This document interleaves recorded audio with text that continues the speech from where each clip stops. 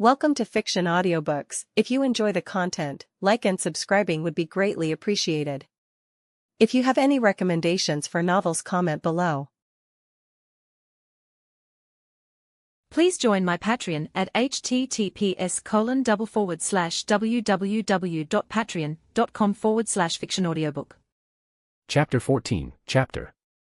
Hermione Granger. Hermione was happy today, happier, in fact, than she could ever remember being. She was so happy that she felt no urge to start her charms assignment the moment she returned to the common room.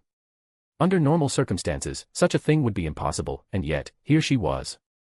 If my parents ever heard about this, they'd take me to a psychiatrist, she thought, a wide, uncharacteristically giddy smile spreading across her face as she continued to browse the source of her joy, the archive. It was a very apt name, if she said so herself. It was everything she'd ever wanted. A clear path to excellence. A platform of knowledge. In other words. So many books, she squealed, clapping a hand over her mouth to stifle the sound as she scrolled through the archive's vast digital library. It contained everything Hogwarts, the headmaster, and the professors had ever read or known. She couldn't access it all yet, of course. She first had to demonstrate a fundamental understanding of each subject and share her own insights to ascend through the tiered access levels. But I think I can do it, she whispered, her eyes gleaming with determination. While many sections were currently restricted, the message that appeared when she tried to access them was clear: no knowledge is out of reach, you need only prove yourself worthy of possessing it. She wholeheartedly agreed. Letting a beginner attempt a master-level spell was a recipe for disaster. Even the dark arts were available, freely accessible to anyone who understood the basics of magic in addition to the structure of dark spells, the how and why of their function. The intermediate level of the dark arts, however, required a comprehensive understanding of all core subjects to the same standard. Curious as to why, she clicked the Ask Questions button. She yelped in surprise as a keyboard-like interface materialized before her, and she felt a faint, almost imperceptible drain on her magic. She calmed down quickly, however, as her hands hovered over the keys. Why does dark magic study have more requirements than any other branch? She typed before clicking the Send button. The dark arts are an inherently unstable branch of magic that requires the practitioner to have a deep understanding of almost every subject listed in the requirements to navigate safely and avoid pitfalls. Why? Is it because dark magic is evil? She jokingly typed, wondering what, how, and even who was replying to her. No, it's because humans are inherently fragile and susceptible to corruption and madness. The reply was short, concise, and somewhat irritating. I don't like that, she thought, a frown marring her face. She wanted to refute that claim, not because she knew better, but because those words ignited a small spark of defiance within her, a rare display of teenage rebellion. So she wrote, that's a gross generalization. Humanity has produced countless individuals of immense willpower and moral fortitude.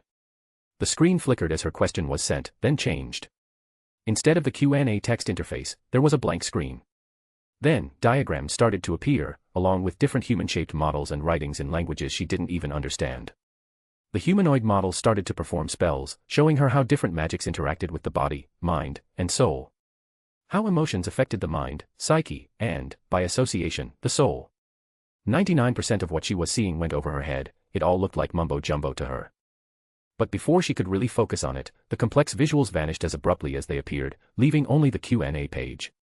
3 moving dots appeared, indicating that a reply was being written, so she waited to see what it would be. The previous statement was not a generalization. It's the result of more than 3,000 years of research. An almost proven and believed true theory. But an almost proven theory is not a fact. She insisted, even though she knew she didn't have any ground to stand on. Your weekly question tokens are spent. Please level up your access level to gain more tokens. She blinked owlishly, her mind trying to comprehend what had just happened. She had been preparing to get into a debate she knew nothing about, just because she didn't like what she read. And then this. Her left eye started to twitch in irritation as she began typing what she wanted to say anyway, but Hermione. Harriet's voice snapped her out of her rage-filled typing, and she was forced to turn around and hug her friend back. This magic is so cool, Harriet said, her own archive interface out in the open. Did you know that it teaches you how to cast spells correctly? It tells you what you're doing wrong and what you need to do to master the spell. Really? Where? Hermione asked, looking at her friend, her frustration momentarily forgotten. Here, Harriet said as she showed her own interface. You click on this wand-looking icon, and then that funny-looking old Dumbledore appears and tells you what to do. Hermione turned her head towards her own screen and clicked the X button to end the conversation, but not before reminding herself that this was not over. I just need to study more to prove that theory wrong, she thought as she clicked the wand icon, and the cartoonish Dumbledore appeared. "Hello, Miss Granger. What can this spellcasting assistance help you with today?" he asked. She didn't reply. She just turned her head towards her friend, who was looking at her expectantly. "It's great, isn't it? It helped me master the tickling charm on my way here," Harriet said with a wide smile. "I think Cassius is still laughing somewhere on the third floor," she added with a grin. Hermione chuckled slightly. "How did you find this?" she asked. "Oh, Professor Flitwick recommended we try it," Harriet replied offhandedly. "What? When?" She raised her voice, inwardly wondering if she had made a mistake by leaving the classroom as soon as class ended. "Well, after you left," Harriet said. "Why did you leave so quickly? You were skipping and smiling widely like a loon, too." "I did no such thing," she denied, feeling her face heat up with embarrassment. But who could fault her? She had new magic. "Did too," her friend grinned. "Even the professor laughed at how excited you were, skipping steps while browsing your archive." "No." Her eyes widened in horror at that. "Really? What did he say?" she asked, but looking at the mischievous look on her friend's face, she stopped and then swatted her arm.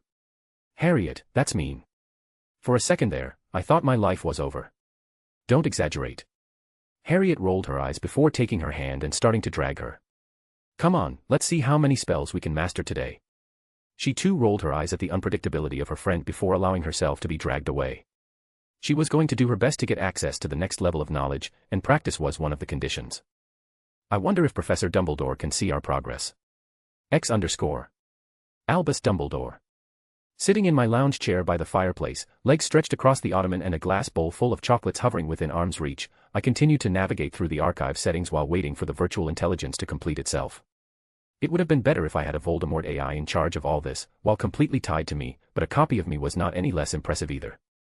Still, turning my own living portrait into a VI is a genius idea, I thought as I entered the memory section. It wasn't even that hard, I just had to cast the spell, let the archive change it into data, and then set up the core functions and restrictions. It was literally a 5-minute job. That's how I found myself searching for another movie to watch while the VI completely loaded itself into the archive. I had already watched Avengers, Age of Ultron, just now, which scared me enough to make me link my Bright Lord essence with the archive just to avoid the whole outside influence and corruption thing. I mean, to beat the essence, one needs to be at least as powerful as that lazy ROB, and if someone like that was gunning for me, I am toast either way, so. I thought with a shrug. Still, it's good to have more inbuilt security, so I will have to try and think of more security measures later. But for now, this is enough. I wasn't even procrastinating this time, it's just how things are. Right now, both I and Hogwarts provide the archive with the magic necessary to keep it scanning, growing, and functioning 24/7, which is all good since I have a supernatural reactor and this was helping me build up more magic over time. This energy cost, though, will be slowly distributed among new users, so the more users there are, the less energy I spend. Which brings me to my next idea. Camartage magic, or, more accurately, turning squibs into sorcerers, just like the Marvel ones, who will then borrow magic from me. But to do that, I have to become a god, no. Or is it a dimensional lord? I asked myself. And didn't I need to have the power to make contracts for this idea to work? Still, I liked the idea, it was good, but I didn't have any grounds or theory for how it would function. I couldn't just magic away a new system of magic because I want to, even with my Archmage essence, not yet at least. So how do I solve this problem? I wondered, hand on my chin in a detective pose, my index finger tapping my left cheek rhythmically. The answer came to me quickly, and I articulated it into 3 points. 1. I need to get a feel for how a god's divine energy feels. This, I believe, is going to be easy, I just need to know where to look. 2. I need to create a system that gathers up whatever belief I could receive from the wizarding world populace. Isn't that how gods work? 3. I need to figure out how to make contracts and how to go about achieving the first 2 points. I stood up, stretching a little as I did so, before heading towards my lab on the floor below. The lab wasn't big or fancy. It was an old room with wooden shelves all over the walls, books stacked in an unorganized manner. Different potion kits, alchemy sets, and research papers were thrown around on the table. A telescope sat by the window, with various vials on the shelves and between the books. It was messy, dusty, and screamed just how long it had been since I was last here, and how negligent I have been. I took out my wand and just flicked it towards the small room, watching as everything started to get sorted, cleaned, dusted, and restored to pristine condition. The dust gathered itself into a ball before jumping out of the window, bubbles appeared as everything started to get cleaned, and the books, papers, and glass vials hovered around, moving from one place to another. I love magic, I thought with a smile. Watching the now clean lab, I stepped inside, ready to start experimenting with a few ideas and crafting an actual outline for a plan instead of just thinking about them. And that starts by upgrading my mindscape. X_. Alastair Moody. Alastair walked through the ministry corridor, eyes scanning everything, ready for an ambush. His footsteps were loud thanks to his fake leg, but he didn't really mind that. Not anymore. He took his wand out of its holster and sent a stinging hex towards one of the junior aurors standing by the door of the DMLE head office. Ouch, the junior yelped as he looked around, his eyes landing on Alastair's walking figure. Constant vigilance, he barked. What are you daydreaming about? Ugh, it's you, Moody, the junior huffed in irritation. What do you want? I have a meeting with the lass that chose you to guard the door, Alastair replied gruffly. And didn't I just remind you? He cast another stinging hex, which was dodged this time. Good. Constant vigilance. Moody went inside, not sparing the junior another glance, though very aware of his movements in case he tried something funny, especially when the lad started mumbling about him being crazy. He closed the office door as soon as he entered. So, lass, what do you want to talk about? He asked, not minding that she was busy signing papers or that she gave him the stink eye. Sit down, Alastair, the lass, Amelia, said as she gestured for him to take a seat. He started casting a few scanning spells on the chair, just to be safe, before grunting and sitting down, not missing how Amelia rolled her eyes at him. So. Get on with it, lass. What happened? What do you want? Alastair, I want to talk to you about a few things, Amelia began, reaching for her wand. She tapped her table 3 times, turned her chair around and tapped the wall behind her another 3 times, before completing her 360 degrees turn and tapping the table once more. His magic eye caught the activation of the privacy wards as soon as Amelia completed the sequence. He twirled his wand around and cast another anti-spying ward, just to be safe, before turning his attention back to her. So. What happened? You're acting more vigilant than usual, Moody couldn't help but ask. I received 3 letters today, more precisely, 50 minutes ago, the lass started. In one letter, the news of Gellert Grindelwald's escape was conveyed, she said as she handed him the letter. Moody wasn't a novice, though. He cast a few scanning and authentication spells, just to be safe, before touching the letter. He chose to ignore the exasperated sigh he heard, too. It wasn't important. What are the other 2, he asked, wishing to know all the information before doing anything else. The other 2 are from Makusa and our representative in the ICW, she said with a slightly knitted eyebrow and a solemn expression. Our representative just informed me that different parties inside the ICW are trying to use Grindelwald's escape as a new angle to get Dumbledore to voluntarily give up his supreme mugwump seat. Moody's fake eye rolled around on its own, but the rest of his face stayed blank as he heard the lass continue. Makusa, on the other hand, is just informing us that our preparation to go into a war state is causing unrest in the magical community and advising us to vote out Dumbledore's decision, otherwise, all trade and business ventures between us will be stopped indefinitely. And what do you want me to do about it, lass? I am just a retired Auror, remember, Alastair gruffed. And tell the Yankees to talk to Dumbledore or the minister if they really want something. They did slip a note hinting that I would be receiving a very generous donation in case I wanted to be the new minister, Amelia said as she handed the note and the rest of the letter to him. He started reading the letters before shaking his head and burning them. You can't trust this. The official letter only has the Makusa signature on it, and the note is anonymous. This kind of crap is not something you should mix with. He shook his head. If you want to be minister, you can use your own money to run a campaign, but don't mix things with foreigners, he advised, making her roll her eyes and shake her head again. You think I don't know that, she huffed in annoyance. Of course you do. I taught you, he said. But you still didn't tell me what you want. Those politics are muddling your head. Just give me orders and let me go. Sigh, what I want is advice on how to handle this, she said as she waved the 3 letters in front of him. This is clearly a sign that people don't want us supporting Dumbledore. I would have agreed with them before, if it was the old and senile Dumbledore. He wouldn't have really bothered trying to stop us either. But he's not that old now, is he? He is younger, more powerful, and trying to change the world. I don't want to be his enemy, let alone be the reason he decides to leave Britain to its own devices. Moody mulled over her rant. He knew Albus, probably more than anyone in the younger generation did. He knew the men had secrets, liked to play games, but always prioritized the life and stability of their magical community over everything else. He hadn't found the chance to sit with him yet, especially after his changes, but he supposed even if he was young now, he would still be the same. No, what concerned Moody more was the news of Gellert Grindelwald's escape, along with the note Amelia discreetly passed him. The first was concerning because Grindelwald was not someone they could fight. The second because it was too suspicious. Okay, Amelia, here's what you need to do.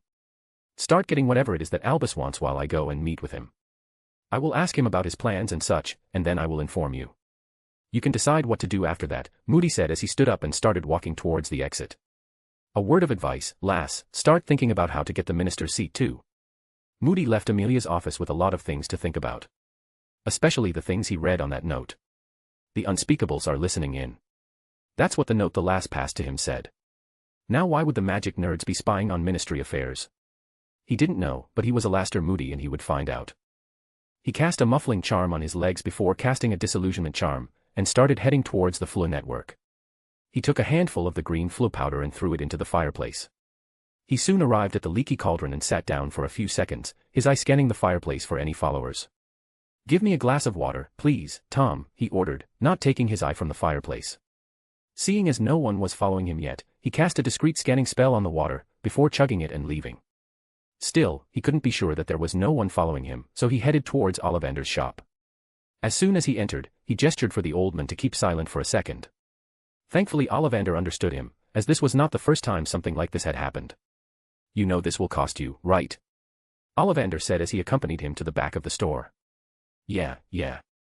"I can get you the dragon heart the ministry confiscated last week," Moody muttered as he made his way towards the Floo. "Hogwarts headmaster's office," Moody said, ignoring the surprised look that marred Ollivander's old face. "Albus." Alastair yelled, "Open your Floo channel, I need to talk to you. X_. Albus Dumbledore. Albus. I heard someone yell from upstairs. Open your Floo channel, I need to talk to you." I knew that voice. It was Alastair Moody's voice. I stopped my current experiment, a theory of how faith and worship works, and started heading upstairs. "It's open." I yelled back as soon as I opened the Floo channel and then went to sit down at my desk. "Albus," Alastair's gruff voice came through the green fire display. "What was the last thing I told you last time we met?" he asked as soon as he stepped out of the fireplace. "Really?" I deadpanned at him. "You said, constant vigilance, and tried to hex me," I replied with a sarcastic tone. He really did do that too. He stared at me and then asked, "What was the date of our first meeting?" "You know, I could just tell you the story of what happened in Albania and be done with all of this, right?" I smirked as I saw his eyes still. Even the prosthetic one. "Okay, you are Albus," he admitted. "And we swore to never talk about that again." "Right," I nodded. "So what brings you to me, old friend?" "I want to know what happened." "And what threat are we facing?" He went directly to the topic. "That, my friend, is the question, isn't it?" I muttered as I rested my head on my hand. "Here, connect to this if you want to know what happened," I said as I brought the archive interface out. Moody, though, was nothing if not consistent. He took out his wand and started casting some of the most complicated and esoteric scanning spells I have ever seen.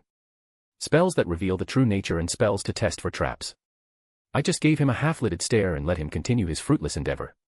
"How do I connect to this?"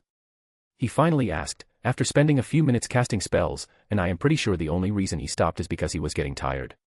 "Just tap your wand on it," I said with a sigh. "Okay, now what?" "Now you summon it out and start watching what happened, or you can sit down and let me tell you what I think we are up against." "Alright, just tell me what we are up against."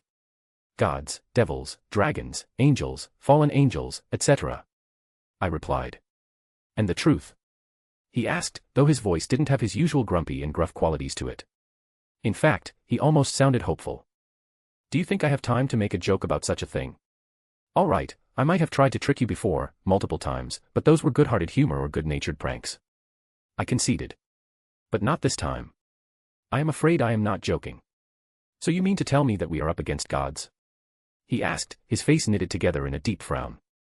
"Albus, we are not equipped to fight against gods. We barely survived fighting a madman in the last war." I gave him the mother of all deadpan stares. Sighing, I replied, "Alastair, I know that. I was there. Why do you think I started distributing magic that could help everyone rise in power? Why do you think I bypassed my authority as Chief Warlock and ordered the British Isles under a war state lockdown? Then you should at least know that Amelia received news about people trying to get you out of your positions, as well as a warning from Akusa. Don't worry about them," I waved my hand dismissively. "These people are still deluding themselves, they'll wake up soon enough." "What do you mean?" "Well, Gellert is out," I stated with a shrug. "And if I know anything about Gellert, it's that he will be freeing his subordinates soon enough. You do know that Gellert will be a problem for us all, right?" Moody asked, as if checking to see if I had lost my marbles. "Yes, Moody, but his escape is also an opportunity. It will allow us to use people's fear to motivate them into putting in some actual effort." "That's not a good plan." Moody muttered.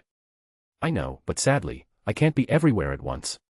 Hopefully, with me providing a clear path to power, fewer will join him this time. Anyway, before we continue talking about this, I said, shifting the subject, I need to ask for your help with something. I then outlined what I needed him to do. 2 weeks, he gruffly replied.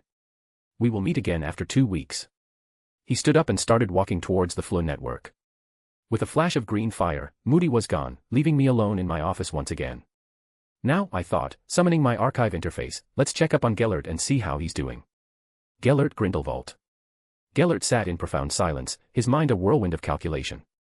He had exhausted every spell, every esoteric ritual, every scrap of magical knowledge he possessed to scan himself for any trace of external influence. The result was always the same, nothing. Yet, his instinct, honed by decades of dueling and deception, screamed that this gift from Albus was too convenient, too perfectly timed. With a groan, he shifted on the bed and pushed himself upright. If I can find nothing now, I must simply be more vigilant in the future, he concluded, his resolve hardening as he summoned the archive interface. He had already synchronized a lifetime of memories and knowledge into it the moment his final diagnostic ritual proved clear. Now, he sifted through Albus's theories on the world merger and the tantalizing, half-formed concepts of magics yet to be invented. He hadn't progressed far, a few hours of freedom offered little time for deep study, but one idea captivated him. If Albus's ascension was truly born from creating new magic, then the path to restoring his own youth was also clear. I don't believe that's the whole truth, though, Gellert thought, a skeptical sneer twisting his lips as he navigated away from the theories and opened the file on the Deathly Hallows. I still believe his rejuvenation to be tied to this. He browsed the files until a particular icon caught his eye, a square containing a swirling, pensive-like image. He selected it, and the memory played out before him, Albus using the Resurrection Stone, accompanied by cold, analytical data that laid bare its true, cruel function. A function that rendered his deepest hope a hollow fantasy. The evidence was irrefutable, yet his heart violently rejected the conclusion. He needed to hold the stone himself, to test its magic with his own hands. He could not, would not, accept Albus's findings as absolute truth, even if he trusted the man not to lie, not about this at least. Mark my words, he whispered into the stillness, his voice a low, grave vow. I will find a way to bring her back. He rose slowly, his body still aching with the echoes of long imprisonment, and moved toward the basement. One final purification ritual was necessary before he could begin his true work, rebuilding his power. Stopping before a blank section of wall beneath the stairs, he raised his wand. With a precise, practiced motion, he traced the symbol that had once rallied nations, the Deathly Hallows. As he completed the triangle and stepped back, the stone wall shimmered, then crumbled inward upon itself, revealing a dark staircase descending into the earth. A/N, I think this will be the only update this week, if I couldn't stockpile more chapters in Patreon on time. Still, I might update another chapter on Thursday depending on how many stones I got. Face with tears of joy, face with tears of joy, face with tears of joy, face with tears of joy. Is this considered blackmail? Face with tears of joy, face with tears of joy. Chapter 15, Chapter. Ministry of Magic, Japan. Monday, 10 a.m. Kenji Hino, Japanese representative. Kenji stood inside a stark white room, bleak and empty save for several large red circles painted on the floor. He positioned himself a few feet from one of these spots, a designated portkey landing zone, awaiting their honored guest, Albus Dumbledore. Taking a steadying breath, Kenji adjusted his crimson tie, shifted his dress shirt cuffs to make the silver phoenix-shaped cufflinks more prominent, and gave his black coat a final, decisive tug. Only then did he allow his gaze to drift toward his companion. His pinky finger twitched at the sight. The man beside him was a portrait of disarray, hunched posture, tangled hair, an unbuttoned dress shirt over pajama pants, and untied shoelaces. Kenji fought the primal urge to swat the back of the man's head, restraining himself for one sole reason. This young man was one of the foremost pioneers and the lead researcher of a new branch of magic, technomancy. Even so, couldn't he have at least cast a tidy charm on himself, or transfigured his clothes temporarily, if only for this meeting? Kenji thought, taking another deep breath to suppress his frustration. The young man, Tanaka Kaito, or Kaito Tanaka, in the Western custom, was the new department head of magical innovation in Japan and head professor of technomancy at Mahudakoro Magic Academy. He was a brilliant man, known for his goal-oriented mind and singular focus on advancing his field of study beyond what his grandfather, the discipline's first pioneer, Tanaka Sora, had ever achieved. It was for this reason, more than any other, that Kenji respected the young man. Still, he needed to remind him that they were meeting the strongest wizard in the world. Tanaka-san, please do something about your appearance. Dumbledore-sama will be here at any moment, he said. The man, of course, didn't seem to acknowledge him, lost in his notes as he kept flipping pages and muttering under his breath. Kenji felt a vein throb in his forehead. Before he did something he would regret, he took a breath, held it in, counted to 10, and let it out slowly. He had to remind himself that this was not Tanaka's fault, it was the fault of the minister and the clan council. "Tanaka-san," he called again. When there was still no reply, he did the next best thing.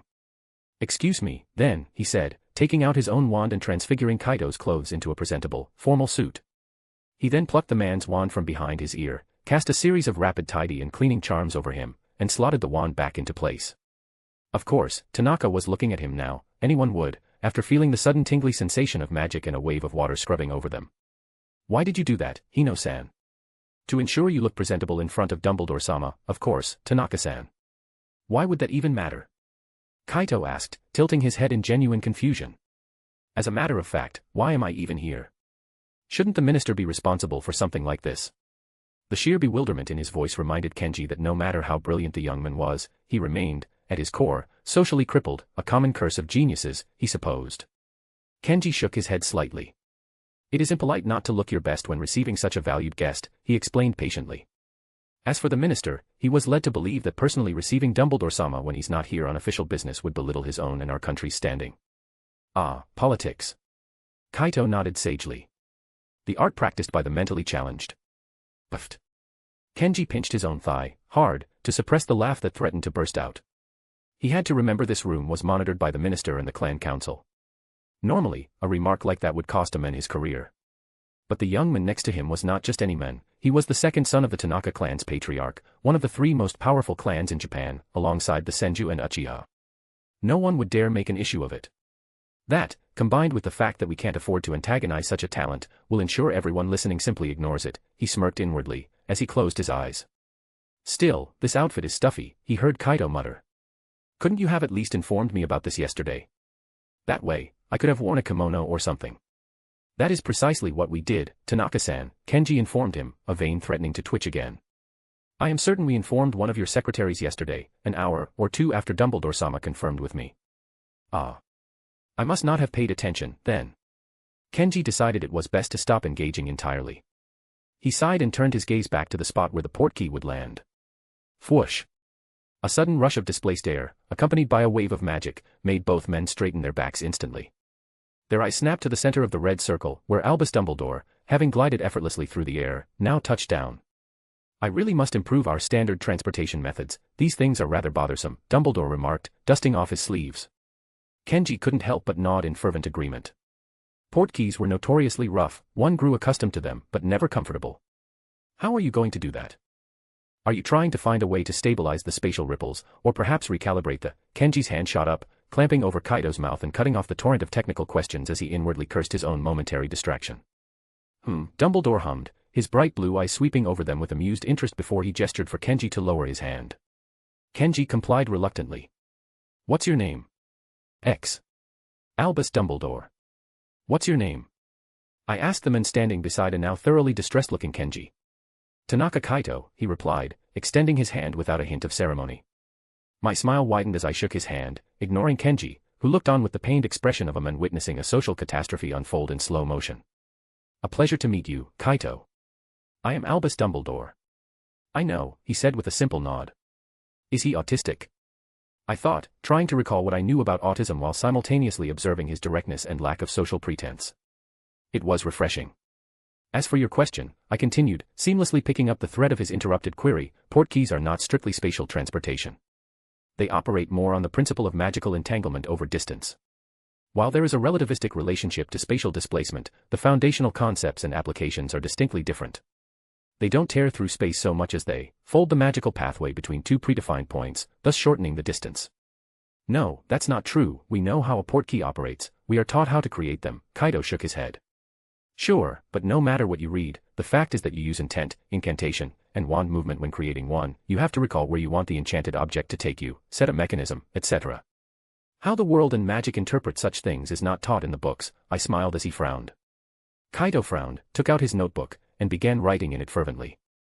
Kenji, meanwhile, was looking at us with a blank expression, as if he had just had an epiphany. Ahem. I faked a cough to regain his attention. "Shall we get going?" I asked with a smile. "Yes." "Pardon my lack of courtesy, Dumbledore-sama," he said with a small bow, before continuing, "Please, follow me." And so we did.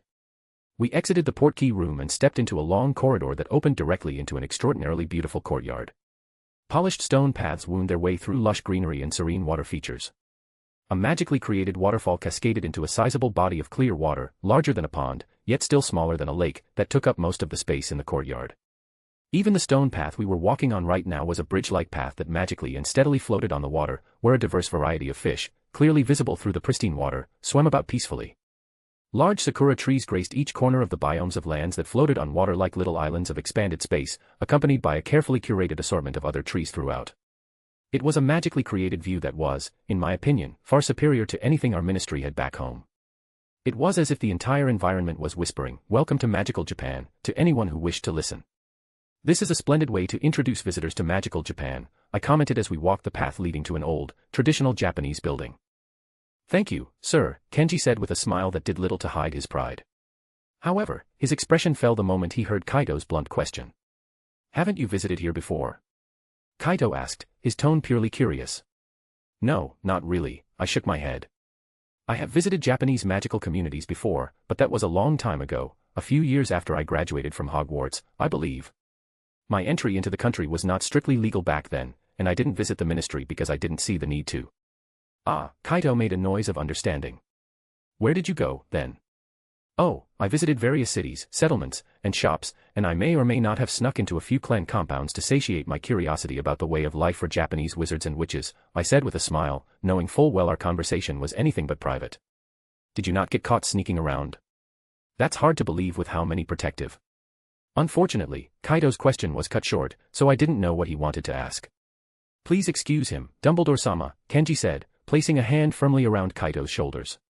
"He does not think before he speaks." I chuckled. "Do not worry, Kenji. I enjoy forthright conversation, no harm is done." We continued our light conversation for a little while before reaching our destination, a grand, traditional Japanese building with a long, low-sweeping roof of dark gray Kawara tiles that curved elegantly against the sky. Its frame was crafted from ancient, richly grained timber, stained a deep, warm brown that spoke of centuries. Despite its size, the design was profoundly minimalist, no ornate carvings or flashy decorations broke its serene facade. I am impressed, I thought, and I truly was, though not by the building or the atmosphere, but by the magic seeping from every crack and grain of this place. I was astonished by the sheer number of enchantments and wards engraved into its very foundation. To my eyes, it looked like a tightly knitted web of spells, a dense ball of protective energy. "This way, sir," a voice guided me as soon as I stepped through the door, and we were led into a traditional Japanese meeting room. Tatame mats covered the floor, and low, dark wooden tables were set with cushions for seating. "Dumbledore-sama, this is our minister, Masamune Saito-sama," Kenji introduced the shortman who stood as we entered. "A pleasure to meet you, Minister Saito," I said, extending my hand. "I am glad to see you are not one for needless formalities, such as receiving me upon my arrival. I find this to be a much friendlier way to meet." I smiled as I saw the barest hint of a twitch on his face, an admirable show of control for someone so magically weak. I do not say this to be condescending, he truly was weaker than a standard adult wizard. The minister chuckled slightly. "I, too, find such formalities bothersome. Why complicate things when we can simply meet and talk like proper adults?" He waved a hand and led us further into the room. Soon we were seated, making trivial conversation, and I felt my attention waning.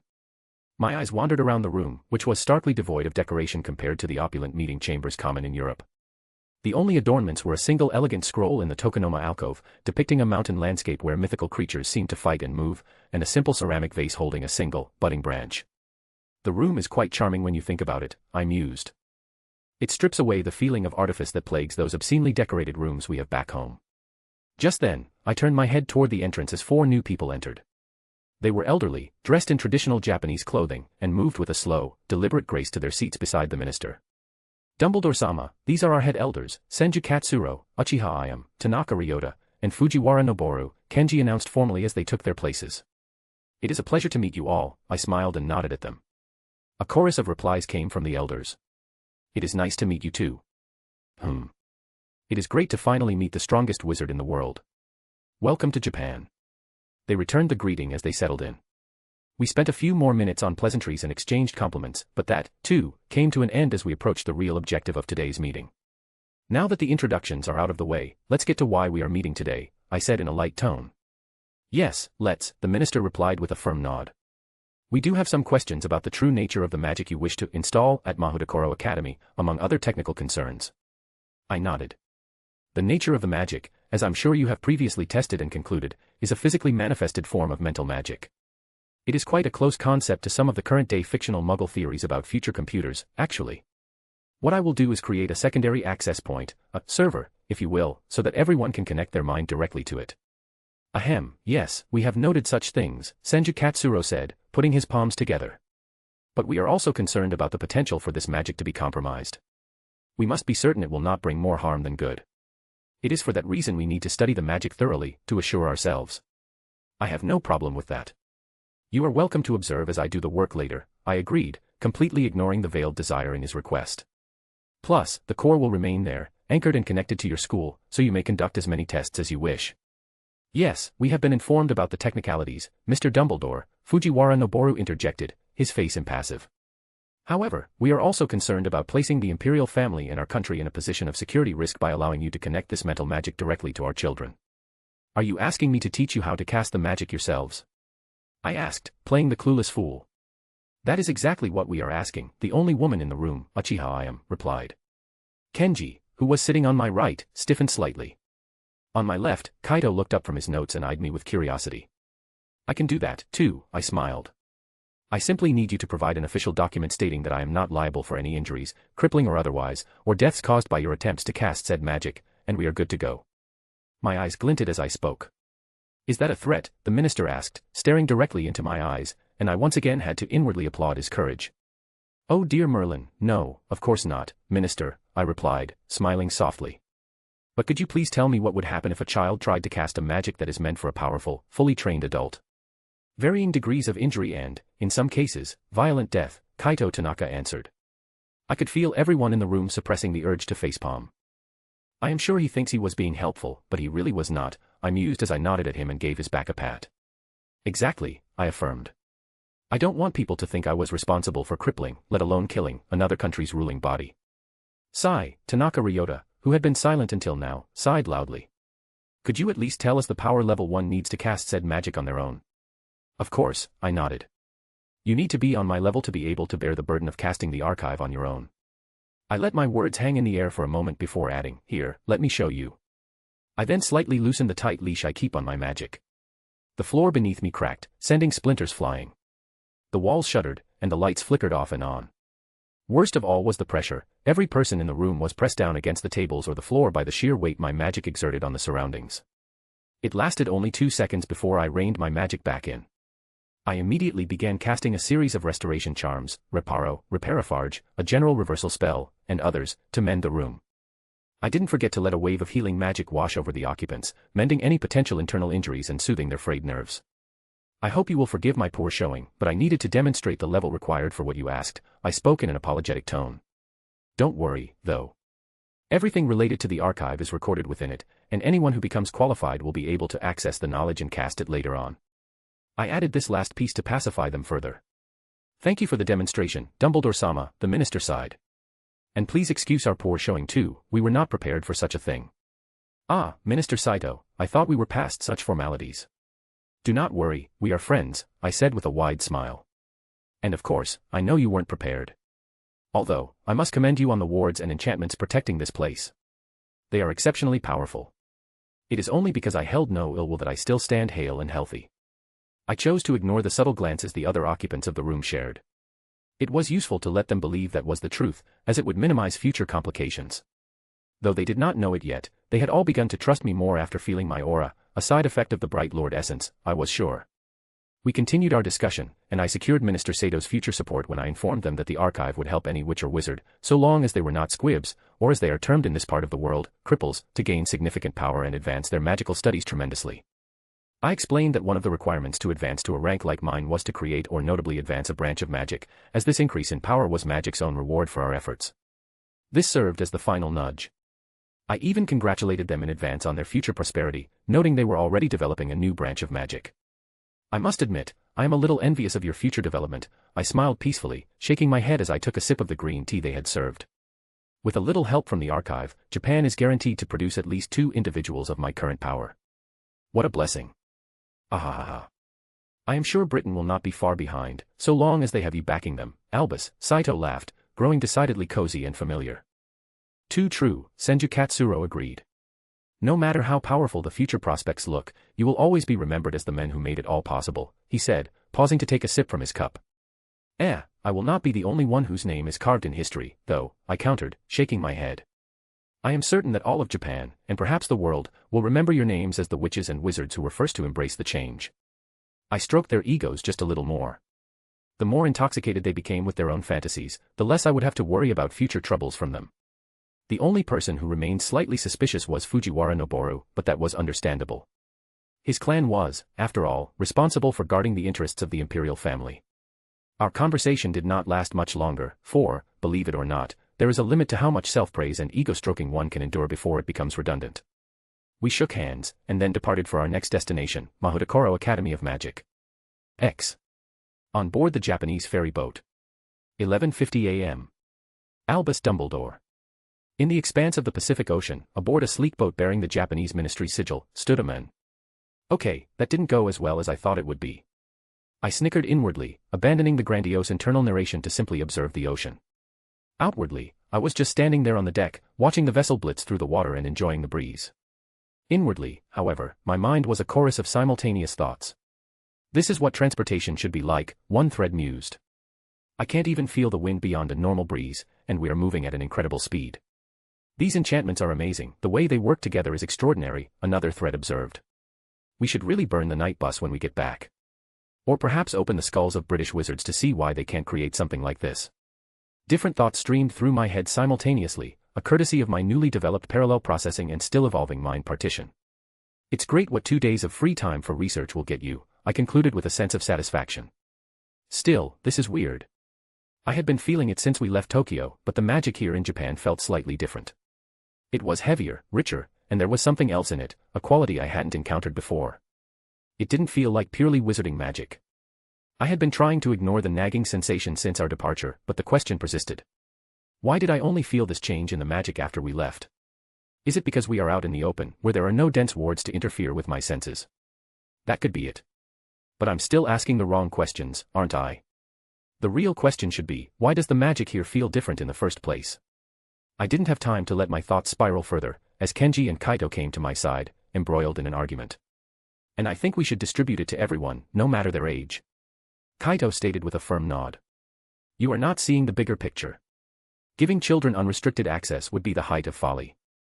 Kenji rejected the idea, shaking his head. Albus, what do you think? Kaito asked. His tone was one I had only ever heard from Grindelwald, a relaxed and comfortable cadence used when someone views you as their equal. Of course, Kenji's reaction was the highlight of the moment. He stopped himself, his mouth still open, and slowly turned his head to observe my reaction. I, on the other hand, wasn't bothered in the slightest. I simply smiled and answered, well, I believe Kaito's idea has the most merit. That way, children would learn quickly and have a much better chance of advancing further than adults. I then turned my eyes to Kenji. But I can also see your point. However, don't worry. As I informed you all earlier, access to higher-level knowledge is restricted for those without the proper foundation. The last thing we need is an epidemic of teenage dark wizards. What he said. Kaito chimed in, and I could feel Kenji's patience finally beginning to fray. Just as Kenji took a deep breath, a shadow swept over us, blocking the sun and prompting us to look up. A flock of enormous birds was traveling back towards Tokyo, their movements graceful and synchronized. Giant storm petrels, huh? I thought, observing the majestic creatures. Those are the day students heading home, Dumbledore-sama, Kenji informed me. I raised an eyebrow, and he elaborated further. The young ones, ages 7 to 11. They come to school for 4 hours a day to study and make friends, so that when they begin their boarding, they don't feel lonely or isolated. It cuts the time needed to adjust significantly. I have to admit, that is an excellent system, I said. I believe I will be adopting it for Hogwarts, as we were already planning to change the admission age to 11 in the upcoming weeks. My eyes drifted back towards the sea, thoughtful. I still don't understand why wizards on the other side of the globe start their formal training at 16, Kaito interjected. It seems counterproductive and dangerous. I have a theory, but it is better not to speak of it now. I am certain you will understand once you have access to the archive, as all relevant data will be stored there, I answered, shaking my head slightly. I was reasonably sure this global discrepancy was another ripple caused by that reincarnator, Idiot A, messing with the timeline, as I could find no other logical reason. But there's no need for them to know about reincarnations and such, I thought with an internal shrug. It was then that I felt a wave of magic pass through us. It did nothing to us, as we were not muggles, but had we been, it would have compelled our boat to turn trajectory. Muggle-repellent wards. I muttered, as my eyes found the source of the wave, an island just a few minutes away at our current speed. So, this was Minami Iwo Jima. It looked ordinary to the untrained eye, but mine were not. To me, it appeared as a multi-layered sphere of magic, different wards, barriers, and enchantments intricately interwoven, layer upon layer. And they said Hogwarts was the safest place on Earth, I thought sarcastically, observing the veritable fortress. To be fair, Hogwarts's wards were ultimately stronger, a result of its potent magical nexus. Here, they had opted for quantity over pure power, not that the quality was lacking, but with only 2 ley lines meeting beneath the island as opposed to Hogwarts's confluence, they had to compensate with complexity. We are arriving. I heard Kenji say, though I wasn't truly paying attention. I was too absorbed in analyzing the magical architecture, filing away so many ideas to improve Hogwarts's own defenses. I also noted that the magical irregularities I had felt at sea were less prominent here. They felt muted, suppressed by the dense, purer wizarding magic that saturated the island's defenses. The boat slowed and came to a stop at a magically maintained dock a short walking distance from the island. As we disembarked, we triggered another wave of scanning wards, this one searching for the barest hints of ill intent or harmful magical equipment. My 2 companions seemed either unaware of this intricate magic or so accustomed to it that they didn't remark, continuing to walk and guide me while describing the island's layout. The island is divided into 3 concentric layers, Kenji said, playing the part of a tour guide. The outer layer contains the Quidditch pitch and open-area fields for magical experiments and spellcasting. The middle layer is where the professors' residences, greenhouses, magical herb gardens, and magical creature habitats are located, alongside a few essential shops. Then, there is the inner area, where the main school building is built, he concluded, pointing out the respective districts as we moved. The experience felt surreal. Or, more accurately, the original Dumbledore, had visited many schools in his long life, but this was his first time at Mahudakoro. The entire island was a sanctuary dedicated to teaching magic. While it had the smallest student body of any major institution, this was because many children in the region were still taught within their own clans or sections. If one went by pure numbers, this school likely housed the highest concentration of Muggle-born students in the world, as it accepted not only Japanese children but also those from neighboring nations. Our carriage came to a halt at the threshold of the inner area. There, built atop the mountain, stood the school itself, a huge, traditional Japanese structure that exuded an aura of ancient history and immense power. We were soon received by a group of 5 people in formal kimonos, their demeanors varying from politely neutral to sternly observant. The woman leading them had a strict countenance that made me suppress the urge to call her Minerva. She was an elder, her silver hair tied back in an impeccable tight bun, her eyes sharp and missing nothing. Kenji immediately stepped forward and gave a deep, respectful bow. Headmistress. Honored elders. May I present Albus Dumbledore? He then turned to me. Dumbledore-sama, this is Headmistress Aoki Yuriko, and the esteemed heads of Mahudakoro's core disciplines. The headmistress, Aoki, gave a curt, precise nod. Dumbledore-sama. Welcome. Her voice was calm, and her smile curt. Kenji then gestured to the others in turn. This is Master Jiro Tanaka, head of artifice and ancient runes. A stout man with clever eyes and thick-fingered hands offered a grunt of acknowledgement. Master Kaito Ishikawa, head of magical zoology and botany. A leaner man with a sun-weathered face and a curious, gentle smile.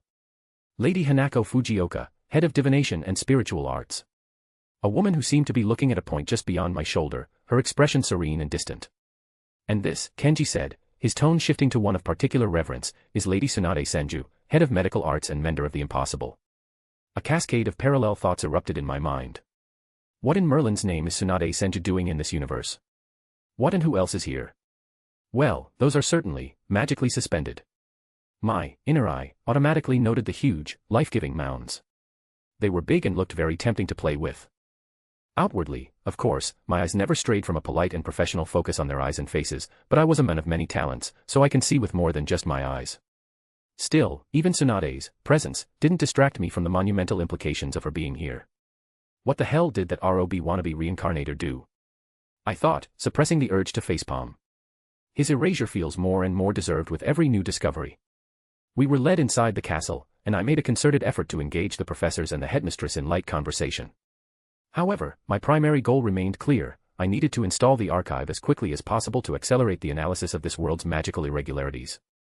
Before we sit down to continue our lovely conversation, I began, have you decided where to house the archive? It needs to be anchored to a ward stone, so you must choose which one and where. Yes, we have selected 2 potential locations and we're awaiting your opinion, the headmistress said. The first is one of the 7 primary warding stones, located in the most secure area of the school. The second is a secondary stone, though it resides in a less secure spot. She looked at me searchingly as she finished. I wasn't sure what she expected, but it likely wasn't my response. I don't particularly care where you put it, I shrugged. As you will be the one managing, distributing, and ultimately responsible for guarding it, headmistress. They looked confused, so I elaborated. As I'm sure Kenji has told you, he only needed to touch my interface with his wand to get connected. They nodded. Well, you will all do the same. My installing it into your ward stone is merely a way to let your infrastructure shoulder the magical energy burden permanently. Oh, so that's how it's done. Tsunade mused, her eyes narrowing slightly. So you don't want direct access to our core wards, is that it? I noticed her glance flicker toward her colleagues. Haha, no, I chuckled. While your wards are powerful, varied, and ancient, I am confident I already understand their principles well enough. I have no need to mess around with them.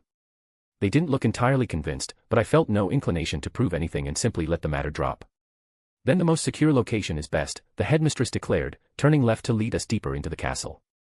We soon arrived at a seemingly solid wall and stopped as the headmistress began waving her wand, tapping on specific points in a complex, rhythmic sequence. I, meanwhile, let my gaze wander the corridor, my mage sight following the intricate threads of magic that wove through the air like a luminous tapestry. PSSSSSHHHHH. The sound of a hidden door sliding aside brought my attention back to the group. Everyone was looking at me with peculiar expressions. What? I asked, a little confused about the stairs. What were you looking at? Kaito's blunt tone cut through the silence. They are wondering why you seemed so uninterested in the headmistress's actions and were staring at something else. I see, I nodded in understanding. Well, I possess a form of mage sight. I was more fascinated by the flow of magical threads in the air than by the passcode to the ward room. I kept my voice calm and my tone friendly. It's not as if I would benefit from knowing the sequence, I am sure the headmistress will be changing it presently. It is what I would have done. I can see your logic, Kaito commented. And I would have done the same. The rest of the group, however, did not look back at us as they filed inside, pointedly avoiding further engagement. Soon, we found ourselves inside a chamber buried deep within the mountain's heart, the silence so absolute it felt like a physical presence. Yet, this profound isolation was instantly usurped by a far more powerful one, the heavy, tingling pressure of raw magic saturating the air. In the room's center, set apart by a final, symbolic barrier of a golden rope and its sacred paper tags, Shimanawa, lay the source.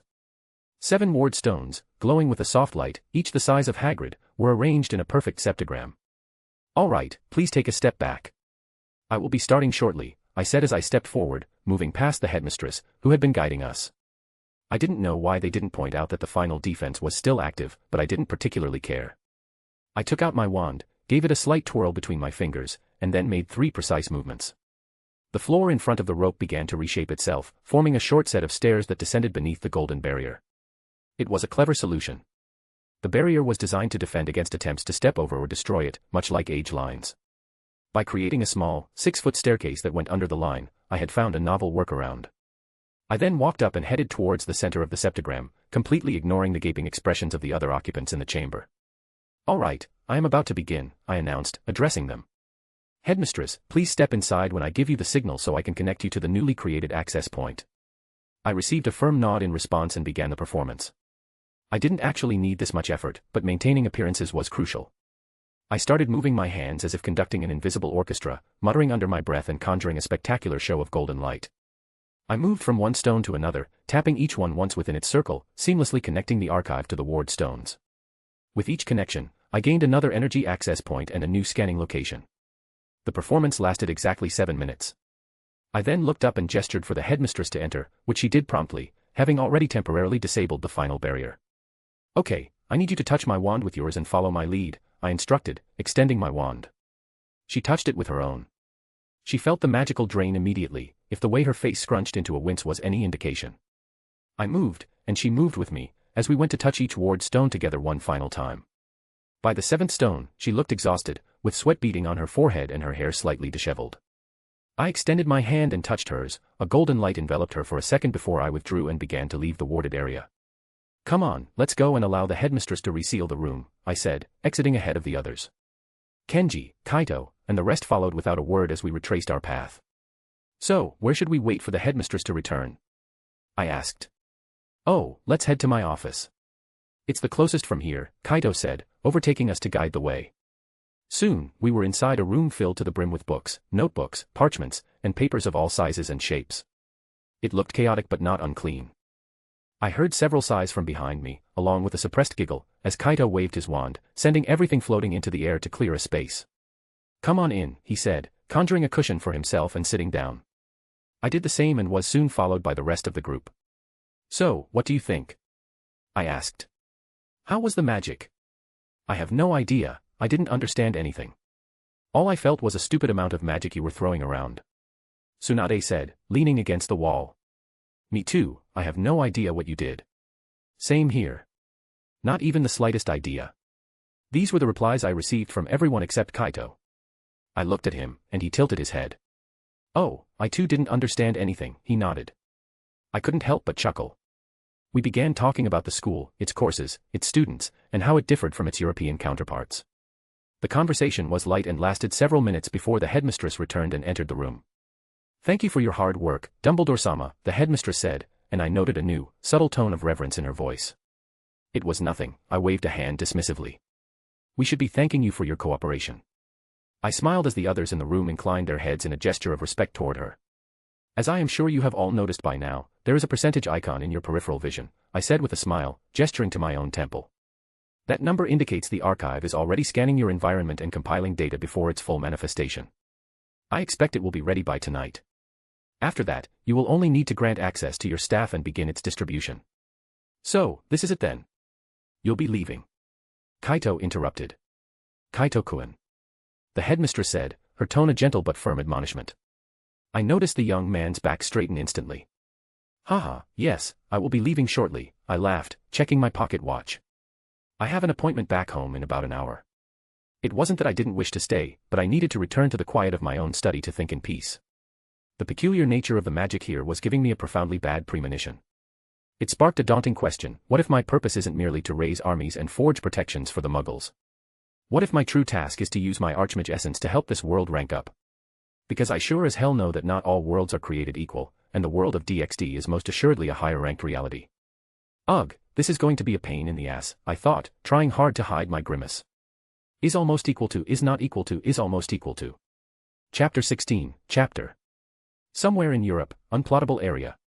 Monday, 2 p.m. Alastair Moody. Walking through the magically expanded, dark, and dreary hallway, Alastair couldn't help but sigh in resignation. He wondered what the point was of leaving the place unclean, dark, and generally unpleasant. It wasn't as if the people who came here, or the rest of the wizarding world, for that matter, didn't know it was a dark market. So what's the point of this shit? He grumbled inside his head, swatting a hand in a circle to clear the spiderwebs clinging to his hair. With a grunt, he took out his wand and cast a new spell he had learned 2 days ago, a modified Protego spell, one of Albus's creations. A wave of purple light enveloped him, forming an elastic, easy-to-move-in barrier that could stop most spells, apart from the killing curse.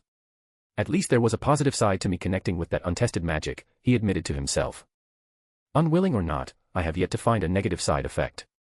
And that was the truth. If there had been other people in the room when he connected, they might have thought he accepted it willingly, but he had not. He was too paranoid, vigilant, for that. He just knew Albus too well to not recognize when his displays of vigilance were unwelcome, so he had reluctantly gone along with the initial connection, though not without layering every harmful intent and influence reflection charm he knew at the time. If it had been up to him, he would have spent at least a week verifying and checking the magic before connecting to it. Still, now I know why he is doing this, he took comfort in the thought. Now he understood just how useful the magic was, and why Albus was doing his best to spread it. Albus wanted to cast the net of analysis as wide as he could to get a read on the bigger picture. It was one of the reasons he had sent him on this mission in the first place. Flashback. I have a mission for you, Alastair, Albus said, inclining his head forward. I want you to go across all known black markets and see if there's any information about new and powerful wizards emerging in the world. I can do that, but why the emphasis on the word wizard? Alastair asked, catching the unusual stress in Albus's tone. Because I believe there are beings from the other world here already, Albus revealed with a sigh. And I think they were the ones behind the attack on the ministry. What do you mean? Weren't they the usual monsters? Alastair asked. Ha, Alastair, please, Albus laughed, a dry, mirthless sound. When have you ever heard of monsters working together without a powerful commander behind them? Alastair didn't say anything in return, merely listening. He was still not fully trusting this new Albus, he was too different from the men he knew. I saw how the monsters behaved back then, Albus continued. They killed and tried to take all the dead bodies with them, instead of eating them then and there. That, coupled with the fact that they fought with coordinated tactics, should give a clear indication of a chain of command. Someone wants the bodies of wizards for some reason. Why would they want that? A necromancy ritual. Alastair guessed. Haha, it is good to see how innocent your thoughts still are, Albus laughed, his voice tinged with something that sounded suspiciously like pain. And that reminds me, investigate any missing wizards and witches, especially children, in both the Muggle and Wizarding worlds. A cold dread began to coil in Alastair's gut. The situation was becoming too clear, and the implications were deeply unsettling. He remained doubtful about the whole gods, devils, and other worlds situation, but this mission sounded too critical to risk with his personal doubts. Look, Alastair. You have the archive now. Consult it during your investigation, and you will get a clear picture of the stakes. I will not try to quell your doubts here, because I know they will be gone by the time you return. So, do not disappoint me. This is too important of a mission to fail, Albus said, his voice deadly serious. 2 weeks. That's when we will meet again, Alastair grunted and stood up. End of flashback. That was why Alastair Moody had left Britain the same day without telling anyone about his departure. That was why he was now enduring this stupid, oppressive atmosphere that these imbecilic dark wizards and witches seemed to relish. It's for the sake of the mission, Alastair. Endure it, he repeated in his head as he pushed open a heavy black door adorned with a skull-shaped doorknob and bone inlays. Ah, a customer. Welcome, croaked a hunchback, ugly-looking witch with a crooked nose and pox marks all over her face. Don't we have potions to clear those? Alastair inwardly bemoaned the willful repulsiveness of dark-affiliated wizards and witches. He wished he could beat some sense into them, but he had a mission to complete. I want information, he stated without fanfare. Information, you say, the witch drawled in a creaky voice that made him wonder if she practiced it. We have information. The price, though, depends on what you need. Information on missing children, wizards and witches, as well as any new, powerful people who are recruiting. That's expensive. The witch said, looking at him with intense eyes that made his magical eye spin more erratically than usual beneath his disguise. Can you afford it? State your price, and don't try to play games with me. You will not like the consequences, he warned her. The ugly wretch had the gall to laugh at his warning. I've heard all of that before. She said in a sickeningly playful tone. I am sure you did, he replied evenly. But none had the resources and manpower I do. So, please, make sure your information is correct and tell me the price. He looked directly into the witch's eyes. 2,500 galleons, the witch stated, waving her wand to summon a small, black-bound diary. She cast a Gemino charm on it, creating a duplicate, and placed the copy on the counter. Alastair threw a pouch onto the counter. Here's your gold. Check it if you want, he said, taking the diary. The witch, of course, did not check the pouch, as it was a Gringotts-issued one where the holder would normally sense the amount within. But that was the trick, the pouch didn't contain any real gold. In fact, it was filled with leprechaun gold. Normally, such a deception would be impossible to pass off at a place like this, but that funny-looking Albus, through the archive, had taught him how to cast a subtle, lingering modified Confundus charm on the pouch specifically for this mission. Hell will freeze over before I hand your ilk any real gold, he thought as he started heading out. He knew this trick would only last for less than a week, but that was all the time he needed. X_. Somewhere in Romania, unplottable area. Monday, 9:30 p.m. Alastair Moody. Huff, huff, huff. Running through the forest as fast as he could, Alastair worked frantically to hide his tracks. He layered vision-obscuring spells, Confundus charms, footstep, scent, and trace removal charms, all while maintaining his usual eyesight diversion enchantments, putting as much distance as he could between himself and the pursuing aurors. Huff. He leaned back against a tree, taking a few deep, calming breaths to steady himself. His eyes scanned the dark woods, ensuring he had finally lost all pursuit, before he finally allowed himself to sink down onto the ground. He cast a few more security spells, not forgetting to throw a Revelio among them, to be doubly certain he was alone before his tension finally began to ebb. Ugh, that's what I get for not being more vigilant, he thought, shaking his head in self-reproach. In all fairness, it wasn't really his fault this time, he had simply been in the wrong place at the wrong time. Who would have thought an Aura unit would be stupid enough to raid a black market with such clumsy execution? As if that weren't enough, they had compounded their error by calling for backup when the situation spiraled out of their control. The only reason the unit that followed him was still breathing was because the kid leading them had chosen to pursue a single target rather than stay and engage in the escalating battle back at the market. Sigh, I guess it's true that the only thing you can truly trust is human stupidity, Moody mused, shaking his head once more before summoning the archive interface. As soon as the interface materialized, a prompt popped up, asking if he wanted to enable full synchronization. He didn't need to read it, he'd seen it multiple times over the past few days. His finger moved with practiced irritation, jabbing the X to close the window before it could finish loading. He may have agreed to connect to the magic and was using it for its undeniable utility, but he was no rookie. He lived in a state of constant vigilance, and any magic that proactively asked for unrestricted access to his memories was something to be regarded with extreme suspicion. Just because I'm doing this mission doesn't mean I've quelled my doubts about Albus, he thought, his jaw tight as he selected the pensive-like icon to begin his daily investigation. He had been doing this since Saturday morning, meticulously picking apart the memory Albus Dumbledore had shared for those who wished to verify his ascension. He didn't know precisely why, but something about it felt off, staged as if it was a performance. It showed just enough to be plausible but very carefully omitted anything truly substantive. Ugh, he grunted, dragging a hand across his face. Why does everything have to be so complicated? He complained inwardly. It would have been much easier to just believe he was up to something. But the more information I gather, the more I realize that we might not even be on the same battlefield anymore. Alastair rocked his body forward, placed a hand against the tree for support, and pushed himself to his feet. He pulled a necklace from under his robes and gave it a precise tap with his wand. Tap, swish, thud, click. The necklace twisted upon itself, enlarging and morphing in midair before landing softly on the ground as a red wooden trunk with silver corners. As soon as it finished its transformation, the lid clicked open. Moody gave his wand a sharp twirl and a pulling motion, summoning his old tent from within the trunk. The tent was nothing special to look at, in fact, it appeared so worn and tattered that any passerby would assume it was unusable. This was entirely by design.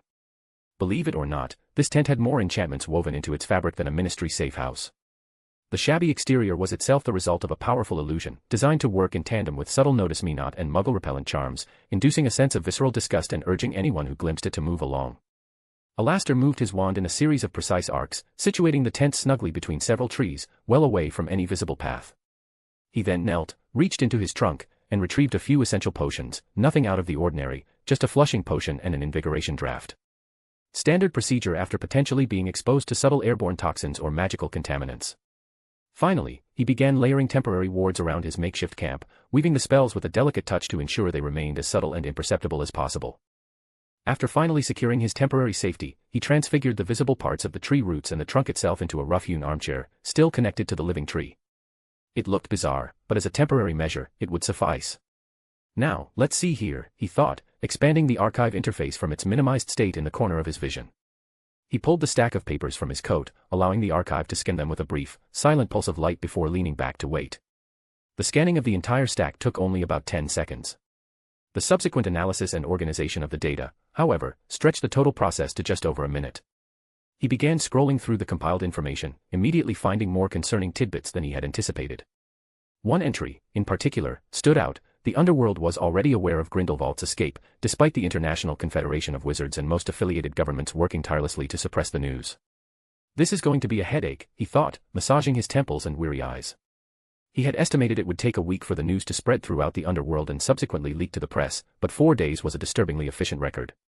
Moody shook his head in resignation and pointed his wand upward, casting a silent tempest to check the time, before pushing himself to his feet and heading towards the tent. He had more work to do tomorrow, which meant less time to untangle the knot of his doubts and suspicions. Too many coincidences, he muttered to the empty air as he ducked inside the tent. Far too many for my taste. X_. Hogwarts School, Monday, 3:30 p.m. Albus Dumbledore. Huff. Ha. Hewf. Hoa. The sound of rhythmic breathing filled my office as I fought to steady my pattern, desperately staving off a full-blown panic attack. Now, some might call this whining, a thing unbecoming of a man of my stature, but I say, screw that. I may have the memories of living more than a century, but I am still 20 at heart. And frankly, I think this would happen to anyone in my position, to realize that the mission and plans you've been building are a fundamental misconception on your part, and that failure to correctly interpret the parameters could lead to your utter erasure from existence. I mean, what does one expect to happen when you are asked to prepare a world for a merger? I asked myself, feeling my temper begin to flare again. I thought I had to train the wizards, build a few defenses, and act all mysterious and overpowered. That might still be part of it, but the likelihood of it being that simple seems to dwindle with every passing thought. I knew the mission had seemed too straightforward when compared to the power I was given. Now I understand that my initial suspicion was correct. I know full well my essence of the Archmage is a nerfed version, and I can guess why, too. That lazy motherfucker had bigger plans from the start. Okay, enough whining, I scolded myself. I've read too many stories not to have anticipated a twist like this, and I still fell for it. This just proves that no matter what, I'm still prone to errors and stupidity. I am only human, after all, I admitted. But now, it's time to get my new theory in order and draft at least a rough outline of what I must do. Huff. I let out a long breath and opened my eyes, only to be greeted by my phoenix familiar, Fox, looking at me with a tilted head. He must have sensed my anxiety through our bond. I smiled slightly at the thought and extended a hand to scratch his beak. The simple, grounding action helped me collect my thoughts as I scooted off my bed and stood up. I began pacing back and forth, mentally organizing the points that supported my new theory. It was still more of a hypothesis, but its groundwork was built on 3 pillars. First, I know from my exuberant consumption of novels, tales, stories, and fanfiction that no 2 worlds are the same. Each has a rank of its own, dictated by the power level of the beings within it. Second, I know that higher-ranking worlds or realities possess more than one type of energy, each with its own hierarchy, and multiple pathways for an ordinary person to achieve power. They may even contain beings so potent that their mere existence elevates the world's rank.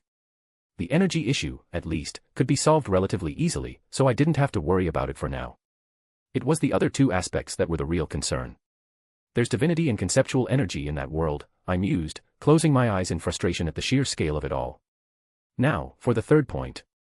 I know, or am almost certain, that every world has a system to process the continuous, ever-evolving torrent of information it generates, receives, exchanges, stores, and manipulates.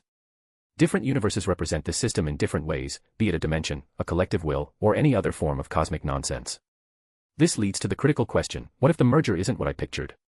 What if it's a process based on the comparative value and rank of the worlds involved, a value I still believe depends on a multitude of complex factors? If that's the case, then we are truly fucked. The evidence was already there when I sensed our magic beginning to mutate and change. If that process continues, then no matter what I do, wizards and witches will die. It's an almost certain probability of an entire race facing extinction. I stopped pacing mid-stride and stood silently, my mind racing to adjust my plans. If introducing new energy can add to the world's value, then I should start by creating chakra. That's a valid course of action, right? What do I do, Fox? I asked my familiar. Am I thinking about this correctly? Or am I just strengthening and provisioning our future enemies? I haven't even had time to enjoy this new body yet. I sighed, running a hand through my hair. Ugh, this is frustrating. Albus, are you there? Minerva's voice called from downstairs. When did she arrive? I thought, shaking myself from my reverie as I walked out of my room. Minerva, what a pleasant surprise, I smiled, descending the stairs. What can I do for you? I need to talk to you, she stated, already seated in a chair before my desk. Of course. Lemon drop. I offered as I took my own seat. No, thank you, she declined with a slight shake of her head. I need your advice on something. She watched me settle, her expression serious. I am all ears. I want to undergo my first true self-reflection using the archive, she announced. I have caught up on the new transfiguration theories and revised everything I've known and studied since childhood. Now, I want to see if I, too, can achieve what you did. I see. Have you already settled on a theory for your magical advancement? Yes. Elemental transfiguration, she answered firmly. I want to see if I can use your hypothesis on energy form changes to achieve a true form of elemental magic. Not a bad path, I nodded, stroking my beard. And what element are you starting with? All 4. Ambitious, I smiled, a genuine warmth spreading through me. You seem to have regained your spark, Minerva. She simply nodded, her gaze steady. What has brought this on, though? It's not as if there is a need to hurry, I asked, leaning forward slightly. You know the rules, you can only voluntarily attempt such a thing once every 3 months. Gellert is out. And the world is changing more radically with each passing day. She let out a weary sigh. I am old, Albus. I feel old. I don't have the same energy I did in my youth. I feel like I can't keep up.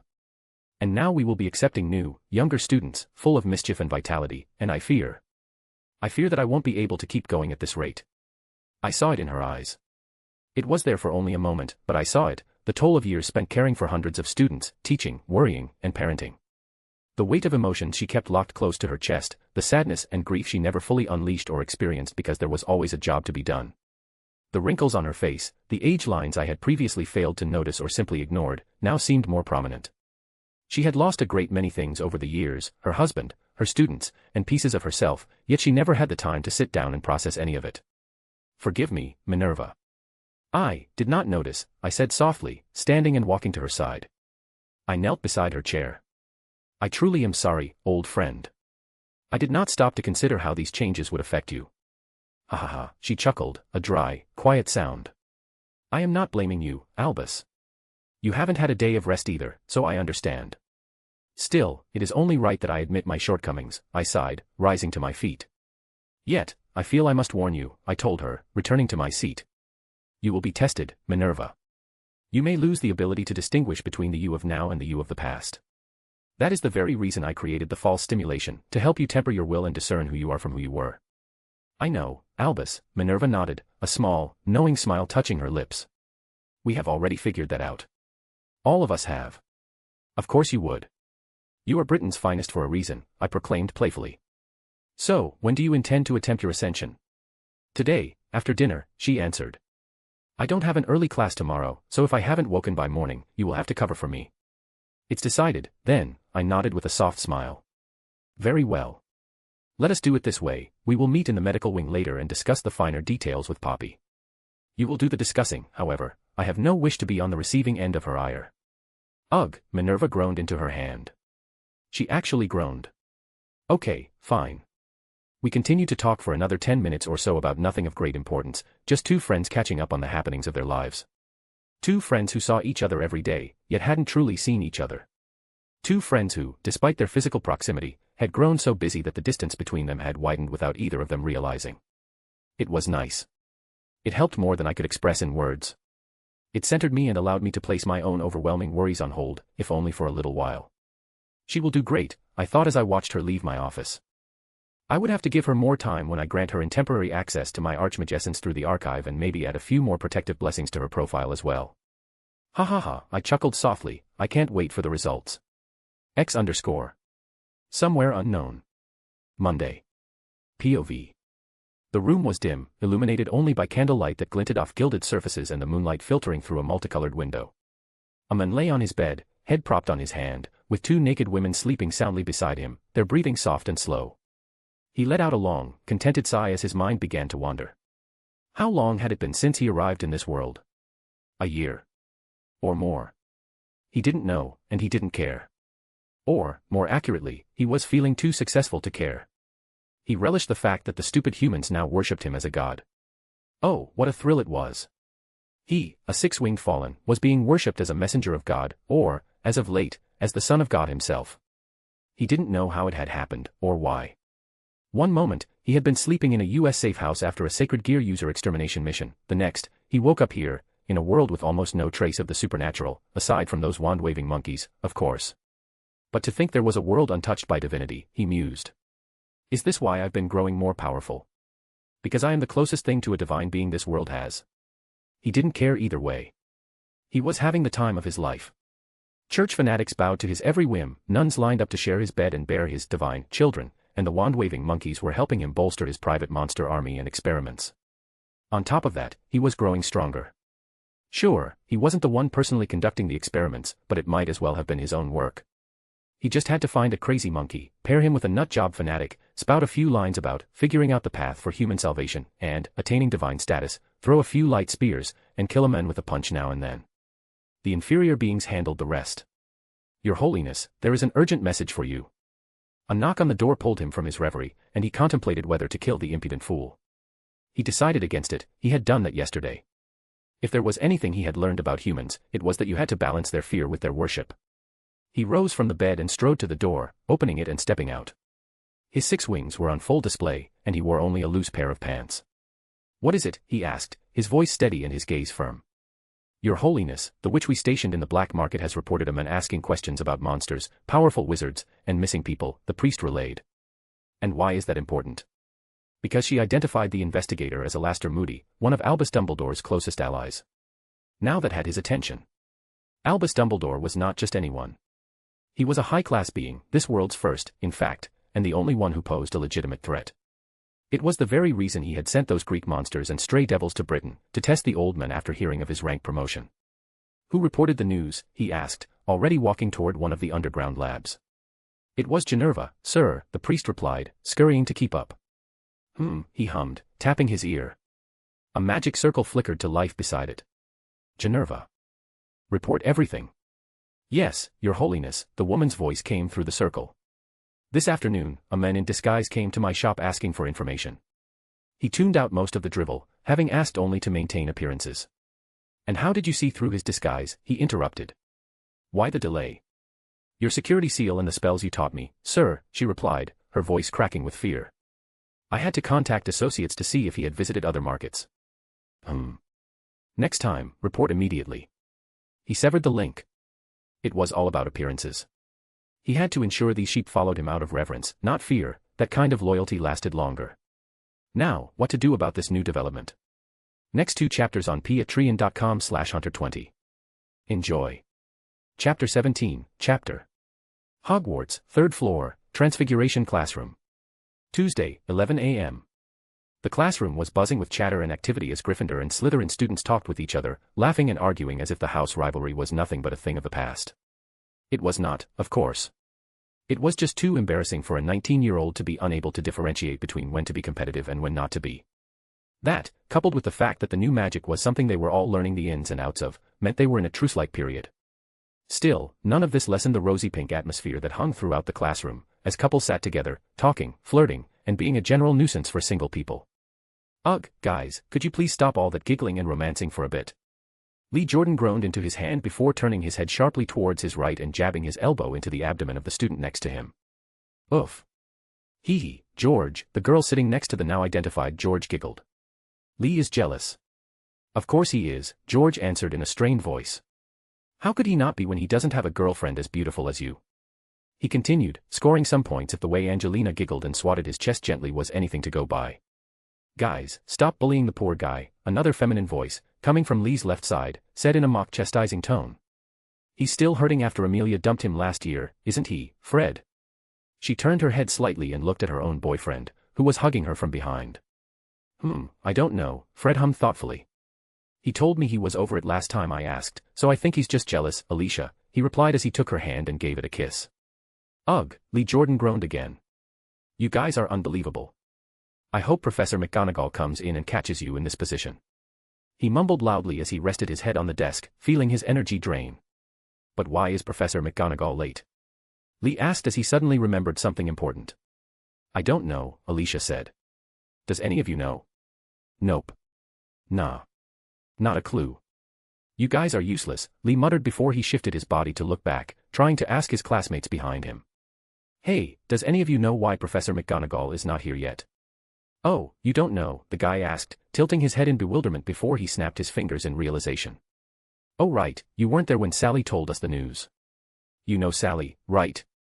The redhead Hufflepuff girl with a big personality, and he did a hand motion on his chest area to stress the fact. Anyway, she said she heard from her friend Laura, another blessed Hufflepuff, who heard from her other friend, who heard Professor Pomona say that she had to visit the medical wing and check on Professor McGonagall who had been there since yesterday night, the guy revealed, scratching his head and mumbling, Man, Hufflepuff has so many blessed ladies, why didn't I go there?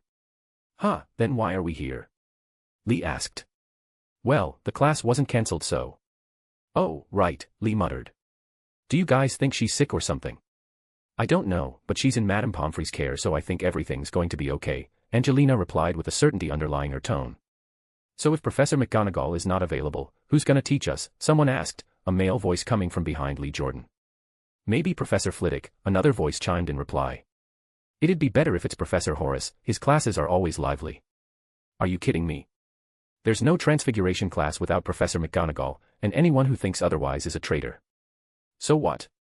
We just leave the class until she's okay. Do you think that'll work? I don't know, but I like the idea. Whoa, okay. Shut up for a second please, guys, George Weasley said as he climbed onto the table. Yeah, keep quiet and listen for a second please, his twin was there behind him a moment later. You guys forgot something important, George spread his hands and said in a grand tone. Yeah, something very important and, someone very important too. Fred stuck his head from behind his twins and stood on his toes to make sure their heads properly aligned. You guys seem to forget one person that could teach us without any of us having a problem. George smiled widely and said, the one and only other person in this castle who is a Transfiguration master. Fred continued. Oh. Professor Dumbledore. Right, why didn't I think of that? Lee exclaimed loudly, interrupting the twins' performance. Lee, why did you do that? We were just about to get to the point, Fred facepalmed. Do you think he needs a 3-day prank course again, oh brother of mine? I don't know if 3 days will be enough, George hummed as he caressed his chin as if contemplating a great issue. We should try a week first and then observe for any changes. Shut it and sit down, you two, Angelina and Alicia said at the same time as they extended their hands and pinched the calves of their boyfriends. Ow. Ouch, okay, geez. So how sure are we that we will be taught by Professor Dumbledore? As if summoned by the question, the classroom door opened with a creak and Albus Dumbledore walked in, grabbing the attention of everyone in the room as he slowly walked towards the professor's desk, grabbed the chair, slid it backwards, and sat down.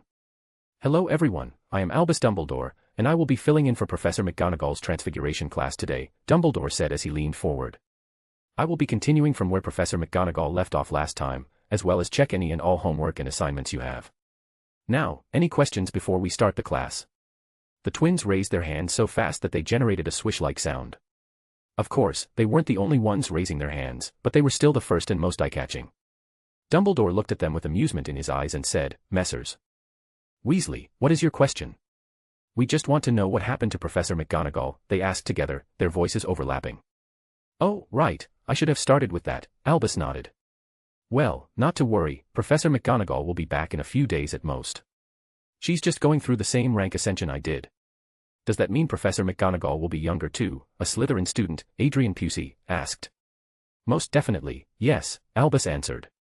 The rejuvenation is a side effect of magic granting more life to the one who has created something new and shared it with the world. You gain more magic, thus more years to live, thus rejuvenation. But why haven't we heard of this before? Miles, another Slytherin student, asked. I mean, there are a lot of people inventing spells. Why aren't they getting younger? A good question. 1 point to Slytherin, Albus smiled and said. Let me clear up a misconception you seem to have. There are several requirements and trials one has to go through to climb the ranks and gain the benefits. One of these requirements is that one needs to create a new, never-seen-before branch of magic, or significantly develop an existing one further. But that's too harsh of a requirement, Kenneth Towler, a Gryffindor student, said. It is not, Albus shook his head. It may seem so, but it is not. It is very much possible for any one of you to do the same, especially with the archive's help. You now have the tools to gain the necessary knowledge to advance, and all you need to do is study hard, practice even harder, and have a little bit of inspiration. That's it. Anyway, that's enough questions for today. Let's start with the lecture, shall we? Albus Dumbledore.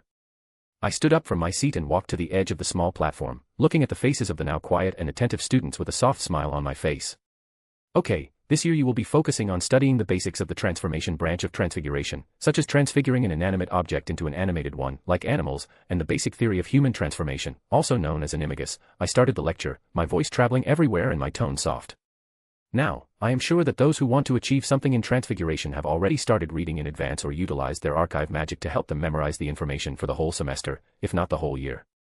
I noticed a few Slytherin students cocking their heads when they heard that, confirming what I had just said. The Gryffindors, unfortunately, didn't seem to have anyone, as most of them looked at their books, avoiding my gaze as it passed over them. By now, you are old enough to realize that transfiguration is a dangerous branch of magic, second only to alchemy, as it requires an absurd amount of focus, dedication, caution, and will to succeed in it. That's not to say that other magics aren't dangerous, they are, it's just not as dangerous as those two, and potions, when it comes to magical backfire. For example, let's say you are trying to transfigure a cup into a rat, or vice versa, I said as I conjured a cup and put it on the desk. Now, you need to have a lot of focus to picture what you need to happen. You also need to know the correct spell, the will to force such a change, and the magical power to sustain it. Right. Now, picture this.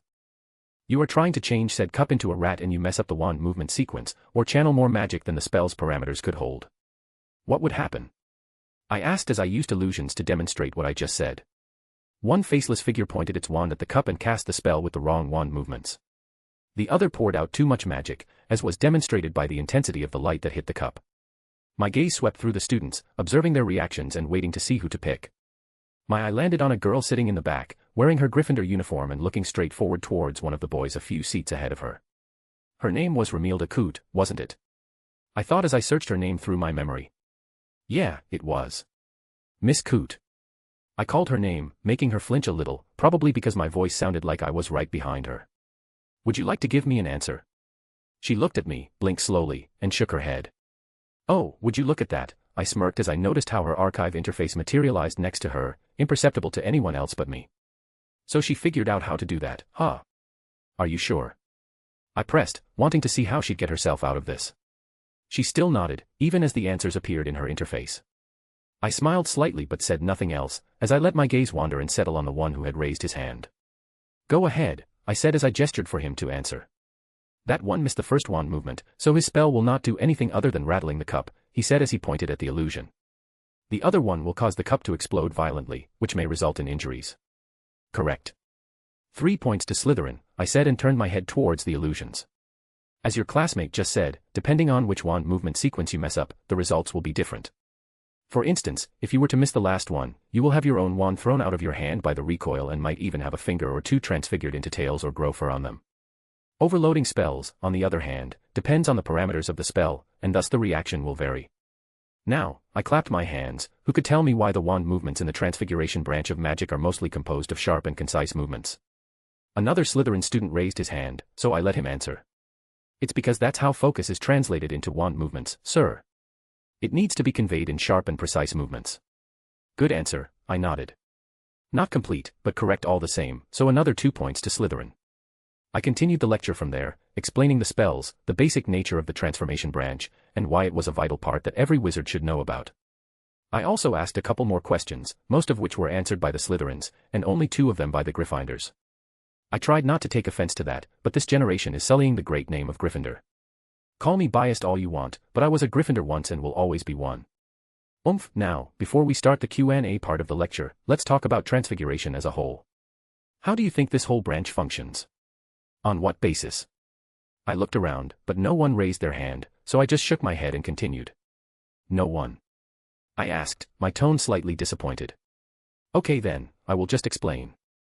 Transfiguration is basically us wizards and witches toying with the concept of change.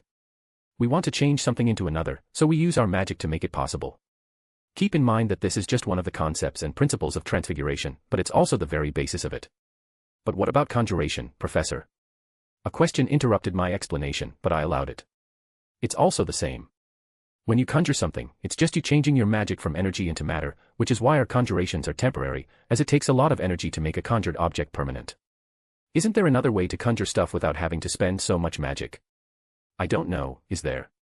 I smiled slyly and said. That's a question you have to figure out yourself. It's those kinds of questions that will help you in ascending ranks and becoming more powerful. I took the chance to cement the concept of ascension and rank promotion a little bit more into their heads. When you find yourself asking questions like, why is it not possible to do this? Is there a different way to achieve that with less? Could I find a way to do such a thing better? Then you know you're on the right path to becoming a great wizard. But what if someone loses himself in such a thing and turns to dark magic? Another one asked. What is it with third years and dark magic? I thought with a frown and shook my head. You guys seem to have a misconception about dark magic. I sighed and continued, who here attends the arithmancy class? I asked and noticed more Slytherins raising their hands than Gryffindors. Okay, have you been taught the basic overview about arithmancy systems? They shook their heads, making me frown. That's not right. We were taught the basic overview of all arithmancy systems in the first week back when I was a student. Okay then, let me just explain it to you. I sighed in resignation as I started to explain. Basically, there are many different arithmancy systems that are used in different ways, be it spell creation, predictions, problem solving, name choosing, and almost everything in our daily life too. Now, all these systems have one thing in common. They don't use the number 0. I saw my students frown a little. Now you're wondering why that is, especially Muggle-borns who are used to going to school in the Muggle world. The answer to your question is that numbers represent different things in different contexts and combinations. The number 0 is a null, that's where the whole nullmancy system got its name from. It represents non-existence, something outside of the natural order, it represents the void, I explained. That's why any spell created using said system is almost always considered dark magic. I went on to explain further. That's also why they are almost always corruptive in one way or another. Be it because they use more than one way to charge spells, and they generally require more than standard mental fortitude. Is that why the archive said humans were more susceptible to corruption when using dark magic? Yes, the human mind is not equipped to understand the state of non-existence. It just doesn't compute such a thing, so how do we comprehend such things? By honing our minds further, evolving our mental arts practices, and building our mental fortitude further. Now, that's enough of dark magic for the day, so let's return to our lecture, shall we? And return we did. I continued teaching and supervising the practice of the spell I taught them, the lap of her spell, and another session of Q&A before I concluded today's class. That's all for today. I will not assign you anything today, but I will tell you this. I said as I once again stood by the edge of the small platform. Your preparation, skill level, and overall understanding of the transfiguration subject is below average. It's honestly a joke.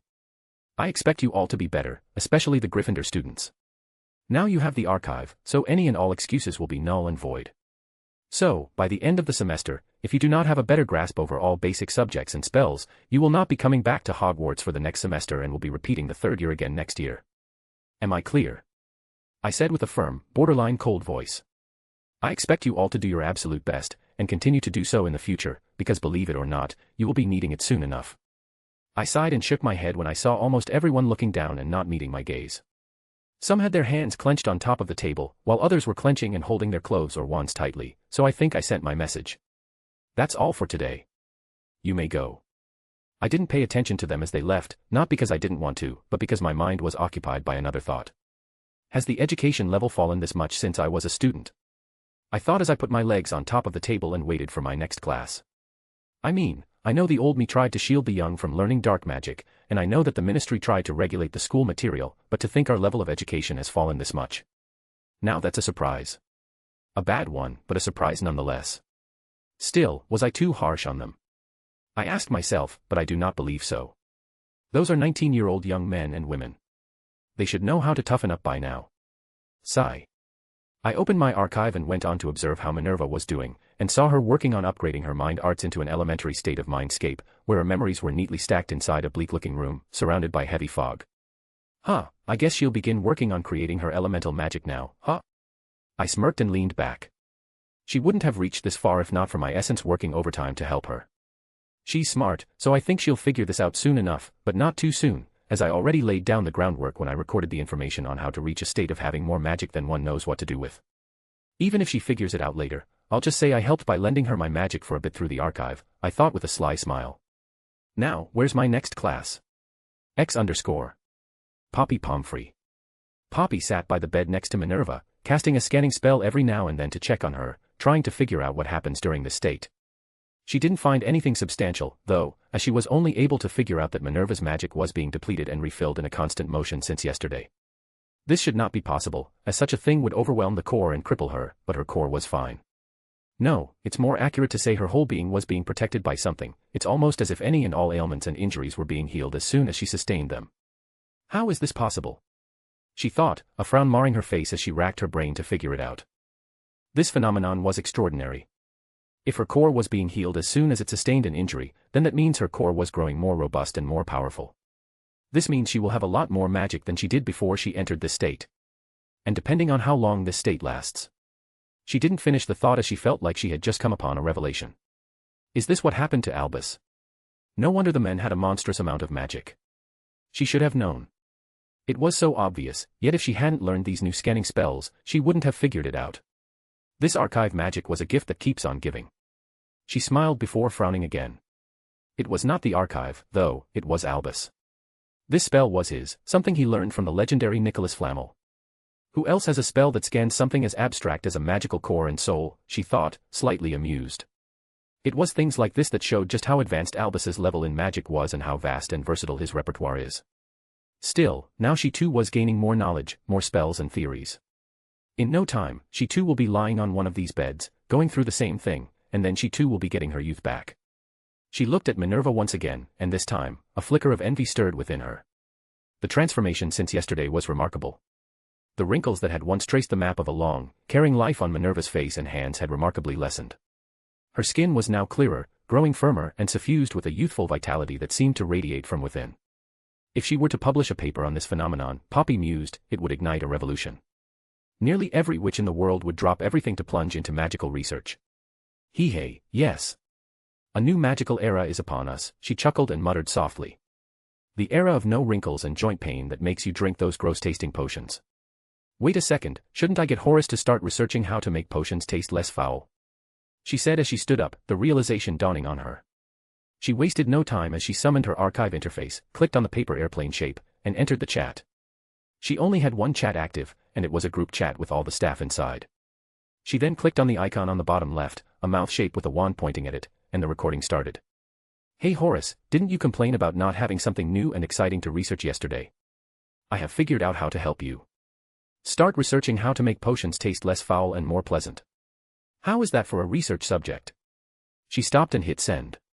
She then stood up and started walking around the hospital wing, doing another sterilizing round. She does that a lot, more when she doesn't have anything to do, like now. Ting. A ringing tone sounded inside her head, and she opened the chat and found Horace had replied to her, along with Flitwick and Pomona still typing. "Ah, Poppy, how is your day? How's Minerva doing? Is she okay?" Horace's voice sounded in her head. "I still remember when she was still a student, very hardworking and diligent, not so much in potions as in transfiguration. I guess that's why she was Albus's favorite. He always favored those working hard to master transfiguration." He started repeating the same thing again. She had heard it all before, but his tone somehow keeps getting better every time he tells the story. And now here she is, attempting the impossible and surpassing her teacher. "Anyway, what was your question?" She heard him say, "Oh right, the taste of potions. Now that is a fascinating idea. All research done on the subject before failed, but I guess I now have the means to make very long strides in that direction, at least theoretically, without wasting many resources." She sighed in relief when she heard that, though she didn't know if it was because he finally finished speaking or because of the news. A non-foul potion. Now that's the dream. X_. Somewhere in Italy, unplottable area near the cathedral. Tuesday, 5 p.m. POV. A chilling scene unfolded inside a lab filled with glass containers of all sizes, some as small as a cup, others as large as a giant. Each was filled with liquid, either a diluted nutrient or a preservation potion, depending on its grisly contents. The light illuminated the containers and their horrifying occupants. Some held humans of varying ages, from children as young as 9 to the elderly as old as 90, suspended in nutrient potions designed to keep their bodies functioning without food. Others contained disembodied organs and body parts, floating in preservatives to prevent the flesh from rotting and the research materials from going to waste. Amidst this macabre collection, 2 old men stood by a large bookcase, engaged in a tense conversation. "What did His Holiness say?" asked the old man dressed in priest's robes. He asked if there were any results in figuring out how our magic actually works, the hunched, disheveled old wizard answered slowly, never ceasing to shuffle through the pages of a book. "If I had figured out how to grant it to others, and if I was able to come up with a way to purify them if I hadn't." "And did you? You cannot disappoint His Holiness any further with your incompetence. I may not understand this unholy mumbo-jumbo, but I know you have achieved nothing since you arrived," the priest retorted, his tone growing more fervent and erratic. "Ugh, stop yelling, you crazy old thing. Do you think it's easy to figure out such a thing?" the wizard retorted. "We still need to find where Grindelwald put all those magic tomes he stole back in the war if we have any hope of achieving the dream." Of course, that was a lie. The old wizard might be crazy, but he was not crazy enough to research how to end his own kind, nor to share such knowledge if he ever found it. He was a wizard, after all. He may have finally found a place where he could achieve his goal, but that didn't mean he had to comply with their insane wishes. He had a goal to achieve. A grand goal. He wanted to become immortal and wield the powers of a god. To have wizards and witches worship and serve at his beck and call. Oh, what a glorious vision. To surpass Merlin. To become the god of magic. A man more powerful than any witch or wizard dared hope to be. Still, I seem to have reached a point where I must start arranging my escape, he thought, taking out another book and walking back towards his desk. That creature is getting more demanding with each message, and if he finds out I was not researching what I said I was. But no. What if he told him he was close, but was missing some crucial information? That he needed more knowledge to achieve the goal. Yes, that could work. He just needed to act as if he worshipped the ground the creature walked on for a while, and it would do what he wanted. The creature was too arrogant and stupid to think otherwise. It was powerful, that was for sure, but it was no god, despite what these fanatics claimed. He had proven that fact when he managed to get a sample of its blood without it even noticing, by transfiguring a needle into a mosquito and having it bite the creature as it passed through the wards. Stupid creature fancies himself a god, he shook his head, his inner voice dripping with derision. He opened the tome, titled Blood Magic, The Curses of Blood, and began to read. He had to admit, the creature had created a fine information network, if nothing else. The books he had read this past year were rarer than any he had acquired in all his previous decades. And now that Grindelwald is out, They may be able to find his whereabouts and get me those books he collected during his reign, he daydreamed for a second. He was sure the creature would be able to kill Grindelwald, the man was no doubt old and weak now. They just needed to find him. "Oh Father, lend us." He heard the crazy priest begin his prayer and groaned inwardly. This was the only thing he was dissatisfied with, being saddled with this fanatical priest year-round.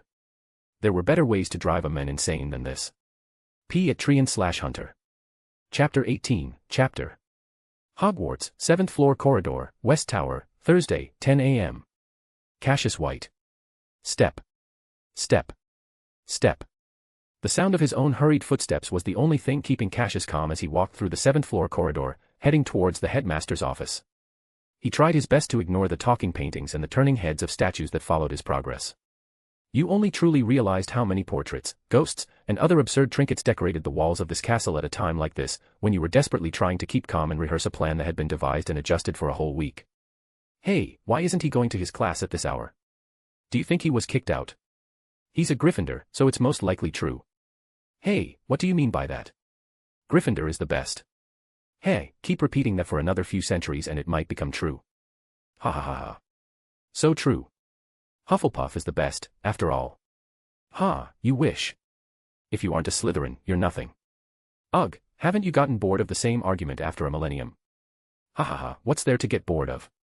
It's not like we have anything better to do. Of course we do, you paint for brains. We can figure out why a student is out of class this morning. I thought we had figured that out. He was kicked out, wasn't he? We don't know that for sure, we just assumed. So what?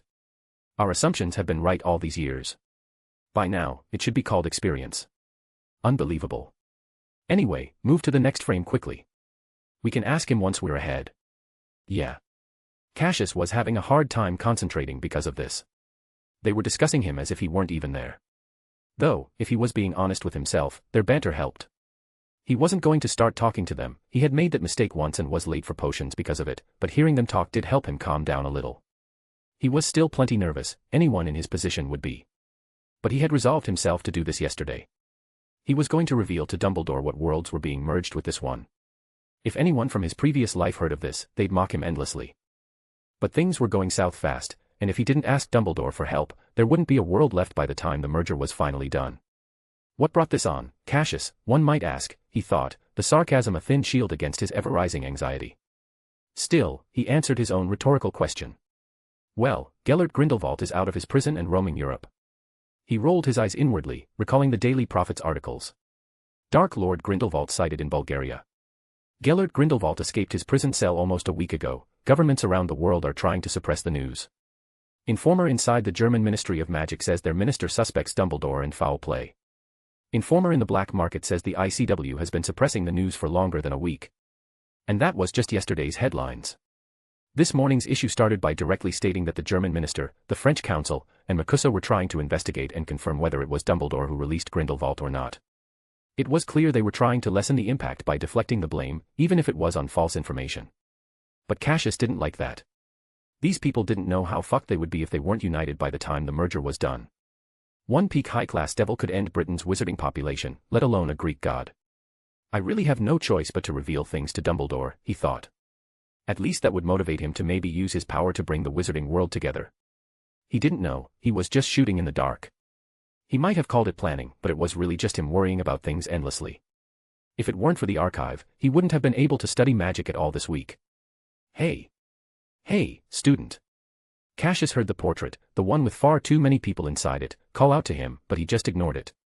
He was busy thinking about other things. Like how Harriet was using him as target practice for her spells, mostly prank ones, but still, that hurt. He could still remember a time when he dreamed about getting her and all the other waifus into his harem, just like the ROB who reincarnated him had promised. That dream seemed to move further out of reach with each passing day. Still, at least now I know why she's suspicious of me, he consoled himself. He didn't think he was stupid, but then again, it seemed his genius perk only worked on magic and nothing else. I should have practiced occlumency when I was younger, he lamented, remembering how shit his emotional control was. He flinched at the memory. Yeah, that's how he knew why Harriet was suspicious of him. She had muttered the word Horcrux while sitting next to him, and he had flinched. He could have sworn he heard someone say, it was at that moment, he knew, he fucked up, but he couldn't prove it. Nevertheless, it was now clear why she was suspicious. His reaction to everything that had happened so far was dubious at best. From Voldemort's reveal and death to the introduction of the archive magic, all his responses would look suspicious to anyone paying attention. But isn't that one of the reasons you're trying to go through with this stupid idea, he reminded himself. And yeah, he'd be lying if he said it had nothing to do with it. He was trying to make himself look like an oracle, for God's sake, of course, it had to be because of a girl. Why do you think he's ignoring us? I think he's afraid of meeting the headmaster and is busy thinking up an excuse. How would you know? I've been there and done the exact same thing. Don't you remember? Of course, the portraits were still tailing him.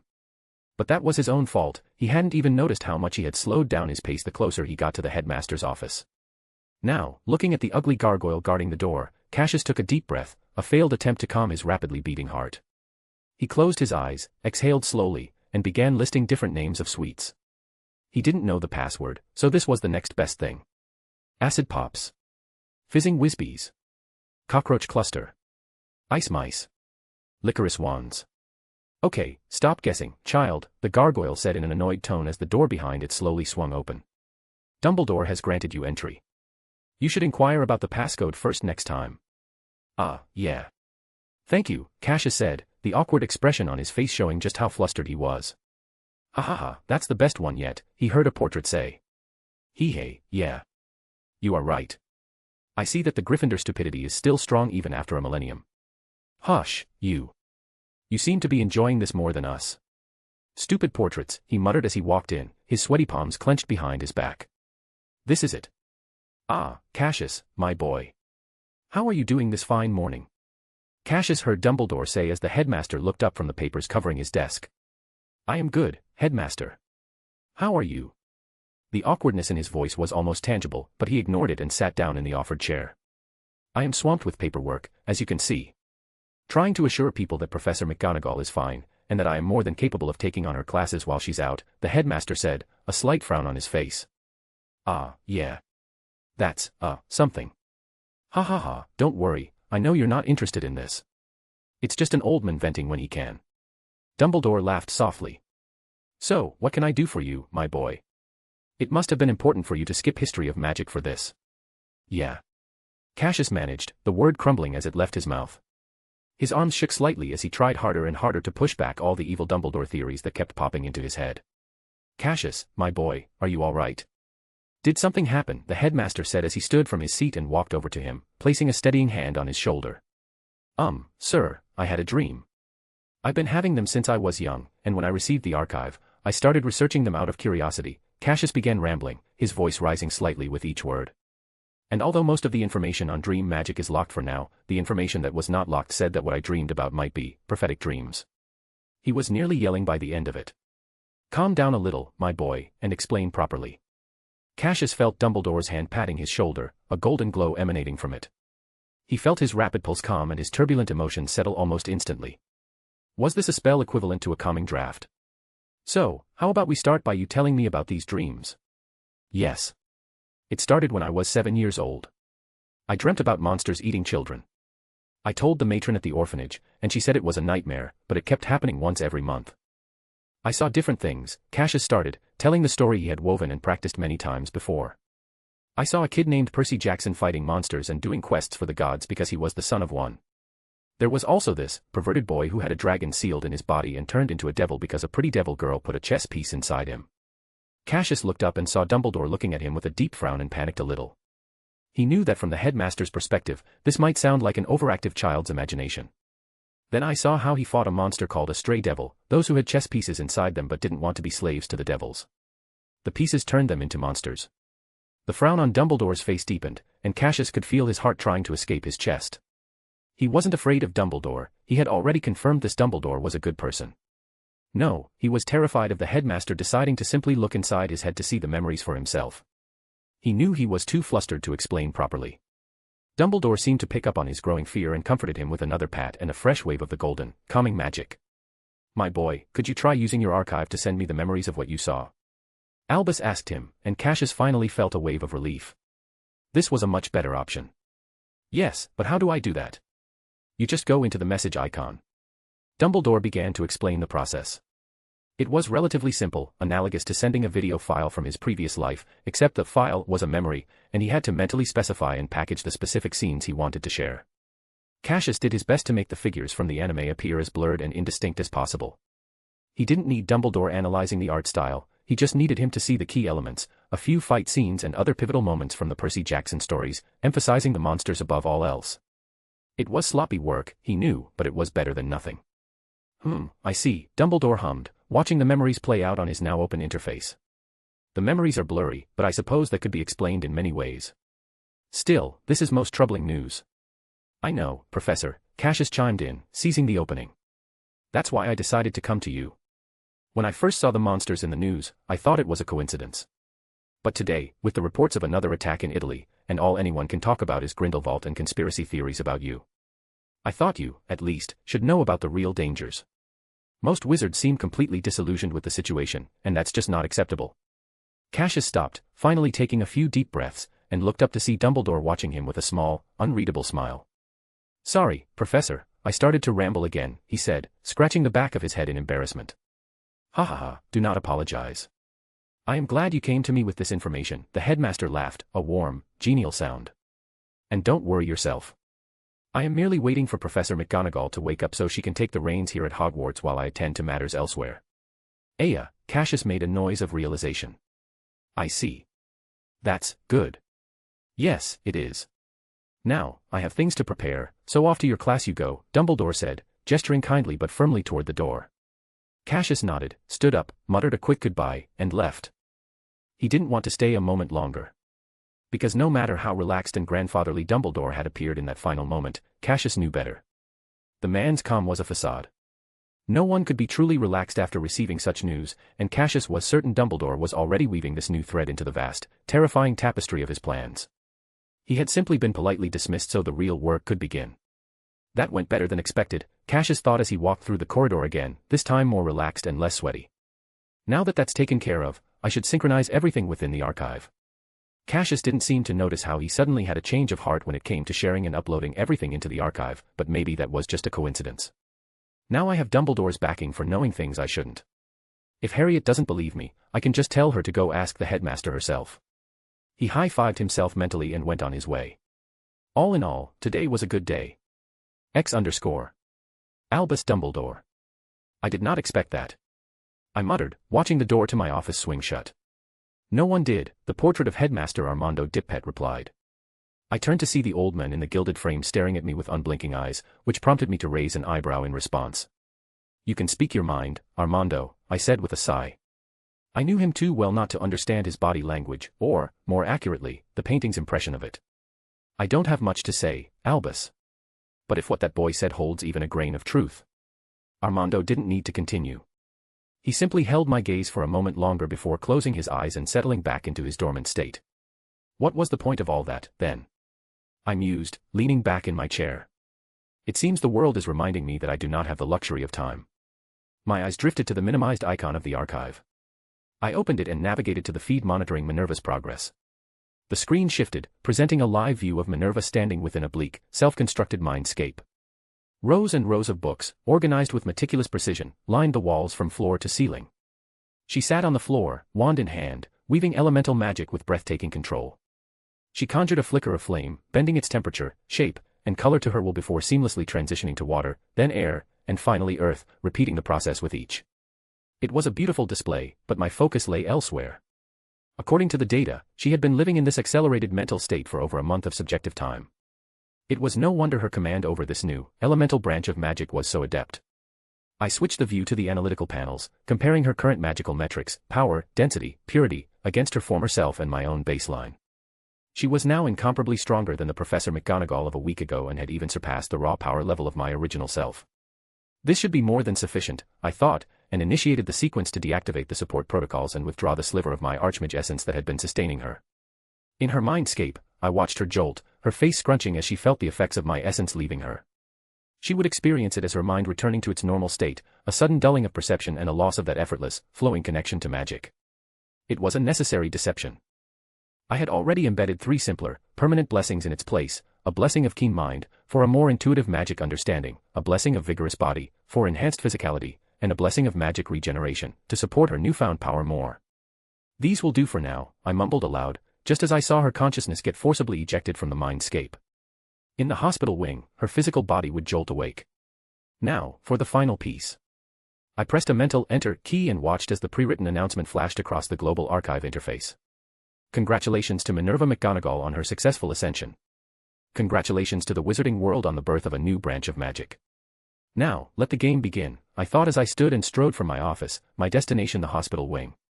X_. Minerva McGonagall. Minerva's eyes fluttered open. She blinked rapidly, adjusting to the soft light, before pushing herself up to a sitting position. A surge of vitality, unfamiliar and potent, coursed through her. She felt alive. Energetic and strong in a way she hadn't since her youth. Instinctively, she raised a hand to push aside the bed curtains, but her motion halted mid-reach. Her gaze dropped to her own outstretched arm, and she retracted it slowly, turning her hand over before her eyes. She stared, mesmerized. She opened and closed her palm, flexing the fingers, then used her other hand to pinch the skin on the back of it. It was real. Her hand was smooth, the skin firm, soft, and utterly devoid of the wrinkles and age spots that had marked it for decades. A sudden, desperate need seized her. She wanted her wand. She needed a mirror. But before she could do anything, the curtains were swept aside, and there stood Poppy, a wild, triumphant smile on her face and her wand pointed directly at her. Stay still, Minerva. I need to do one final checkup, Poppy said, already casting a series of diagnostic spells. Minerva couldn't help but notice how sharp her magical sense had become. It wasn't that it was dull before, but this was an entirely new level of perception. She could almost see the threads of Poppy's magic weaving through the air. All good. Better than good. Poppy announced, her eyes scanning the shimmering results. Your physical strength has increased dramatically, and your magical core, it's about 10 to 15 times larger, which means you have a lot more magic than before, and your magic is at least 5 times more potent now. All in all, I'd say you're stronger than Dumbledore was before his ascension. She then looked at Minerva's transfixed expression and chuckled. But I know that's not what's important right now. Here. With a flick of her wand, she conjured a small handheld mirror.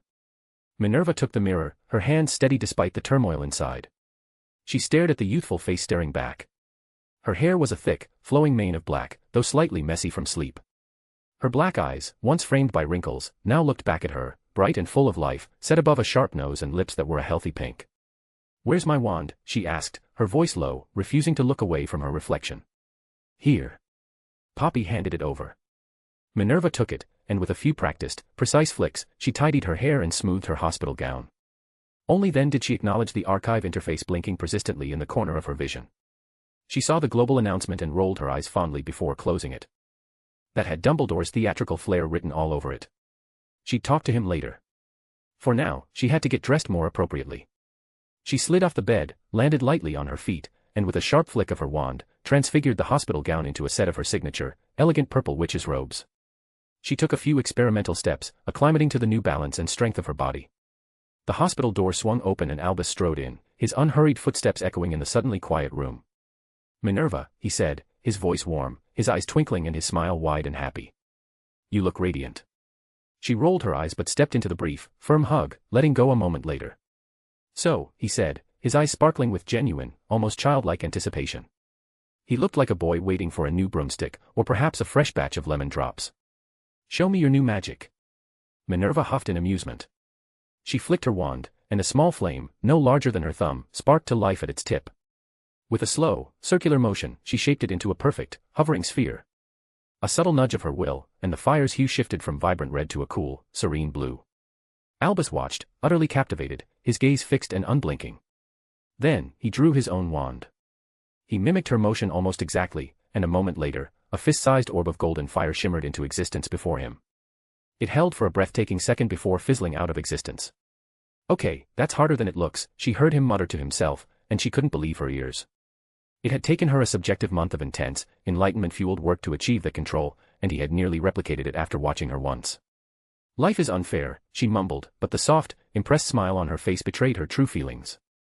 All right, Minerva, stop showing off and update your archive synchronization, Poppy chimed in from behind her, her tone brisk but excited. I want to read the theory and practice this myself. It looks fascinating. Just give me a moment, Minerva said, turning her attention to the interface. Just then, as Dumbledore was already conjuring another, more stable flame, the noise from the corridor outside the infirmary began to swell into a loud commotion. She looked toward the door and saw a crowd of students jostling at the frame, peering inside. "Hey, where's Professor McGonagall?" "I don't know, but who's that next to Madame Pomfrey?" "Whoa. She's beautiful. Do you think that's her?" "It has to be. She's got that same stern look, but, wow. Keep your voices down. Hey, watch where you're pushing." McGonagall chuckled softly, the sound feeling strange and new in her youthful throat. The whispers transported her back decades, to her first years of teaching when she'd received a disconcerting number of compliments and even a few audacious marriage proposals before she had fully perfected her intimidating professor persona. 10 points from each house for every student still standing by that door in 10 seconds, Minerva announced, her voice firm and carrying the familiar, no-nonsense tone that generations of students had learned to heed. "Okay, guys, I think that's Professor McGonagall. What a brilliant deduction. You should be in Ravenclaw. Hey, don't mock me. You were the one who asked if that was her."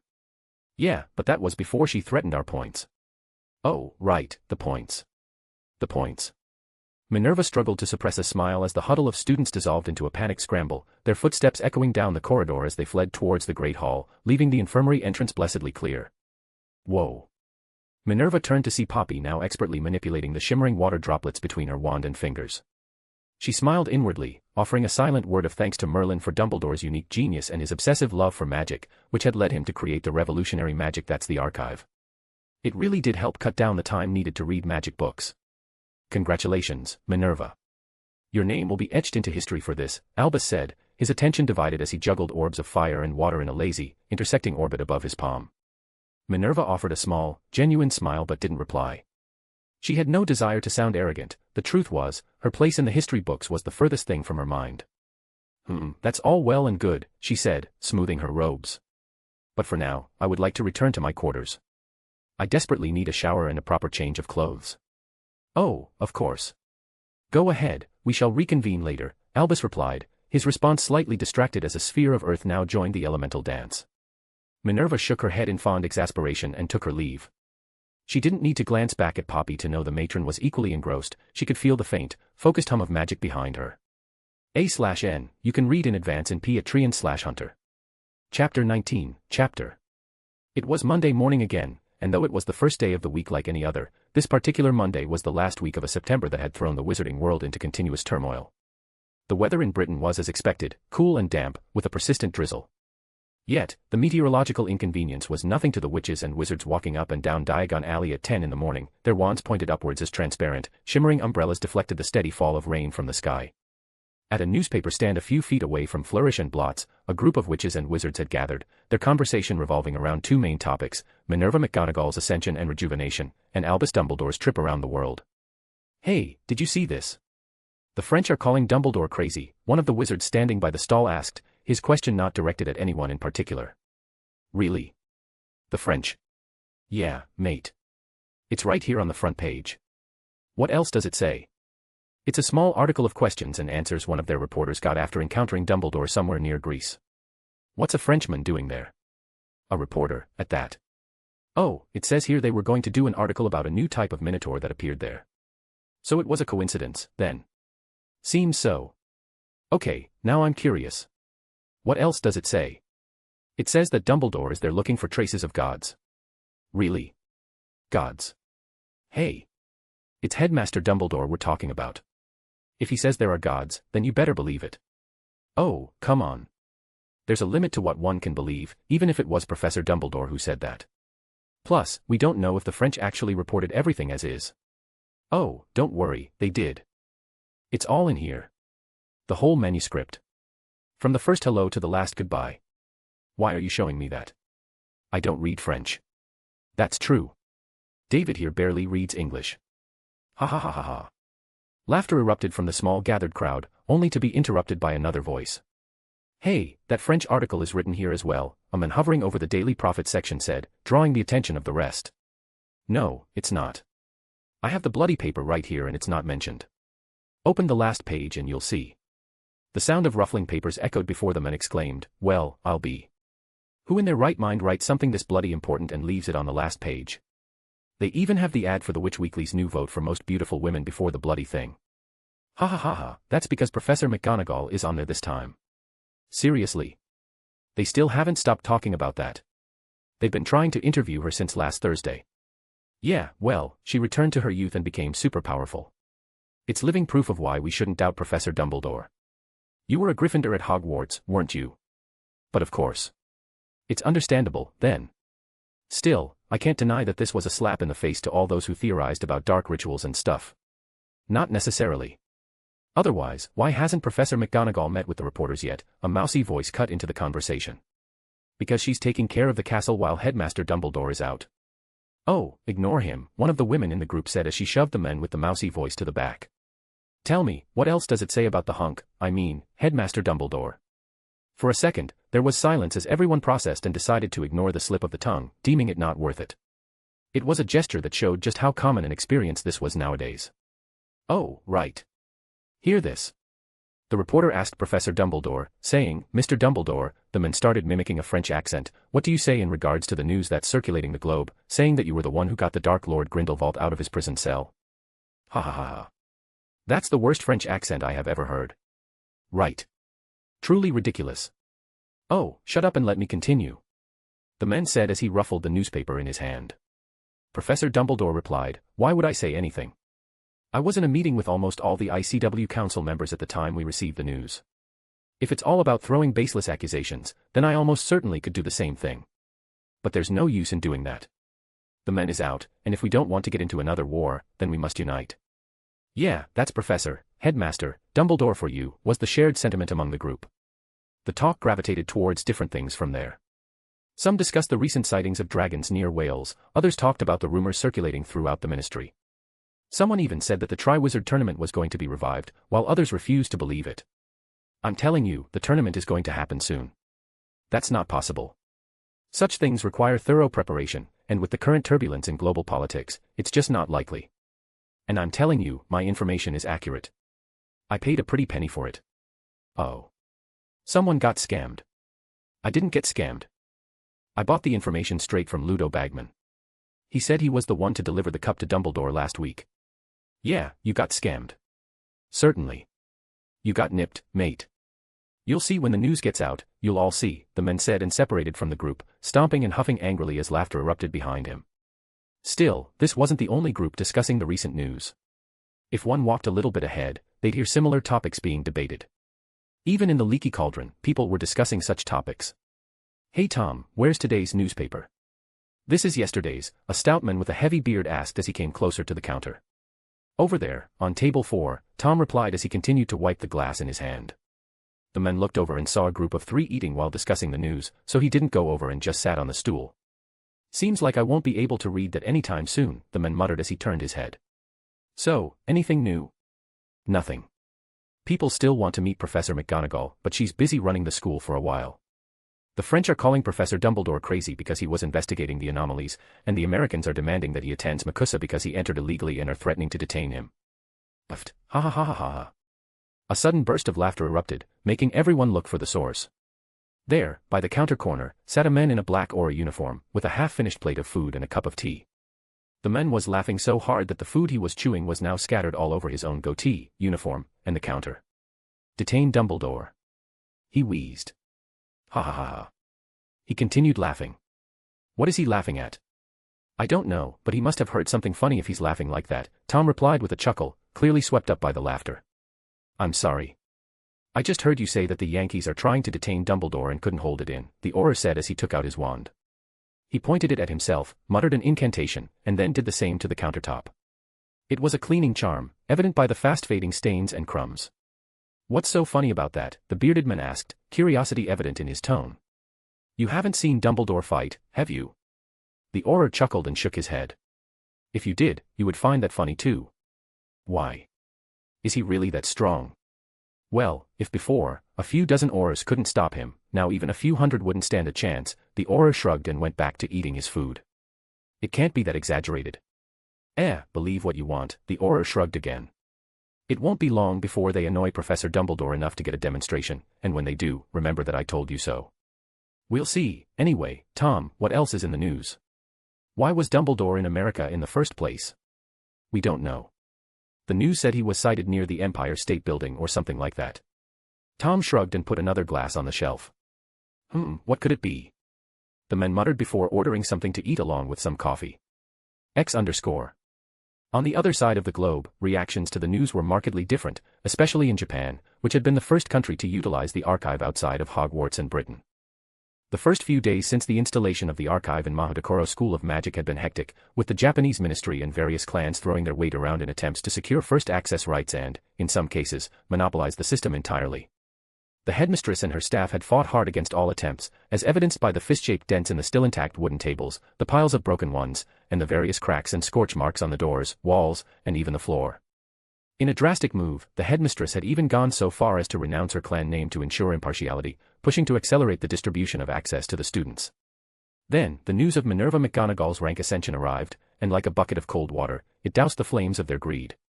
It wasn't that the information was new to them, but the news of someone else gaining such profound power while they were still squabbling for scraps among themselves struck a deeper chord than anticipated. They were forced to confront a stark reality: while they fought over the tool, others were already using it to gain real, tangible power. This realization was compounded by the fact that access to the new elemental magic was partially restricted until users met specific requirements: higher magical control, deeper theoretical knowledge, and a stronger core, among others. Only the headmistress had access to more than half the information, and that was solely due to her administrative privilege. The gap between their current abilities and what was required became startlingly obvious after she tried, and failed, to progress beyond the most basic level of elemental practice. These factors, more than any other, provided the final impetus the Japanese magical community needed. The internal strife ceased almost overnight, replaced by a unified effort to organize and plan the most efficient way to distribute the archive's knowledge to all their citizens.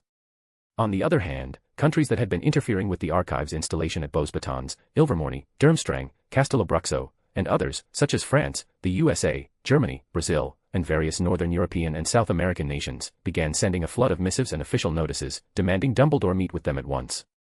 It didn't matter if they were enemies, friends, or neutral, everyone had suddenly realized that Dumbledore wasn't talking nonsense and that they would lose influence and power the longer they delayed. It was obvious that many factions, groups, and influential people had been trying to buy time, to investigate, to play political games, or simply out of stubbornness. But when confronted with the irrefutable evidence before their eyes, they, too, were forced to stop their stalling. The evidence, of course, was the flood of moving pictures printed in the news, images of the now youthful Professor McGonagall either teaching, demonstrating the new magic, or simply going about her daily life. Those pictures, however, did not come easily. In just 3 days, every house in Hogwarts had lost 200 points or more, leaving most houses with a negative tally on the scoreboard. Still, to most students, it was an acceptable sacrifice, because one moving picture sold for enough money to pay off all outstanding student loans at Gringotts. Of course, this would only last until Professor Dumbledore returned, freeing Professor McGonagall of her additional burdens and leaving her time to give an interview or two. Of course, politics weren't everything. Magic guilds, such as the Transfiguration Guild, which counted Minerva McGonagall as one of its most renowned members, and the Charms Guild, were the most vocal with their requests to meet her. Not that other guilds didn't ask, it was just that guilds such as the Enchantment Guild, Artificers Guild, and even the Alchemy Guild sent only a single request for a meeting at her earliest convenience, and that was it. Nevertheless, no matter how noisy and turbulent the wizarding world had been these past few days, Albus Dumbledore did not care. Aside from the impromptu interview he gave in Greece, he didn't say anything and just kept roaming the world. Or, at least, that's what people thought. X_. Somewhere in southern India. Monday, 10 a.m. Albus Dumbledore. There are traces here too, huh? I muttered, watching the frantic stream of data the archive compiled as I scanned the different divine energy traces I kept finding during my flame teleports across India. This was the 4th day of me doing this exact same thing all over the globe, and problems just kept piling up. I hadn't even been in this world for a month, and I could already see my chances of success dropping with every passing day. I kept doing this because I knew that it was about time I actually figured things out for myself. Sure, I had known about the DxD world merging with ours since the beginning, but the PJO-verse was a complete unknown. If Cassius hadn't informed me, I wouldn't have found out until it was far too late. Would it have been better to be ignorant in this case? The thought was a contemplative whisper in my head, but it offered no answers.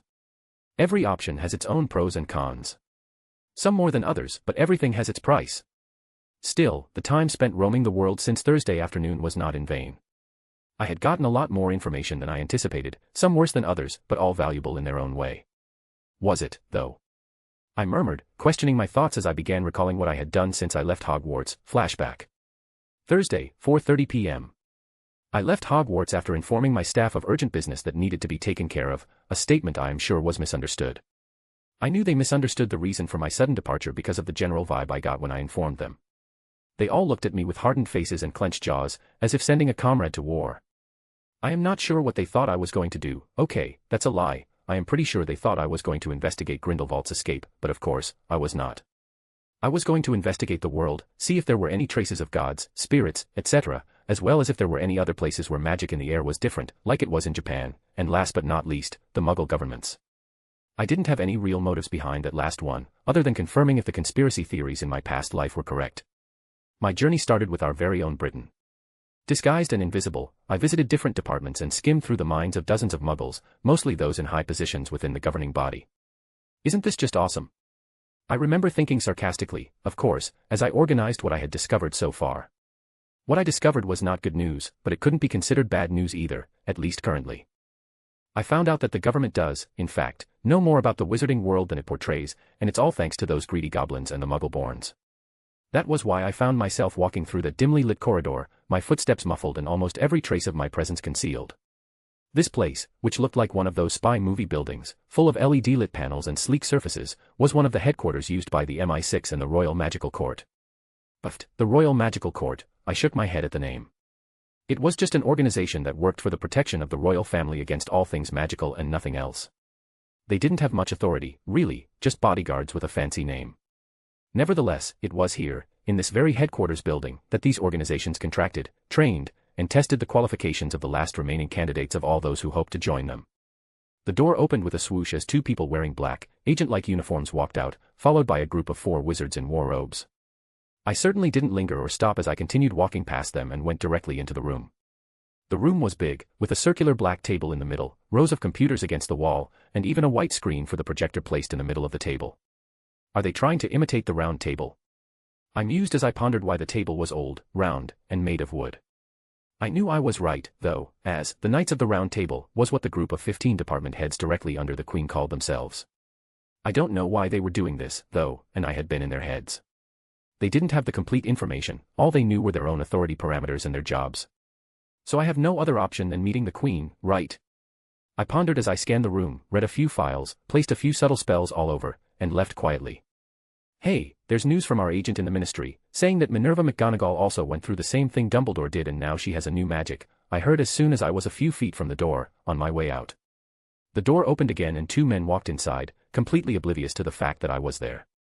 What exactly did they say? A man with an impressive build, a slightly handsome, rugged face, and black hair full of white spots that told of his age asked.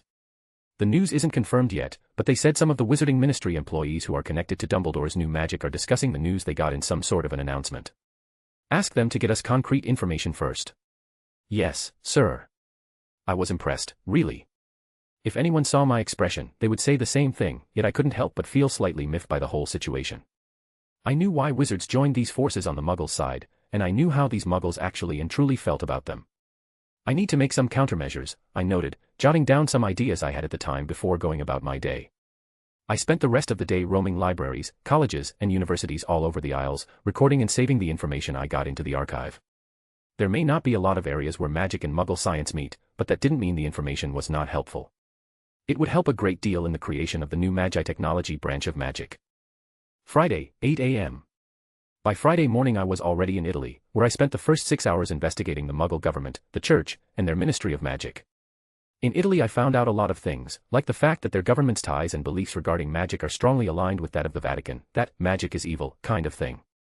That didn't mean they didn't have their own squad of wizards, and their own shares of deals with the goblins, though. They truly showed that no matter what religion or beliefs you have, gold is still gold. Nonetheless, it was also true that it was here that I found a few types of new energy traces. I took samples of them, which, to be honest, was just me using my magic to contain the energy and seal it inside a small vial. Standard procedure, really, any aura worth his salt knows how to collect traces. They don't know how to sense anything beyond magic, though, so they're kind of useless here. Still, it was in Italy that I got the first 3 vials, which contained wisps of energy that looked like constantly moving threads. I also came to know that there's in fact a being from outside of our world staying in the Vatican, a fallen one, at that, though I couldn't find them as they were not there at the time. The memories of the people there, as well as all the different types of magical protection, told me all I wanted to know. I don't know why, but it feels like this was done on purpose. Is it fate? I wondered as I left the Vatican. I didn't want to be entangled with something so troublesome just yet, so I left Italy after that. Friday, 2 p.m. After I had lunch in a nice restaurant in Italy, I operated directly to Berlin, Germany. It was here that I found some very disturbing things: wizard gangs. I mean, if Italy had a wizard mafia working with the local government, why wouldn't Germany have her own little gangs of wizards? I thought, derision and sarcasm passing hand in hand with that thought. The Muggle government was the same as the previous two and had their own wizard squads, only known and commanded by the highest authority. I didn't linger much in Germany as I only passed through to make a list of things wrong and see if I could find something. I didn't, but the notes I made were good enough. Gellert will have a hard time. I can't wait. I smiled at the thought and operated, leaving Germany and heading towards Norway, where I spent 2 hours roaming and collecting energy traces for analysis. Spain, 6 p.m. By evening I was already in Spain, operating or flame teleporting through the cities while enjoying my time. I was done with everything pretty quickly, even with the new types of monsters, plants, and energies I found around the country.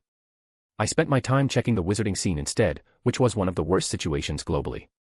Wizards here were ruled by one family, which was the royal family, just like their Muggle counterpart. Under said family were multiple forces, mostly grey and dark aligned, as they were the ones enforcing the rules. The Ministry of Magic was just a front for the public, as it turned out, so I just left it as is for now. These are problems for Gellert to take care of. That's why I spent my time going around copying knowledge instead. It was Spain, one of the few countries that actually has some decent collections of spiritual magic and some other developed branches of dark magic like voodoo and blood magics. I wanted all the knowledge in their possession, so I sneaked into the most fortified libraries they had. I copied almost every book I laid my hands on in the next 2.5 hours, especially those stored within the royal family's library. After that, I just sat down, ate some food, and relaxed. Okay, not really relaxed, but meditated, as one of the books on spiritualism stated that one needs to be able to sense his own soul. Such a thing was easy for me as I had the essence of the Bright Lord, so I went further. I tried to eject my soul out of my body, like sorcerers did in Marvel. Turned out that is a stupid idea. So there I was, somewhere in southern Spain, I think, sitting cross-legged in a forest clearing about half a mile away from one of the few wizarding villages in this area. Should I really be doing this? I asked aloud, even though I was completely alone. I looked over at the small stream of water passing by, unobstructed by the stones or dirt in its path, and shook my head. Yeah, I won't know unless I try, I affirmed, closing my eyes, taking a few deep breaths, and starting to utilize my essence to help me sense my soul. I don't know how long it took before I slipped into a trance, but I soon found myself looking at the vague, transparent outline of a humanoid being. Is this my soul? I wondered, observing the different colors that circulated through the transparent, gray, human-shaped form sitting in a cross-legged position. The only thing that seemed solid and not see-through was the fist-sized ball in the chest area. That should be the core, turned reactor thanks to the Archmage essence, I hummed to myself, circling my soul a few times. But what is this? I asked, reaching out to touch the constantly shifting tattoo on its arm. As soon as I did, I understood what it was. Ah, so this is the contract, huh? I didn't like the fact that something like this was etched onto my soul, but I seemed to have no power over it. For now, I ignored it and returned to my examination. I kept examining my soul for a while, observing how the energies inside my reactor leaked small streams that circulated and returned to it every few seconds. Now then, let's try astral projection, I muttered, somewhat excitedly as I tried to push my soul out of my body. Ugh! I groaned in pain as soon as I tried, feeling like something was trying to peel out my skin.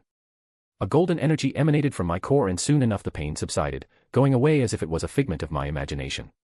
I took a few seconds to re-examine everything, trying to find the reason for my pain but to no avail. It seems I need more information on souls, I concluded and willed myself out of there, wherever there was. When I opened my eyes, it was already dark. I stood up, stretched, dusted myself off, and cast a few refreshing charms before bursting into flames and leaving the clearing, my destination, France. France, Friday 9:45 p.m. With a burst of fire, I finally landed in Lyon, France. The City of Love, by Wizarding World classification. It was named such because it had one of the largest populations of villas in France. Now, if it were up to me, I would call it the City of Sex. Alas, it's not, so I just call it what everyone else does. The reason I postponed my visit to France until nightfall was that I wanted to visit the city first, and what better time to visit than night? I can't say I just wanted to come and whore around here in broad daylight, right? I thought as I started walking. Maybe there's more of the old-fashioned Dumbledore mentality in me than I thought, I chuckled, beginning my search for the entrance to the magical side. 5 minutes later, I was standing in front of the entrance, a statue of a naked woman in a prayer-like pose. I eyed the statue for a second and saw the belly button glow. I took out my wand and made a circular motion over it. Cat-chack, crack. Brrrrrrr. The sound of the statue moving back to reveal a staircase was not pleasant to the ears. The sound of friction between stones and dirt rarely is. I went down the staircase, about 15 steps, before a torchlit corridor was revealed. I didn't bother looking at the engravings on the walls or the colors of the bricks. I was too busy observing the enchantments that made this place fascinating. The way the limited space expansion and extension enchantments were layered and linked with magic identification, trace registration, and number recognition was extremely fascinating. It made it so the entrance and corridor responded to the number of people entering and expanded accordingly. I guess there's a reason France is called the Jewel of Enchantments, I mused as I entered the magical side, and it's not just because the Enchantment Guild is located here. As soon as I entered the street, I was greeted by a scene that looked like it was out of a GTA game from my previous life, with a magical twist. The women were villas, the buildings were old, tilted, and mismatched in color, connected by what looked like a failed attempt to recreate the hanging gardens, with tree branches linking each building across the street. The groups of villas standing together, inviting men over, combined with the way the magic in the air looked, smelled, and felt more like sex magic than anything else, painted a very clear picture of why this was called the City of Love. I, of course, didn't go with any of the girls who tried to cling to me. I didn't want to get STDs. Sure, magic gets rid of sexual diseases pretty fast, but it's more a matter of principle than prevention. I walked for about 6 minutes, observing and generally just watching the wizarding nightlife, before I arrived at my destination, the Blue Tulips Hotel. This is one of the 3 chains of international hotels in the wizarding world, which, to be honest, everyone knows is just a very high-class whorehouse, as most wizards and witches don't need such things as hotels. Anyway, it's time for me to enjoy my new life for a bit, I thought as I entered, bypassing and rebuffing the waves of magical compulsions that suggested I undo any and all kinds of magical disguise. It's a clever protection system, but unfortunately, it won't work on anyone with above-average occlumency training. That night was the first time I felt human since coming into this world. Also, I might have discovered why wizards love and hate villas in equal measure. Saturday, 9:53 a.m. My Saturday morning was busy, as I had to continue my investigation, so I started with the Muggle government in France. It was not a good idea, as I discovered a lot of pureblood families using their squibs to try and gain control over the Muggle side in secret. Tell Gellert to come back to Paris and finish the job. I wrote a note to myself inside the archive as I continued my investigation. These imbeciles, like their British counterparts, don't seem to register just how much hatred their squibs harbor for them, although unlike the British, these idiots are funding them. The only good thing about France is how restricted these purebloods are in the general political scene. Although, now that I think about it, this might be the reason why they started looking towards the Muggle side. Anyway, I was out of France by 11:30, as I didn't find any new energy traces aside from similar ones I found near churches or other places of worship. USA, 11:45 a.m. I operated directly to America next, as it was one of the places that would confirm if the energy traces I kept finding were what I thought they were.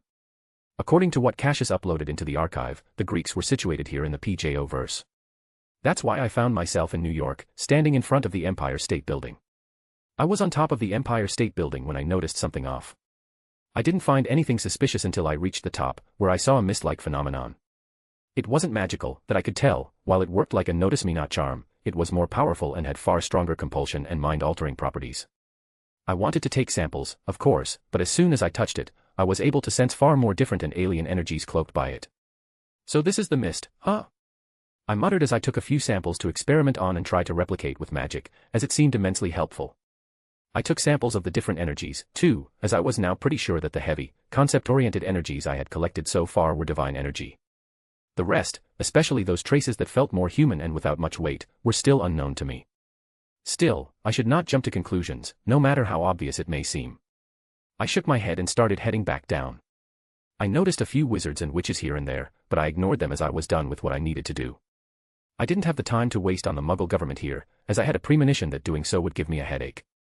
I'll leave that to Gellert, I sneered and left with an almost inaudible pop. Greece, 2 p.m., Saturday. The food here is great. Yeah, let's leave it at that. Turkey, 4 p.m. The food here is also great, and their magical community is doing way better than their neighboring countries, and most of the European ones, too. I didn't find any new energies, but I did hear some very interesting news about discovering new tombs. I ventured south for the rest of the day and visited some of the Arabian magical communities, found some other interesting things before heading to Egypt 2 hours after nightfall. Sunday, Egypt 7 a.m. Problems just keep piling up, don't they? I said to myself as I prepared to leave India and head to a desert somewhere. I have collected enough samples of divine energy and other trace materials to attempt replication using my own essence. If I can become a god from the get-go, I will do it. I am far too old for the Shounen protagonist route. Monday, 1:30 p.m. I stood somewhere in the vast emptiness of the Arabian desert. The sun was high and merciless, the heat scalding, a palpable force radiating from the sky above and the sands below. Mirages shimmered in every direction, the air wavering from the intense temperature. This place is good enough, I muttered as I looked around and started casting a few wards to keep the area for a mile and a half inaccessible and undetectable to anyone else. It was a precaution against being interrupted while attempting what could be considered a stupid move. I didn't actually know what combining these traces would accomplish, nor if absorbing or recreating the energy would succeed. I waved my hand and conjured a carpet to sit on, then started arranging some of the vials I had gathered, making sure to save samples for later. I started by uncorking the vial of divine energy trace that I got in Italy, before guiding it into the transparent sphere of energy I had hovering over my left hand. I did the same with some others, testing for any incompatibility by observing the energy's behavior. There were some polarity reactions, but they settled as soon as I added some of the spiritual energy traces I had found in Africa and India. Still, no matter how hard I tried, the energies didn't seem to want to combine. What if I added this? I asked myself, looking at the thick, silver-colored wisp of energy moving inside a small glass vial. I didn't know what this energy was, but I knew for sure that it was of mortal origin. As soon as I added this wisp into the sphere, it went directly toward the unstable, constantly shifting marble of divinity that was trying to take form. In that moment, I felt the world go quiet. I was in the desert, so I imagined it couldn't get quieter than that. Yet, I was wrong. It felt as if the world was holding its breath. Was it in anticipation?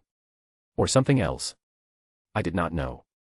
Yet as I stood there, watching the marble-sized divinity in my left palm spin and shift, I was struck with inspiration. An epiphany, if you will, and I instinctively knew that if I wanted to succeed, I needed to add my own energy into it. I needed to erase all lingering will and influence that the divinity I held possessed. And so I did. I started to slowly infuse my magic, pure, holy power, into it, slowly and methodically. I don't know how long the state lasted, and I didn't care either, for as soon as everything clicked into place, I felt the world become more vibrant and alive. The marble-sized energy in my hand looked like a transparent golden glass that held a rainbow within. It was very small, no bigger than the tip of my pinky finger, yet it was also impossibly heavy, as if this small thing had the weight of the world resting upon it. Just as I was admiring it, the marble dissolved and seeped into my hand. I felt it travel through my veins, into my heart, and stop there. For about 5 seconds, everything seemed to be all right. I sighed in relief, but it was short-lived. I suddenly felt my heart ache as if stabbed by thousands of needles. I felt my blood boil, my veins heat as if transporting lava instead of blood. I became acutely aware of every small vein in my body. Then, as if to mock me, I felt the energy seeping into my head, and that's when the real agony started. If before I could hold on with sheer willpower, now even that seemed futile. So this is how I die, huh? I croaked before I fell face first onto the carpet, my body spasming and twisting in pain. Aha! I yelled with all my might before I blacked out. X_A/N, sorry for the delay. I had to take care of family emergency, my uncle died, and so me and my brother, had to take care of everything, ensuring the kids are okay etc. Anyway, I just found the time to finish this chapter, and I will start writing the new one in a few hours when I am home. Thank you for your support and understanding. Chapter 20, Gellert Grindelwald. Okay, I think that's enough preparation, Gellert murmured to himself, placing an old leather book onto the pile stacked haphazardly beside him.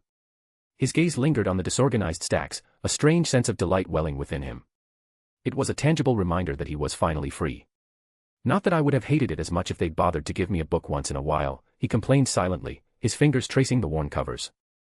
He chose to ignore the blinking thing in the corner of his vision, his feelings toward it still complicated. He groaned as he stretched his upper body, wincing at the sharp protests from his joints and muscles. He was clearly too old to sit and read for days on end. Yet, for all the aches and the lingering pain from years of physical neglect, a profound sense of happiness remained. It was the same joy he remembered feeling as a child, back when he first began learning magic, a time full of wonder, fascination, and pure excitement. Oh, what a joy that had been. A soft smile touched his lips as the memories flashed through his mind. He slowly lay back on the soft carpet, his spine gratefully loosening as it met the plush surface. His gaze drifted upward, tracing the lines of the well-lit room before settling on the chandelier magically suspended in the air, its candles flickering a few feet above the endless rows of bookshelves.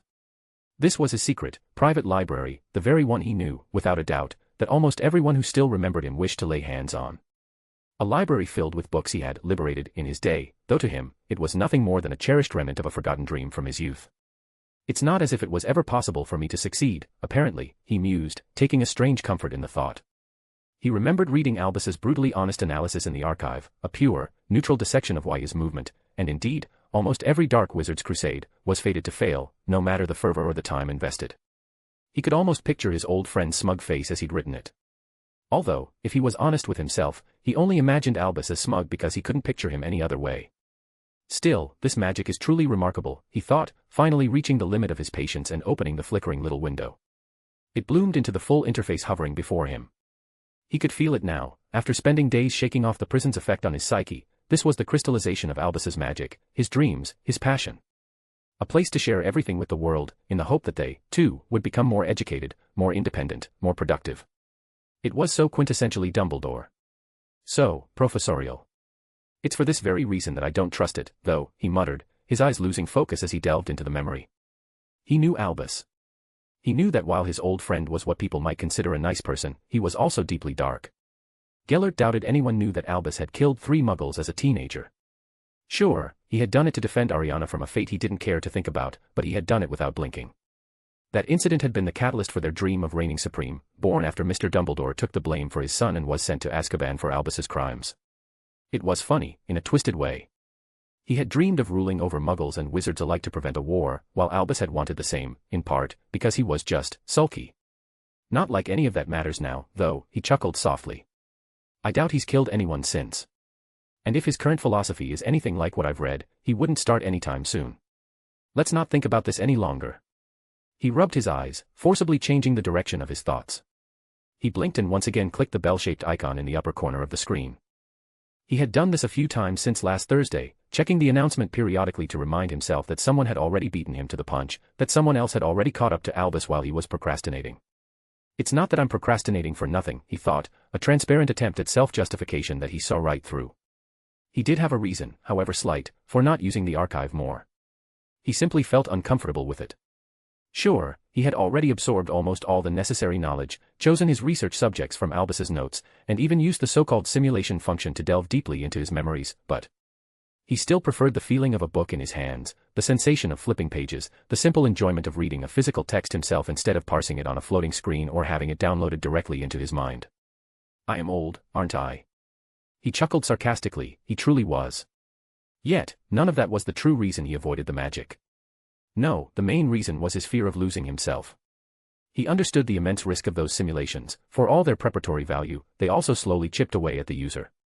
He'd first noticed it after his initial session, when he rediscovered a habit he thought he'd lost in prison, the instinct to periodically cast a tidying charm on himself, to ensure he was always presentable. It was then that he began to see the archive for what it was, and it was also then that he pinpointed what truly bothered him about this new Dumbledore and the whole situation. What if this Dumbledore was more like his younger, colder self than the older, wiser one? That was a question he did not want answered. The young Albus had been far more arrogant and cold-blooded. He was a man who loved only himself, his family, and those few he personally acknowledged, and no one else. There was a reason they had clicked together like water and dye. They were too similar, and that terrified him. He was old now, and he'd had far too much time in a cell to think and reflect. He knew exactly how alike they were. He knew without a doubt that if their conflict hadn't happened, if Ariana hadn't died, they would most certainly have succeeded. There's no need to dwell on the past, he thought, slowly sitting up and supporting his weight on one hand. Huff. He stared at his slightly shaky hands, clear evidence of how weary he truly was, and finally made up his mind. There was no need to fear losing himself when he would always be Gellert Grindelwald. Sure, he might regress a little, but that could also be a good thing. It would make him more malleable, something he found difficult in his old age. He nodded to himself, the internal debate settled, and raised his head. Tipsy, he called aloud, summoning his trusty old house elf. Tipsy is here, Master Gellert. A house elf with a wrinkled face and a pair of eyes too big and innocent for his aged features appeared. His long, droopy ears framed a face clad in a butler's costume. Gellert's eyebrow twitched slightly as he readjusted, for the 1000th time, to the butchering of his name. It was pointless to retry teaching Tipsy proper pronunciation after all these years. Yes, Tipsy. I need you to do something for me. Tipsy is ready to serve, sir. The bright, hopeful eyes staring back at him made Gellert feel a pang of guilt for not freeing the elf before being sent to prison. But he also knew Tipsy would likely have chosen to die rather than be freed. All right, Tipsy. First, take me back to my bedroom. Then, please prepare something for me to eat. Yes, sir. Tipsy saluted before extending his wrinkly hand. Your hand, please, Sir Gellert. Gellert sighed and did as he was told. With a soft pop, they vanished from the library and reappeared in his bedroom. As soon as they arrived, his old house elf bowed and vanished with a soft pop to prepare the meal, leaving Gellert to his own devices. Gellert walked slowly toward the large window that overlooked a turbulent ocean, its waves crashing against the rocks of a cliff far below, generating a soothing, rhythmic sound. Of course, none of it was real. The scene was an intricate illusion woven into the glass itself, designed to appear perfectly realistic to the viewer. In truth, the safe house was nestled invisibly within a bustling Muggle housing district. Gellert swiped a hand through the air, and the scene outside the window shifted. Now, it showed a deep forest with towering trees and lush greenery, the sounds of birds and hidden animals making the illusion feel almost tangible to anyone who didn't know better. This house was a masterpiece of enchantment and warding, so subtle that no magical less sensitive than he could possibly distinguish it from the other homes on the street. Now this is how you make a safe house, he thought smugly, turning as he heard the distinctive pop of his trusty house elf returning with the food. A small table set for one stood a few feet from the bed. A vase of blue roses served as the centerpiece, flanked by 3 plates of food, a napkin, and polished silverware. Gellert sat and began to eat while Tipsy stood attentively at his side, one hand behind his back and the other holding a towel over his forearm. Gellert had no idea where the elf had learned such formal service, nor did he wish to ask. He lacked the mental fortitude to decipher a house elf's thought processes, a pursuit he had deemed far too effortful long ago. Tipsy, I am going to be unconscious for a while. A week, maybe more, Gellert said after swallowing a bite of food. He cut a piece of his steak as he continued. I need you to check on me periodically to ensure everything is all right and give me a full report when I wake up. Is Master Gellert be doing a rank up, sir? Tipsy asked, his tone innocently curious. You know about that?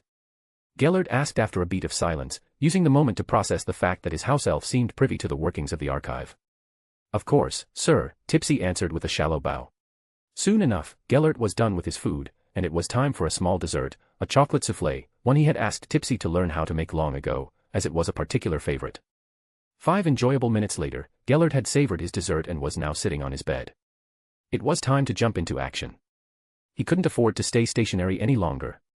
Tipsy, I will be starting now, so pay attention, Gellert called out to his house elf, who was muttering to himself about Merlin knows what. Was Tipsy too old and demented already?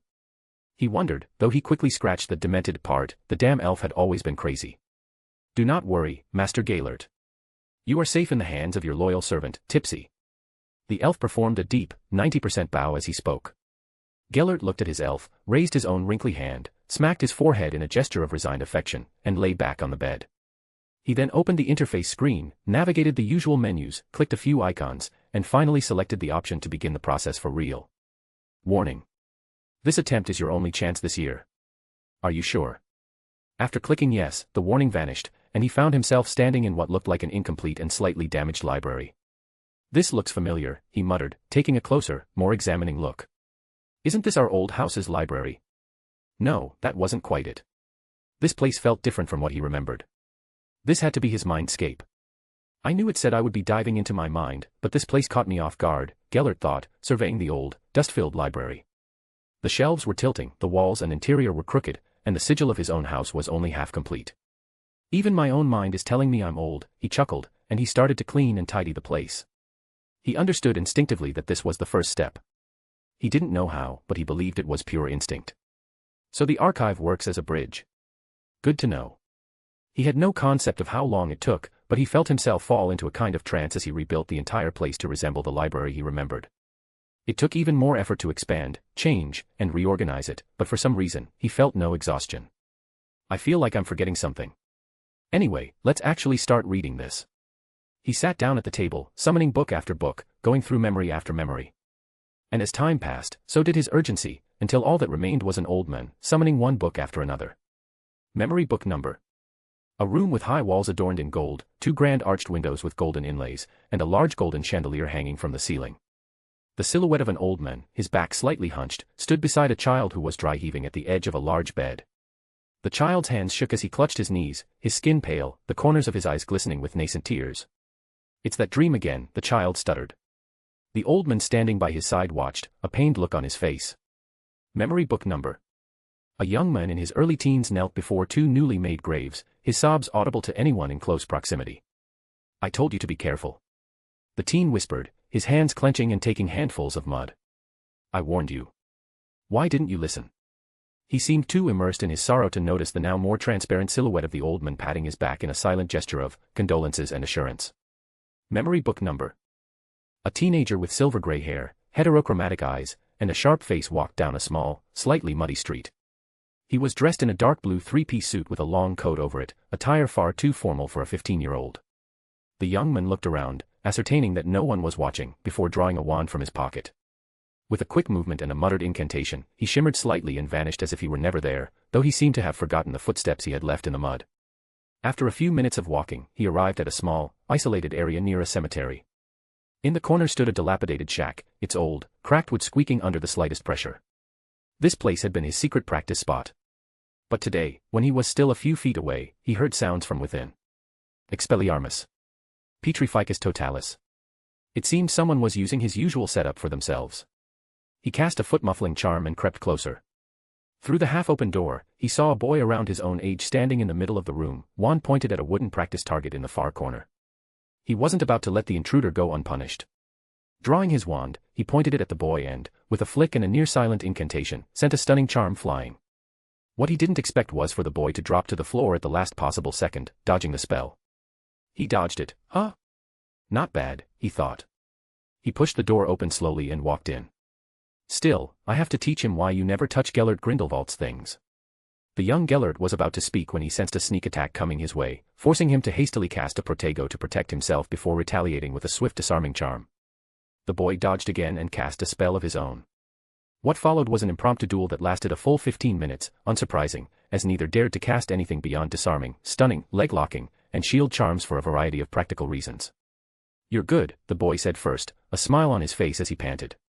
"I haven't met anyone else my age who can do that." "You're good too."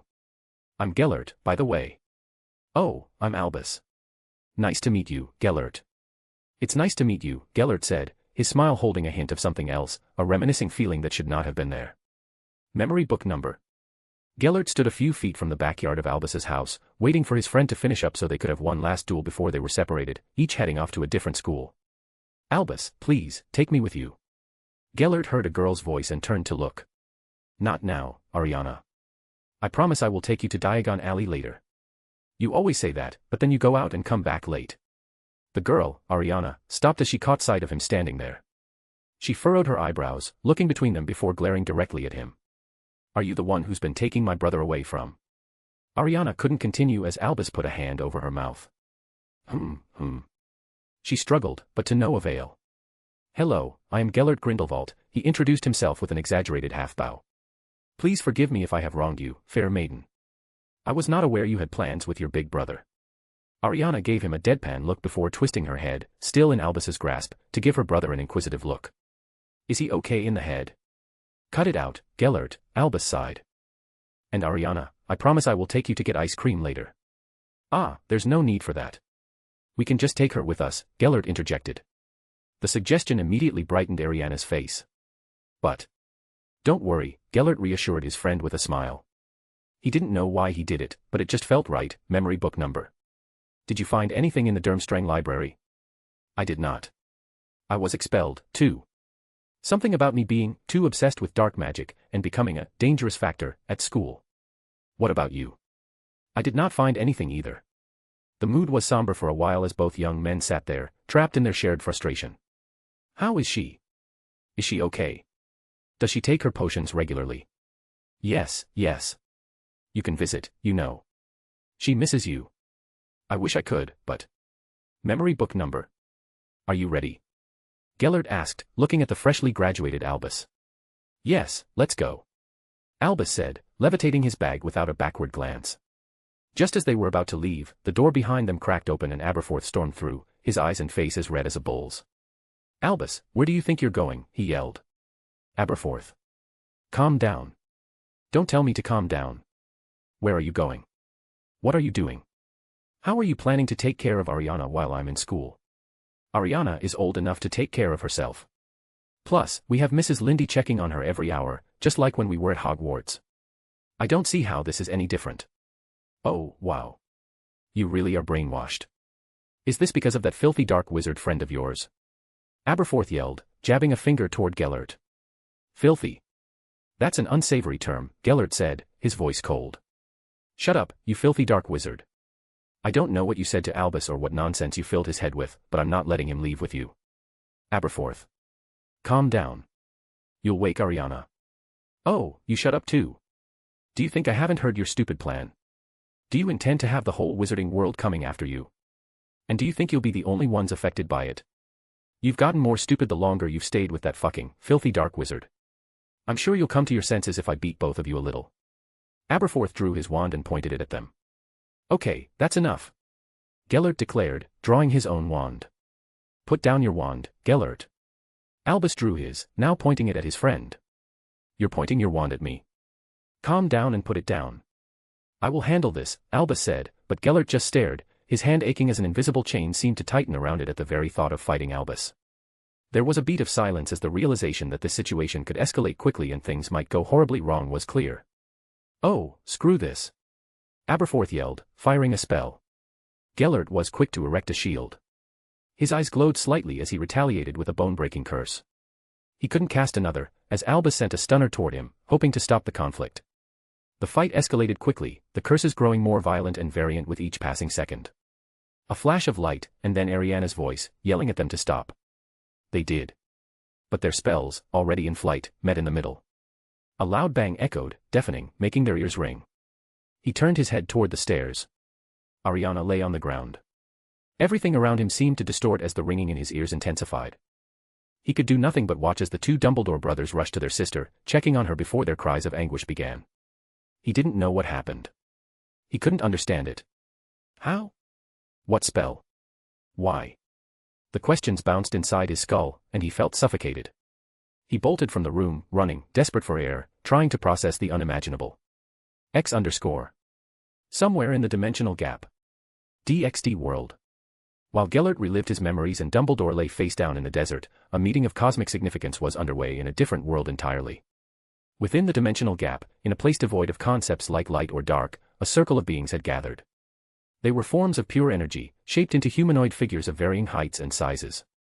Some possessed extra arms or a third eye, but all shared the same essential nature, sentient power given temporary shape. The only distinction was the density and color of their energy, some a shade or two fainter than others. These beings were gods. Or at least, that's what they preferred to be called. Let's get this over with quickly, one of them, a being of crackling blue lightning, boomed in a voice like thunder. Some of us have work to do. We all have responsibilities, Zeus. Be silent and be still, replied another, a mix of gray, silver, and faint gold, his tone calm and collected. Ugh, can we please start the update before these two start biting at each other, a feminine voice interjected, warm yet fierce, her tone more resigned than anything. I agree with Amaterasu. Let's begin before Zeus and Odin start arguing over, well, everything, added another. All right. A single, calm voice cut through the chatter, drawing the attention of all. It belonged to a being of crimson energy, so dense, condensed, and tightly leashed it seemed to warp the space around it. Let's begin. Zeus, your update. Have you found anything substantial? Nothing new, Shiva, Zeus replied, his tone uncharacteristically serious.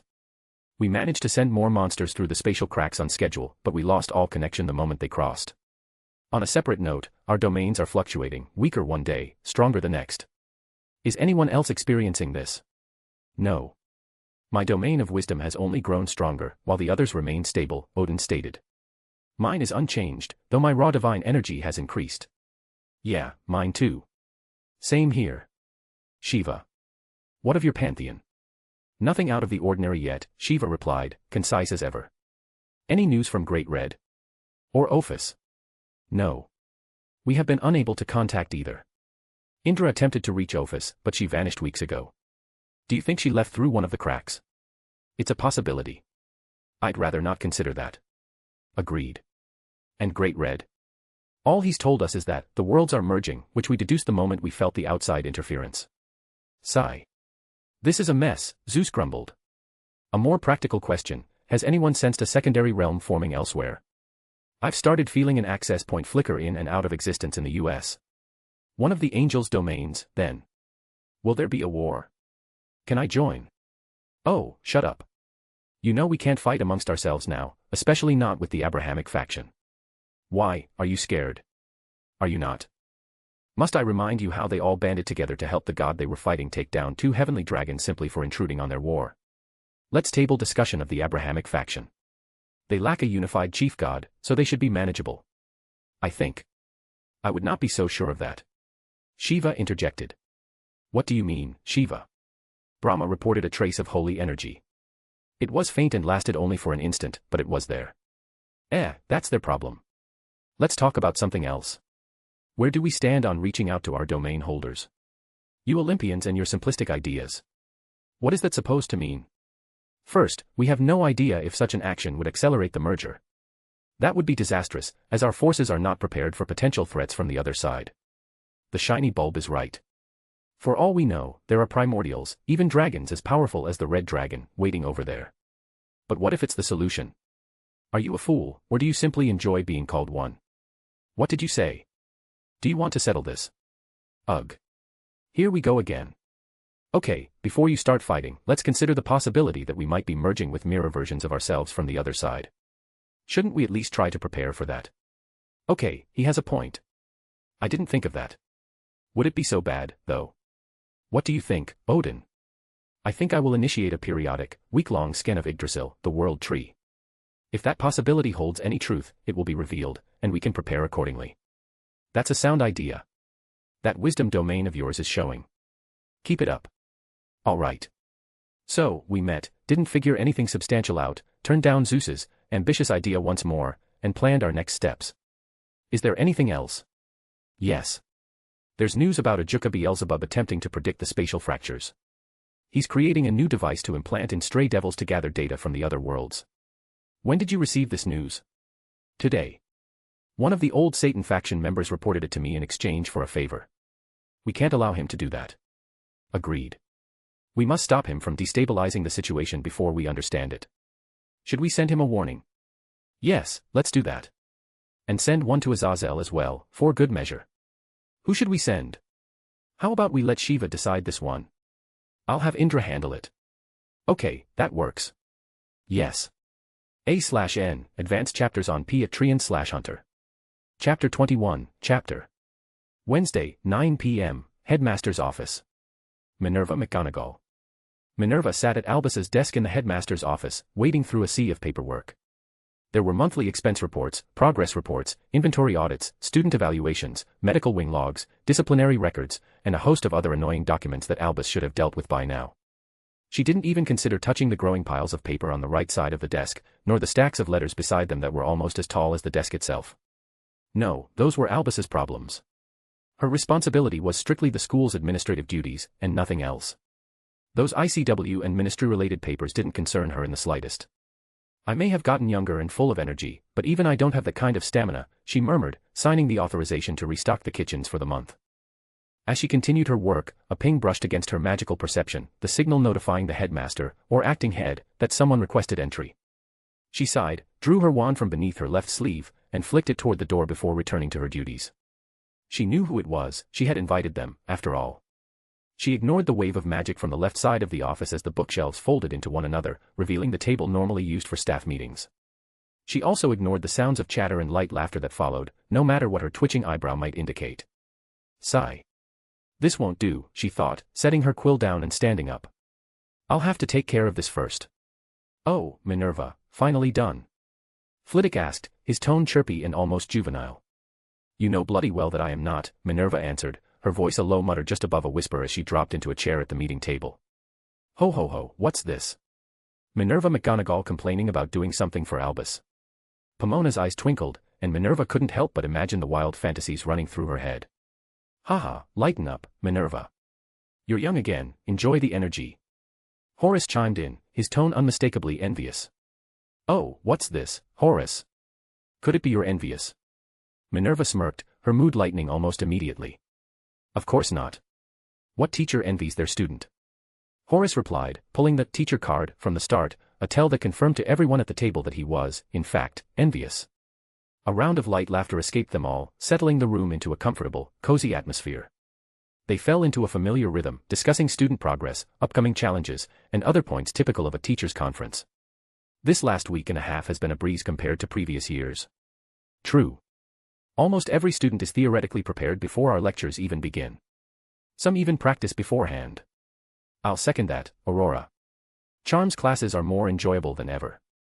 I even had a few first years performing silent casts today. Oh, that's nothing. My third years discovered how to use the archive to optimize potion making by using something called the Roar Room simulation. I don't know how they found it. I spent 10 minutes searching for it after class and found nothing. Oh, Horace, you poor thing.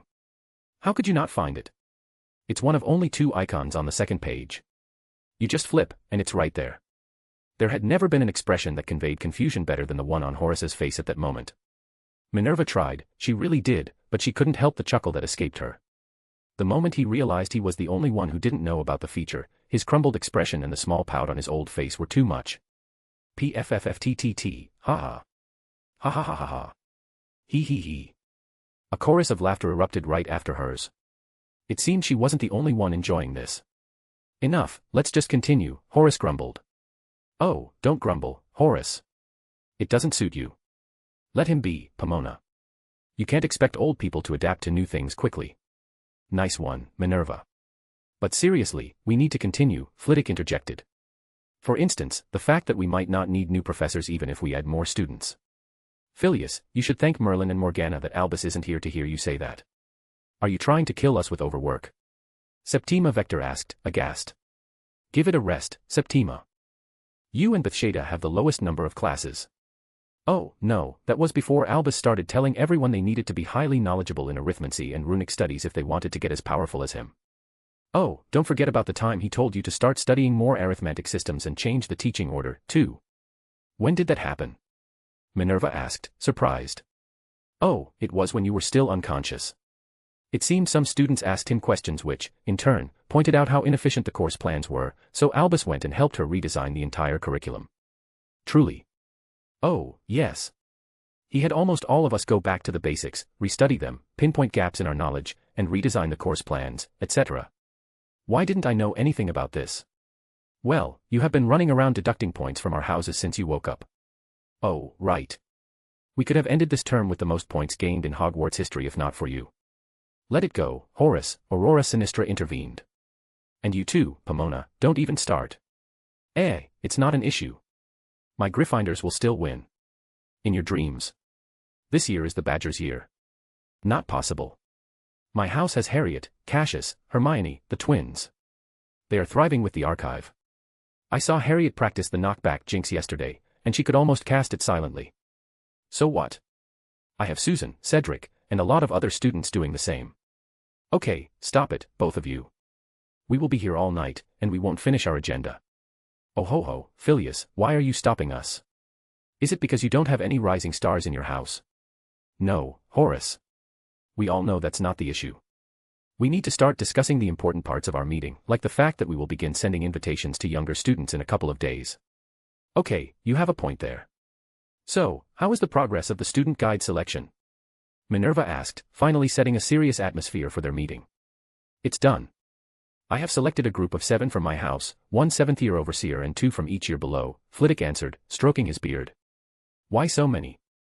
I only selected 3, Pomona asked with a puzzled expression. Oh, I didn't choose them. They were the ones to suggest the formation, as it allowed them to manage their own time while still fulfilling their duties. I merely approved the best from the pool of names they submitted, Flitwick replied with an almost victorious tone. Ravenclaws, Pomona shook her head. She then turned her attention and asked, what about you, Horace? Oh, I selected 5. 1 7th-year and 4 6th-year students. That's a good selection. What about you, Minerva?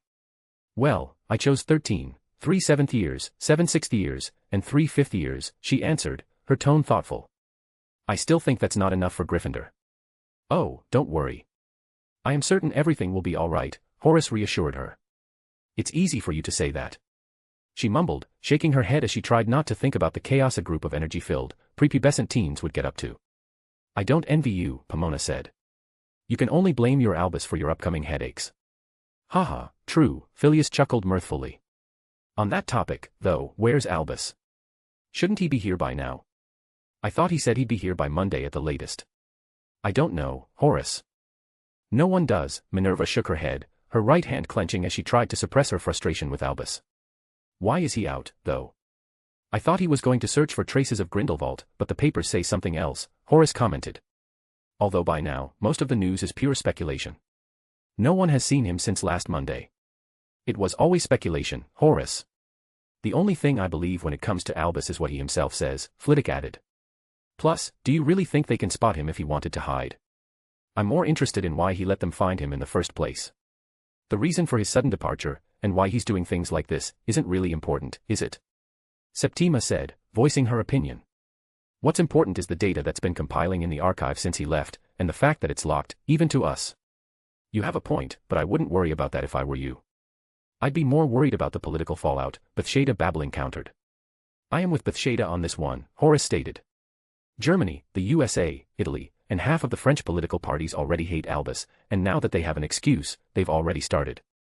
Don't forget our purebloods too. They have been quiet so far, but who knows when they'll start getting uppity again, Pomona pointed out, as if it were the most obvious thing in the world. Yeah, it's weird that they haven't tried anything yet. True, I would have forgotten about them if Pomona hadn't pointed that out. Ha ha ha, Minerva chuckled, a knowing smile on her face. It seems you have forgotten something very important. Albus is on a mission, and he will make sure he succeeds, even if by force. You've seen the data. He's not going to give up until the very end. The stakes are too high for him to keep playing politics. Silence fell over the table as her colleagues digested her words. They might not show it, or try not to think about it, but they knew what she said was true. Sigh. Phileas sighed loudly, breaking the silence and the tension that had started to build. Let's stop talking about this for now. It's useless to speculate on what Albus will do, we all know it's futile.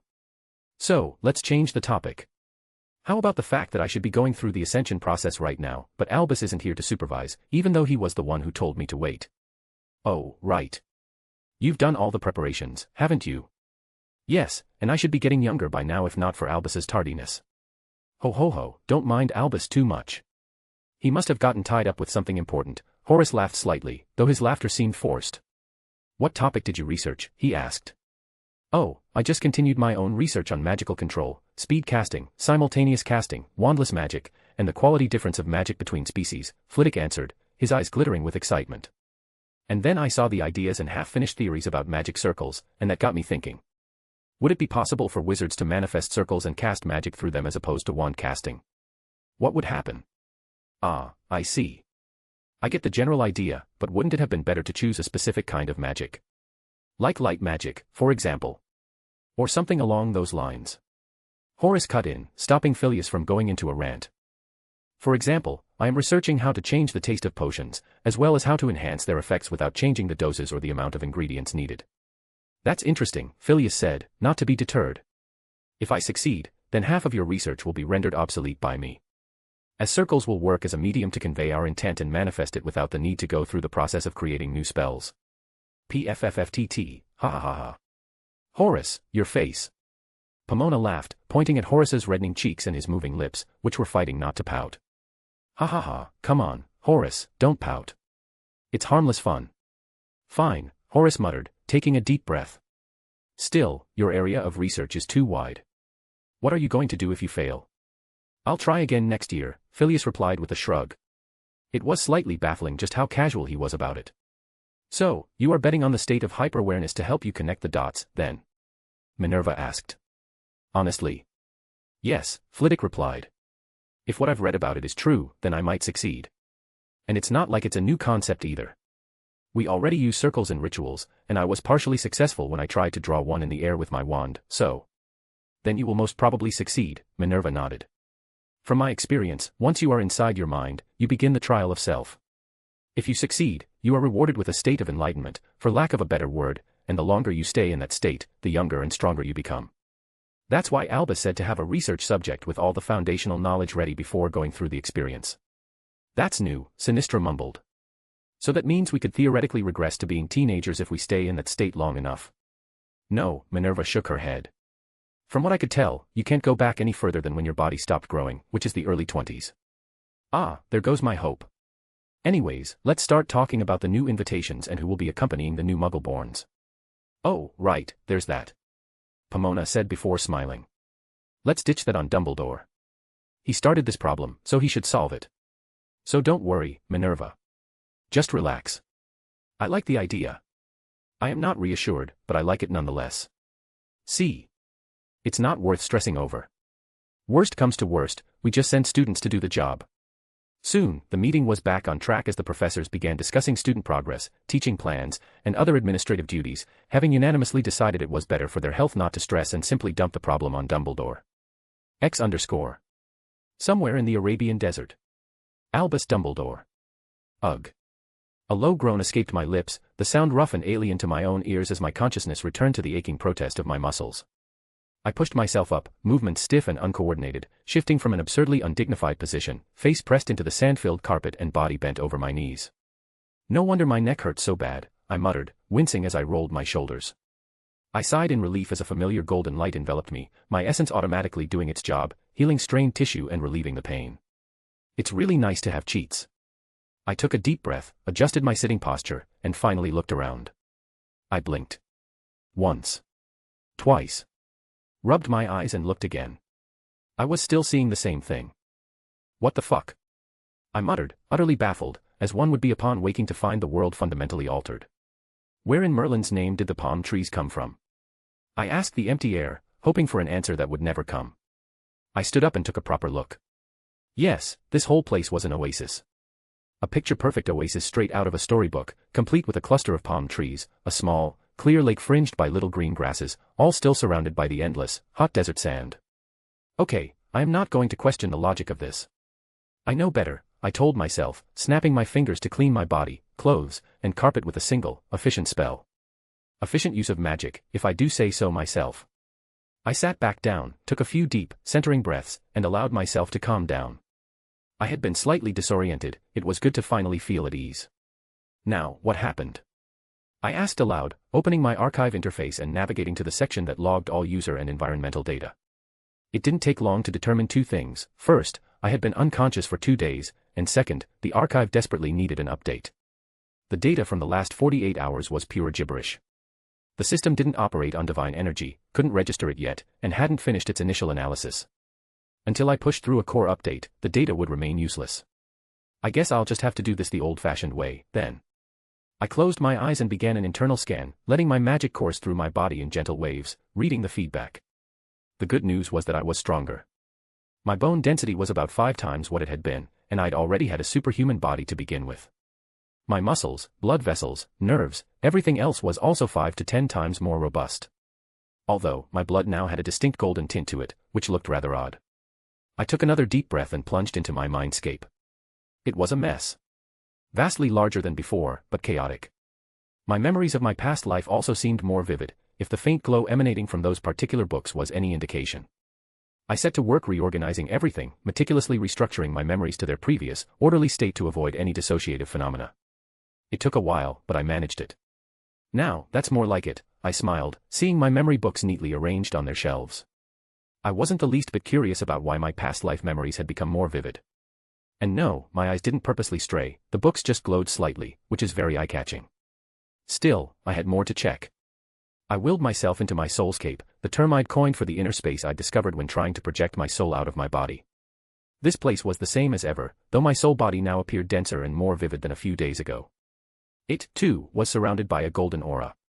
Most notably, the contract tattoo on my soul seemed to have faded, its intricate edges almost completely gone. Does this mean the contract will dissolve by itself once I finish the job? I asked the silence, not expecting an answer as I was alone in my soulscape. I took a closer look at my reactor core. It was now slightly larger, with a dense, rainbow-colored energy swirling inside. I had already noticed this energy circulating through my heart, I just hadn't paid it much attention before. I guess my mind was more messed up than I realized, I thought with a frown before shrugging. It wasn't a problem yet, so why make it one? Still, I seemed to have succeeded in acquiring divine energy, though it was still a relatively small pool. And for some reason, the knowledge of my domains hadn't been automatically installed into my head like those stories and fanfiction said it would.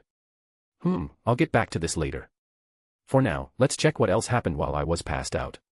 It took me a few minutes of browsing through the archive to check the news.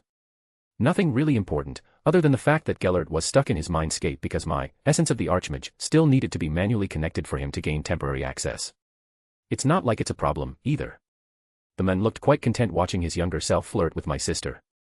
I sighed inwardly and finally established the connection, feeling a conceptual jolt ripple through the link.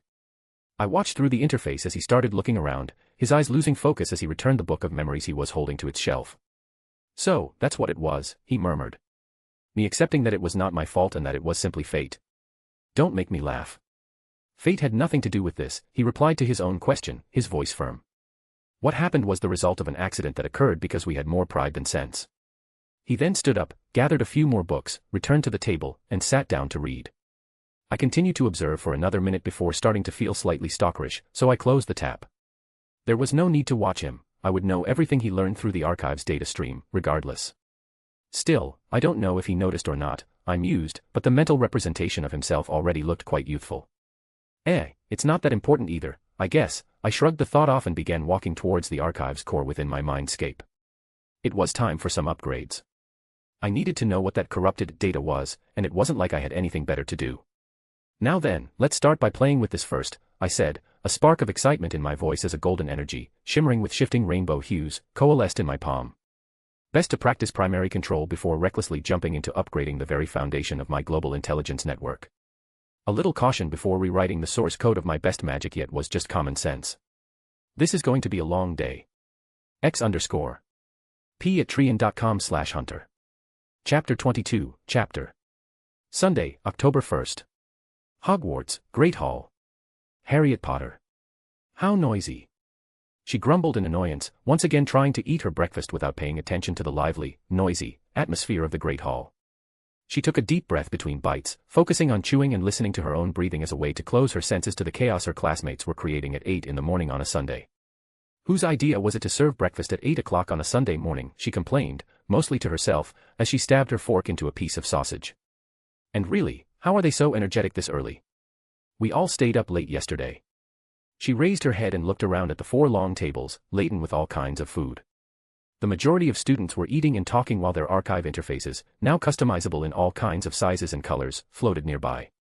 Some were discussing them animatedly, while others stuffed their faces with food, relaying messages through the archive, as was apparent from the arrow-like shapes flitting in and out of their interface boxes. She sighed, took a bite of bacon, and looked to her side, where Hermione, her best friend, was munching on a piece of toast while staring intently into her own interface. Harriet wanted to say something, but she couldn't really fault them. She understood why this was happening. She would be doing the same once she had her fill. It was just, couldn't they have been a little bit quieter? She shook her head in resignation and began the breathing exercise that was now mandatory for all students. It helped calm her rising irritation, though it unfortunately didn't block her sense of smell or hearing. She was still acutely aware she was in the Great Hall. She could still smell the food and hear the clatter of cutlery, the sound of chewing, and the ruckus of loud conversation. It's all because of the update, she muttered quietly. Now all the peaceful Sunday breakfasts are gone with the wind. Her mind drifted back to how it all started. Flashback. Friday noon, lunchtime, Great Hall.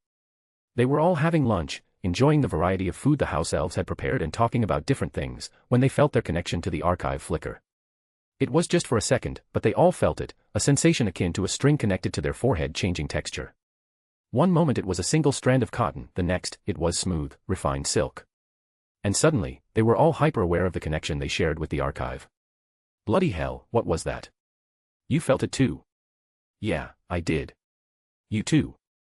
That was when everyone started opening their interfaces to check what had happened, and the frenzy began. Fucking hell, what happened to our archive? We're still not used to the old one and now there's a new one. Just click on something and see what you'll find. Hey guys, check this out. There's a ranking system. Yeah, I just saw it. I'm still trying to figure out why it gave me a red-colored E- as a rating. Wait a minute, you too? Yeah. I tried to check why, and it got snarky with me, saying it was a shame it didn't have a rank lower than that. Ha ha ha ha. Mine is just a regular E, without anything. No kidding. Mine is E+. Ha ha ha ha, I win. Stop messing around and click on the rating letter. It shows you why you got that rank and what the color means. Right. It says here it takes into account all our current knowledge, combat ability, magic power, etc., and then gives us the rank based on that. My magic power is E+, but my overall rank is still E-. Mine too. Yeah, and it's red-colored. Oh, mine is orange. Really? Mine is green. Oh, I found something interesting. There's a ranking list that has everyone connected to the archive on it. Check out Headmaster Dumbledore's rank. Merlin's saggy balls. It's B-. But why is it red in color? I thought that was the weakest thing. Yeah, I just saw it. What do you think that means? I don't know, but check out number 2. Professor McGonagall. Why is she only a red-colored C-? Isn't she supposed to be, like, super powerful now? Hey, I don't know what the ranking is all about, but it feels like we are missing some information. No offense, mate, but are you slow? Of course we are. Start by going into your profile tab and reading the new update features first. Hey, no need to be mean. I just saw that, and it says the ranking system will be constantly updated as it's adapted to the larger world. Stop checking the ranking and go to the library first. There are some new features, they're all amazing. I saw that. Try reading about the new spellcasting assistant now. It's bloody awesome. Hey, guys. A quieter voice interjected, the excitement fading into unease. Is it only me that has a bad feeling about this low-ranking thing? Who cares? Yeah, what he said. I second that. Flashback end. And that was how Harriet found herself in this situation. There was a reason she had slept late and was still grumpy. The update had brought a host of new, useful, and nifty features. There was the new Deep Dive feature, for instance, which allowed a user to visit a mental realm where they could read, practice spellcasting, or even fight. Let's not forget that the fights are saved and can be reviewed by everyone, she thought, her mood souring as she remembered the video of her getting one-shot by Professor Dumbledore when she decided to challenge his simulation. Her only solace was the fact that there were multiple such videos, some where students had even tried to attack him physically and were literally slapped to death. Yeah, that had been a big eye-opener. And the same went for McGonagall. Every simulation they attempted ended with them being killed in 1 or 2 spells. That's why she had slept late and was full of exhaustion yesterday. She had been trying to learn new spells using the deep dive, but that feature ate away magic and mental power like crazy. She remembered being so dizzy afterward that she wasn't sure if she had passed out or simply fallen asleep. Hey, Harriet. She was broken out of her thoughts when someone nudged her. She turned her head and saw her best friend looking at her. What? She grumbled, leaning in. Why are you grumpy this early in the morning? Hermione asked. I stayed up late yesterday, she answered with a frown. Oh, did you do the spell assistance dive again? You know you shouldn't do that so often. That's why there's a warning designed for Gryffindors specifically, after the general prompt. Yeah, I get it. But it's so much fun. I know, but you should do it in moderation, Hermione said with a frown before changing the subject. Anyway, I was just watching the statistics section, and the new user count is skyrocketing. There's even a new general chat, but it's restricted for us students. Harriet just stared at her friend, trying to figure out why she thought she would be interested in something like that when the cause was already obvious. Did you forget about the books-shaped white stone steels that started appearing all over the world yesterday? It was in the front page in yesterday's newspaper. Yeah, I know, but didn't the papers say the ministries around the world are warding the areas off while they make sure everything is safe? Well, there's your answer. Everything is fine, Harriet shrugged. What was the use of discussing this stuff when they had rankings to worry about? Ugh. I swear it's like talking to a statue. Or a moving painting. I rarely get you to say something useful or even stay on topic, Hermione grumbled, making Harriet chuckle. Hey, it's not my fault you're interested in something we'll know all about in an hour when the morning papers arrive. Yeah. Just eat your breakfast. Harriet didn't know why, but she suddenly felt so much better. Alastair Moody. Finally back in London, Alastair muttered under his breath as he walked down the street, his appearance disguised to avoid attracting Muggle attention. Soon, he arrived at his destination, a red-colored telephone booth. He stepped into the booth, took the receiver, and dialed the number to open the passage to the ministry. He relaxed slightly for a few seconds as the booth shifted and descended, allowing a fraction of the tension from the hell he'd endured over the past few days to leave his body, not too much, though. He never relaxed too much. He took a deep breath as the booth slowed, readying his wand, tensing his muscles, and scanning for any sign of an ambush as the door opened. He ignored the stabbing pain from his prosthetic leg as he walked, his magical eye whirling madly in its socket, searching for threats. There weren't any, but he wasn't about to let his guard down. That's how they get you. He thought, they let you feel safe before striking when you least expect it. That wouldn't work on him, he lived in a state of constant vigilance. After navigating the ministry's stone hallways, he arrived at Amelia's office. He frowned, finding it open and devoid of both guards and a secretary. He waved his wand, casting a series of detection charms, before stepping inside. Lass, where's your guard? He grunted. And your secretary? We are kind of short-staffed at the moment, so I sent them to fill some other openings, Amelia grumbled, her tone betraying how much she despised the current situation. Is that why you called me? You even went as far as to use the coin. Well, owls don't reach you, and none of the other methods you gave me worked, so. Amelia replied with resignation. Figured that when I got the message. So, what's got you so riled up? You used the coin, knowing those stuck-up unspeakables won't re-enchant it without a direct order from the minister himself. Ugh, it's Dumbledore again, she answered. He went off-grid, and then, bam, 1 week later, stone steels are spawning all over the world. We have one right in the middle of Diagon Alley. The worst part is, we can't ward against it. The entire 30-meter radius around it is somehow unwardable. And we can't just close the alley, now can we, she ranted, massaging the bridge of her nose.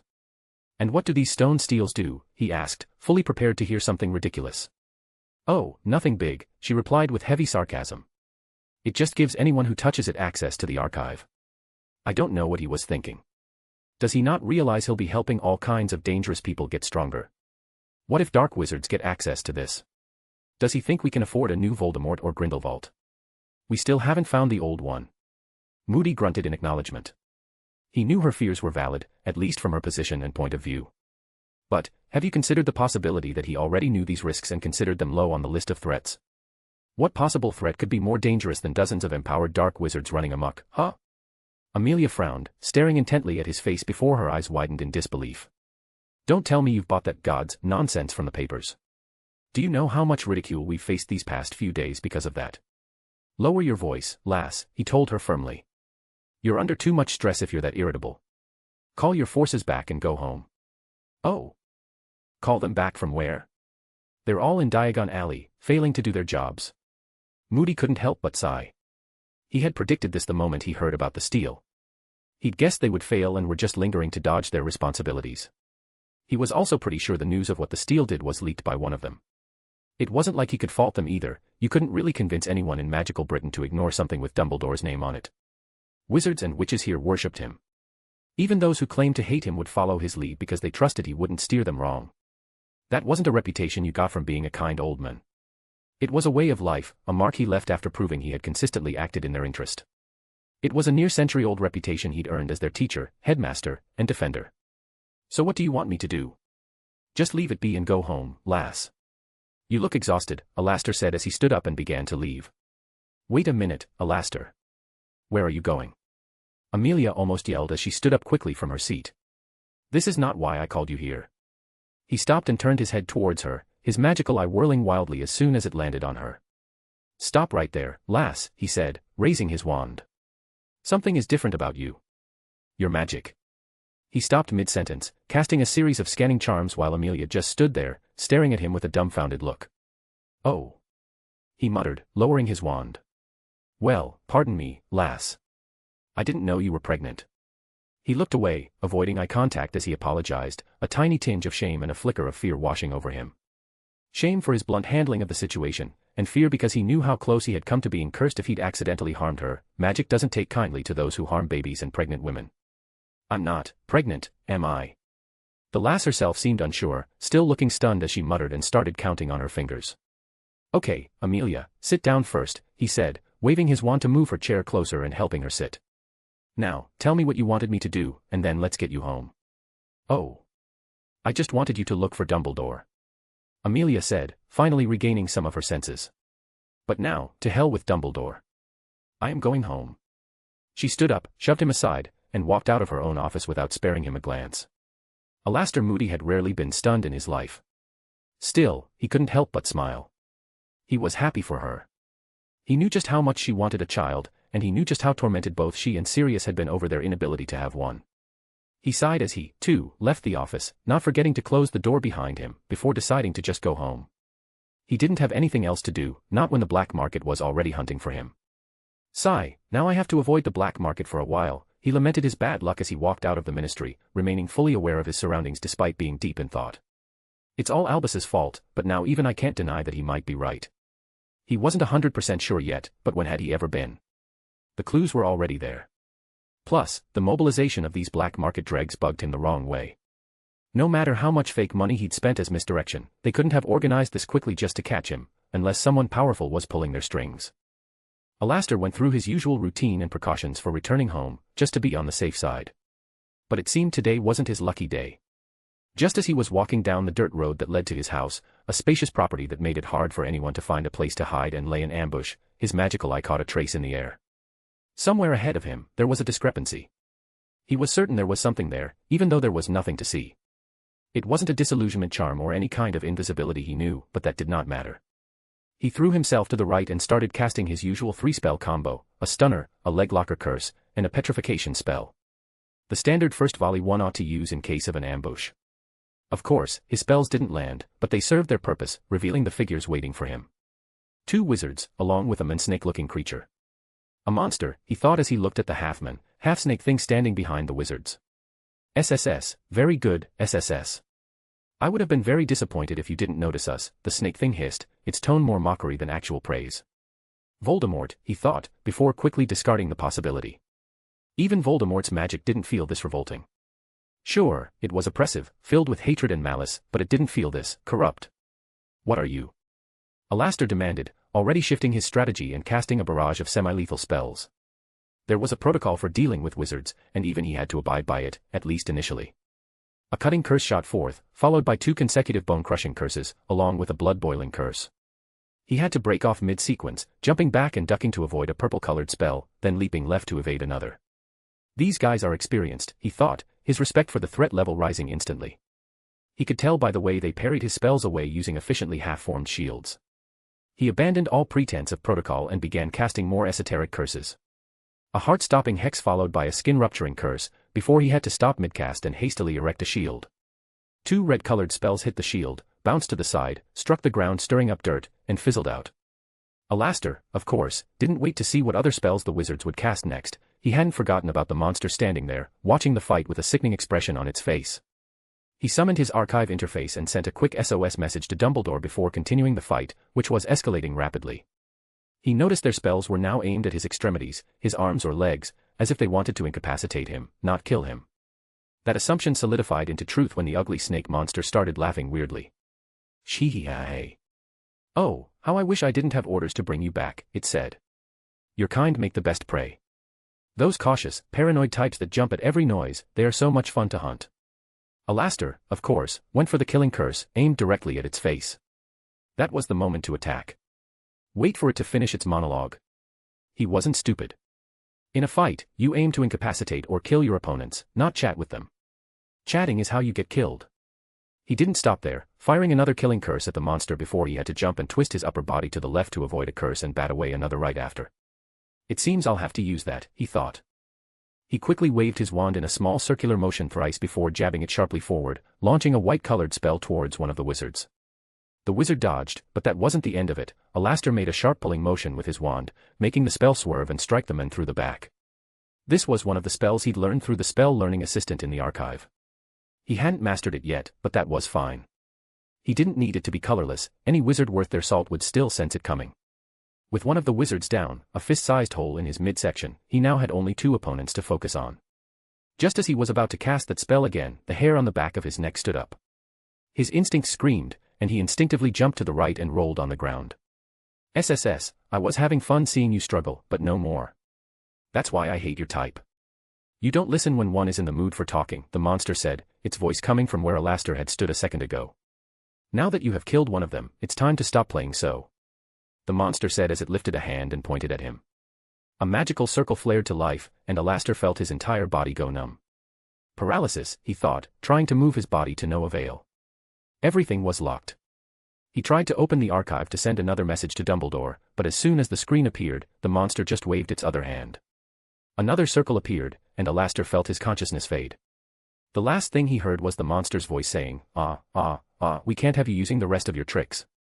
My next meal depends on whether I can bring you back or not. X. As he saw the man named Alastair Moody succumb to his paralysis and unconsciousness spells, he turned his head and saw the remaining wizard already waving his stick to get rid of the evidence. He snorted openly as the wizard turned his dead companion's body into dust, not even caring to retrieve it for burial or a pyre. These humans were disgusting. They had no respect for their food. At least he ate what he killed.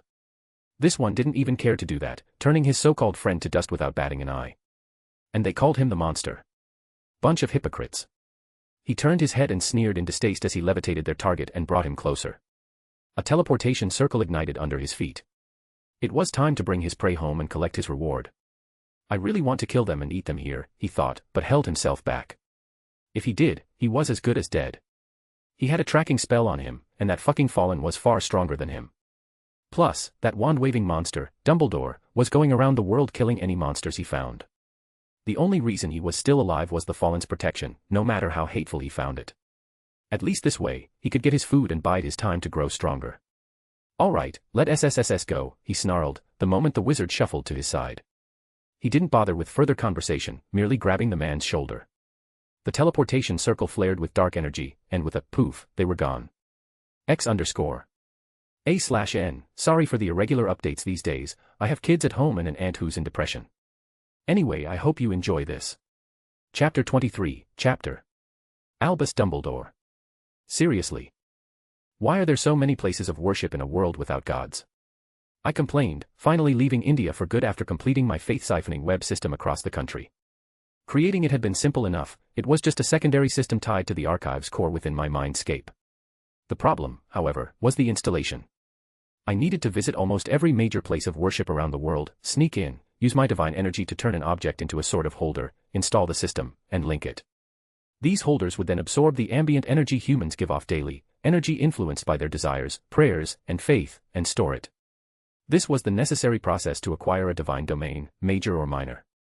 Currently, my divinity was little more than a potent energy that still needed to mature fully before I could gain a true authority. It wasn't a difficult task, just incredibly tedious.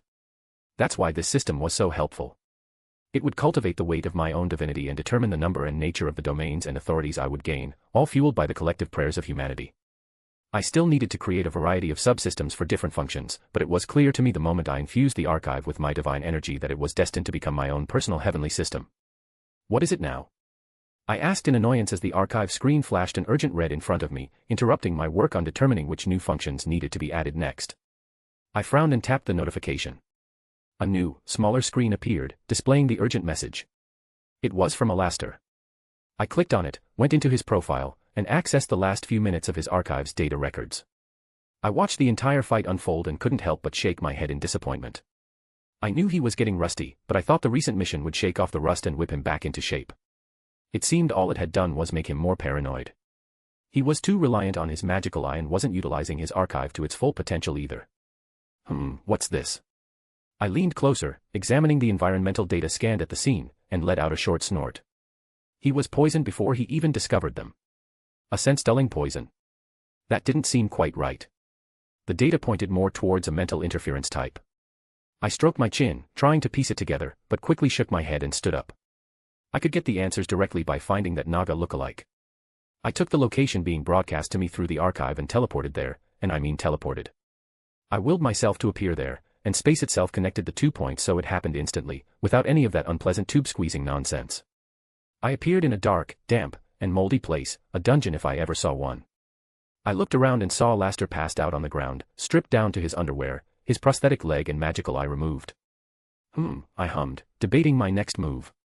I had many options, but time was short. I was in the middle of the process needed to ascertain my divine status in this world as its sole god, even if I was technically still, at best, a novice-level demigod in terms of rank and state of being. But that didn't matter, I had to ensure the gods of other worlds didn't encroach on this one. Well, let's do it this way, I decided. I waved my hand, and Alastair levitated off the ground, beginning to glow with a soft golden light. All his injuries, old and new, healed at a visible rate. His leg and eye regenerated, his damaged femur mended, his patella, tibia, and fibula were recreated, followed swiftly by the intricate web of muscles, ligaments, blood vessels, nerves, and skin. Alastair, of course, chose this moment to wake up. But he didn't stir. Instead, he regulated his breathing to appear as if he was still unconscious and stayed perfectly still, observing. His breath hitched when he peeked and saw the process of his leg regenerating. He even tried to discreetly pinch himself before finally deciding to drop the act, which was right after I caught him trying to sneak a peek to identify who was levitating him. Cough, cough, Alastair feigned. Albus, thank you for coming. Yeah, sure, I nodded. Just stay still for a few more seconds while your body finishes healing. Of course, Albus. We are friends, and have been since we were at school, Moody offered with a smile, a clear test. Moody, I just have one thing to say, Albania, 1977, was my only reply. It was an answer that shut him up pretty quickly. You know, these methods of yours will get old really fast if you keep using them. There's a reason I ask for verification whenever I meet someone, he grumbled, finally standing on his own two legs. He tapped his new foot on the ground a few times, bent his knee, lifted his leg, and then touched his new eye, closing and opening it experimentally. If you are done testing, we have to get going. I really have a lot of things to do, I said as I started to head out of the dungeon cell. I didn't bother with the door, simply forcing my will upon it and transfiguring it into a lion while keeping all its original enchantments and wards perfectly intact. What's more important than rescuing me? Alastair asked, walking with a slight limp as he wasn't yet used to having his leg back. Well, preventing gods from encroaching on my divine status in our world, for one, I replied as we walked down the dark corridor. Albus, you are going to have to actually explain what's going on if you want people to believe you. Almost everyone that hates you is trying to use the gods' story to destroy your reputation. Let them be for now. They won't last much longer, I said, turning my head to give him a knowing smirk. What are you planning? Alastair frowned. Does it have anything to do with the stone steels that keep popping up everywhere around the world? Ah, no. That's purely for educational purposes. I need to elevate the global standard of magical education, and giving people access to a system that has everything seem the easiest way. He looked at me suspiciously before grunting and turning his attention forward as we arrived at a staircase. It was strange that there were no other beings down here besides us, but I didn't care. I could sense a couple of people on the upper floor. I climbed the stairs slowly and leisurely, Moody walking behind me, still in his underwear, followed by the lion I had transfigured. He didn't seem to notice his state of undress, which was to be expected, his mind occupied with recent events and the lion that held his gaze every 2 seconds. I snapped my fingers, and the metal door at the top of the stairs crumbled into sand. Divine energy makes things really easy. Sure, I could have done the same with magic, but that would have alerted the one who placed the wards. With divine energy, the destruction was silent to the caster's senses. I still don't know why that is. I believe magic, with enough understanding and practice, could be far superior to divine energy, but I suppose I'm just not there yet. As I walked through the now open entrance, I arrived in what looked like a mad scientist's lab, or a very mad dark wizard's lab. My eyes scanned the room and immediately locked onto the only confirmation I needed. It was a dark wizard's lab. I didn't need more than eye contact to freeze its occupant in place. Who are you? What are? An old voice came from behind one of the glass tube containers, freezing mid-sentence as I appeared behind him in an instant, leaving him as still as a second statue. I didn't bother to say anything. I moved around, examining the place, my gaze passing over the different, twisted beings floating in preservation solutions. I barely registered what Moody was saying behind me as my eyes fell upon the small, lifeless bodies laid out on the tables on the other side of the room. I walked back and stood in front of the two frozen old men, not caring about the malignant smell of piss and feces they had expelled in their petrified fear. I quickly used legilimency, plunging into their minds one by one, rampaging through everything and extracting all the information I needed. Then, I extended my hands, holding one of their heads in each, and conjured fiend fire upon them before stepping back. Their silent screams were a grimly satisfying music to my ears as the cloud of white-hot rage in my mind receded slightly. I turned around and saw Alastair standing several meters away, now wearing a robe he must have summoned, his body tense. His wand was ready in his right hand, while his left clutched his old prosthetic leg and magical eye. I glanced him up and down before sighing. Go that way, Alastair, I told him, gesturing towards the stairs that led out of this basement. I need to destroy this place, and you standing there is not helping. He moved slowly, his attention fixed on me as he backed toward the entrance, the lion following him. Why did you do that? He asked, his tone wavering slightly. See for yourself, I said, sending a curated stream of the most damning memories I had ripped from the dark wizards directly to him through the archive. I began casting Protego Diabolica and watched as the light blue flames started consuming everything they touched. There was nothing left alive in this place to save. According to the memories of the thing that called itself a wizard, the next shipment of test subjects was due to arrive tomorrow. I watched as everything disintegrated, carefully ensuring the flames did not collapse the entire building by destroying its foundational structure. Soon, I dispelled the curse, and the blue fire receded into nothingness. Turning around, I came face to face with a grim-looking Alastair, who appeared utterly horrified by what he had just witnessed and learned. Let's go, I said, leading the way. We have a wannabe monster masquerading as a god to kill. Moody just grunted in agreement, and we set off. I let the transfigured lion revert back to its original door form, my desire for whimsical games extinguished by the grim reality of the lab. Muggles seemed to know more than we thought, Moody commented as he strode behind me, now fully dressed in robes he'd conjured. I hummed in agreement. I know. They have their own magical forces too. Vastly more competent than ours. What should we do? He asked. Now that the old bastard is dead, they'll know it was us. Doesn't matter. I have a plan for them.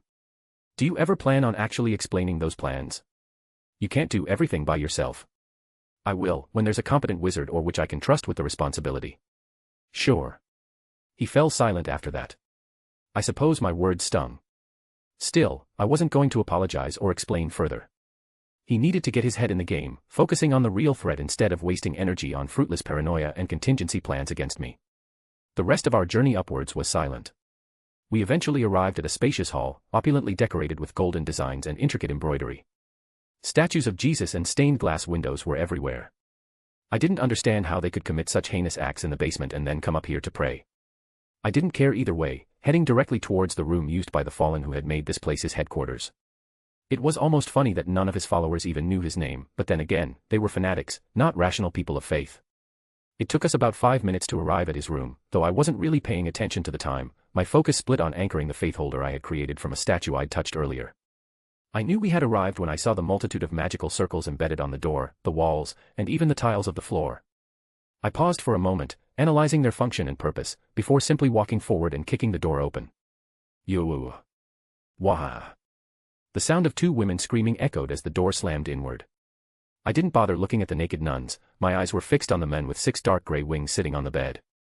He looked like a normal human, aside from the wings.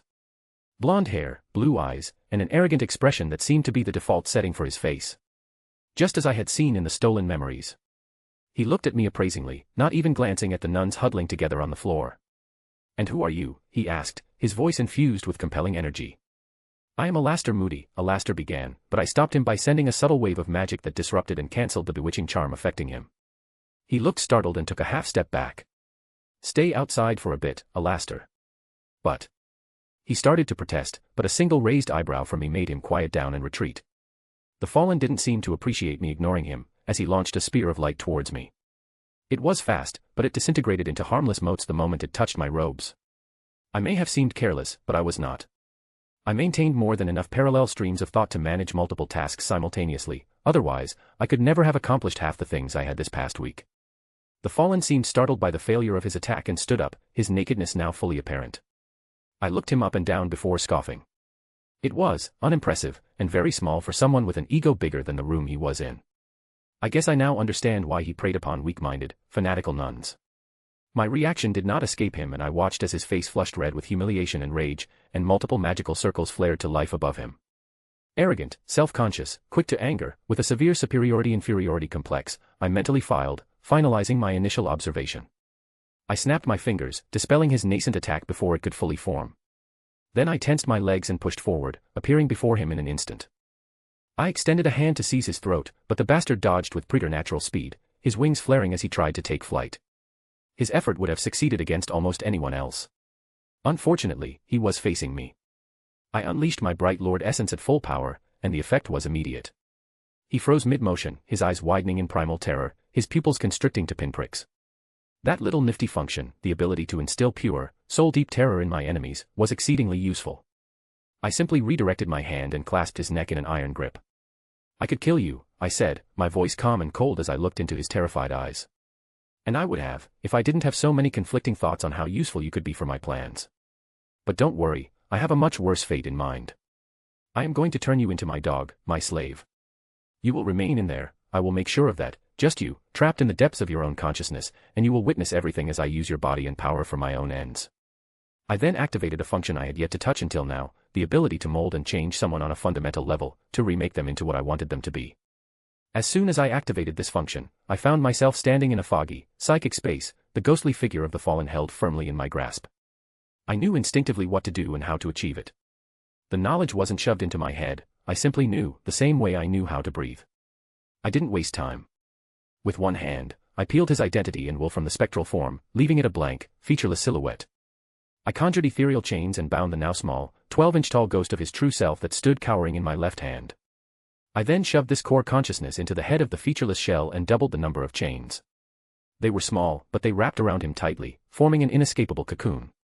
Only after ensuring he would be able to see and witness everything while being utterly powerless to intervene did I begin crafting his blank slate into my obedient puppet. The process didn't take long. Soon, my attention returned to the material world.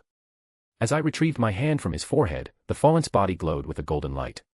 His wings turned from dark gray to brilliant white, with a golden radiance shimmering at the tips of his feathers. Before he knelt on one knee, his head bowed to the ground. From now on, your name is Slav, cough. I caught myself mid-sentence and corrected smoothly, I mean, Slaviel. And you will be my representative in this church. Your orders will be sent to you later, so make sure they are carried out.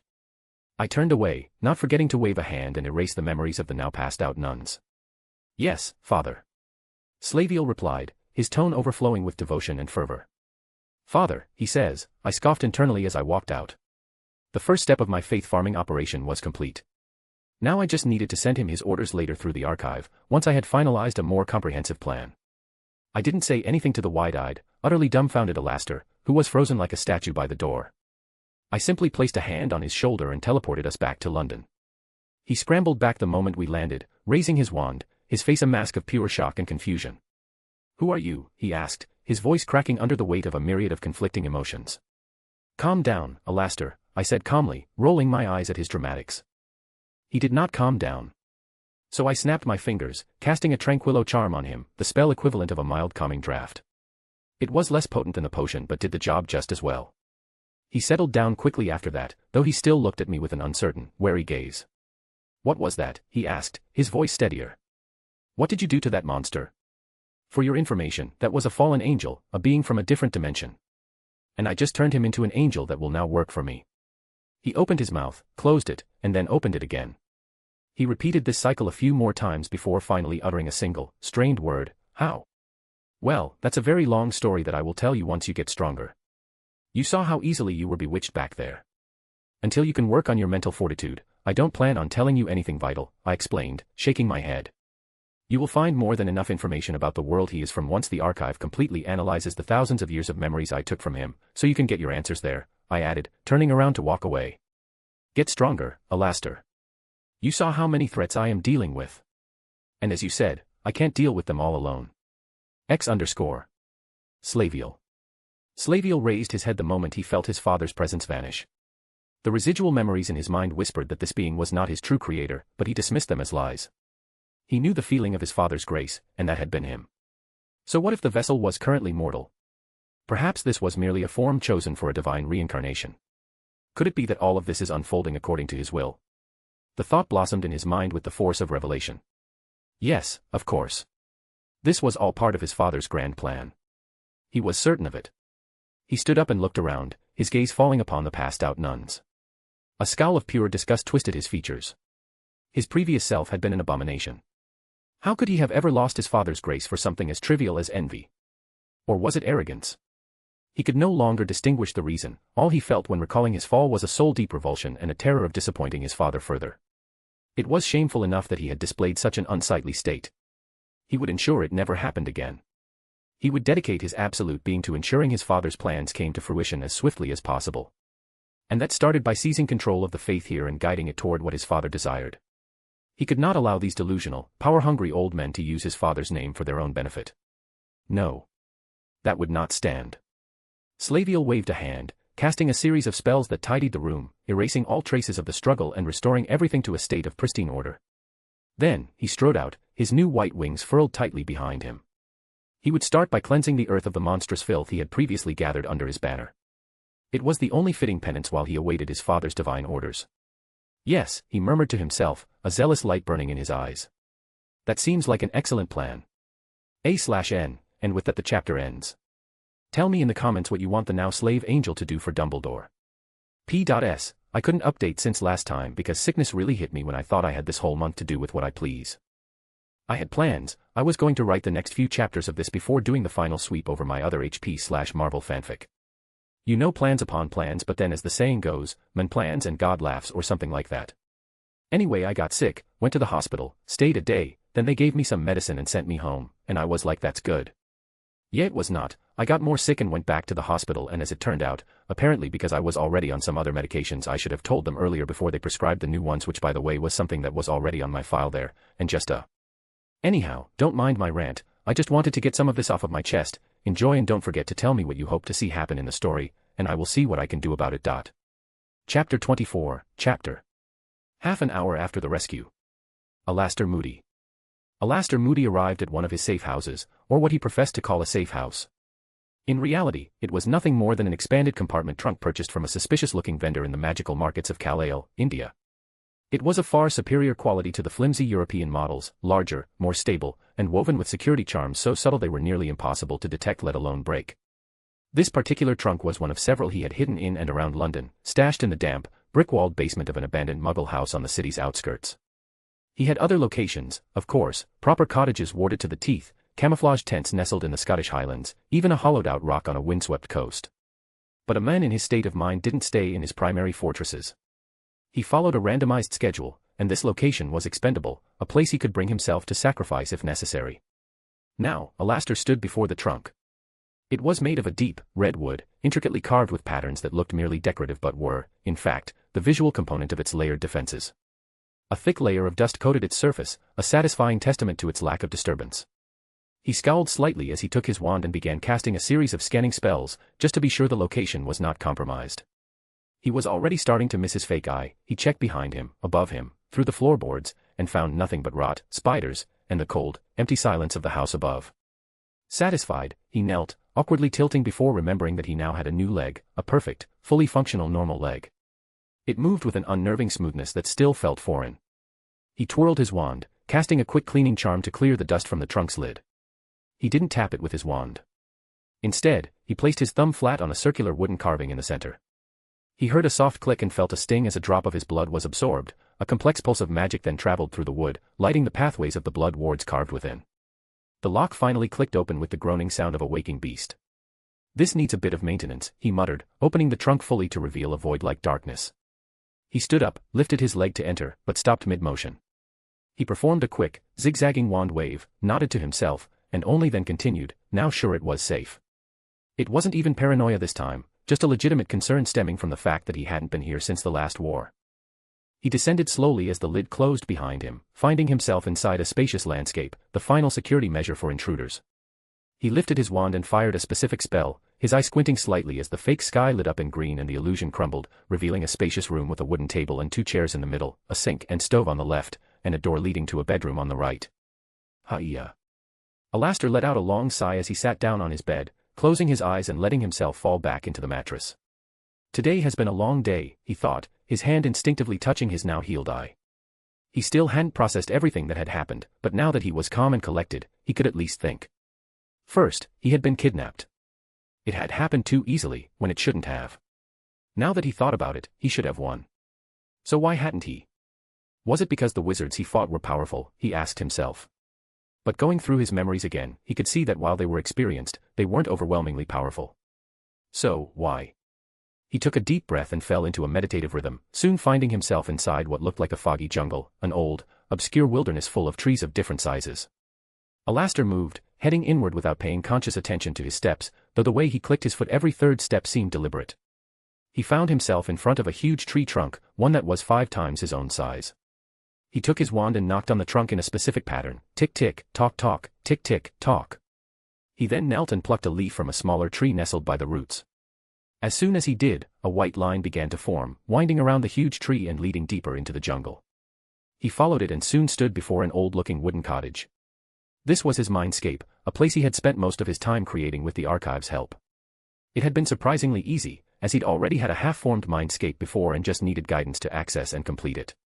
He had discovered the process when he tried to outsmart Dumbledore by using the archive to search for spells, rituals, or anything else to verify that it hadn't affected his mind. He had found a lot of things, one of which was how to access the mindscape and see the archive's access point within it. That was how he came to learn how to access his mindscape and how to build it.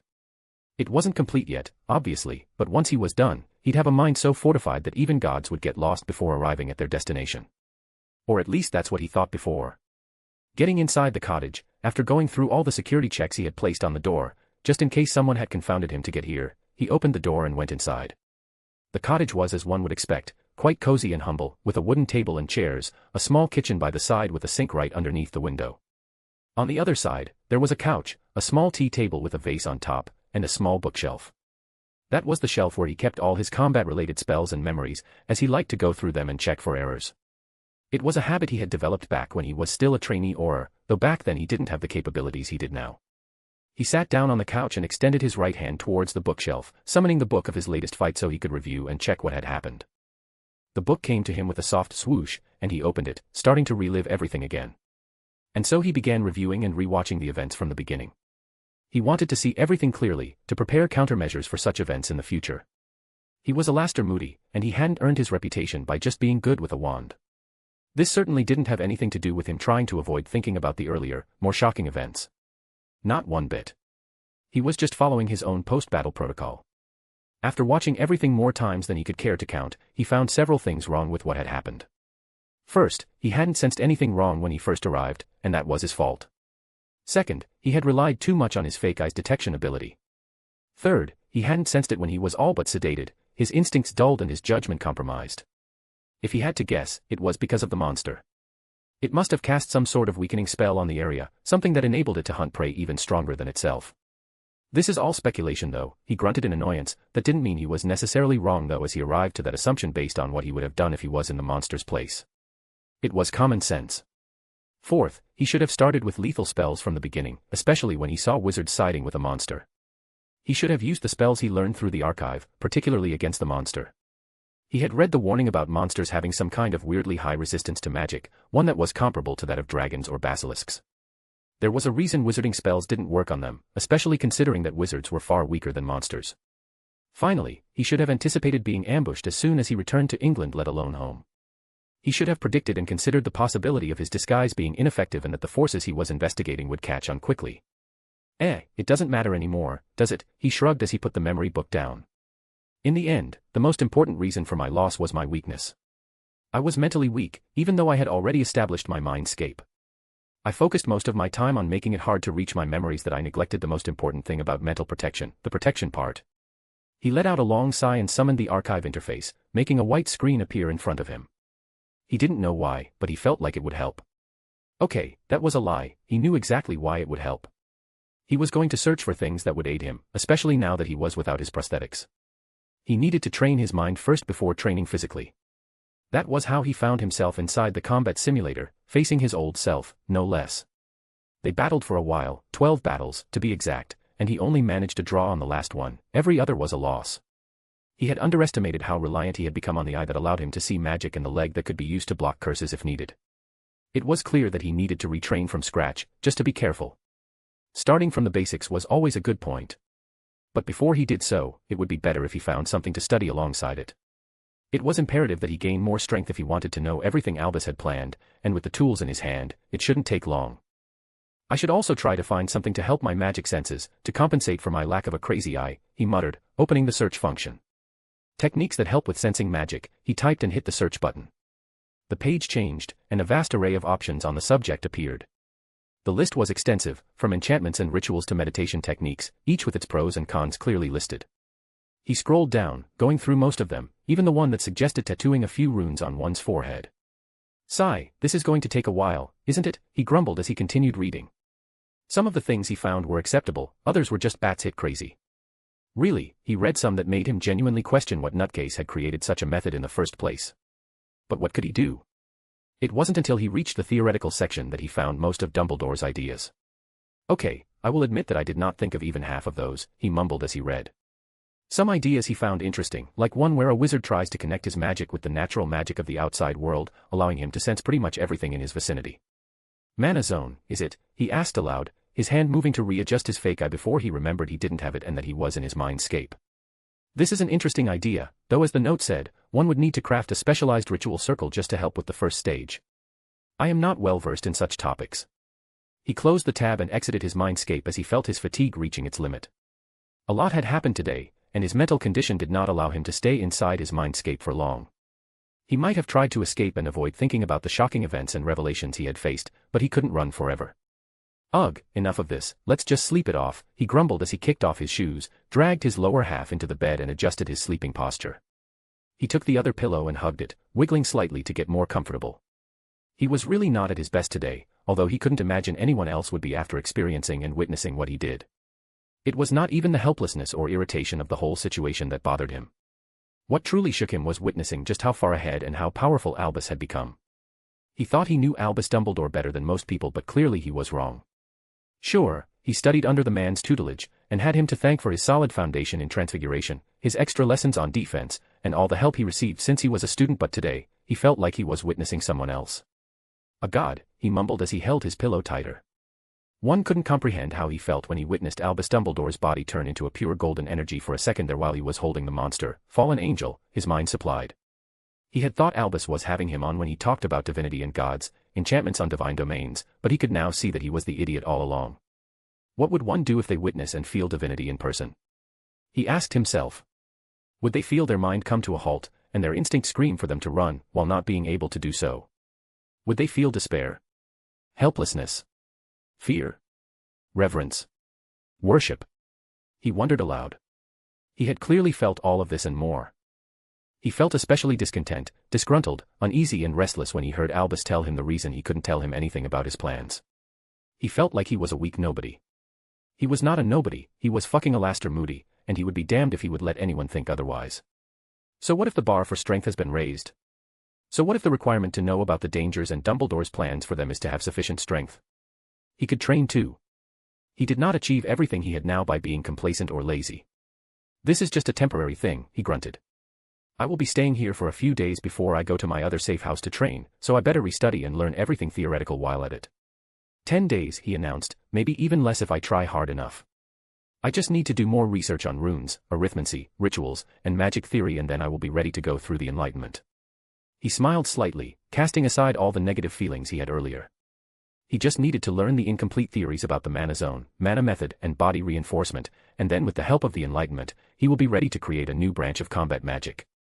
I just need to abuse the fact that time moves differently inside my mindscape and use it to my advantage, plus with the way the archive allows one to download information directly into the mind, it will much easier to accomplish my objectives.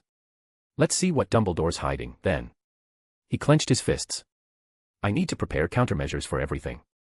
He yawned, his fatigued mind making it more apparent that he needed rest.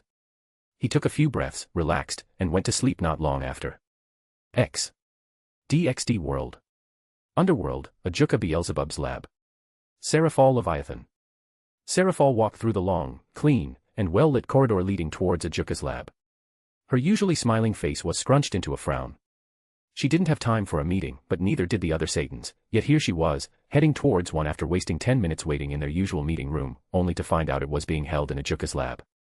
One would question how she, the Seraphal Leviathan, could make such a mistake, but that was before they got to know the notoriously asocial Ajuka, because apparently, it was expected to meet at his place, seeing as he was the one who had called for the meeting. I want to hit him so badly, she murmured in annoyance, stomping her feet as she walked. And why didn't he lift the teleportation restrictions if he wanted me to come here?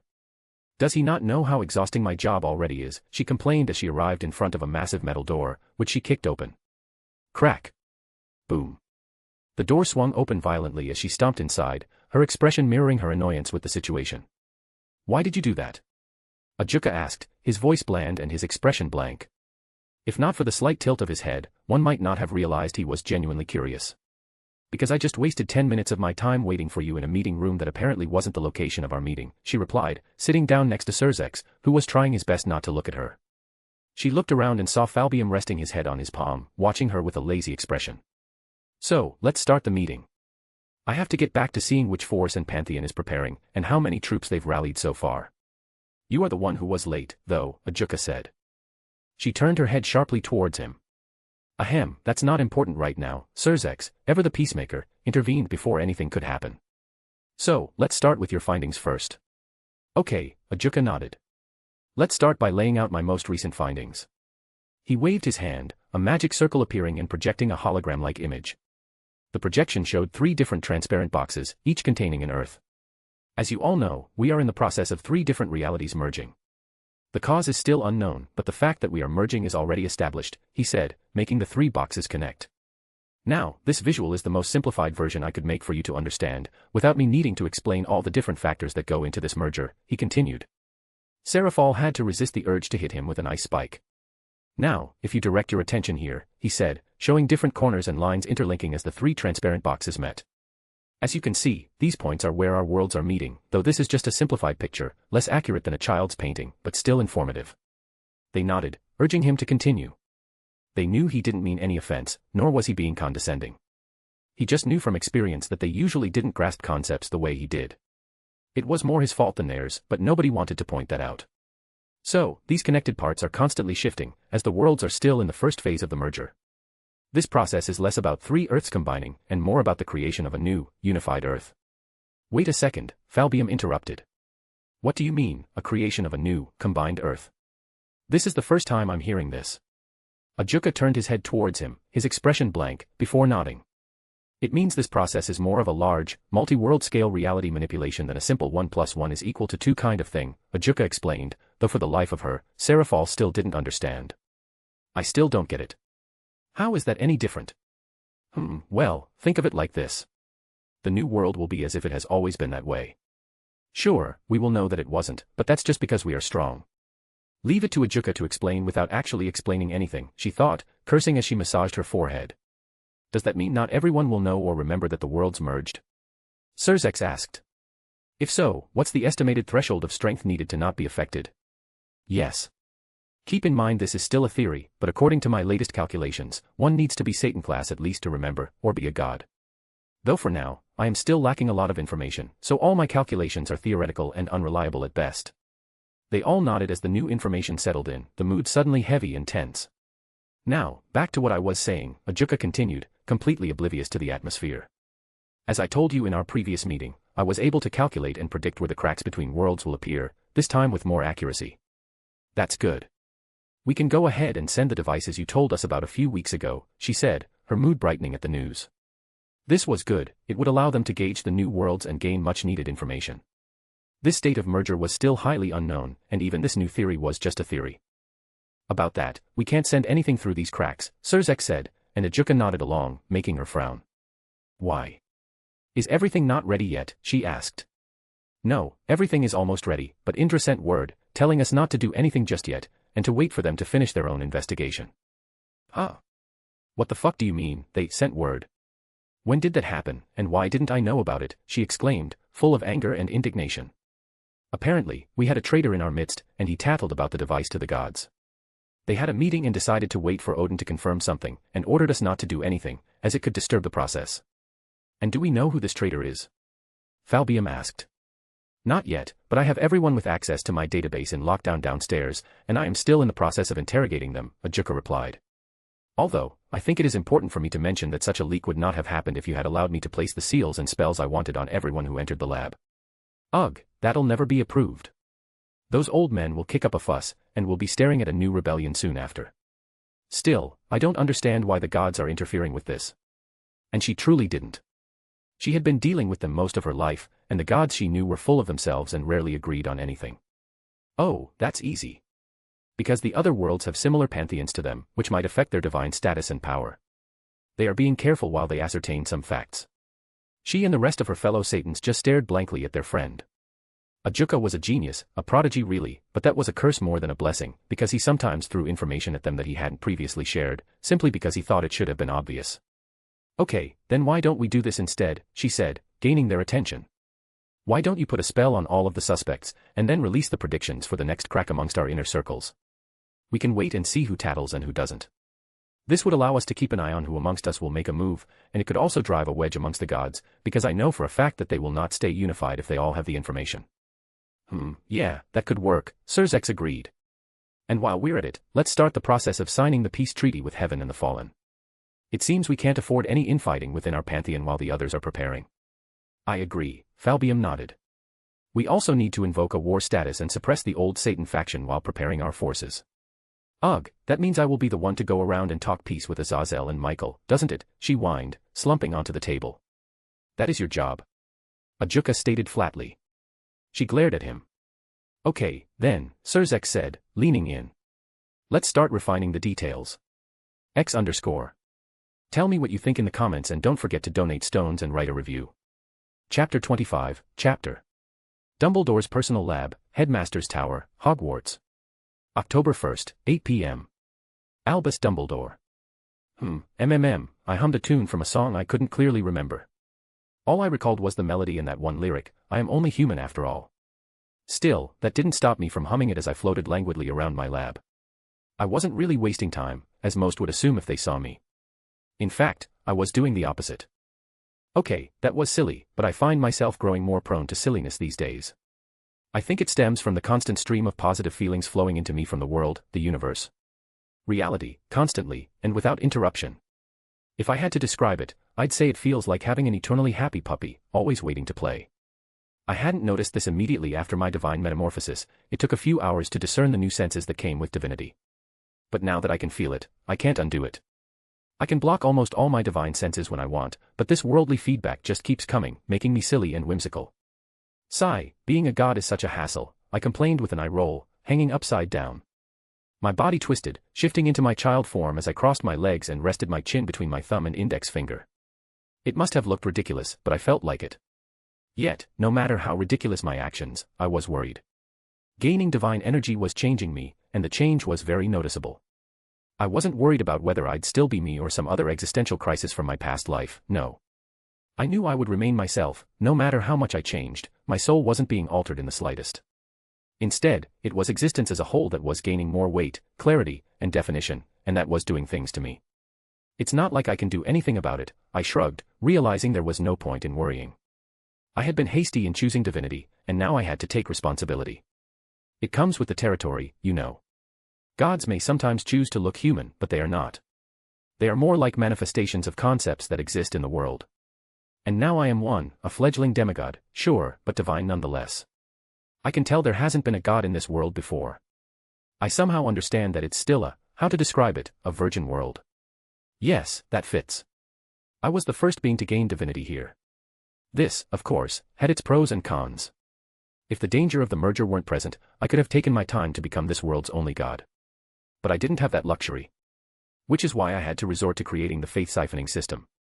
It will help ward off other worldly gods for a time, while also allowing me to feed on and use the world's faith to bridge and acquire all kinds of divine domains, something that will be extremely helpful in the future. But that's still in the future, I reminded myself. I still have to wait for my divine avatars to completely set up the faith siphoning net across the world first. Being a divine, with the world bending over backwards to please you, was awesome. I solved the clone problem without even trying. I simply conceptualized a solid, illusionary clone of myself and used a burst of divine energy to manifest it. The best part was that my magic reactor replenished the spent divinity so fast I thought I was hallucinating. I created a few dozen and sent them out to finish setting up the net. Now, I could relax. Life is such a beautiful thing, I muttered, my voice childlike in this form. I just need to live, and my divine energy grows. Spend it, and it replenishes before I even feel the side effects. I am so overpowered, and I love it. No, stop thinking that. I'm not strong enough to destroy pantheons by myself yet, so I am still weak. I shook my head, refusing to let my ego inflate. I needed to do much more to be truly overpowered. Best not to get ahead of myself. I took a deep breath and settled down. That was enough fooling around for today.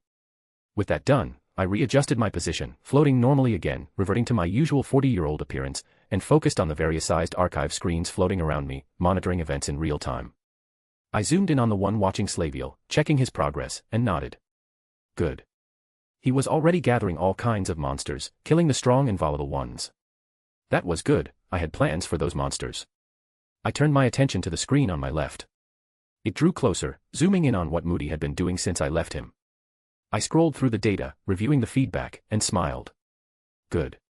He pulled himself together. I'd been surprised to learn the reason for his breakdown, but I should have expected it. I wasn't yet proficient enough to avoid such incidents, plus, it all led exactly where I wanted him to be. It might have been manipulative, sending him out to attract attention, letting him get a reality check among other things, but I believed it all worked out for the best. Now, he would return to his past self, a more competent, less paranoid, more prepared self, ready for what I needed him to do. Plus, he would be working on techniques that would allow virtually every wizard who practiced them to advance further. I love it when plans come together, I smiled conspiratorially, dismissing the screen and zooming in on another. This one showed the general Hogwarts chat, where something interesting seemed to be happening. Hey, you lot, have you seen the ranking list? I was going through it again to see if I went up a number or two after training yesterday and today, right? Turns out, I actually went down 200 ranks. How is that possible, huh? Which ranking list are you using? There are a lot of them. There's the school one, the country, regional, continental, world. Some are for students only. Oh, I did not know that. Let me check again. Don't bother. We're at the bottom of most of them. Even the one that compares our statistics with Japan's, the majority of us are at the bottom. For real. Let me check, he's right. I just checked, and we only have about 10 students in the upper ranks. The rest of us are at the bottom. Can you lot stop saying bottom? I don't like it. What do you want us to say? That's the truth. Still don't like it. Ugh, grow up. You don't want to be called bottom. Then maybe train to reach the top. I smiled, watching the students argue about the ranking system. With a thought, I willed a blessing of motivation and a blessing of high recovery upon Hogwarts as a whole. It would be helpful for them to see tangible gains from their training, especially early on. It would reinforce the idea that wizards and witches grow more powerful through study and practice. I didn't stay on the chat for long, most students weren't active anyway, so I dismissed the screen. The next one zoomed in, enlarging as it came forward. This one brought more interesting news. I clicked on it, opening the live feed function. Inside a brightly lit room that appeared to be a debriefing or meeting room of some sort, 3 people in suits sat around a U-shaped table. The perspective I was watching from belonged to a man standing in the middle. "So, what does the analysis department say?" asked one of the men seated on the left side of the table.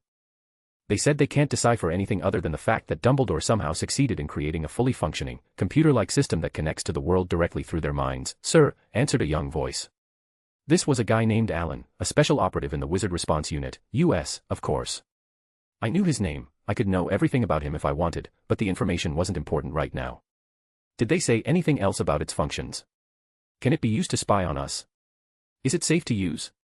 Can it be replicated and weaponized? Asked the man on the right, his voice deep and rough.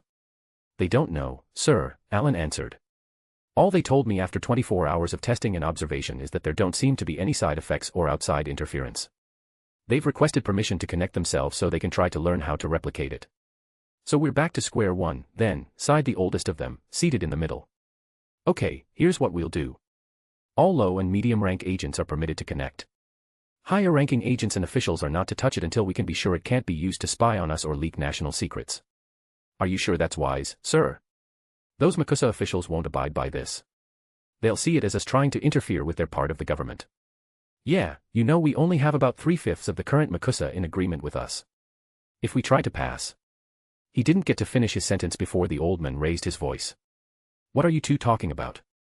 Why would we care if MACUSA agrees with us? I'm talking about our special organizations and governing body. I couldn't care less what happens with the rest of them. But, sir. I didn't listen to the rest, dismissing the screen again. It was the same old tale, they wanted to know how it worked so they could create their own and use it however they wished. Heh. As if it were that easy. I combed through numerous screens afterward, sifting through data and sometimes just watching live feeds of people arguing over how to gain exclusive access to their part of the system. I laughed slightly, watching them scramble. These were the people in charge of the magical governments, the same people who had tried to delay me from setting up the archive in their schools just a week and some days ago. Now, they were trying a new approach. I saw how German officials were all connected and using the archive while still doing their best to stop the public from getting access, though their efforts were growing more difficult by the day, especially as news of its functions spread.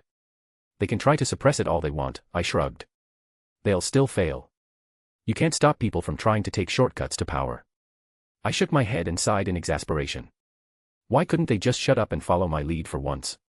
I really needed Gellert to start making his move quickly, so he could scare them straight into my arms, though I wasn't sure about the entrenched opposition in some countries. Those were the same people, or the descendants of wizards and witches, who had switched to Gellert's camp just before I went out to duel him. So yeah, they were mostly sour and filled with grievances because of that. Hey, can't wait to see what happens. I was amused and slightly hopeful for the future. Of course, Gellert would still need another 2 days before he was ready. It was taking time for him to truly heal from all the damage his body had endured, as well as the lingering side effects of the broken blood oath. I could have healed him instantly, but that would have alerted him. It was better to keep my interference to a minimum in this case. I couldn't expect everyone to be gullible enough to fall for half-baked explanations. They needed to experience things and rationalize them themselves, that way, they would be less inclined to doubt my words in the future. Anyway, enough of that, I muttered, shaking my head. There was no point in repeating the same thing over and over. I just had to let things run their course. It was why I hadn't followed up with the Flammels yet, either. Sometimes, people just needed to do their own things without me butting in. That didn't mean I wouldn't keep an eye on them. I needed them for my plans, but that was for later. With my daily snooping out of the way, I began to focus on the present. Looking down at the wooden table I had been floating above, I saw vials and measuring cups, crucibles, and a cauldron scattered about, as well as a small leather bag spilling seeds onto the half-scrawled magical circles drawn in the center of the table. I dragged my hand down my face as I floated down. This experiment had been a failure. I was trying to create a tree seed tied to my divinity, something that would allow me to grow a tree bearing fruits imbued with concepts. Like devil fruits, but without the side effects, and tied to me so that their power would return to me upon the user's death. The idea came to me when I noticed I was receiving a steady stream of faith through the archive since I woke up. I thought, why not create something native to my world, tied to me, empowering myself with the weight of legends and myths while also elevating the conceptual weight of our world? Easy, right? No. It was not. I already had half of my mind working on theorizing how to create chakra, cursed energy, nen, and other energies ever since I ascended. I hadn't originally planned to develop half of these energy systems, but now I could tell that if I didn't, we would not survive the merger. Our world was far younger and far less powerful compared to the others, so I needed to load it with different data and information to make up for the conceptual weight needed to come out on top. Worlds weren't just planets and universes. They were information, energy, life, death, concepts, and so many other things, meshed together in an absolutely breathtaking way. And if I don't ensure the information particles of my world are the heaviest of all three, I might as well consider my mission a failure. I couldn't wait until I had my theories on chakra up to standard so I could create it. It would be any day now, seeing as I only needed to figure out the ratio, quality, and quantity needed for the first clash of spiritual and physical energies. Then I would be golden. I could create so many clones to do my work for me. Divine clones weren't suitable for such a thing, since I had to divide my consciousness between them for them to function. Thank God for my newly upgraded existence, otherwise, I would have been in a coma. Damn you, Albus Dumbledore. I heard Minerva's voice from upstairs, her tone full of frustration. I'd forgotten for a second that she was there, or that I was hiding from her in all that paperwork and preparation. Okay, time to go up and face the music. It was better than hiding down here, trying to figure out why my experiment failed while my mind was working at 1/10 of its original capacity. I floated up and began heading toward my office. This seemed like a good time to tell Minerva I was now a god, sort of. You know, cursing me isn't going to help you finish the paperwork any quicker, I said, more to announce my presence than to bite the hand that was feeding me, or in this case helping me. Morgana's tits. Minerva jumped in fright, her chair sliding back and hitting the wall behind her. Albus. Where have you been? She asked, turning around wide-eyed as she saw me floating a few feet away. Oh, well, that's a long story. It starts with me as a young wizard going out into the wide world and ends with me as a fledgling god, I smiled and said, doing a full horizontal 360. If you're not going to answer, then just say so, Minerva scoffed, dragging the chair back and sitting down. Now that I really looked at her, she had been a beauty when she was younger. She reminded me of that actress from my past life, what was her name? Eva Green, I think. Still a little foggy up there. And when, my dear friend, have I ever lied to you? I asked as I floated down and sat on a chair I wheeled up from the ground. She gave me a deadpan look before huffing and taking one of the papers piled on my desk to read. You know that doesn't work on me, right? I asked, wanting to clarify that the silent treatment she was going for wouldn't work. She snorted at me, a very unladylike sound, but I just chuckled. It was nice to see she was feeling as young as she looked. So, where have you been? She asked. You should have been back 2 days ago. Yeah, I'm sorry about that, I nodded, genuinely apologetic. I had a hiccup with the plan and kind of lost consciousness for a while in the Arabian desert. She whipped her face toward me so fast I winced in sympathy for her neck. She looked me up and down searchingly before asking, what happened? Well, you know how I said I had things to research before I went out and asked you to hold down the fort? Yes, I've been cursing you all week for that. Well, I was looking for traces of gods and to see if there were any places, other than Japan, where natural magic was mutating, etc. I explained, earning a befuddled look from her. Anyway, I was successful in my search and kind of gathered these traces, but then I had a crazy idea, what would happen if I merged all these different divine energies together? So you found something interesting and said goodbye to your common sense. The usual, then, she nodded, gesturing for me to continue. I blinked at her a few times before deciding it wasn't worth arguing about. As I was saying, I found a place in the desert, just to make sure that if the results were volatile, they wouldn't harm any nearby unsuspecting people. Of course, that faulty common sense of yours works backwards, she muttered, staring at me intensely. So, there I was, messing around with divine energy traces, and after a while, I figured out how to combine them. It was a very unstable process with a very high margin of error, but I succeeded nonetheless. And then, on impulse, I absorbed that divine energy, almost died, but somehow pulled through. And now I'm a god, I revealed, smiling widely. I don't know what I was expecting, but the deadpan, flat stare I received wasn't it. Really, she gave me the mother of all deadpan expressions. What? I asked, suddenly feeling like something was wrong. Here, see this if you don't believe me. I conjured a small ball of divine energy in my right palm, making her frown as she took her wand from her sleeve and began casting diagnostic spells on it. I was hurt by the skepticism, but I'd allow it for now. She'd earned it. I was sure she felt how foreign and heavy the energy was when I conjured it, but it was nice to see her trying to figure it out. Albus. What is this? A divine energy ball? I replied, slightly bewildered. She scrunched her face as she looked at me. I know what you said, but this feels so foreign, and the readings just bounce right off. It's like there's nothing there. Well, what do you expect? Divine energy is of a higher order than our magic, or, to be specific, higher than your current magic, I explained, but that didn't seem to help. Ugh, you're going to drive me insane. She threw her arms in the air and leaned back in the chair, her face still scrunched in a frown. So, you're a god now? She asked, sounding amused for someone making such an expression. Yeah, kind of, I nodded in affirmation. Well, all right then, she shrugged. Okay, what was it today? Bewildered Dumbledore Day. Why were her reactions so off-script? Just like that. Well, most of magical Britain already thinks you're a god, so it's about time you became one, she replied, her eyes glinting with amusement. Just like that. No questions. No asking about what else I found out. What happened? Nothing. Albus, she said, her tone steady and firm, would you tell me what I need to know even if I didn't ask? Of course, I replied instantly. There's your answer, she smiled as she stood up. Wait, where are you going? Oh, I'm leaving. I have a ton of work that kept piling up because of you. Hey, wait a second. I stood in her way, a head taller than her. You can't leave me with all of this. Let's sit down, talk for a bit. Tell me what happened while I was away. Hey, good one, she scoffed, pushing me out of the way. We'll talk after you finish going through all of that. Whenever that is. She pointed at the piles of papers, letters, and different documents on and around my desk. You're so cruel, Minerva. I slumped down into the now vacant chair as she walked out of my office, laughing at my suffering. I'll get you back for this, I muttered, adjusting my seat closer to my desk as I heard the office door close. This is going to be a long day, isn't it? I asked, but no one replied. Not even the portraits. Extra scene. Nicholas Flamel. Nicholas found himself absolutely focused on reading the theories and concepts of instant transmutation, alchemical creations, and alterations. Such wonderful ideas. Wrong, incomplete, and fantastical theories, but also wonderful nonetheless. It had been so long since he felt this fire, the inspiration and ideas bouncing inside his skull as he tried to conceptualize these imaginings and bring them into reality. His eyes darted across the screens of the archive as he watched his own knowledge being compiled into books.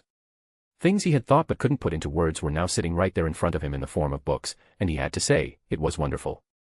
Albus might have been onto something here. He turned his head and saw his wife sitting across from him on a black and white couch he had created for her because she wanted to sit on something so soft she felt like she was sitting on air. He still couldn't believe he'd managed to pull that one off. What are you reading, Perenelle? He asked, curious why she was in such a focused state. His wife hummed, looking at him. I'm going through the ideas of enchantment magic. There are such novel concepts in here. It makes me wonder just how Albus thought of this, she said with a smile.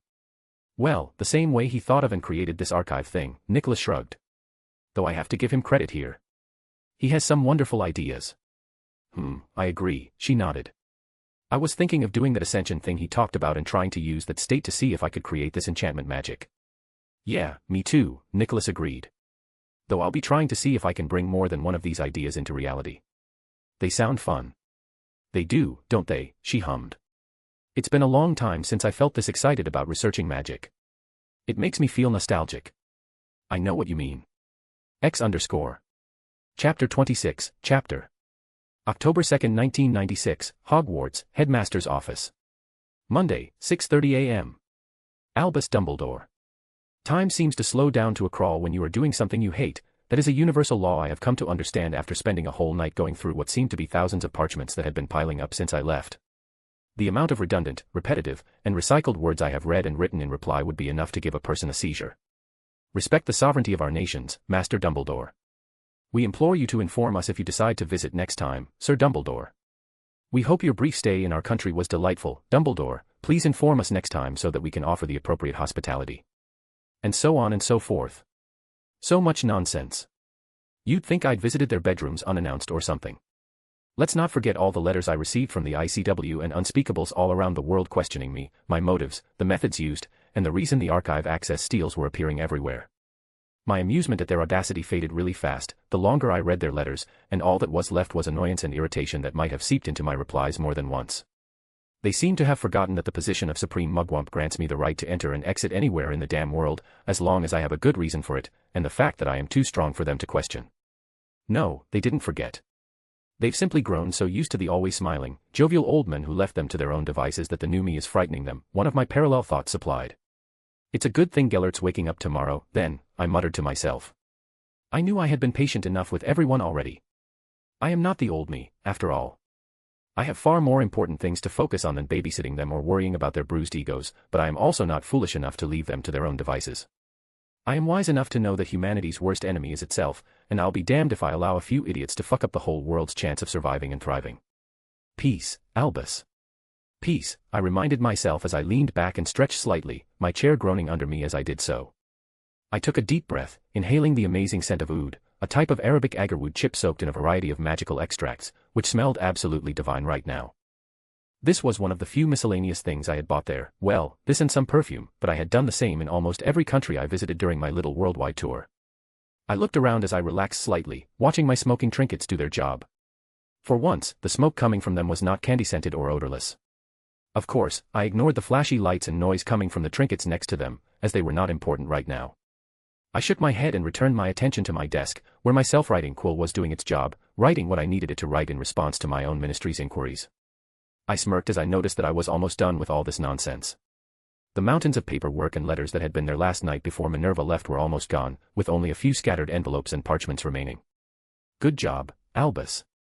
Good job, I mentally patted myself on the back, not for completing my task, but for the unbreakable will it had taken to resist the temptation to burn and vanish the piles of papers that were there yesterday and pretend they simply didn't exist, or for not stopping the rest of my parallel minds and thoughts from their duties and having them help me control more than one self-writing quill just to finish faster.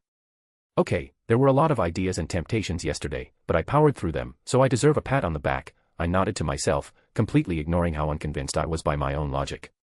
A slight ping came from my archive as the screen flashed in front of me, showing me a new notification.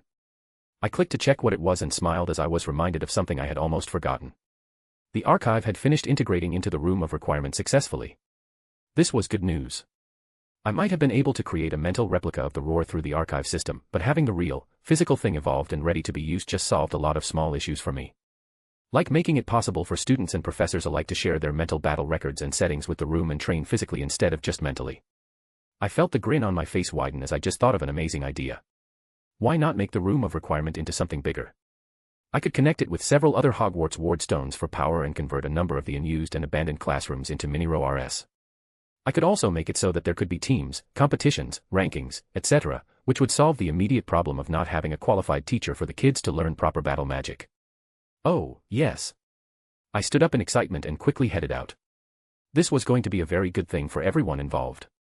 As soon as I left the office, I took this chance to experiment with my divine power to see if I could use it to influence the distance I covered in my steps, making it so that every step was meters apart from the last.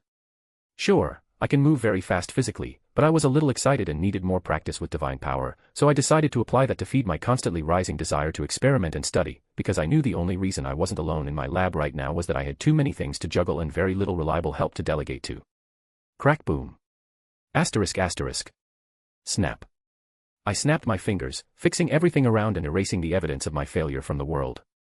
I did not overreach and hit the wall face first. That did not happen, as was apparent by how clean and undamaged the surroundings were. I shook my head and turned right as I continued my walk to my destination, this time managing to stop about halfway down the corridor, just a few feet away from the secret entrance I would use as a shortcut. I backed up a few steps and turned toward the headless black armor that stood beneath the torch on the wall.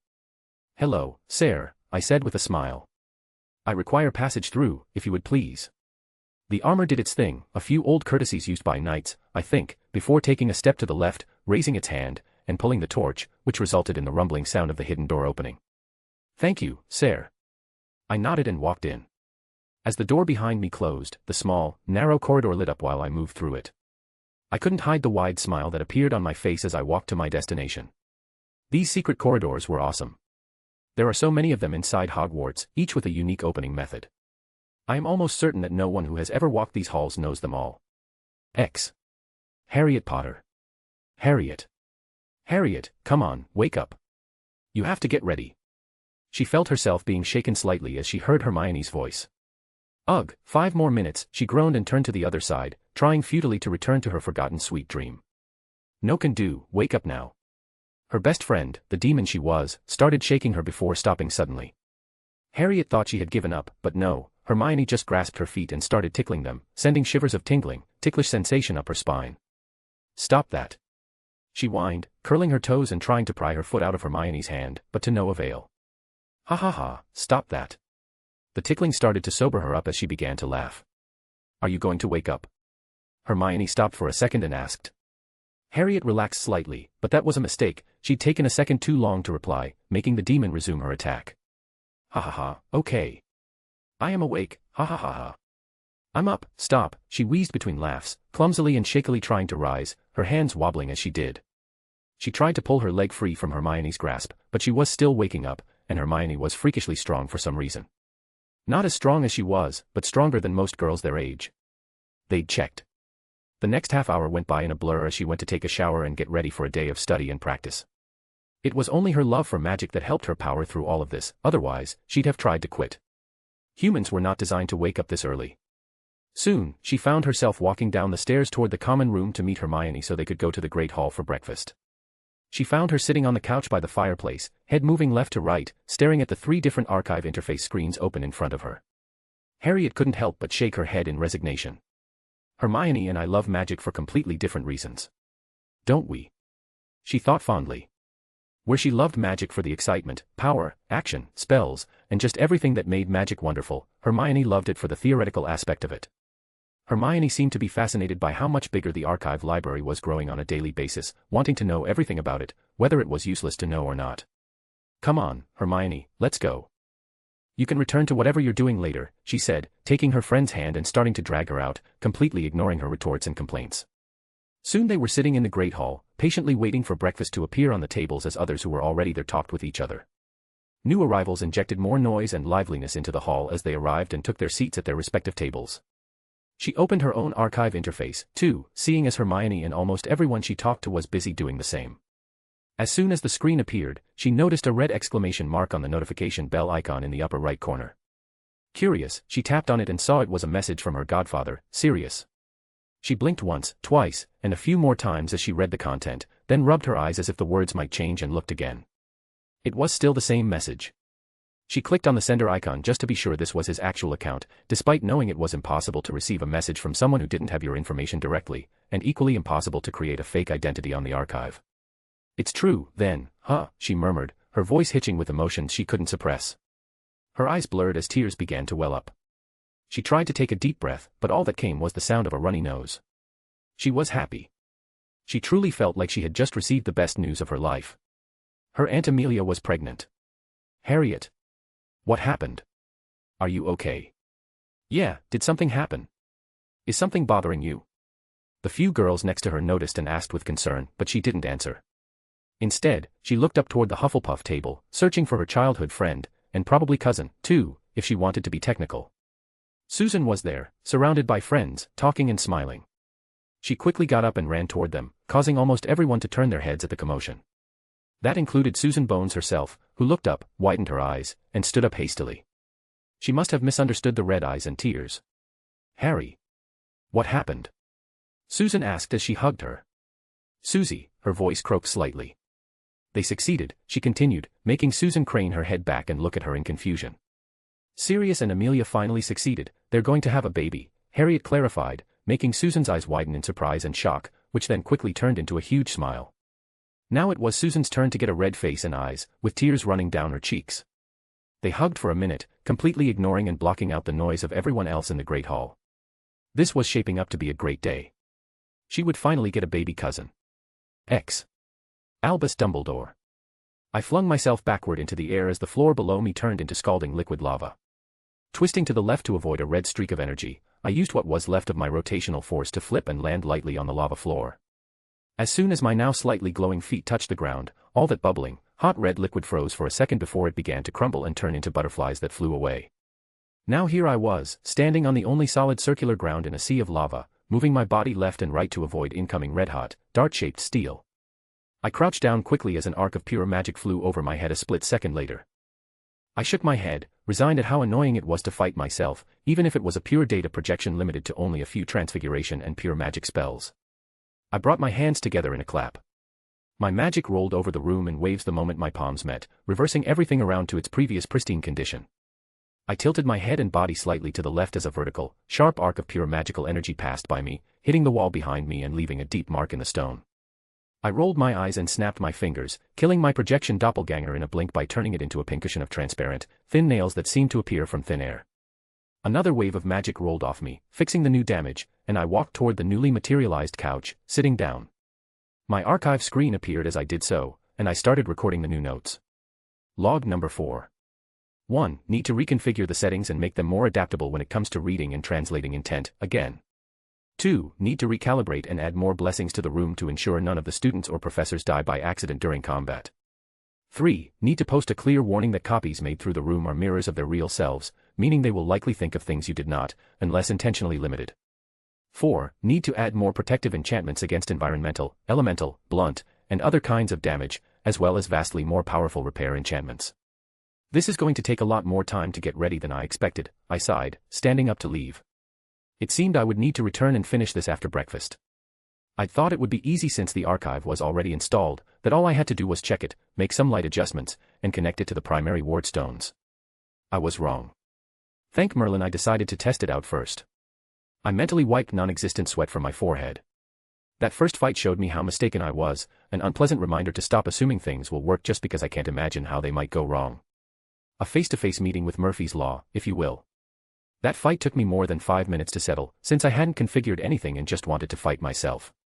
A bad idea, since it turned out I was a very annoying pest to fight. I knew more than a fair bit about everything, and it showed. My projection used everything in its power against me, and if I didn't have divinity, as well as my essences, I would have definitely lost. Losing to a projection of yourself, TSK, you really moved up in the world, huh, Dumbledore? I berated myself, feeling this was a wake-up call. Something to make me remember that I need to train, study, experiment, teach, and do things other than playing politics. I also need to make Hogwarts sturdier, as the only reason this place wasn't leveled to the ground yet was me trying to keep it safe while fighting. If someone from my previous world saw that, they'd laugh at me, I thought, a little bit of shame washing over me as I remembered that I needed to manually adjust the settings for the fight beforehand, otherwise, it's automatically considered a fight to the death. Something you don't need to worry about in the simulation, but in the roar. Okay, no need to feel ashamed, sure I only remembered that when I failed to dispel the projection during the fight, but that's okay, I have fixed this issue now. Rumble. The sound of my stomach protesting against hunger brought me back to reality, so I stopped thinking about useless stuff and stood up. Taking a few steps as the environment around the room changed to look like a red carpet walk, something I thought would be funny at the moment. I opened the door, turned left, and started heading toward the Great Hall. When I arrived at my destination, I saw some bizarre scenes, students being more lively than they usually were at 7 o'clock in the morning, Harriet Potter, Hermione Granger, Susan Bones, Hannah Abbott, as well as a few others standing together in the space between the Hufflepuff and Gryffindor tables, their archive screens out in the open. I stood for a second, just watching the students go to them, talk, and then return to their tables to share whatever they had just heard. Let's just ignore this, I decided as I walked toward my seat. I have far too many things to think about rather than figuring out why teenagers are acting strange. Albus. Have you heard the news? Pomona Sprout excitedly asked as soon as I sat down. Or I can just leave it to Pomona to update me on what I missed, I thought sarcastically. No, Pomona, I have been buried in paperwork since yesterday, so whatever news you have will still be news to me, I answered as I gently clapped my hands, signaling that I needed my food urgently. The house elves didn't disappoint, as a variety of food appeared in front of me. The smell of bacon, eggs, toast, beans, butter, cheese, potatoes, and tea hit my nose all at once. I smiled as I started eating, half listening to Pomona reciting what had happened since Harriet arrived in the common room. So we were concerned and went to ask what happened. Minerva was wearing her war face, I'm sure she'd started conjuring all kinds of scenarios in her head, though she's still denying that. Pomona said, giving Minerva a side glance. So there we were, waiting for the girls to finish crying in each other's arms, and that's when Phileas decided it was a good time to cough awkwardly to gain their attention. She continued, smiling widely, seeming to enjoy the process of storytelling more than the story itself. So the girls jumped in fright, finally remembering where they were, and we finally got a chance to ask them what happened, right? Now, can you guess what it was? They fought and made up. I decided to participate, throwing out the most plausible conclusion I could come up with at the time. I knew first years were still mostly untouched by Hogwarts dating scene, too new and busy for serious relationships, so romantic drama was unlikely. I also knew nothing unsavory could have happened inside Hogwarts, as the wards would have alerted me and we would have had a eunuch or two in the infirmary, and we did not, so that guess was out, too. That left that we fought and made up teenage drama as the only option, hence the guess. Which is a wrong guess, it seems. I thought as I saw the flat look Pomona gave me in response. Okay, I'll just tell you, she said, her voice losing some of its earlier enthusiasm. It turned out that Harriet received a message informing her that Sirius Black and Amelia Bones finally succeeded in conceiving a baby. She revealed, looking at me expectantly. Truly. That's very good news, I smiled softly and leaned back. I should go and congratulate them later. That's it. Where's the shock? The happiness? The twinkling eyes? Pomona asked, seemingly quite offended. Well, I was already expecting this development, seeing as I was the one to heal Sirius of his inability to sire children. You did what? When did that happen? You can do that. My colleagues asked at the same time, making me shake my head softly and stuff my mouth with more bacon. Flitwick was the most affected, as he turned his head toward me so fast his beard made a swoosh sound. I could feel their emotions intimately, even with most of my godly perception under tight control, so I knew precisely how shocked and overwhelmed Phileas felt. I can't really blame him for that, either, I thought, understanding his reaction. Phileas cannot have children. He is one of the rare cases of interbreeding. Being half-goblin means he is neither fully one nor the other, which also means he can't father a child with either race. It isn't just a biological issue, it's a magical one. His magic can't decide which traits to pass down, as he embodies both equally, a very rare condition. How? Phileas murmured, his voice muted by the emotional weight he was carrying. Oh, I turned my attention to him, trying to play it cool. Not out of ignorance or any personal stake, but simply because one does not discuss such things to a man's face. It's a trait I awakened.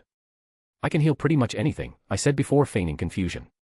I thought everybody knew, seeing as everyone touched by the light had every ailment cured. Why else would Minerva allow young Neville to be on leave every weekend to visit his parents? Albus. Albus. Minerva cut me off. Albus, for the love of magic, from now on, please assume we don't know anything. She wore an exasperated look. But I thought all of you were checked for the effects of the magic waves before I woke up. Plus, you have a built-in scanner in the archive that tells you if you're under the effect of anything.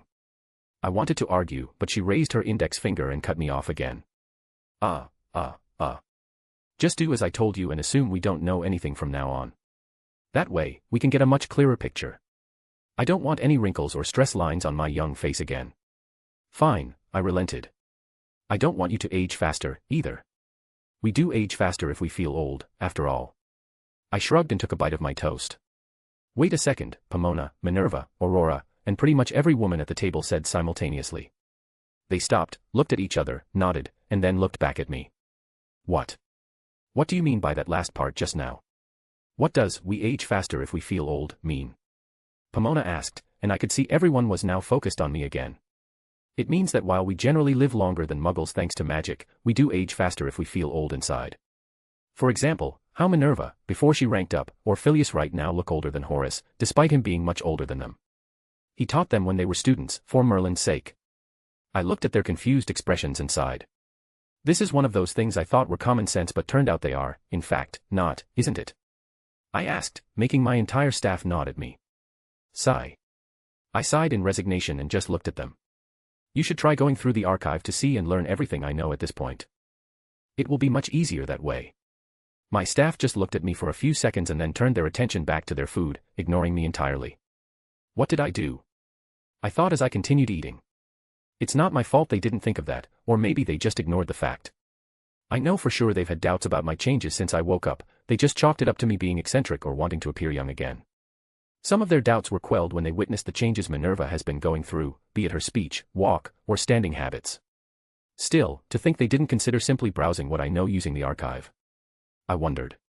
I mean, I know they're aware they have the access level required to see almost everything I know, aside from my personal memories and other small things.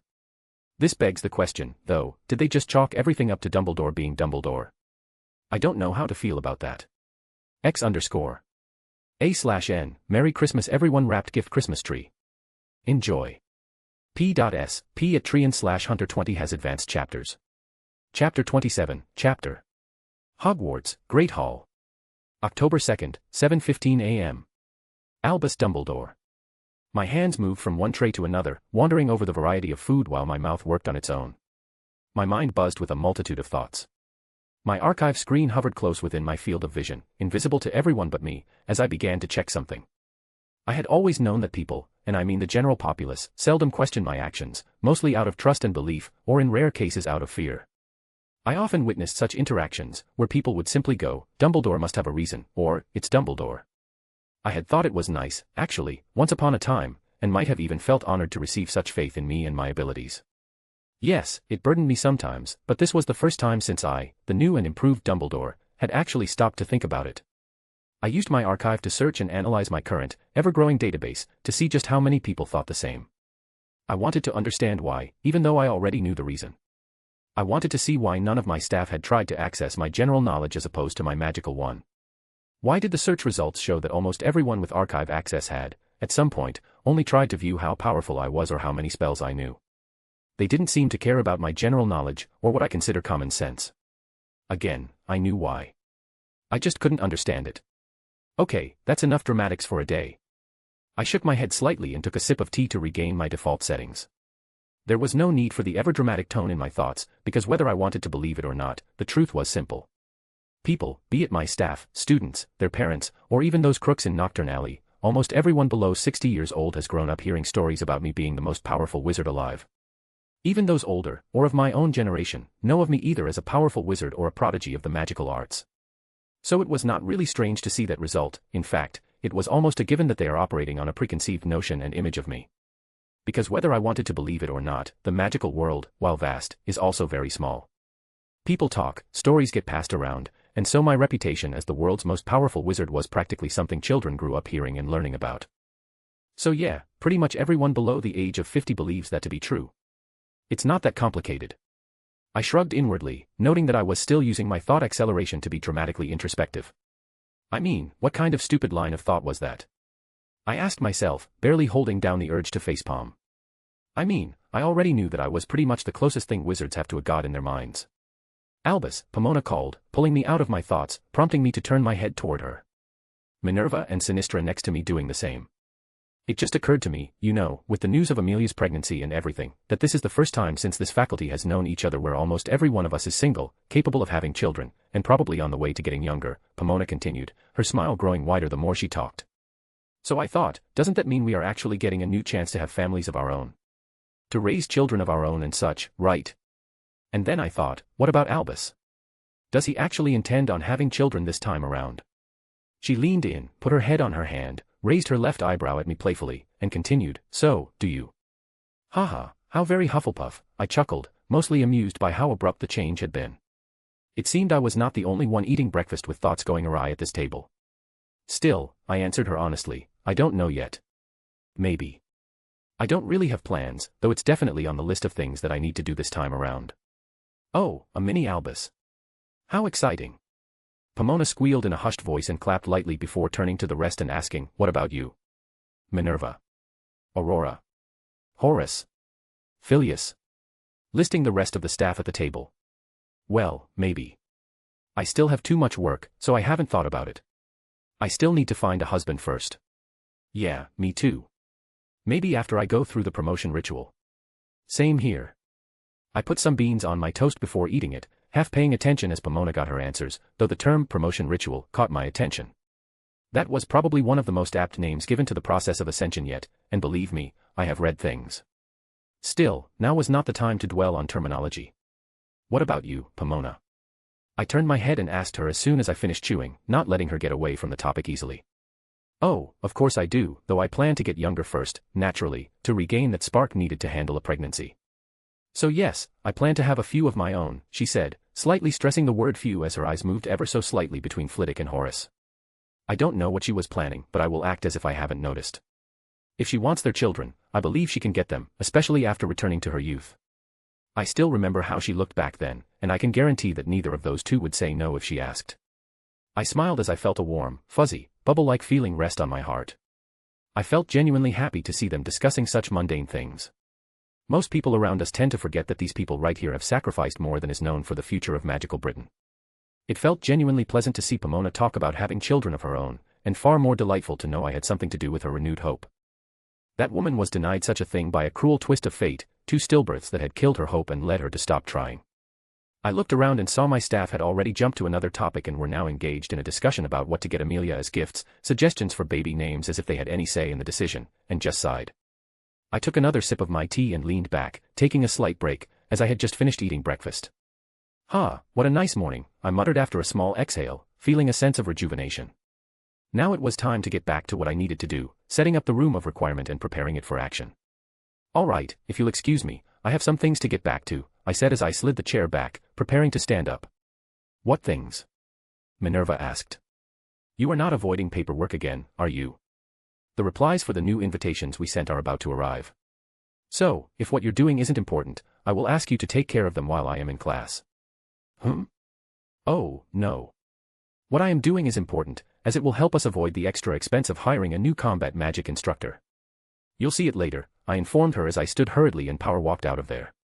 I was not stupid enough to sit through and wait for her to tie me down with invitation reply duty. The old me had relinquished that privilege to her for a reason. Albus. I ignored her hushed cry for attention as I left the great hall in a hurry. My destination, the room of requirement, again. I navigated my way back through secret passageways and shortcuts, more to lessen the chances of Minerva tailing me and finding me than anything else. So here I was, standing in front of the dancing troll tapestry, the entrance to the room now behind me, but I allowed myself a few seconds to just stand and contemplate. What idiosyncrasy could push a wizard to think it was possible to teach trolls how to dance ballet? I mean, I know that wizards and witches are slightly touched in the head, that was inevitable, seeing how our brains work slightly differently from normal, but some people are just different, I guess. Ha ha ha, I chuckled slightly at the thought. The image of 6 trolls in ballet skirts and shoes, clumsily imitating dance moves while occasionally clubbing Barnabas, was funny in a stupid sort of way. I wasn't new to human stupidity. Merlin knows I have memories of people in the future doing stupid shit all the time for views, but this was somehow on another level. I guess that's what happens when wizard brain and stupidity cross paths, I thought as I turned around and headed toward the entrance. I didn't need to do the 3-time walk anymore, seeing as I'd linked myself as the primary owner of the room. The wall shifted as I walked closer, and the door appeared, opening on its own. I walked inside, heading directly toward the car-sized runestone that was glowing golden now. It was time to try and actually work out something that wasn't dangerous for whoever used it. I didn't want a student or a teacher to die because they wanted to fight me or something above their level. I sat down in front of the stone, touched it, and made an archive screen appear. I went straight to the settings, reviewing the ones already there and contemplating what to add. It was genuinely interesting to witness how the intent sensing wards and all the intent translating enchantments meshed with the archive. But that's also the problem, isn't it? I sighed, resigned to how unnecessarily complicated the issue was. The room now received and translated intent through the archive and on its own. I couldn't disable one or the other, as that would interfere with the process and create a much bigger problem, so the only solution left was to manually set everything up, which was proving to be a chore. And so I started my work, dividing the intent sensing into 2, making the wards and enchantments responsible for the environment setting, while leaving the actual combat and magic-related stuff to the archive. Then I moved on to the combat modes, combat evaluation, rankings, etc. I wrote so many conditions to try and minimize the danger of grave injury and death. I made sure to include warnings against choosing opponents a full rank above you and more, while also making it near impossible to choose someone like me or Grindelwald as an opponent while retaining our full power, or as close as the data copy projection could get. They could still choose us, just with restrictions that made us fight only on the same level as the challenger. Then came the most fun part, me abusing my Bright Lord essence like a pro. I mean, I have the ability to bestow blessings and enchant stuff, right? There's no restriction or framework for the blessings and enchantments themselves. I smiled evilly as I rubbed my hands together. This was going to be fun. I am not proud to say, okay, that's a lie, I am totally proud to say this, I found a glitch in the matrix. I really went so overboard with the blessings and enchantments that I might have temporarily forgotten I only meant to work on the room of requirement and not the whole castle and surrounding lands. It started slow, you know. Me testing just how absurd the blessings I bestowed using my essence could be before they went poof and just didn't work, testing the limits and all that. But I didn't find any. At some point, the ability to bestow blessings and enchantments just blurred together as I continued to test it, making all my previous, more cautious attempts look laughable. My slow start was me trying to bestow the runestone itself with the capacity to channel and store more magic, which then turned into me testing whether I could make it so that it could purify magic. That turned out to be a stupid idea, because the purer the magic, the heavier it became, and after a certain point, it turned more toxic and harmful to wizards than helpful. Still, through trial and error, I found the multiple thresholds for this, which then made me return to point 1, where I incorporated magic purity and density into the settings, another complicated process and, sadly, not the last time I did so. I really went crazy there for a second, I muttered as I remembered how absurd some of the new blessings and enchantments added to the room, and Hogwarts as a whole, were. I mean, who else in this world can make it so that no death, accidental or otherwise, can happen inside the castle? I was really proud of that one, too, because it happened right after I finished adding all those support blessings and enchantments, like the blessing of comprehension, the blessing of rewarding effort, the blessing of fast recovery, the blessing of quick thinking, the blessing of quick adaptation, etc. I pretty much made a blessing for everything I could think of, blessings that made the ones I'd already added before turn obsolete. It was only once I couldn't think of anything else to boost everyone's performance inside Hogwarts that I started adding the crazy enchantments. Those enchantments, however, did not work exactly like the blessings. Sure, I can make them more absurd and insane, but I can't just enchant the room to be immune to death or anything. Not that it didn't work, it did, it's just that they were much weaker and more all-encompassing for my taste. So I found a way around that by creating a multi-layered and interconnected web of enchantments that were far more powerful than the general ones. Small enchantments that made fatal wounds become non-fatal, enchantments that made anyone inside the castle gain a temporary regeneration, enchantments that made Hogwarts a no-death domain. That didn't mean that people in Hogwarts can't get hurt, they still can, they just recover and get over such things quickly, and without lasting effects. I did a lot more than that, but I'll just keep those to myself, I smirked as I stood up. It was time to choose the classrooms that were going to be connected to the room of requirement. X_. Medical Wing, Hogwarts. October 2nd, 12 p.m. Poppy Pomfrey. What the hell is this? Poppy asked, her voice hushed and laced with disbelief. She was just reviewing the feedback from the scanning spells she had cast on the trio of teenagers sleeping in the medical beds before her. She blinked and shook her head before casting the spell again, and received the same result. They were fine. They shouldn't be. They had come to her with broken bones and severed ligaments after a Quidditch-related incident, so by all means, they should not be this healthy this soon. I know I am good, but not that good. She muttered, staring at the sleeping teenagers. Normally, they should be here until tomorrow afternoon under a strict regimen of 3 different potions to heal their injuries. Now they appeared hale and healthy. This stinks of Albus, she said to herself as she walked back to her desk. I don't know what kind of crazy thing he's been up to, but if it seems like something only Albus could do, and it feels like it has something Albus would do, then it's definitely Albus. So she sat down, summoned her archive screen, and went straight for the scanning function. She tapped on the screen as soon as it appeared, quickly navigating to the recent data readings. A second, smaller screen appeared, showing everything recorded and categorized by date and time. She scrolled down until she found what she was looking for and started reading. It took her a few seconds to process what she read. It was all written there, everything that had happened and changed since this morning. She took a deep breath, rubbed her eyes, and looked again. It still said the same thing. Okay, this is crazy. Blessings. Divine enchantments. She said, her voice barely above a whisper from the incredulity of what she was reading. She didn't want to believe it yet, so she swiped the screen to the left, suspending it there as she used her own privilege to access Albus's profile and his recent information. She navigated through most of it until she found what she was looking for. Sure, some information was censored, as it required her to meet several requirements to access it, but what she needed to know was right there. Albus Dumbledore had found a way to become a god. The process of how it happened was omitted, of course, but she didn't need to read about that right now. She was still wrestling with the incredulousness of the situation and what she had just read. It took her some time, sitting there in quiet, staring at the ceiling as she mulled over what she'd found out, again and again. She didn't know how long it had taken her, it could have been minutes or hours. But after all of that, all she could say was, it's about time. And she meant it. She had witnessed just how absurdly skewed the public perception, including her own, had been, and might still be, if all she could think was, it's about time. But truly, she didn't believe the average wizard or witch would be shocked for long if they found out. She could almost hear them go, it's Dumbledore, or, as expected of Dumbledore, or something equally silly. Nevertheless, I like those new changes Dumbledore added, she nodded in approval. It will be quite helpful for me, too. That restoration magic branch will not create itself. Poppy sighed and stood up. She needed to talk with the others first, and preferably Albus, too. There were still some questions left about the extent of the changes and other things to discuss. X_. Hogwarts Castle, 3rd floor corridor. October 2nd, 12 p.m. Cassius White. Walking down the corridor, heading back to the common room, Cassius found himself accompanied by a few friends he had made recently. Hey, Cassius, did you start feeling like everything we studied and practiced today just got so much easier? Terry asked, his voice conveying a certain level of uncertainty. Oh, thank God. I thought I was going mental earlier when everything suddenly started to make so much more sense, Seamus replied, exhaling loudly in relief. So you guys felt it too, huh? That feeling of being full of energy all of a sudden. It wasn't just my imagination, right? Dean added, looking around the group for confirmation. The group, a bunch of Gryffindors and Ravenclaws walking together with Cassius, nodded back. Their expressions and slowed pace showed their quiet relief at finding out they weren't actually going nuts or imagining things.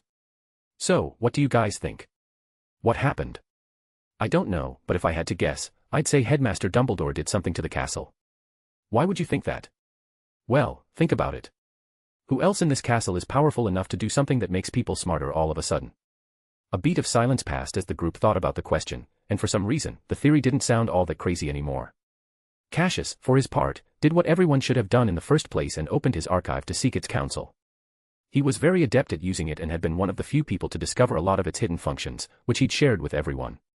It was one of the things that had allowed him to quickly make friends across different houses and grades all over the castle. He'd even shared some of his discoveries in the archive's public library. It took him a few seconds of searching, but he found the answers he was looking for. It was an upgrade the headmaster had made to the castle's wards, ensuring the safety of the students and their academic success. He couldn't get more information, as it was locked and required him to meet certain conditions to access it, but that wasn't really a problem. The conditions weren't harsh, and if he continued with his current pace and effort, he'd meet most of them by next year at the latest. Well, you're right. Apparently, Professor Dumbledore upgraded the wards again, elevating the protection of everyone inside Hogwarts to another level and ensuring that our studies will be easier and much more fruitful, Cassius shared with the group. I don't know exactly what he's done to the castle, as I don't meet the access requirements yet, but it says here that we'll be notified about the changes later. See, I told you. Headmaster Dumbledore is just on another level. My mom once told me a story. And so their walk continued, the atmosphere light as Seamus started regaling them with tales of Albus Dumbledore that his mom had told him. Still, Professor Dumbledore really is on another level, huh? Cassius thought with a smile as he continued walking, listening to the story. X_. Bonus. October 2nd, 10 a.m. Mahotakoro Academy of Magic, Medical Arts Professor's Office. Tsunade Senju. Tsunade sat surrounded by piles of papers, parchments, old books, and scrolls. Her appearance was slightly disheveled, her hair was tied into a messy bun, and her white lab coat showed creases and looked like it had been through a disaster or two. The reason for this was research. She had been doing research the old-fashioned way for the past 2 days, thanks to a bet with that antisocial brat, Kaito. Me and my damn mouth, she cursed under her breath as she took yet another book from the pile and opened it. This whole mess started because she couldn't keep her mouth shut after repeatedly hearing the brat gush about Albus Dumbledore as if he were a Kami reborn. Kaito had been talking the ears off anyone willing to listen about how Albus Dumbledore was the pinnacle of genius and how useful the archive had been to his own research. It had gotten to the point where her patience ran out and she blurted out that the archive, while useful, was not all it was cracked up to be. The brat had looked at her like she was a heretic. And so the bet was born. He wagered that she couldn't last 3 days doing research on her chosen topic the old-fashioned way and that her pace would slow to less than 10% of what she could have accomplished with the archive's help. If she could go over that 10% by even 0.1, she would win. If she couldn't, then she would have to admit she was wrong. It was a simple, stupid bet she had agreed to in the heat of the moment. But it really looks like I will be losing at this rate, she quietly admitted. If only the archive didn't record when someone was using it, she lamented. That would have been a super easy way to cheat her way to winning. Still, she could admit, if only to herself, that this bet was a stupid idea. She knew she was losing the moment she agreed, but she was still the Senju princess and the #1 medic in Japan, and she had her pride. So what if she had taken a losing bet? She would try her best to win it either way. Sure, the Restoration Magic branch was an extensive and very much unexplored territory of magic, one she had felt drawn to the moment she read the theories proposed by Dumbledore. Incomplete and half-baked as they might have been, she had felt a pull when she read them. Like this was the path for me and every medical witch in the world, she thought before shaking her head and returning to her research. She still had a long way to go if she wanted to win that stupid bet. It's just 0.1%, Tsunade. You can do it, she encouraged herself. X_. A/N, for support you can join me on Patreon/Hunter20. Thank you. Chapter 28, Chapter. Hogwarts, Great Hall. October 2nd, lunchtime. Bethsaida babbling. Sitting at the staff table, with all kinds of food in front of her, the smell was heavenly. The deep and rich aroma of slow-roasted beef and pork glistening with juices and crusted with salt and rosemary. This scent tangled with the smell of still sizzling sausages and the comforting fragrance of steamed potatoes, the caramelized sweetness of roasted parsnips and carrots, and the dense, savory gravy of a perfect shepherd's pie. As new food kept appearing all over the hall, the smells began to mix, the scent of freshly baked breads and steak and kidney pies, as well as the sweetness of the puddings, pumpkin pies, and other desserts. Ah, the magic of Hogwarts, she thought. Every day is a feast. She smiled at the thought because it truly was. It was one of the numerous long-standing traditions of Hogwarts, dating back to when the school first opened. This particular tradition came to be after Hogwarts began receiving waves of young children as students, back in the day when the majority of young Muggleborns were peasants or people abandoned by their parents out of fear. These young children didn't eat much and didn't know about different foods or how they tasted. That's when Lady Helga Hufflepuff took it upon herself to ensure that every day they would eat their fill and feast like kings. Thus, the tradition was born and continued to this day. Of course, this was only possible because Hogwarts was self-sufficient, thanks to the house elves who oversaw everything concerning food, be it raising animals or tending crops. Those little beings were so instrumental to wizarding life that she could never imagine what would happen if they were lost one day.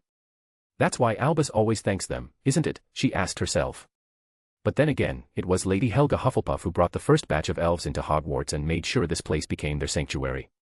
Bathsheba took a breath and started eating, trying to distract herself from diving headfirst into historical tangents, ancient or otherwise. She was the professor of ancient runes for a reason. She loved everything ancient. She found it fascinating, the origins, how things came to be, and just everything about it. That meant she was also deeply interested in history in general. Hey, guys, did any of you get more information on how and what the headmaster did to the castle? As Bathsheba started eating, she heard one of the Ravenclaws speak. She didn't show any reaction, though, as that was normal. The staff table was always enchanted to keep the professors' voices muffled, but the opposite was not the same. On the contrary, the staff could hear almost everything the students discussed. Sure, the enchantments were disabled most of the time because, believe it or not, students' discussions weren't that interesting. But Dumbledore had yet to arrive and disable said function, so she was stuck hearing their voices while she ate. Isn't it enough to hear them in class? She complained inwardly but didn't do anything else. Thank Merlin she could at least focus on which conversation she wanted to hear, otherwise, this would have been a nightmare. Thank Morgana our magic is intent-based. As she took a bite of her shepherd's pie, enjoying the taste, she kept her attention on the previous conversation. We don't know, mate. We don't have the authority to access that level of information yet. Ugh, what about the 7th years? They're stronger than us. It doesn't work like that, mate. Almost everyone in Hogwarts is on the same rank, and even those on a higher rank thanks to their enormous magical reserves or other factors don't have the authorization to access that level of information. Why not? Isn't this the primary purpose of the archive? To share knowledge. Because even if you're as strong as the professors, you don't get to have Hogwarts private information. There are tiers and different levels of access for everyone based on evaluations and everything. Didn't you read the user manual? Are you crazy? Who has the time to read all of that? It's a whole book of dense information, and even if you want to download it, you have to do it chapter by chapter with a one-day break. So you're just lazy. No, you're just weird. We only ever use it to help us in our studies, practice, and communications. Why would we want to subject ourselves to reading all that useless information?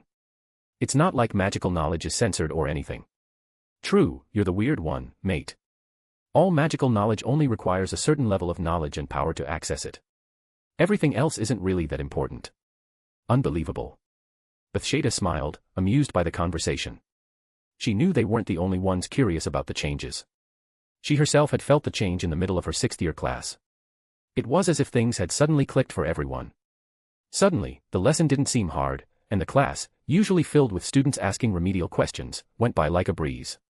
Though, unlike them, I actually know what happened to Hogwarts, she thought with a smirk. She didn't know why, but it felt good to know things while others didn't. She turned her head to the left when she heard footsteps approaching and saw Septima coming. What took her so long? She didn't have any class before lunch, so she should have been here before me, she wondered.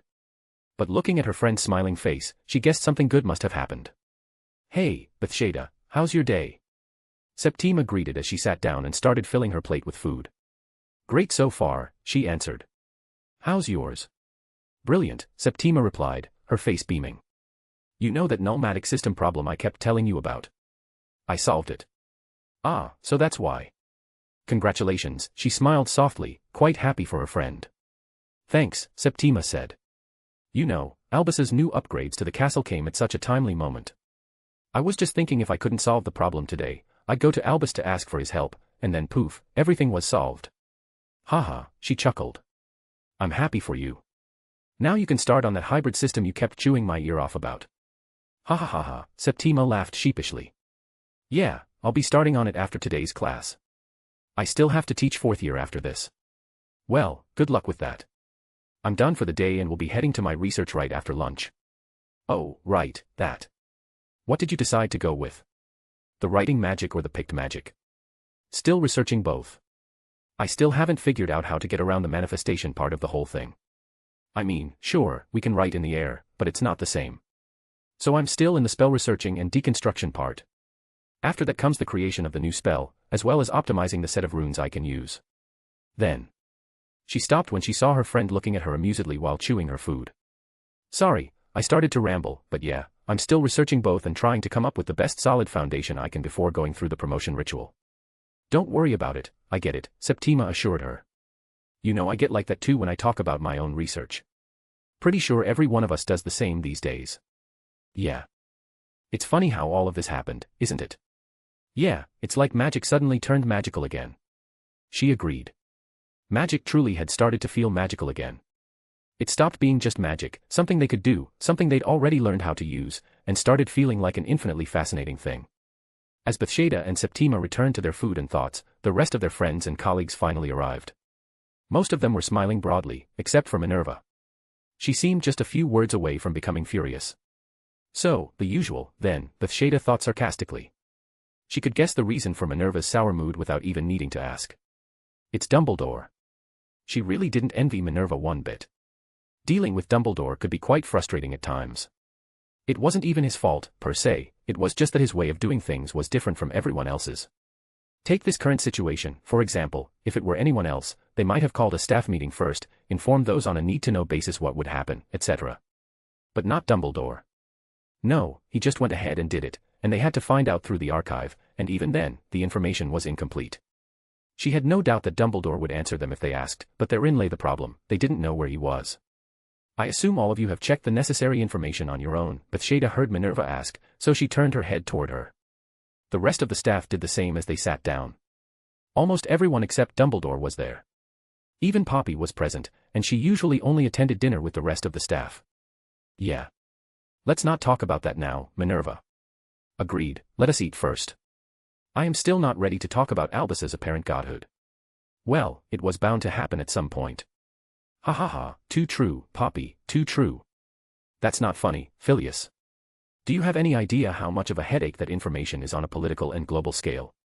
Politics, smolitics, what's bothering me is that I had to stand there in class and tell my students that I don't know why they suddenly feel energetic or why transfiguration seems to make so much more sense now. Yeah, there was that. Bethsaida continued to eat, enjoying the situation while chewing on a fruit pie. She knew why Minerva was angry, but she also thought that she should have learned her lesson by now. Dumbledore was just odd. Not in a disrespectful way, Merlin knows that almost everyone in the Isles respected the men to some degree. Even they, as professors and colleagues, couldn't really say they were friends with the men, even though they had known him for years. There was this wall between them when it came to social interaction and status, a weight that came from his reputation as the strongest wizard, or from him just being a genius. Bethsaida couldn't really tell, it was more like the gap between a parent and a grown child relationship, fond, respectful, but never quite peer-to-peer. I mean, there's a reason we all respect Minerva the way we do and still pity her at the same time. She shook her head, resigned about the situation. Minerva was pretty much the only one who bothered with Dumbledore at this point, and was constantly wrestling with that fine line. Most of us stopped trying to make sense of Dumbledore's actions long ago. X. Hogwarts, Headmaster's Tower. October 2nd, 6 p.m.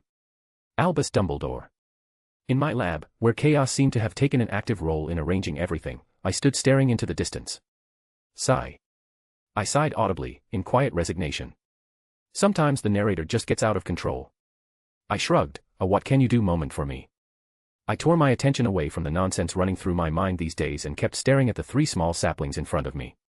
These small trees were my 15th failed experiment of the day. And that was just today. Ha. I exhaled, running my hands through my hair. Creating devil fruit trees is really complicated. I'm not even trying to create the fruits themselves, no. I'm still trying to perfect the tree itself. I don't know how the original devil fruits came to be, so I went with the tree theory, but this is proving to be a headache. I need the foundation of the tree to support the creation of multiple fruits with varying connections to different aspects of the universe, be they old or new. The problem, however, comes down to the fact that I don't have a creation domain yet. I have the faintest traces of magic, light, and holy domains, but the others will need more time to form. The faith siphoning system is still not completely set up yet, and even then, with all the faith I'll be receiving, forming a domain while trying to keep faith's influence on my being as minimal as possible is going to be tricky. It's just one problem after another for me. I sighed for what felt like the umpteenth time since I'd set foot in my laboratory. Far be it for Albus to have 24 hours of good time, isn't it? I shook my head as I started to float about to cheer myself up. I don't know what it is, but there's just something therapeutic about flying unassisted. Still, my day wasn't all bad. I had fun with the Hogwarts fortifications, at least, I thought, a broad smile gracing my face as I remembered how much fun I'd had. It was safe to say that Hogwarts just became the safest place on Earth, for real this time. The castle and everything in its territory is now effectively a safe zone. I layered defensive enchantments against pretty much anything and have a more than 1,000-year-old, upgraded basilisk as a guard dog. I pity the acromantulas in the Forbidden Forest. Lala is going to be responsible for keeping their population in check, along with other creatures. And even though my meeting with the overgrown snake wasn't as exciting as I had hoped, it went very well.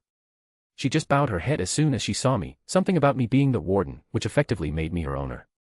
After that, I just healed her and blessed her with a few abilities, mind fortification and overall bodily enhancements that made her faster, stronger, and better at internalizing magic. Instead of it being used only to enhance her hide, deadly eyes, and venom, it now enhances her insides, too. Anyway, originally the basilisk didn't have a name, so I decided to name her Lala and give her a job so she wouldn't be bored. That was it. I'll probably visit her again tomorrow. I still need to check the Chamber of Secrets more thoroughly. I didn't have time before, as I was busy extending the new protections to everything in and around Hogwarts. I felt a ping, a familiar one. Someone had just entered my office. I cast a quick tempest to check the time. It showed 6:04 p.m. Oh, fuck. Has it been this long? I thought as I floated out of my lab and headed up toward my office. Albus. I heard Minerva say as soon as I appeared. Hello, Minerva. What can I do for you? I tried to ignore her pointed stare and play the situation as if nothing had happened. Well, you can start by telling me what it is you did to the castle. My access level does not permit me to see anything other than the names of the new wards and enchantments you added, and I have the ability to review pretty much everything you know. She said, her tone shifting between exasperation and that stern edge of the Gryffindor head of house. Oh, right. I thought I'd forgotten something. I scratched the back of my head awkwardly, just remembering that I'd missed lunch with my staff and hadn't updated them on the new changes. I lost track of time in my lab, so the fact that I haven't informed you all yet kind of slipped my mind. Sigh. Just tell me now, she sighed and plopped down in the chair. Right, well, I fortified the castle and its surroundings further, making it pretty much impossible for even 10 wizards of my current level to put a dent in the protections, let alone destroy them, I told her, my eyes twinkling in amusement as I saw her narrow hers, trying to calculate how strong that was. What else? She asked, shaking her head and giving up on whatever she was thinking.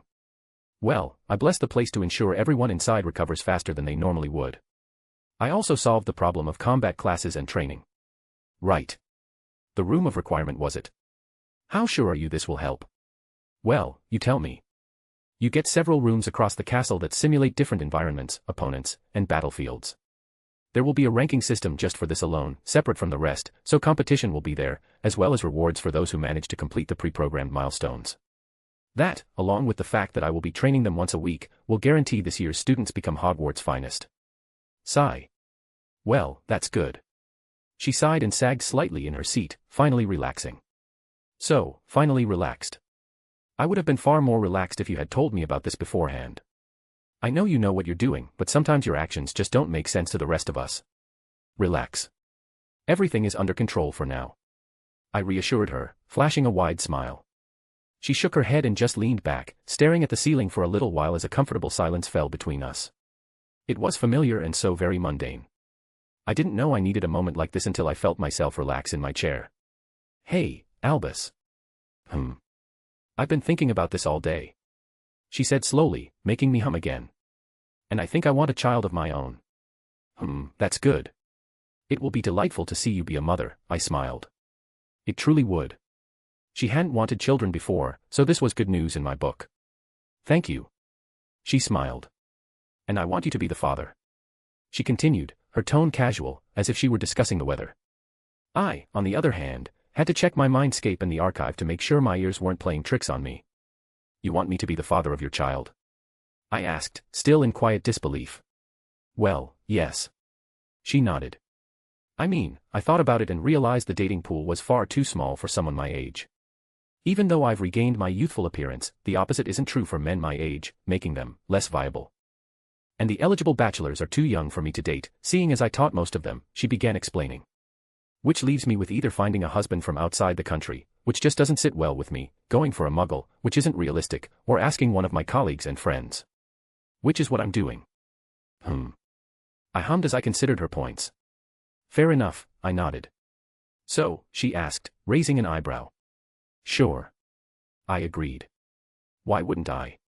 How do you want to go about it? Do you want to go on a few dates first, or do you just want to get right to it? Honestly, I haven't thought that far. There was no point in thinking ahead without knowing your answer first. But I think I would prefer to go on a date or two first, to let the situation settle in my mind. Sure. I smiled softly. Thanks. No need. It is, and will always be, my pleasure. We settled into a comfortable silence again, occasionally talking about trivial things, what happened in class today, the latest rumor she'd heard. We continued like that until it was dinner time, then went to eat. I announced the changes and the opening of the new combat class, as well as the roar rooms in the castle, sharing the rules and everything they needed to know through the archive. All in all, October 2nd turned out to be a pretty normal day in the life of Albus Dumbledore. X_. Chapter 29, Chapter. Unknown Location. October 3rd, Gellert Grindelwald. Gellert found himself standing before a worn-out, slightly torn, ancient-looking book.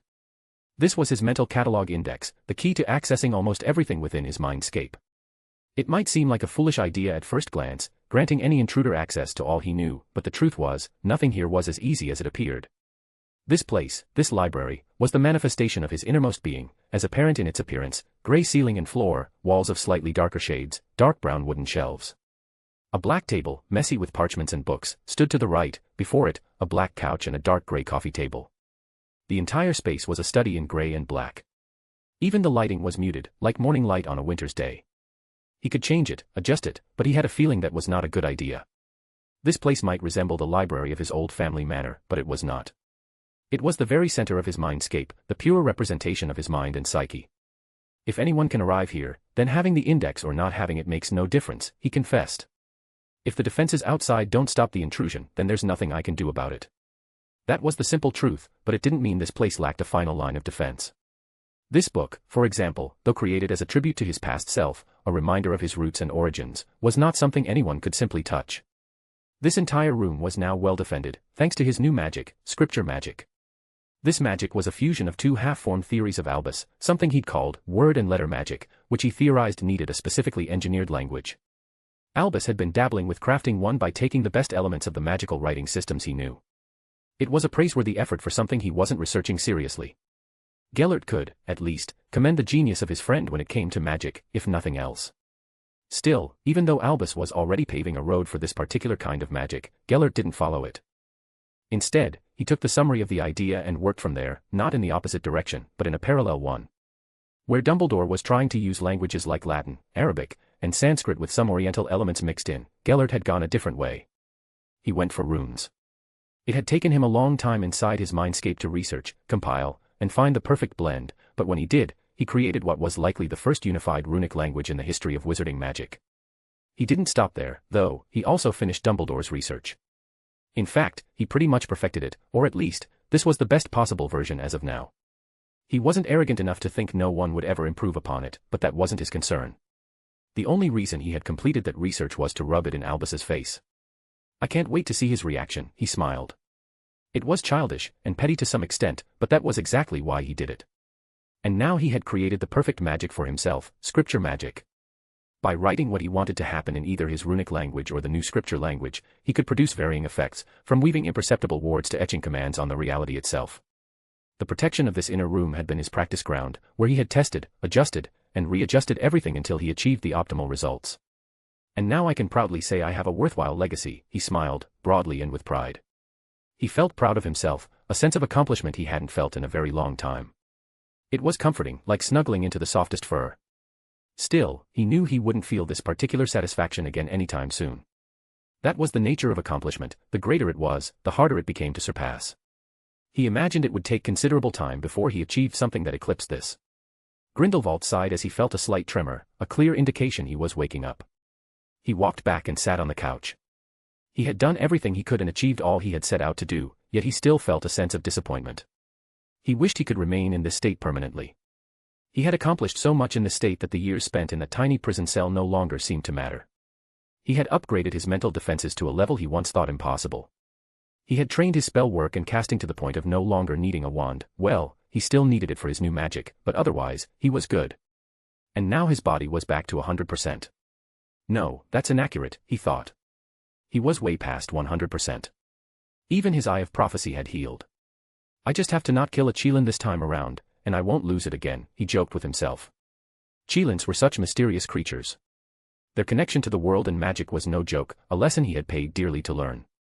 But no matter, he wouldn't make the same mistake twice. He sighed contentedly again as he felt his magic pulse in response to the last of his connection to that deep state fading, a pulse of want and desire that perfectly mirrored how he truly felt about leaving it. It was disorienting, like suddenly switching from flying on the latest sports broom to trudging through mud. Hawa, he exhaled heavily and shook his head. There was no point in sitting around and wishing for the impossible. He had more important things to do. Now then, it's time to wake up, he said, and willed himself out of his mindscape. Gellert opened his eyes, only to see big, round, innocent eyes right in front of his face, looking at him with worry. He flinched slightly at the suddenness as his mind, body, and magic caught up. His magical sense was sharper than ever, and he had felt his house elf before seeing it, but that didn't really help. Master Gellert finally woke up. Tipsy was so worried, the house elf sighed with his whole body, his ears drooping more than usual and his eyes filling with tears. I am fine, Tipsy, Gellert sighed in resignation. His mouth felt parched, as if he had spent weeks in a desert without water. Can you get me some water, please? Right away, master. Tipsy bowed and apparat away, returning 2 seconds later with a jug filled with water and a glass cup. He filled the cup as Gellert sat up, before putting the jug down on the bedside table and moving the tray that had the cup closer.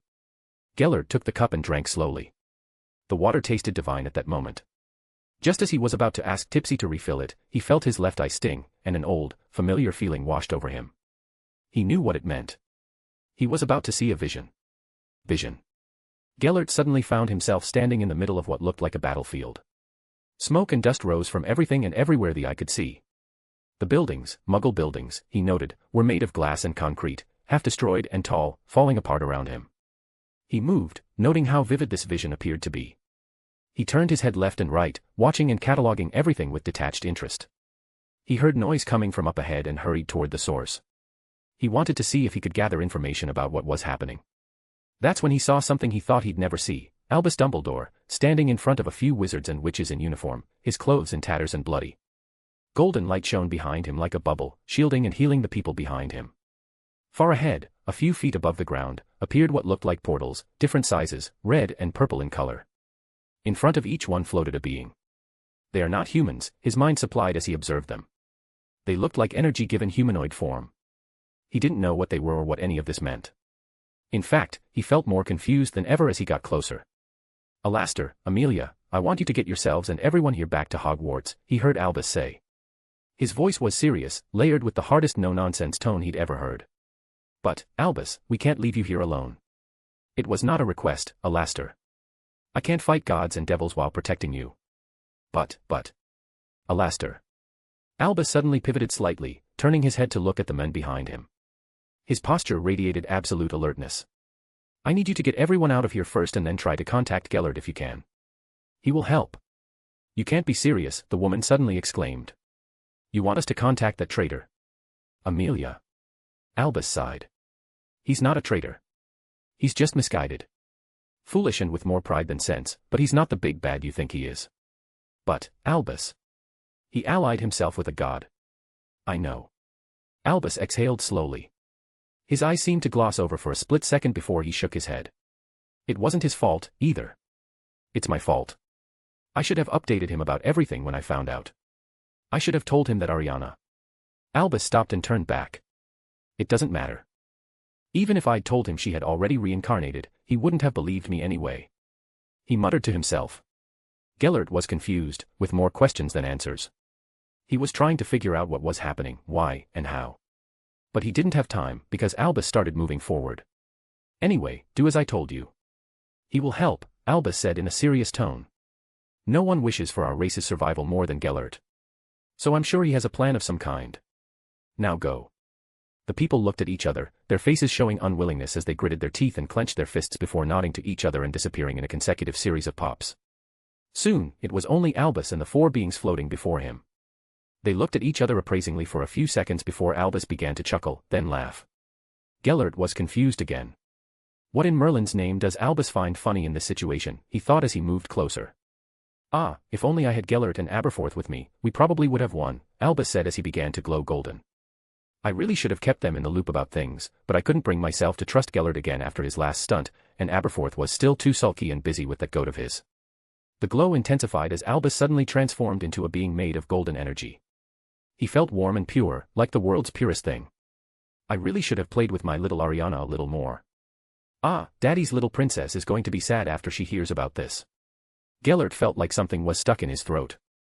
He didn't know what had happened or what led to this point, but... Albus has a daughter, he asked himself, his voice cracking slightly. Albus floated up, bringing himself to the same eye level as his opponents. Thank you for waiting, he said, his voice gentle yet firm. Do you really have to fight us? All we wanted was for you to submit. Nothing else, one of the beings asked. You know I can't do that, Albus answered.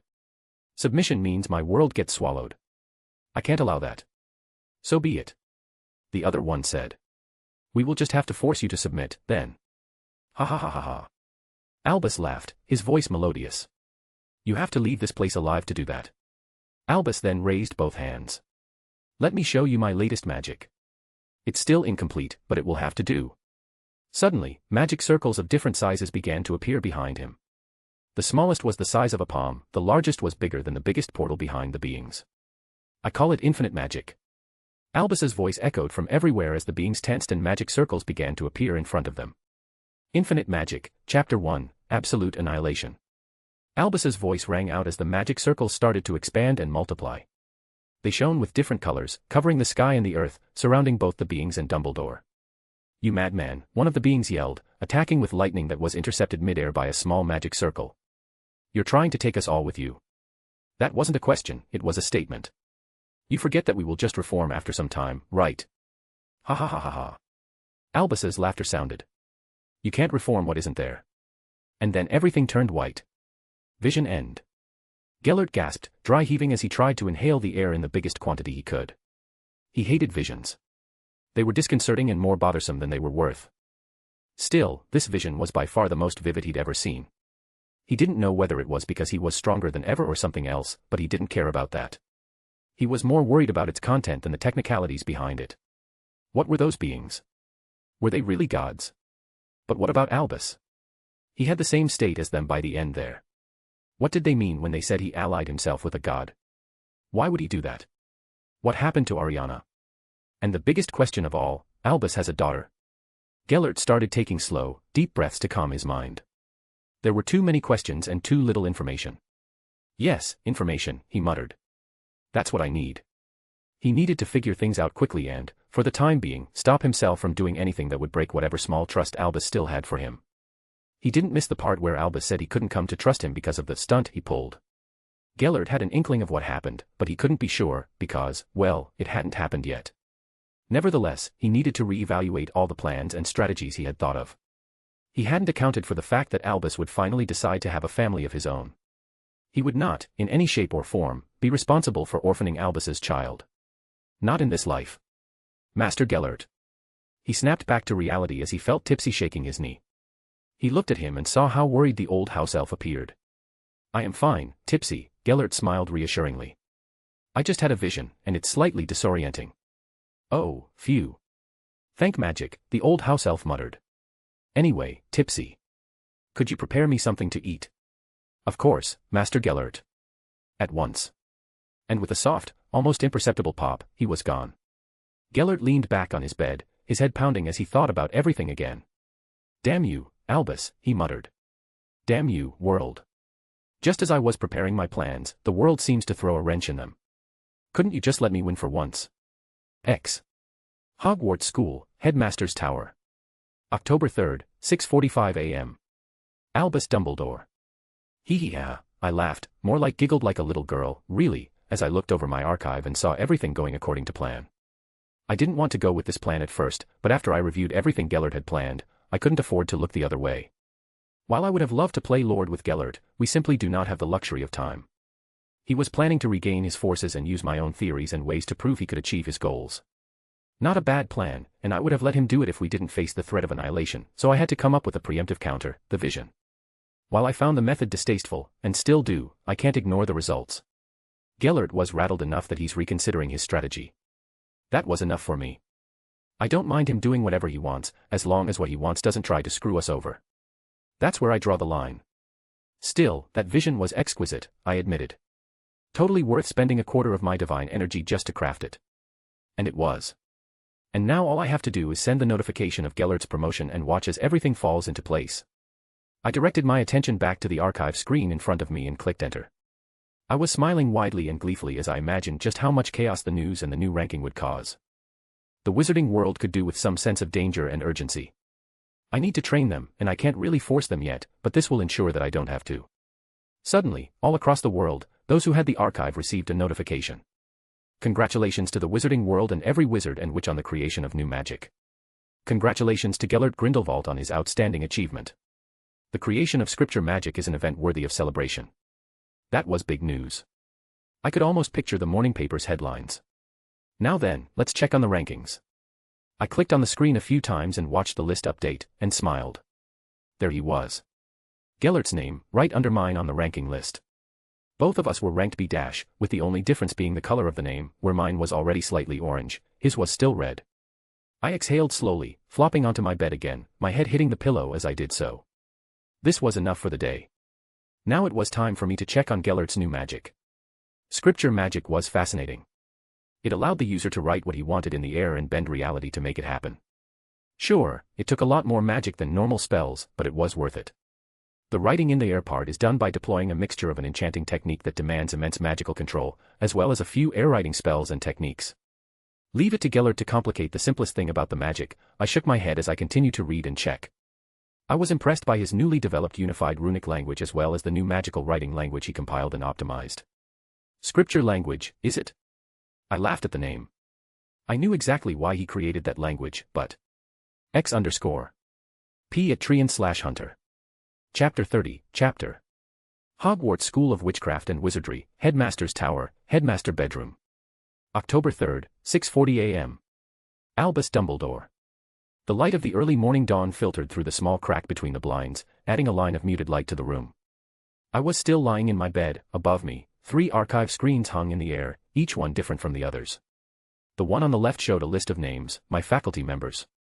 This was the chat, a simple design where the name and picture of the sender appeared on the left and the number of unread messages on the right. Nothing else. I had already replied to the urgent, and, in Horace's case, highly panicked, messages, reassuring them that everything was alright and they should just check the information on the new magic. They didn't like my relaxed attitude, but it was still early, so they decided to stop bothering me for now. The screen on the right showed a slightly delayed feed of whatever was happening with Gellert. He was just eating and hadn't done anything else yet. The live feed was delayed for a reason. Strong individuals often had an intuition towards being spied upon. The simplest way to work around that intuition was to delay the feedback. It wasn't the act of watching that triggered the alarm so much as the direct, real-time attention paid to it. The third and final screen, the one in the middle, and the one I was actually paying attention to, displayed the new scripture magic. It was such a fascinating system. You simply wrote what you needed to happen and then sat back and watched. Well, if you had the magical energy for it, as each additional character exacted a greater cost. For example, if you wanted to create a fire, you had 2 options. You could draw the rune for fire and be done with it, that was also the least costly in magic. Or you could write the word fire in the scripture language, which was 3 letters and required a far greater magical energy expenditure. The difference between the two was power, of course. More magical energy meant more power, but that wasn't really the point of this magic. Scripture magic was created for warding, enchanting, and other delicate practices. It made the process of weaving enchantments and wards much easier and quicker. As expected of Grindelwald, I shrugged as I flipped the page to start studying the language and the runes. These were the crown jewels of the magic, the wizarding world's first complete runic system and magical language. As I scrolled through the information, I couldn't help but chuckle. I could see the similarities between the scripture language and the failed attempt I'd made while in a coma. I also knew why Gellert had done all of this, but I didn't have a strong opinion on it anymore. I might have, not long ago, perhaps before I gained divinity, but not now. I was in the process of creating a divine language system. He could come at me when he did the same.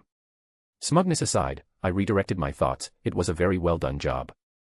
I might say that to him when I see him. Compliment him, just to see how he'd react. Sigh. Enough distractions, I sighed, the sound muffled by my pillow as I shook my head. I needed to think about the vision I had crafted for Gellert. It wasn't really just me making it up. It was me using divine energy to show him a slightly edited version of a possible future, a what-if scenario where I hadn't grown stronger, hadn't created the faith-siphoning system, hadn't created or trained other energies, and had only trained with magic and the little divine energy I had. A what-if version where I limited myself, took it easy, played around, and just enjoyed my life. That's what the vision was, a reminder to myself and the push needed to steer Gellert away from falling back into his hubris. Chirp. The cry of my phoenix familiar snapped me out of my thoughts. I turned my head and saw the firework die down as he settled on his perch. Hello, Fox, I greeted him, but the damn bird had the audacity to turn his whole body away from me, ignoring me. I stared at him, speechless for a few seconds. Fox. I called, but he ignored me. Are you mad at me or something? He didn't answer, so I went with the next best thing. He might be tired and want to sleep, I muttered aloud, just so he could hear me. There's no way he'd be mad at me. I didn't do anything. I saw the tips of his tail feathers flicker slightly. I mean, he was gone for I don't know how long, I reasoned, my voice still loud and clear. Did he perhaps finally find a lady phoenix for himself? I mock-gasped and saw his whole body fluff up, fire flickering at the tips of his feathers. I knew what that meant, but I was already having fun with this, so I decided to continue. I mean, it's about time. How long would one stay single? Plus, if he has kids, maybe he'd stop being so needy. I didn't continue, as I had to flip aside to avoid the fire sent my way. Screech. Fox shrieked, pelting me with small, feather-shaped bolts of fire. Fox. I exclaimed as I jumped up. What are you doing? Why are you mad? I asked after I backflipped, landed on the tips of my toes, and avoided another fire feather. Screech. Fox's indignant cries sounded. What? I exclaimed in shock. So you mean you weren't out looking for a lady phoenix, but you're mad at me? Screech, he said, his voice sounding more subdued, but he still threw a few fire feathers my way. Why would you be mad? What did I do? Chirp. Creech. Oh, I nodded, finally understanding why he was mad. Right, sorry about that, my friend. I truly forgot to call you when I went on that trip. I apologized sincerely. But you do know that you don't have to ask permission to come with, right? Chirp. Oh, that's true, I nodded as I started walking towards him. It's nice to be asked beforehand. I started petting him, my hand sliding through his warm feathers. Still, you can always just accompany me if you want, I told him. I might forget to call for you sometimes, but you don't really need my permission either way. You are a majestic and proud phoenix. You don't need permission. I stroked under his beak as he preened and puffed out his chest. I shook my head and huffed in amusement as I started to head to the bathroom. It was about time to start getting ready. X_. Hogwarts, Great Hall. October 3rd, 7 a.m. Cassius White. Cassius moved through the crowd like a zombie. He had woken up to the sound of a notification, something he'd forgotten to turn off, and that was his mistake. Do you know what a ding notification tone sounds like inside a sleeping person's head? It sounds like someone smashing a glass bottle against your skull, not pretty, and guaranteed to cause a headache. Now, normally, the archives alarm is turned off. The only way to know someone has sent you something, or that something has happened, is a gentle pulse of magic, smooth and subtle. It doesn't alarm so much as it gently nudges you, as if asking for attention. That's what happens normally. But therein lay his problem. He decided yesterday that he wanted to feel like it was 2024 again and had reworked his entire notification settings. A dumb move, as it had proven to be. Nevertheless, that wasn't the reason for his current state. No. As frightening and headache-inducing as his wake-up call was, it was the news he read in the announcement that shook him. Grindelwald is now young, powerful, and on the loose. That is not news one wants to see after waking up. As a matter of fact, that is not news one wants to see, period. Cassius knew himself well enough to know he wasn't brave enough to fight a war against someone like Grindelwald. Voldemort. That was doable. He knew the lore of his rise to power and his weaknesses, so even if deluded, he still thought there was a high chance of winning against him. Voldemort was more of a rabid dog than a Dark Lord. But Grindelwald? Yeah, that was a proper Dark Lord, all right. Cassius stopped as he reached the Gryffindor table and sat down without fanfare. The whole great hall was buzzing with noise as people talked about the announcement and what it meant for them. The delicious smell of breakfast was barely an afterthought for most. "Hey, Cassius, you're here," he heard one of the guys across the table say. "Did you see the news?" "Yeah." Cassius answered, his voice quiet and slightly subdued. "Don't remind me. I know how you feel. That's not something you want to hear before taking a shower in the morning." "I know, right? And did you see the ranking?" "Oh, yeah. The second strongest wizard in the world. Just a little bit behind Headmaster Dumbledore." "Well, I don't know about that," one of the guys on his side of the table chimed in. "I think they're both on equal footing, and the only reason Grindelwald is ranked lower than the headmaster is because he hasn't had time to practice yet." "Hey. Whose side are you on?" "It's not about sides, it's just an observation." "That's not how it sounded." "Well, think what you want. But what I want to know is, how did Grindelwald gain access to the archive?" "Well, like everyone else these days. He could have gotten it from anywhere across the world." Cassius tuned the conversation out and decided to start eating. There was no point in discussing this now. They didn't have enough information to judge the situation properly, so what was the point? What he was more curious about was the new magic. That scripture magic sounded a great deal like a fairy tale kind of magic. One does not just develop such a system on a whim, so how did Gellert Grindelwald do it? He sighed as he took a bite of food. He was starting to feel the same kind of shadowy, lingering urgency he'd felt whenever he thought about Voldemort before, though this time, it was a lot stronger. He knew Grindelwald wasn't an easy opponent to face, neither for him nor for anyone else, not even the headmaster. He might not have watched the second Fantastic Beasts movie in his previous life, but he'd seen the first, plus all the reels and shorts. So he knew the man had an automatic aura farming. He was charismatic and powerful. The guy almost burned Paris with one spell, and it took Flammel and a small army of people to stop just that one. He shuddered slightly and decided to ignore that line of thought. There was no point in thinking about how powerful the Dark Lord was. It was in the title, the Dark Lord. Sigh. Fuck you, world. X_. Hogwarts, Great Hall. October 3rd, 7:05 a.m. Albus Dumbledore. I emerged from beneath the moving staircase, through the secret passage, and headed directly to breakfast. Arriving at the staff table, I took my seat and calmly began to fill my plate.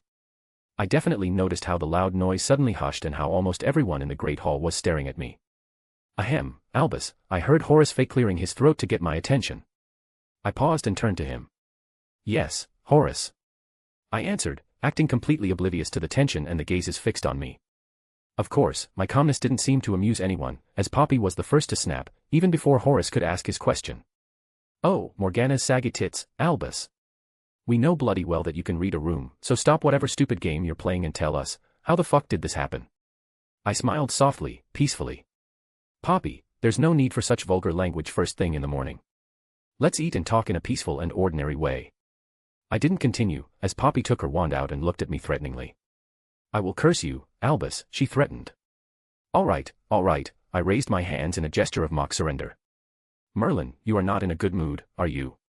The staff just stared at me, silently and judgmentally, for a second before Minerva sighed and looked my way. "We woke up to the news that the most powerful dark wizard of the last century is now young, more powerful than ever, and free to wander the earth." "What do you think?" she asked, quite sarcastically. "Good for him," I answered, acting unsure. I was feeling more playful than usual. Seeing my playfulness wouldn't be well received today, I decided to go for brutal honesty. "I mean, what do you want me to do? As far as I am concerned, unless he starts a war again, he can do whatever he wants. Merlin knows wizards today need a little more danger in their lives," I stated, my tone serious and factual. "What do you mean?" my staff retorted, all at once. "Well, let me paint you a picture. Let's say I go and find him now. And without even attempting peaceful talks or solutions, we decide to fight. Do you honestly know the amount of destruction our fight would bring?" They didn't answer, they just stared, waiting for me to continue. I did. "Let me describe the fight for you. Seeing as the archive ranked him as my close second in battle, that means our fight could stretch anywhere from a day to 3. If we fought in London, we'd level it before the day ended, still without a clear victor. Do you know how many people live in London?" I paused, as if expecting them to answer. They didn't. They didn't need to. So I continued. "So, yes, when I tell you I'm not fighting him unless he plans to start a war again, I mean it."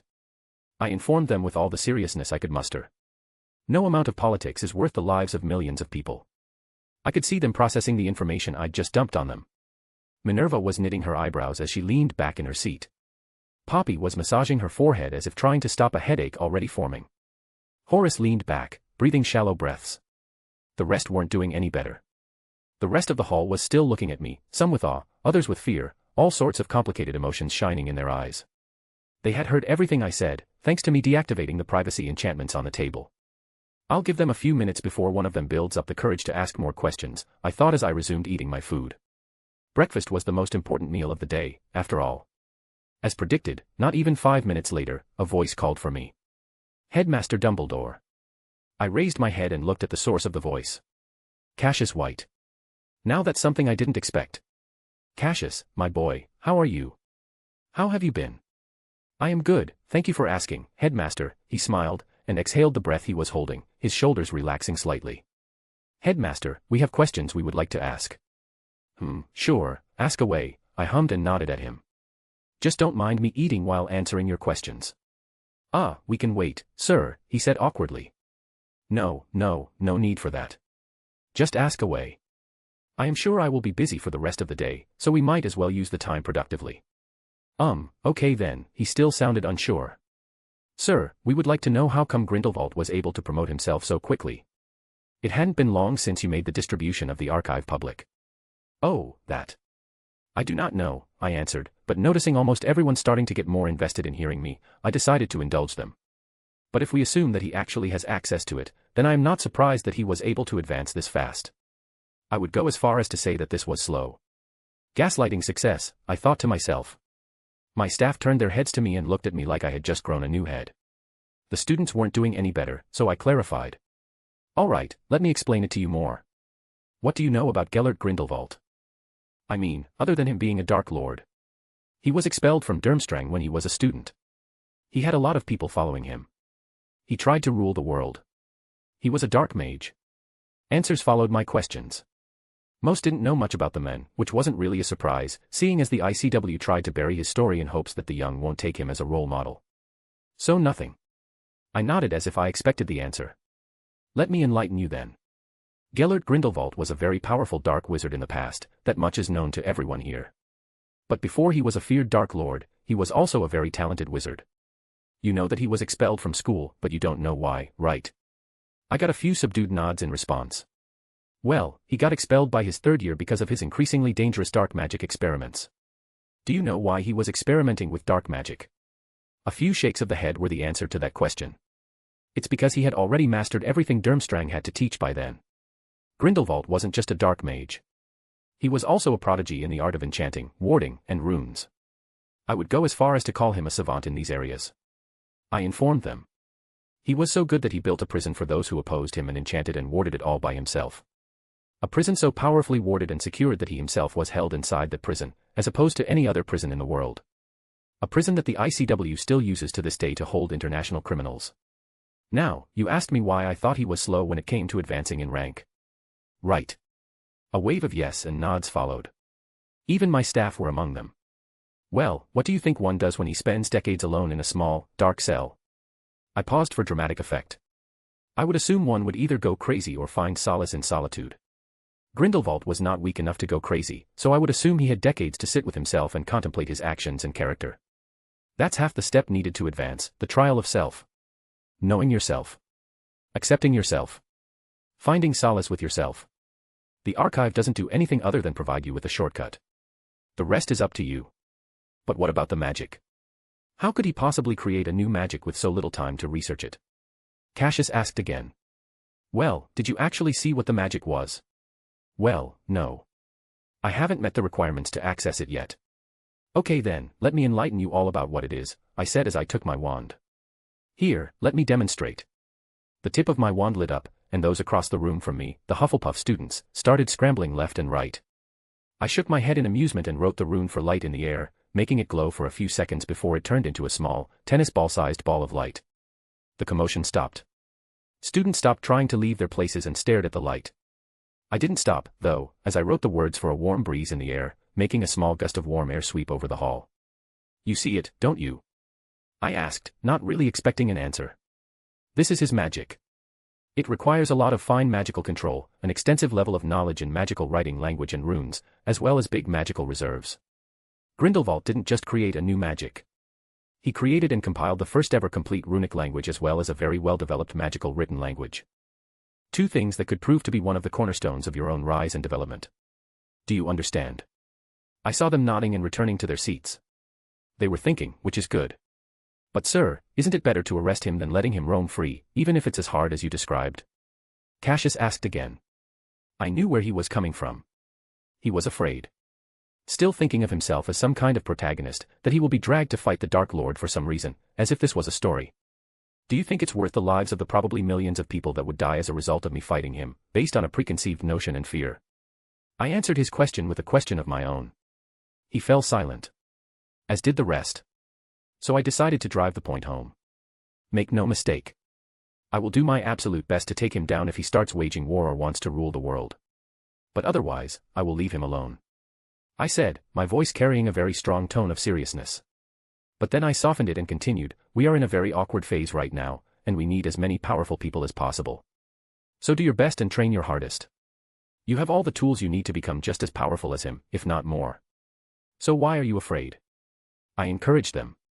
The effect was subtle but unmistakable. I could see the fire in their eyes shining brighter. I knew everyone here was absolutely excited about the roars yesterday, so that last bit reminded them of that and pushed them a little further. This is good enough for now, I thought, a soft smile gracing my face. Chapter 31, Chapter.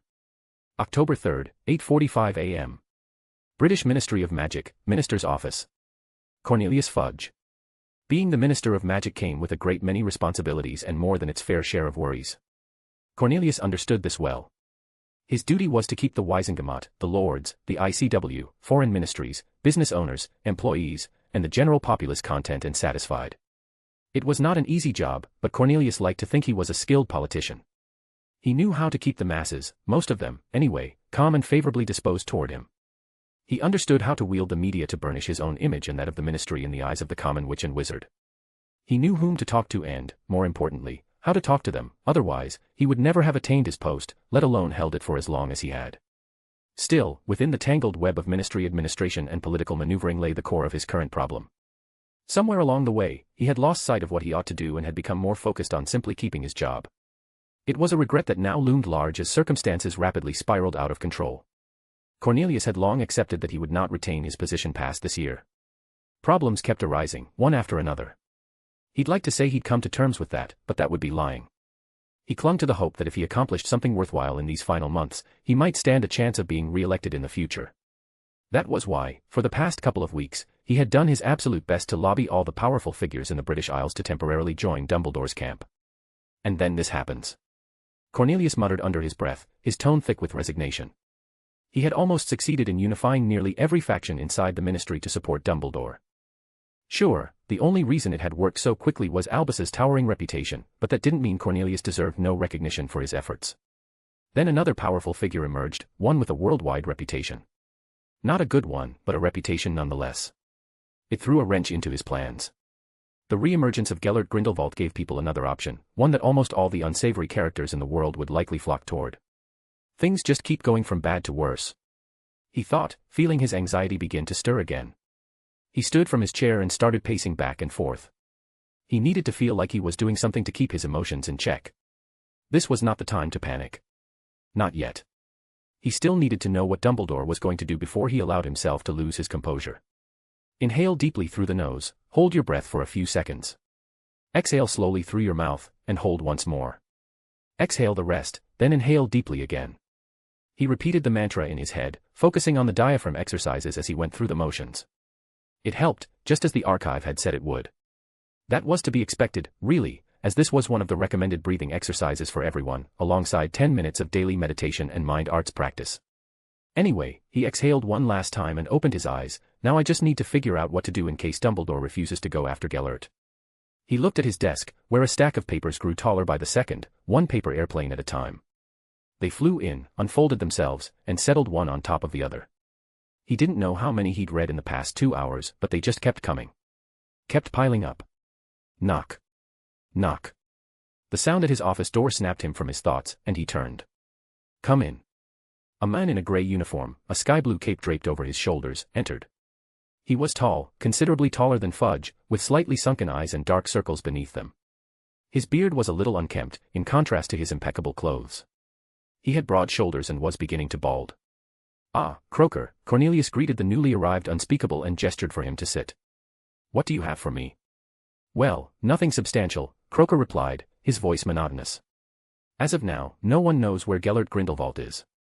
Not us, nor any other unspeakable department in the world. So nothing has changed since his escape. As far as we can tell, he hasn't contacted any of his known past supporters or followers. The ICW and everyone else is monitoring them closely. That's what I was afraid of. Him being unreachable doesn't reassure the public. A powerful and untraceable Grindelwald is scarier than one running wild. At least then we'd know where he was and could plan accordingly." "Any news from Dumbledore?" Croker asked. "We need to know if he can track him through the archive. Our research, inquiries, and hypotheses suggest that he should be able to." Cornelius raised an eyebrow at Croker. "How did they know that? Weren't they the ones who said it would take at least half a year before they could get any solid data on the archive? Weren't they the ones who insisted on further study before releasing it to the public? Weren't they the ones who threatened to halt maintenance on the ministry's enchantments and wards if he didn't force the auras to slow its distribution? So what is this now?" he thought before shaking his head. There was no point trying to understand how the unspeakable's minds worked. Remember the past, he reminded himself. What was the point of experience if he couldn't learn from it? Leave the unspeakables to their mysteries. They were rarely helpful in straightforward ways. Knock. Knock. Creak. Cornelius turned toward the door to see Amelia enter, her face set in a deep frown, eyes scowling. "She's mad," he thought, suppressing a wince. "So, what are we doing?" Amelia asked, her voice carrying an angry undertone. "And where's Dumbledore? Is he meeting us here, or are we heading to him?" "He asked us to go to him," Cornelius answered quickly. "He might be the minister, but she was a pregnant woman who commanded the ministry's forces. Said something more important came up and he needs to attend to it first, so he's only meeting with us so we can handle the rest of the meetings without him." Of course something came up. Why wouldn't it? Amelia complained before taking a deep breath and looking at him. "So. Why are you still sitting? Let's get going. I have a vacation that's being interrupted by this nonsense." Cornelius scrambled up, took his wand, and walked toward the bookshelves on the right side of his office. He tapped his wand on the book in front of him 3 times and stepped back. The sound of clicking and clacking soon followed as the shelves folded into themselves, revealing an archway leading to a smaller room. He walked inside, followed by Amelia and Croker, and headed for the fireplace. He waved his wand to activate the Flynn network and moved closer to it. "Dumbledore. Open the network, we're coming," he yelled, stepping back as he felt a wave of magic pulse through the fireplace. "It's connected," he thought as he took a handful of flu powder and stepped inside. "Hogwarts, headmaster's office," he announced, throwing the powder down. A green fire ignited beneath his feet, and he felt himself yanked up and hurled toward his destination. Psi. X_. Headmaster's Tower, Hogwarts. Albus Dumbledore. I might have made a mistake, I thought grimly, watching the piles and piles of letters accumulating on my desk. I wasn't sure what to regret more, the new automatic mail sorting system I'd put in place, or my decision to create a mess that would keep causing me recurring headaches for the foreseeable future.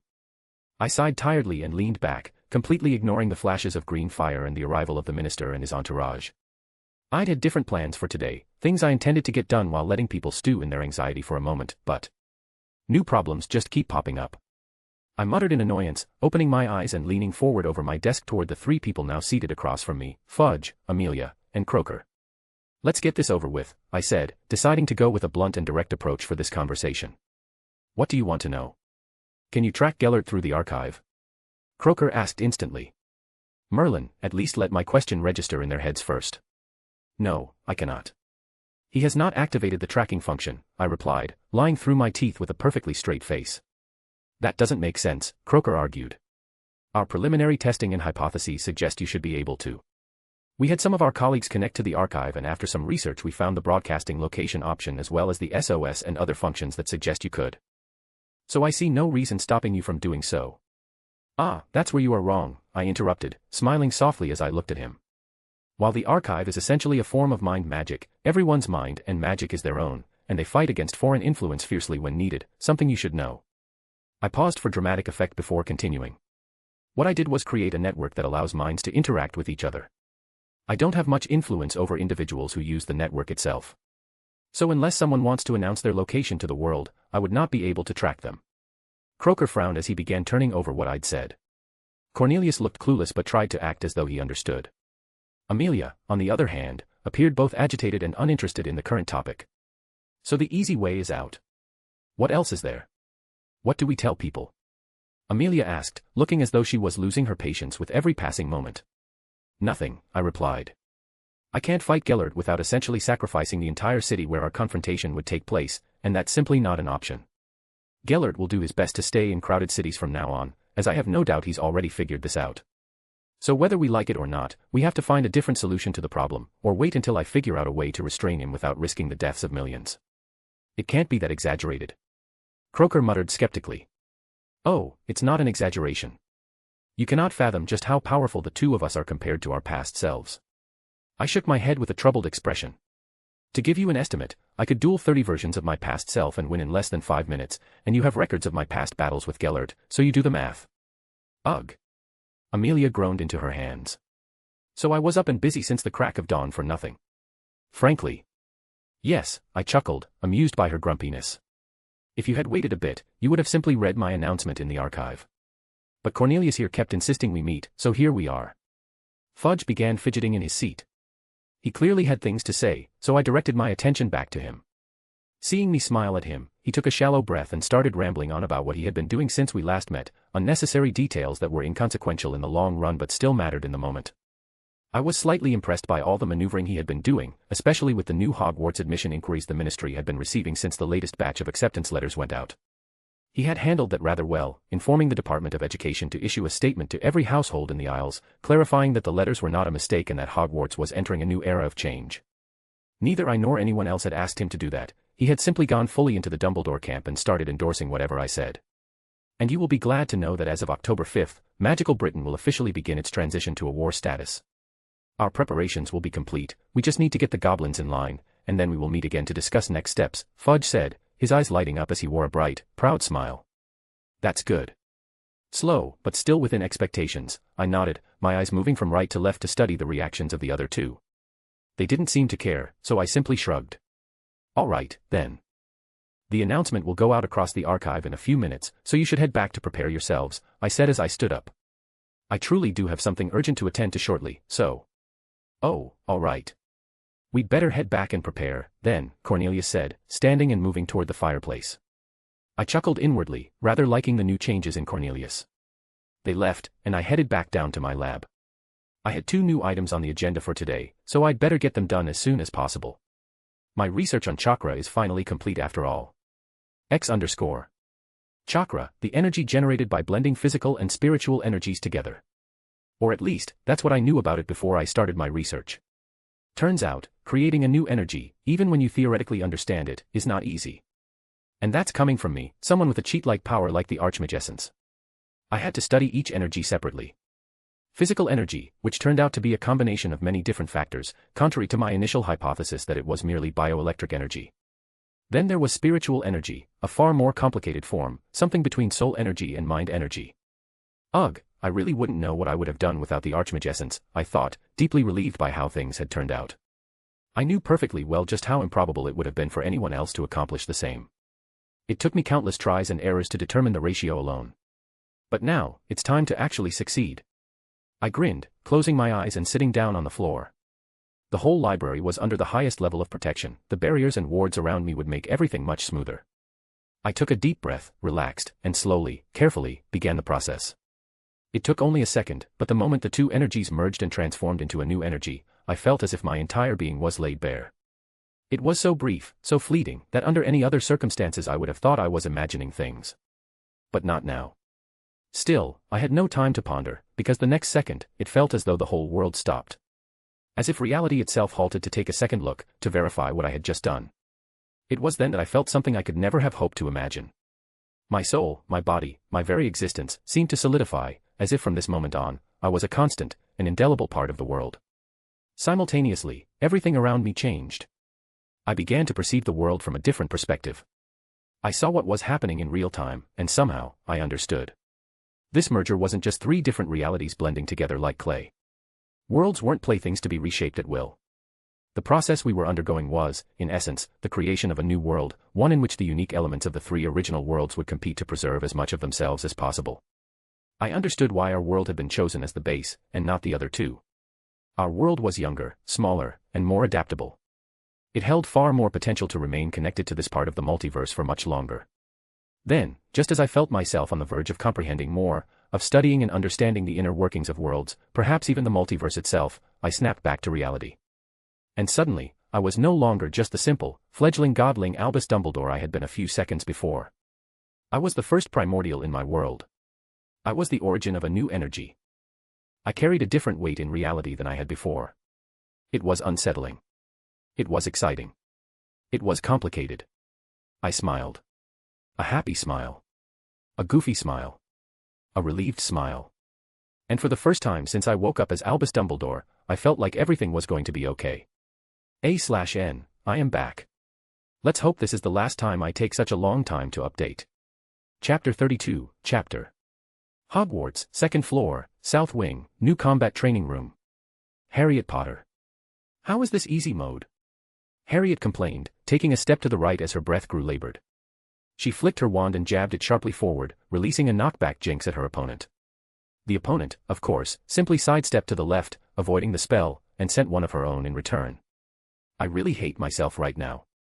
Harriet muttered, watching her duplicate's face twist in provocation, the slight freckles across her nose and cheekbones seeming to grow more prominent. Harriet didn't like that.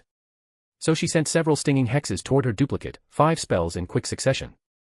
She wanted to see her duplicate jump around to avoid them. Maybe that would wipe the smugness painted all over her face. It didn't work. The duplicate just conjured a shield and raised a single eyebrow, as if to say, "Is that all?" This is getting frustrating. And truly, it was. She had been here for half an hour, lost 4 times in succession across various difficulty levels, and even now, on the easy setting, she still didn't feel like she could win easily. Her feelings about the whole situation were complicated. On one hand, she'd lost to herself. On the other, she'd also gotten to see how powerful she could become. Maybe that's why there were all those warnings in the beginning. She guessed. Well, let's just get this over with, she sighed in resignation and called out, "End simulation." She watched as her duplicate began to glow, dissolving into specks of light. The various metal and leather accessories on her hands and fingers, the black nail polish, the high-knee boots, her uniform, almost all her features melted away into light as it happened. It was unsettling. She shook her head and opened the archive screen. Soon she initiated the first-time analysis, where her battles would be reviewed and analyzed to give her feedback and advice on what to work on. It didn't take long before a list appeared, making her blink and widen her eyes in surprise. This is a lot. She muttered, scanning the points. Physical conditioning. While you are physically healthy and more powerful than your peers, you are also stiff and don't know how to use your strength in combat. Click here for more. Acrobatic and dodging exercises. You need to train in some of the following. Click here, along with your physical conditioning. Magic control. Why are you fighting if you don't know how to control your spells and magic properly? It went on, covering everything and nothing. The comments were either educational or just snarky enough that she felt she might have written them herself. It gave her so many things to do, from learning new spells, to perfecting and mastering those she already knew, to physical training and close-quarters combat drills. It's like the archive is preparing us for war. She commented as she scrolled through the list. This looks more like army training drills I've seen than witchcraft and wizardry. She didn't mention how excited she was getting, though. These pointers were going to be her ticket to beating the shit out of her duplicate. Suddenly, she stopped and jumped back.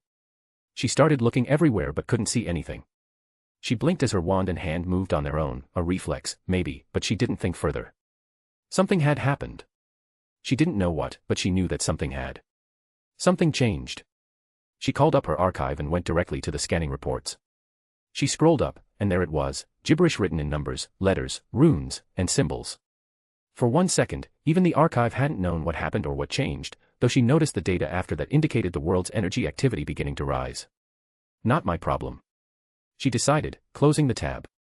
Sighing, she sat down on the ground and returned to planning her training. If she could feel it, then everyone else could too, meaning Professor Dumbledore would take care of it. There was no reason to worry or dwell on it further. Harriet blinked once as a small golden flicker appeared at the edge of her peripheral vision. She focused, and a new screen unfolded in front of her. Megaphone official announcement to all archive users.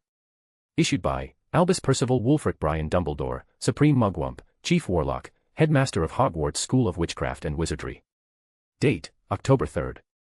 Subject: on the current status of Gellert Grindelwald and the stance of the global magical community. To all witches, wizards, and magical beings connected to the archive. It has come to my attention that the recent reappearance of Gellert Grindelwald has caused considerable alarm across the global magical community. In the hours since his new magic and rank evaluation became public, I have been inundated with urgent correspondence, strongly worded missives, ministerial memos, and public petitions, all urging immediate and decisive action. I understand this fear. Many among us remember the turbulent era of Grindelwald's rise, the shadows he cast, and the wounds left in the wake of his ambitions. I, too, recall those years with clarity and gravity. However, I must also observe that our collective response now speaks less of vigilance and more of a paralysis I do not recognize in the wizarding spirit I have long known. Let me be unequivocally clear, the current situation is far from desirable. In an already unstable global climate, marked by unexplained magical phenomena and interdimensional tensions, Grindelwald's re-emergence is an added complication none of us welcomed. Yet after careful consideration and consultation with several international bodies, I have arrived at a decision that I believe serves the greater safety of all. By the authority vested in me, and in light of present magical and humanitarian considerations, I hereby declare.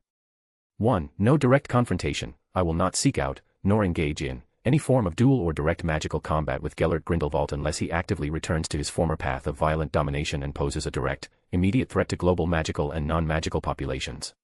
2. Reason for restraint. A duel between individuals of our power, as we currently stand, would not be contained to a simple exchange of spells. It would endanger every living being within the vicinity, likely devastating entire cities and risking millions of lives. Such collateral damage is unacceptable. 3. Conditional intervention. Should Grindelwald break the peace, resume hostile actions, or violate international wizarding law, I will intervene with the full measure of my ability. Until such a time, he is to be monitored, not provoked. 4. A call for composure. I urge all ministries, governments, and citizens to refrain from rash action, uncontrolled speculation, or vigilante pursuits. The archives now provide us with tools for transparency, cooperation, and preparedness. Let us use them to strengthen our communities, not fracture them further. This is not a sign of weakness, nor of secret allegiance. It is a practical and moral stance taken to preserve life on a scale we have never before had to consider. Our world is changing, and our responses must change with it. Remain vigilant. Continue to prepare. Trust in the magical community's resilience. In solidarity. Albus Dumbledore. Addendum, for international media and ministries.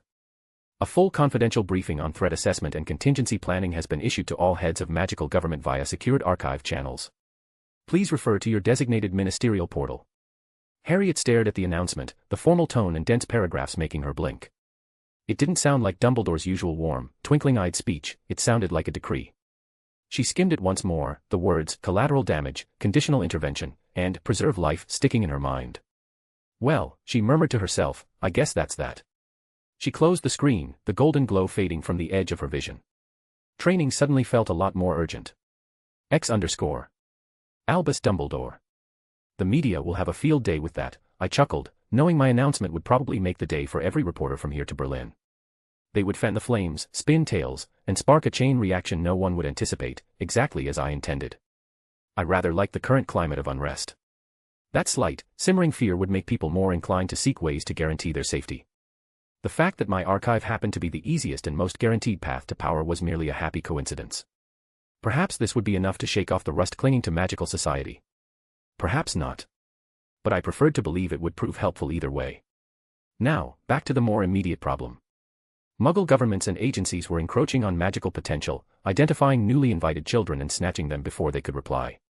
That could not stand. It was time to make my position clear to them. I stood and walked out of the lab. The wards, enchantments, and barriers surrounding the room melted back into the walls, floor, and ceiling, disappearing as though they had never been there. I headed upstairs, directly to my private quarters. A shower and a change of clothes were in order. One does not meet with royalty looking as though one has just crawled out of a ritual chamber. It was the least I could do. 20 minutes later, I stood before the mirror, dressed carefully in a black dress shirt, trousers, tie, and shoes, layered under an almond-colored waistcoat and a matching coat as well as a long jacket. A touch of cologne, a black fedora placed just so, and a final nod to my reflection. Now I am ready. I turned around and started to head out, only to stop midway down the stairs as I saw Fawkes resting on his perch, giving me a suspicious stare. I could almost hear him asking, going somewhere? I smiled softly at my quirky companion and continued my descent, walking directly to him. Hey, Fawkes. Want to go on a trip with me? Squawk. Well then, let's go. I took a few steps back as he took off, flying in slow circles above me. To Buckingham Palace, please, Fawkes. He let out a thrilling cry as flames engulfed us both. We arrived at Buckingham Palace a moment later, our appearance barely noticed by the ordinary people and guards around. I stood for a moment, my eyes scanning the frankly impressive wards surrounding the place. A blood ward, I nodded in appreciation at how crafty and well hidden they were. Most magicals wouldn't even notice them. They were old, and very well maintained. I willed my magic forward and performed the equivalent of knocking on the door, except I knocked on the wards themselves. I did not envy those connected to them at that moment, it would feel like someone rapping sharply against the inside of their skull. Not a pleasant sensation. I stepped back and waited. Not even 30 seconds later, a squad of 12 people, dressed head to toe in black, operated into formation before me. They were poised for assault, clearly a kill first, ask questions later sort of unit, but they froze in place, rooted by paralyzing fear. I didn't have time to play around. I really needed to get back and unravel the intricacies of chakra, but this matter was more pressing. I would solve it as quickly as possible. Gentlemen, I said calmly, you are neither the Queen nor those in power, so let's not do anything unwise. Go back and inform Her Majesty that Albus Dumbledore is here to meet her.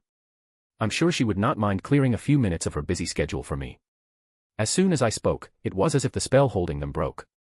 They didn't move, but took a few steps back, holding their weapons in one hand and wands in the other, eyes locked on me. I didn't say another word, meeting their gazes with a soft smile, which they did not seem to appreciate. Then the man in the middle made a subtle signal, and the two agents beside him nodded and disapparated. It's nice weather today, isn't it? I remarked. They continued to stare, expressions blank. Whistle. Fawkes answered with a pleasant trill. I glanced up at him, still circling above, and smiled. I tapped my right shoulder twice, and he dove down to perch there comfortably. I didn't so much as tilt. Sure, he was heavy, but I was a young man with a supernatural body. A little extra weight on my shoulder hardly registered if I didn't want it to. Pop pop. The sound of apparition pulled my attention back. The returning agents didn't waste time, they went straight to the red-haired man, one who could be mistaken for a Weasley if he ever walked through Diagon Alley, who had given the signal, and whispered to him. He nodded slightly and gestured to the others. They all parted, forming a guarded path along either side. This way, the lead agent said, turning without another word. I raised an eyebrow but followed without comment. Frankly, I was enjoying the situation. It felt like something out of those secret agent films I'd watched as a child in my past life. After a rather long and winding walk through corridors, both enchanted and otherwise, we arrived before a large, ornate door, far grander and more elegantly decorated than even the Great Hall's entrance. It swung open silently, revealing a lavishly appointed room. Golden ornaments, portraits, tapestries, and elegant chandeliers filled the space. In the center stood a modestly sized wooden table. It looked new, but I knew better. I could feel the centuries-old magic emanating from it. I raised an eyebrow and walked toward the table, ignoring how every agent in the room, hidden or visible, tensed as I moved. Do they really think they can hide from me? I mused, my eyes tracing their positions and readiness. A faint smirk touched my lips as I reached the intended seat and took it. Then I refocused on the most important person in the room. The Queen. There she sat, in a high-backed chair on the opposite side of the table, watching me with a look of intrigue and a touch of amusement. "Welcome to my castle, Mr. Dumbledore," she said, her voice calm and measured. "Not as magical as yours, of course, but it does its job." Her tone was quite playful. "Well, we can't all have our own Hogwarts, can we?" I replied, equally playful. There was no need to make the atmosphere tense and dramatic. "That's true," she nodded. "So, what can I help you with? You made quite the impression with your sudden visit." "Well, when you discover that people are taking your young students from their homes and into secret agencies, one tends to be quite urgent about such a thing." "Oh, do tell. Who are those involved, and how did you come by such information?" The students, you mean?" "Well, I do have a list with their names here," I said, and conjured a stack of papers with their pictures and names beneath. "Oh, magic," she said with fascination. "No matter how many times I see it, it never ceases to amaze me." She took the papers and started looking through them. I agree. Magic truly is fascinating. "Mr. Dumbledore, I don't believe these children are of age to join Hogwarts yet." "That was before the new admission rule adjustment," I clarified. "From now moving forward, admissions start at the age of 11. I will see to it that my best men are on the job of finding those children." "Ahem, Your Majesty," I cleared my throat, interrupting her. "You may have misunderstood something. I didn't come here to ask for a favor. I came to inform you that if the children are not home by the end of the day, safe and sound, those agencies will not be around tomorrow morning." I smiled as I felt the hostility of everyone around us rise. Some even pointed their weapons and wands toward me, fully intending to shoot or curse me, but they soon noticed they could not move. The reason for that was simple. As soon as I sat down, I blessed the room with a temporary blessing. I made the room a no-fighting zone. Meaning unless there's a god to undo my blessing, no one can defy it. The queen, for her part, seemed nonplussed. She just looked down, no doubt checking why the magic on the table hadn't blasted me to pieces yet. That's a very strong statement, Mr. Dumbledore. I thought wizards and witches had laws against revealing magic to non-magicals, as well as fighting them, etc. Oh, we do. But there's also a little something you seem to ignore. You are the ones who made the first move. She didn't reply, and just blankly stared at me for a few seconds before sighing. All right, I will issue the order. She muttered, and leaned back in her chair. Well then, now that that's out of the way, I said with an exaggerated few, my expression turning jovial and friendly, let me ask you something, who enchanted this table? I must say, it's a very good enchantment. Oh, this is a royal family heirloom, the queen replied. One that is said to date back to the time of Arthur Pendragon. So if I had to guess, it must have been Merlin. Oh, that's interesting, I mused aloud as I inspected the table. I can believe that. The enchantments are superbly crafted. If this is true, then his title as the Prince of Enchantment is not an exaggeration. If he can craft such tightly netted, long-lasting enchantments, then the title was well-deserved. Well, I don't know much about that, but I will take your word for it, the queen shrugged, not nearly as interested as I was. Oh, where are my manners? I said with a sigh as I stood up. I'm sure you are busy, and seeing as I came by unannounced, I should not overstep my welcome. Oh, there's no need for such a thing, the queen said. You are welcome to stay if you like. How generous of you, your majesty, but I do have other things to do today, and seeing as our discussion for today is finished, I will be going back. Well, do as you like, then. Thank you, I nodded at her. We will meet again soon, hopefully under better circumstances. Hopefully. Then goodbye, your majesty, I said, turned around, and walked out. I was still acting oblivious to the tense state of everyone else in the room, ignoring the fearful and suspicious looks I got as I walked out. Just like I ignored how the queen's gaze kept drifting to Fawkes every now and then. And now, let's head back home. Queen Elizabeth II. She watched as the man known as Dumbledore walked out of the room, having achieved his goal and completely ignoring everything else. She couldn't help but envy him. She wanted that kind of power too, the power to come to a royal palace, state your terms, and leave. That would be wonderful, she thought. It would have helped me ignore most of the annoyances that politics ruins my day with. Robert, she called, and the red-haired man walked to her side. Your Majesty, the man said respectfully. Get this done before nightfall, she said, gesturing to the stack of papers. I don't want to wake up tomorrow with a crippled country to run. The man nodded, took the papers, and walked out. He didn't ask anything else, nor did he need her to clarify. That's why she liked him. If only everyone else was like him, she lamented with a sigh. Now then, let's call a meeting with those involved in this operation, she muttered. I want to know why they thought that was a good idea. She stood up and walked out of the room. She needed to go and ask what other stupidity her various departments had committed. Because that's what this was. Stupidity. They knew they were only allowed to recruit willing graduates. That was the rule. But it seemed some people were trying to overreach their positions again. I still need to sit down with Robert later and have him explain everything that happened in that room from the beginning, she reminded herself. She could tell there was more than met the eye happening back there, but that was an issue for later. For now, she had overreaching hands to sever. Chapter 33, Chapter. Aura Department Director's Office, British Ministry of Magic. October 3, 4 p.m. Amelia Bones. Amelia was restless. She had been in and out of meetings since this morning. The Wizengamot, as always, was neither united nor helpful. Most simply followed Dumbledore blindly, believing his announcement offered the best path forward. Others disagreed, they wanted Dumbledore to hunt Grindelwald immediately, regardless of the consequences. As long as the battle doesn't happen in London, they said. They didn't care that millions of lives were at stake. They're just muggles. She heard some of them mutter. She truly didn't know what to think. She had always known unsavory characters sat in those seats, but it wasn't until today that she saw, clearer than ever, just what these people were willing to sacrifice to ensure their own peace.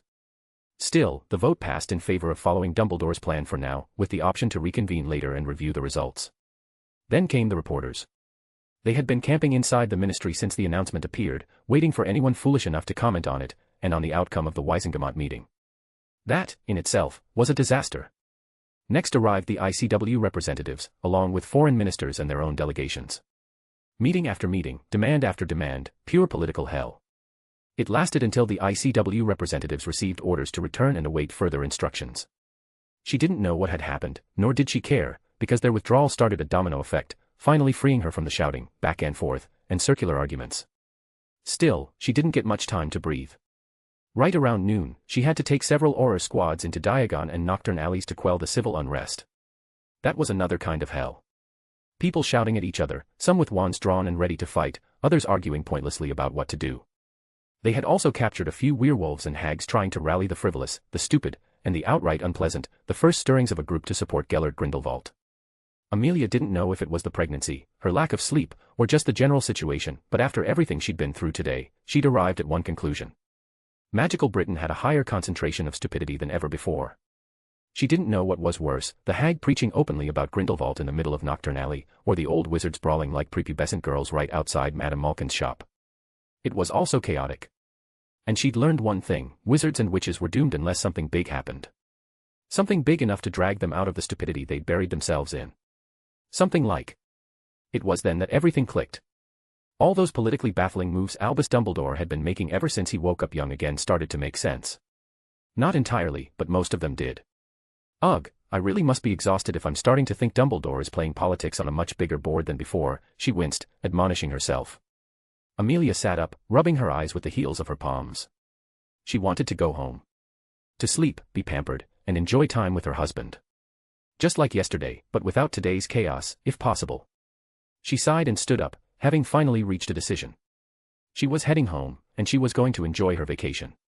She might even pray nothing happened for a week, however unlikely that was. Department of Mysteries, Time Room. Saul Croker, the professor. Saul wound through the narrow space between desks as he headed toward his own seat, right beside the crystal bell jar. It was a beautiful, large jar made of magical crystal, containing an absurd number of self-sustaining enchantments that kept the enormous amount of magic inside it in constant, closed-loop motion.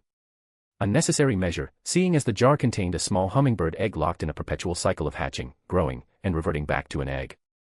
This was one of their earliest, and still ongoing, experiments in time magic. It was this very crystal that had allowed them to build everything else in this room. It wasn't just a decoration, it was a continuous process of data collection. Thanks to this, they had learned the enormous cost of casting time magic, the correct steps for temporal reversal, the limits of the human body when reversing time, and much more. Saul tore his eyes away from the beautifully glowing crystal and sat down. The sound of thousands of clocks ticking together in perfect symphony calmed him. He leaned back in his chair, head tilted toward the ceiling, eyes tracing the ridiculous number of clocks fixed to it. All the different sizes, shapes, and colors decorated the surface. It looked absurd, funny, and somehow artistic all at once. Though to me, this looks just right, he thought, a smile gracing his normally stoic face. He closed his eyes and sat there, listening to the ticking of the clocks, his shoulders relaxing. It was nice to take a moment for himself after the day he'd had. I don't envy those guys in the brain room though, he mused, imagining the amount of work they must be going through right now, especially after he'd reported what Dumbledore said. They'd looked ready to die in that moment. All their theories and hypotheses had just been proven wrong. Not that they trusted Dumbledore's word entirely, but his statement had opened a completely new direction of research. What if he was right? What if he really didn't have as much control as they thought he did? What if the archive truly was just a magical web connecting the minds of witches and wizards? He knew it didn't fully make sense. They knew it even better than he did. But the question remained. Their entire previous research had revolved around understanding what the archive truly was, how it worked, and why. It had centered on proving whether it was merely a means for Dumbledore to control everyone's minds. And now there was a new possibility, and they weren't happy about it. Not that they're doing this out of the kindness of their hearts, either. He shook his head. The reason they'd been trying to prove this was a conspiracy to control the world was simply to have the barest justification to go against Albus Dumbledore and try to study his brain. That was their whole purpose in life, researching how wizards' brains worked, how magic interacted with them, and so on. The brains of someone like Dumbledore, Grindelwald, Flammel, and all those great wizards were simply too enticing and extraordinary for them not to try to get their hands on them. The French branch of the Department of Mysteries is still trying to find a way to get Flammel and his wife to this day. He chuckled slightly at the tunnel vision and absurdity of these maniacs. Though we would have tried to do the same if Dumbledore had created a time magic instead, he muttered, admitting that maybe everyone in this department was a nutcase after all. Still, this brought up the question, should he fully synchronize with the archive now? He knew the brain room researchers would choose a few of them to fully sync so they could monitor them and collect additional data. But by now, almost every unspeakable was connected to the archive, partially, sure, but connected all the same. They'd be idiots not to be, especially since the archive made their studies much smoother. And there was the fact that you couldn't advance further in acquiring knowledge from the archive library unless you contributed your own research and knowledge to it, too. Now isn't this a dilemma, he thought, amused. For now, let's wait for the preliminary results from the brain room research before deciding. X_. Southern France, Chateau d'If prison. Gellert Grindelwald. Gellert sighed as he stood on the Isle d'If, staring blankly at the square fortress in front of him, questioning whether it was really a good idea to come here. He hated Paris, and by extension, France, and most certainly this prison. It shouldn't even be called a prison anymore. To muggles, it was mostly a tourist site nowadays. But to wizards, it remained a prison, not out of necessity, but convenience. The place was built, protected, and maintained by old magics. Muggles might see only an old fortress, but the truth was far more complex. It had been expanded, fortified, and divided by magic, and since it sat upon a ley line, it had to be kept functioning. That was why the prison was still active, though only the top floor was still in use, where those with money and power could serve their sentences in luxury while the world thought they'd gotten what they deserved. Gellert shook his head as he climbed the stairs, heading toward the top prison cell, the one where his right-hand woman was spending her days.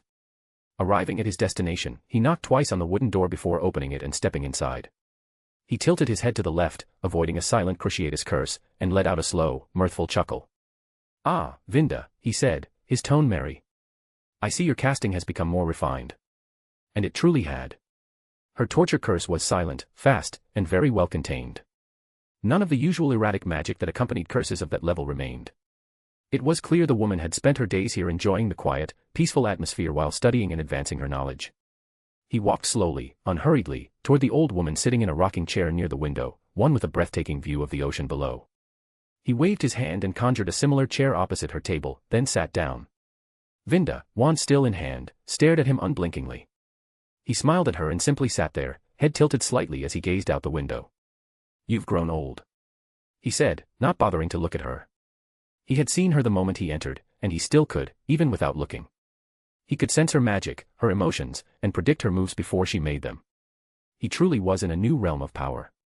"Well, I am almost a century old." "Of course I look old," Vinda replied, her tone reserved. It seemed she still didn't believe he was the real Gellert. Not that he could blame her. He was sure she'd had to fend off plenty of people pretending to be him. "So, how have you been?" Gellert asked, tilting his head to look at her, the white hair, wrinkled face, and slightly glossy eyes. She truly did look old. She was nothing like the young Spitfire he remembered. Still, she carried the air of a serene, wise old witch, a trade-off he could accept. "Well," she answered, "as well as anyone who spent their life in a prison cell can be." She shrugged. Gellert raised an eyebrow. Prison cell. This looked like a hotel room. There was a fireplace, a private bathroom, decorations. She even had artworks on the walls, a bookcase next to the king-sized bed, and a very nice rug on the floor. His eyebrow twitched slightly. He had lived in a prison cell. This was not one. Still, he didn't comment. He wasn't going to envy one of his followers' conditions. No matter how comfortable the place was, she still didn't have freedom. So he let her remark slide. "Well, that's true." He nodded. "Still, I must praise your efforts in advancing your studies. Your progress is evident in how smooth your magical control has become." Sitting alone staring at the sea gets boring rather quickly, so I turned to the only thing I could do, she replied in a matter-of-fact tone, though her posture shifted slightly, and he could sense a hint of pride in her magic. "True," he smiled. "Well done, Vinda." She stiffened for a second before returning to her carefully relaxed posture. "So what brings you here?" she asked. "The news about you is all over the place." "Well, Dumbledore came to my cell at Nurmengard and freed me," Gellert told her the truth. After all, there wasn't any reason not to. After he connected me to his new magic, the archive, he left me with only one request: get the undesirable part of society under your control. So, after some time researching and advancing my rank, I came to see if you'd like to come with me once more. Gellert summarized his purpose in a few words, much to the wide-eyed disbelief of the old woman in front of him. She hadn't expected that, it seems, he mused inwardly, enjoying the feedback from his magical senses. Vinda was bewildered, slightly shocked, and confused. Doubt and suspicion remained, but they were buried beneath other feelings for now. "Didn't expect that, huh?" He smiled at her. "What? You expected another impersonation attempt?" That seemed to calm her. She leaned back, rocking her chair slightly. To tell you the truth, yes, she said, her voice nonchalant. I'm still not convinced this isn't one. Well, I can't blame you, he shrugged, rocking his own chair. Still, I'm too old and wise to be swept up by old feelings, she said, looking out at the sea. The love I had for you has long since passed. PFFFTTT, ha ha ha ha ha. He laughed, interrupting her. Is that the story, he asked. A young, impressionable maiden led astray by a handsome and charismatic Dark Lord. Vinda paused. Her eyes sharpened as she looked at him. What, he asked. Do I have to remind you of our first meeting? When the young Spitfire woman met a handsome and charming young wizard while attempting to flee her family's pursuit because she didn't want to be married off to some old British nobody. Her eyes widened again, this time in recognition, not shock. Her magic danced around her in waves of excitement, longing, and familiarity. She finally understood this was no impersonation. She smiled, a soft, serene smile. Gellert, she nodded. It's good to see you again. She leaned back in her chair, finally relaxing, her left hand placing her wand on top of the book by the window. It's good to see you too, Vinda, he smiled back, quite pleased he'd had the foresight to keep the story of their meeting something only the two of them knew. So. Dumbledore let you out, huh? Yeah, I was shocked back then, too. But I understand where he's coming from better now. And you don't think this is some convoluted plot to gain more fame or something, right? Nah, he denied. I more or less know the reason for his actions, and I have an inkling that even the things I don't understand yet will be explained soon enough. So. What's the plan, she asked. For now. Nothing more than meeting you, giving you access to the archive, and waiting for you to regain your youth while I go around stirring up a little trouble. What about the rest of the Alliance? Are you going to meet them one by one, too? No, not yet, he paused. Though you can take care of informing them, if you like. She hummed thoughtfully. I'll see what I can do. They sat there in silence, comfortably enjoying the scenery. There was just something calming and mesmerizing about the sea. Gellert suddenly sighed and leaned forward, readying himself to stand. Well, I have to get going now, he said, regret coloring his tone. But before I do, try touching the screen with your wand. Vinda raised an eyebrow as a golden screen appeared out of nowhere, but she did as she was told. She furrowed her brows soon after, no doubt feeling the connection snap into place. It didn't take her long to manifest her own screen. 5 seconds at most. Gellert smiled as he stood. You'll find everything you need to know there. I'll contact you through it as well, so let's stay in touch. Vinda smiled and began to stand too, but he stopped her, placing a hand on her shoulder. He bent down, kissed the top of her head, and walked out. Nothing else was needed. They might have spent decades apart, but that didn't change their dynamic. Vinda Rosier was not just a follower. She was a friend, a close one. He could go as far as to say she was family. She had been the first to join his cause. She had lived with him, handled most of the logistics of his organization. He could honestly say she was the one who managed nearly everything about his movement and his failed quest. She was his lieutenant. His right-hand woman. And his first friend after Albus. Now, it's time I met with Albus, he thought, willing himself to a new location. His figure twisted and disappeared from the place with an almost imperceptible pop. X_. Room of requirement, Hogwarts. Albus Dumbledore. I stood in the middle of an expanse of greenery, where everything in sight was nothing but green grass and blue sky. That was literally all there was to it. The reason was simple, I didn't want anything complicated, and a plain room felt boring, hence the current setting. Alright then, let's start, I decided, bringing my hands up, palms facing upward. I started channeling chakra through my hand, noting its distinct, wavy feeling. I did, however, notice it was moving through a distinctly different pathway, not a chakra system per se, but more like a new layer added on top of the old one. It was still the same network as before, but now it had an additional level. Shaking my head to avoid getting lost in useless thoughts, I observed keenly as the chakra reached my hands. It didn't really do anything, it just kept releasing into the atmosphere. That's when I noticed several interesting things happening. The chakra I was releasing was being inhaled by the world, and I mean, it was snorting it like an addict snorts cocaine after a week locked away without a sniff. The kind that makes you go, whoa, easy there. You're gonna overdose and die, but your advice just goes in one ear and out the other. Okay, something is amiss, I thought, catching myself comparing the world to an addict. Something I wouldn't usually do. So my suspicion that I was more affected by my new status than anticipated was more than just common sense, then. I'll get back to that later, I noted. I probably need to check my soul status and mindscape for answers. I filed the thought under things to do and moved on. Something interesting was happening. My eyes moved around, glowing slightly as I observed how the magic around us was affected. I'd probably need to test this more, but if my guess was right, it was getting stronger. I filed that under Things to Check and continued observing how the world around me began to look and feel more vibrant. And it truly did. It was like the world was upgrading from 480p to 1080p resolution. Okay, let's get back to the point, I muttered under my breath. This was bad. I kept getting distracted by intriguing side effects and forgetting the main purpose. I needed to first familiarize myself with chakra more, get used to using it without needing parallel minds just to maintain control, figure out what rules to embed into it, and so on. So, first thing first, control. I started to slowly and deliberately mold the chakra into a ball, a small one, the size of a baseball, and then kept it that way while limiting the number of parallel minds I put on the task. That alone took a few minutes. Once I got that down, I began manipulating the size of the ball, compressing and expanding it to different sizes. Following that, I played with the ball a little, jiggling it around like a circus performer. It was great fun, especially after I made the surroundings change into a circus-like setting, complete with cheers and everything. Soon, after I'd had my fun, I started playing around with shape and pure energy output manipulation. I created strings of varying sizes, widths, and strengths. An hour later, I stood there thoroughly satisfied with my current control over chakra.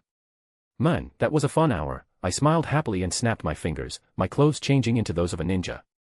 Now let's play ninja, I declared, a grin stretching across my face. The surroundings began morphing into a thick, green forest setting with towering trees and various natural obstacles. I'm not going to say what happened after that. Not even to myself. Some things are just too embarrassing to mention, even as a thought.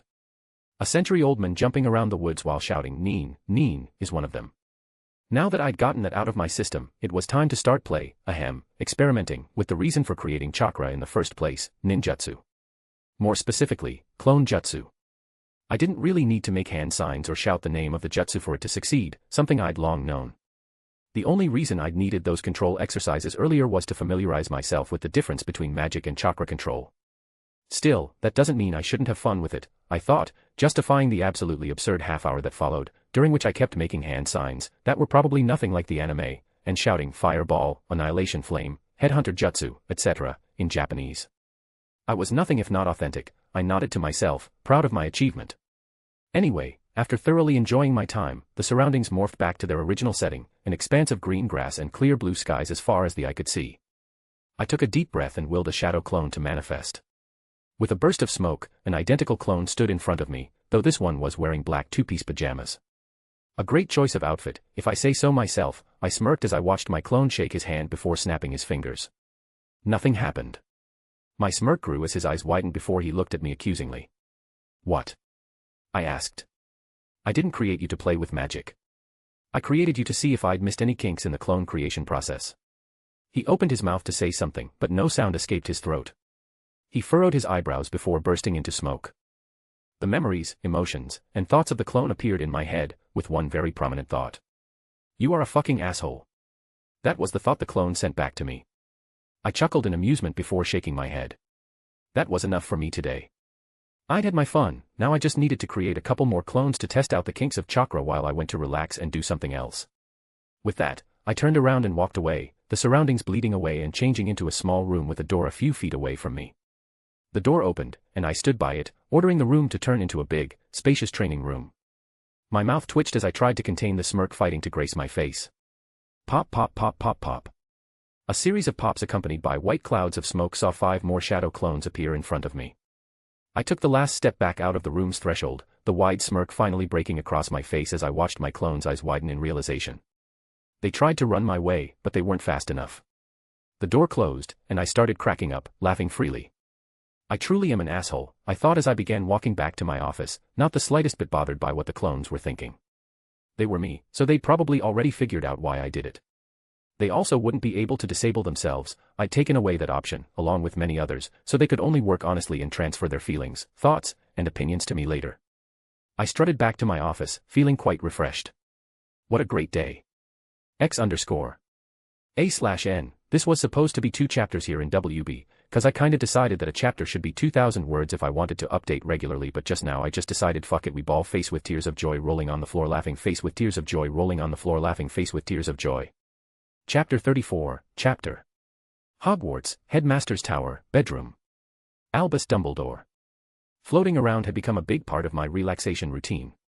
The feeling of rolling through the air without any regard for gravity was like tickling a very primal part of the brain. So here I was, upside down and cross-legged with my eyes closed, enjoying the moment, something that was surprisingly hard to do, especially after learning that my latest big move had been somewhat useless. Not completely, but almost. I discovered that after returning to my bedroom, still feeling cheerful from my earlier experiments, I decided to check on the changes that came with my new status, so I sat down and dove deep into my soul. The changes were obvious. My soul seemed more fortified, more solid, with far more discernible features. It had gained a metaphysical weight I hadn't possessed before. This, of course, wasn't the only change. My own magic appeared to have tripled in quantity and nearly doubled in potency once again. My mindscape felt more fortified, and some of the limitations placed on my archmage essence seemed to have loosened. By this point, I was very happy, elated, even. But then I decided to check the contract mark more closely, to see if there were any changes there, especially since I used it as a kind of benchmark for positive progress. The changes were underwhelming. Slightly better than last time, but not by much. The mark was smaller, sure, with fainter edges, but there were no other major shifts. That soured my mood a little, but I decided to shelve the thought for later. Next, I went to check my mindscape to see if there were any surprises waiting there. There were. A few books of memories were glowing, memories from my past life. Those shaky, blurry recollections seemed to have been touched up, given an overall image enhancement and focus correction. I took one of the books and opened it. The memory inside began to play. Memory book. A group of teenagers were gathered in a parking lot, laughing and joking as the day came to an end. The sky was orange, almost red. "Hey, you know what we should do?" one of them asked. "What?" "We should go to that grocery store on the corner and steal a few bottles of beer," he revealed, like a villain unveiling his grand scheme. "That's a stupid idea." "Yeah, they know who we are, and who our parents are. Plus, that's Anna's dad's store. We'd probably get beaten up by her quarterback boyfriend in school tomorrow." "Okay, fine. You planned something, then, geniuses." "Well, we could do the same thing, but a block or two away." "That's actually a good idea." "That was my idea." "Yeah, but this one's more refined." "So is it really yours?" "Ugh, let's stop arguing and just go." Memory paused. The memory played, and I found myself smiling as I remembered. That was the night the police officer caught us and took us back to the station. I remembered being so afraid I almost peed myself in there. Ha ha ha ha. I laughed, rewatching the memory again, this time focusing on the details of our arrest. Memory continued. "Okay, I stuffed 2 down here. You do the same and let's get out," one teen whispered, lifting his hoodie to show 2 beer bottles tucked into his pants. "All right, let's do this," the others agreed, too hyped to notice their voices carried, or that a middle-aged police officer stood beside the store owner, watching the scene unfold with amusement. Each teen bought a chocolate bar and went to the counter to pay, walking awkwardly and acting stranger by the second. Just as the first one paid and turned toward the door, a beer bottle slid down his pant leg and hit the floor. Crack. PSSSSSSDTTTT. There was a pause as everyone stared wide-eyed. The teen simply turned around, pulled out the other bottle, placed it on the counter with a $50 bill, and tried to save himself further embarrassment. The rest, though, didn't share his foresight. They tried to make a run for it, a move that made the police officer step forward almost instinctively, blocking the door. Memory end. What followed was all of us being hauled to the station in the back of a police car, pleading our case to the infinite amusement of the officers. It was funny. Watching this made me feel conflicted, nostalgic, and somehow reluctant. It made me realize I'd skipped all the stupid mistakes I should have been making and regretting now in another world. Instead, here I am planning and preparing to fight gods. Sure, I have plenty of memories of staggeringly poor decisions, but this just hit different. Shaking my head, I sighed and pulled out of my mindscape. It wasn't the time to dwell on this. I could figure it out later. For now, I needed to relax a little more and refine my plans. As I floated around the room, spinning like an astronaut in space, I kept reflecting on my journey until now and came up with one simple conclusion: I hadn't done much. Sure, some actions had been taken, but there was still very little obvious impact from those decisions. Still, it seems I have to revise my plans a little, I muttered, going over how disappointing the results of introducing chakra had been. Then again, I have yet to enforce its existence into reality, so maybe that's the reason. That one question made me do something impulsive. I reached into my new status as a primordial and metaphysically handed the world permission to unlock the potential to use this new energy, to everyone and everything in it. The world seemed to glitch for a split second, as if reconfiguring a setting that had been locked before, without rebooting.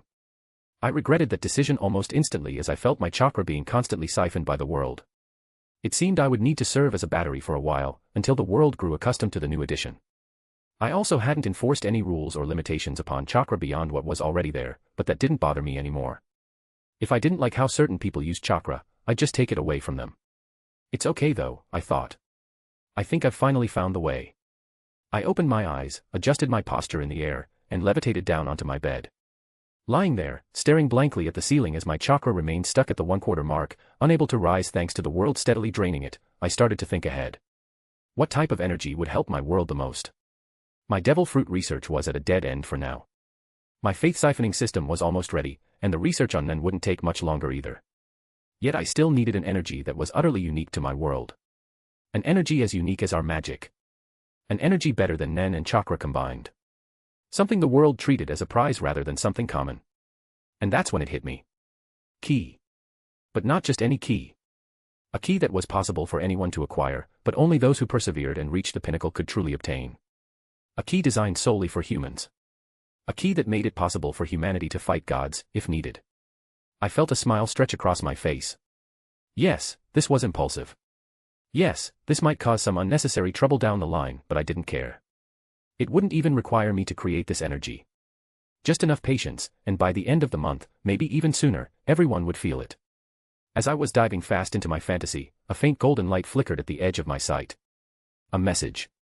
I wondered aloud. A screen manifested in front of me, and I found myself blinking once or twice as I saw the sender's name, Gellert Grindelwald. Well, I thought, slightly surprised by how quickly the men had contacted me. I opened the message and found nothing but a set of coordinates. I stared at the chat screen for a moment longer before standing up. It seems I have a meeting to attend. X_. Godric's Hollow Graveyard, Godric's Hollow. I materialized near the graveyard entrance, shimmering into existence with the grace of a poorly cast disillusionment charm being dispelled, a new teleportation method I tried for the first time just now. By using my status as a bridge, I could simply step from one place to another with almost no energy cost. Still, that felt weird, so I'm not doing it again, I thought as I stepped into the graveyard. White and black tombstones greeted my sight, left, right, and ahead. Everywhere you turned, there was another marker. Though, to be fair, this was one of the oldest cemeteries in northwestern Europe, one where some of the oldest magics were infused into the very land. I walked slowly, my eyes tracing the names of people. Some I knew, some I taught, and some were family. It's quite a depressing place to be, if I'm being honest, I thought as I walked toward my destination, the grave of my sister, Ariana Dumbledore. You know, I said, addressing the men standing in front of the grave, meeting in Honeydukes is a very viable option. Here lies Kendra Dumbledore and her daughter Ariana Dumbledore. Where your treasure is, there will your heart be also. I stood next to Gellert, my eyes on the dark granite tombstone and its inscription. Yeah, well, this was the first place I wanted to visit as soon as I set foot in the Isles, Gellert replied, his eyes never leaving the grave. Well, I'm just giving you an option, I shrugged, then added, being here just reminds me of how many people I've watched being buried here. Ah, Albus the Sensitive, Gellert scoffed. I just shook my head. So what's this about? It hasn't even been a full day since the news of your new rank became public. I had some questions I needed answers to, he replied simply, finally looking up and turning to face me. Well then, ask away. Gellert stayed silent for a few moments, staring directly into my eyes, then asked, how bad is the situation? I held his gaze for a second and replied, deadly. He fell silent again, raising his head to the night sky. And Ariana? What are my chances? I sighed audibly and replied, with your old plan. 0. He hummed. And do you have an alternative? Yes. Chances. As of now. 50. Does it have anything to do with becoming a god? I showed surprise, but still answered, yes. Then I asked, prophecy. He hummed again. What did you see? It's better if you don't know. He said. The god thing, have you already found a way? I fell silent for a second, making it look like I was deliberating whether to tell him or not, then just nodded. He studied me for a moment before turning back to look at the grave. The information we have about the invasion is contradictory, he stated. If we've known about other beings and phenomena happening for more than a decade, why is it only now that you're moving? I sighed again, this time heavily and tiredly. Why do you think? He didn't reply and just fell silent again. How bad? I don't know yet, I shook my head. Though I suspect more than half of the departments are, in my conservative estimates. Hey, even you don't know, huh? He chuckled wryly. Well, it's called the Department of Mysteries for a reason, I shrugged, unbothered. So what's the actual plan here? For now. Get the people out of their rut and have them train. Dangle the promise of power in front of them before using force on those who decide to be a burden. And that's why you want me to get the undesirable side of society under control, to create a sense of crisis. He nodded as if he understood. But it wouldn't work. Like it didn't work back then. Ah, but back then, there was no archive. True. But I also think this plan won't work as intended. We'll see, but for now, this is the best I can do. He sighed, a heavy sigh, and then started walking out. He stepped midway and turned around. That God thing, can I too? He asked, his tone hesitant. Yes, you can, I nodded, smiling at him. His eyes widened for a second before nodding again in acceptance. What do I need to do? If you want to succeed in actually holding the divinity. Double your strength at the very least, I stated, completely serious. He raised an eyebrow at me and summoned his archive, clicked on a few things, and then made a throwing gesture with his finger toward me. My own archive came into view, and I saw what he sent me, the comparison statistics of the mental fight simulation, showing he had a 45% chance of winning. I smirked and clicked a few things before making the same gesture toward him, sending him new statistics that showed his chance to be 5%. His eyes widened, and he looked at me with surprise and intrigue. You can fake your own status. Nah, I shook my head. Just haven't updated it for a while. This is my current statistic. You can do that. He started clicking on the archive more and more but, not finding the option, looked back at me questioningly. What? It's my magic, I replied, showing a smug smile. I can have small perks. That's. He stopped talking. What? You too have perks of your own magic that others just don't. He blinked a few times, turned around, and just walked away. A message appeared not long after, informing me of our next meeting time and location. Though this time, he did pick Honeydukes. I sighed and walked out too. It was time I headed home. Buckingham Palace. Queen Elizabeth II.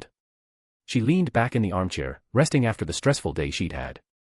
One would think she'd be used to it by now, the politics, the smiling faces, the flowery words and grand promises, but honestly, she wasn't. She had more than enough power and leverage to keep those who needed it in check, but even that was just the bare minimum of what she wanted. She closed her eyes, her mind going over everything that had happened today and everything she'd learned, and she couldn't help but scowl slightly. There were things that everyone knew not to touch. Children were number one on that list. But it seemed she'd gotten old. People had forgotten what she could do and had started underestimating her. She wasn't even dead yet, and they were already trying to get their hands on powers they had no right to.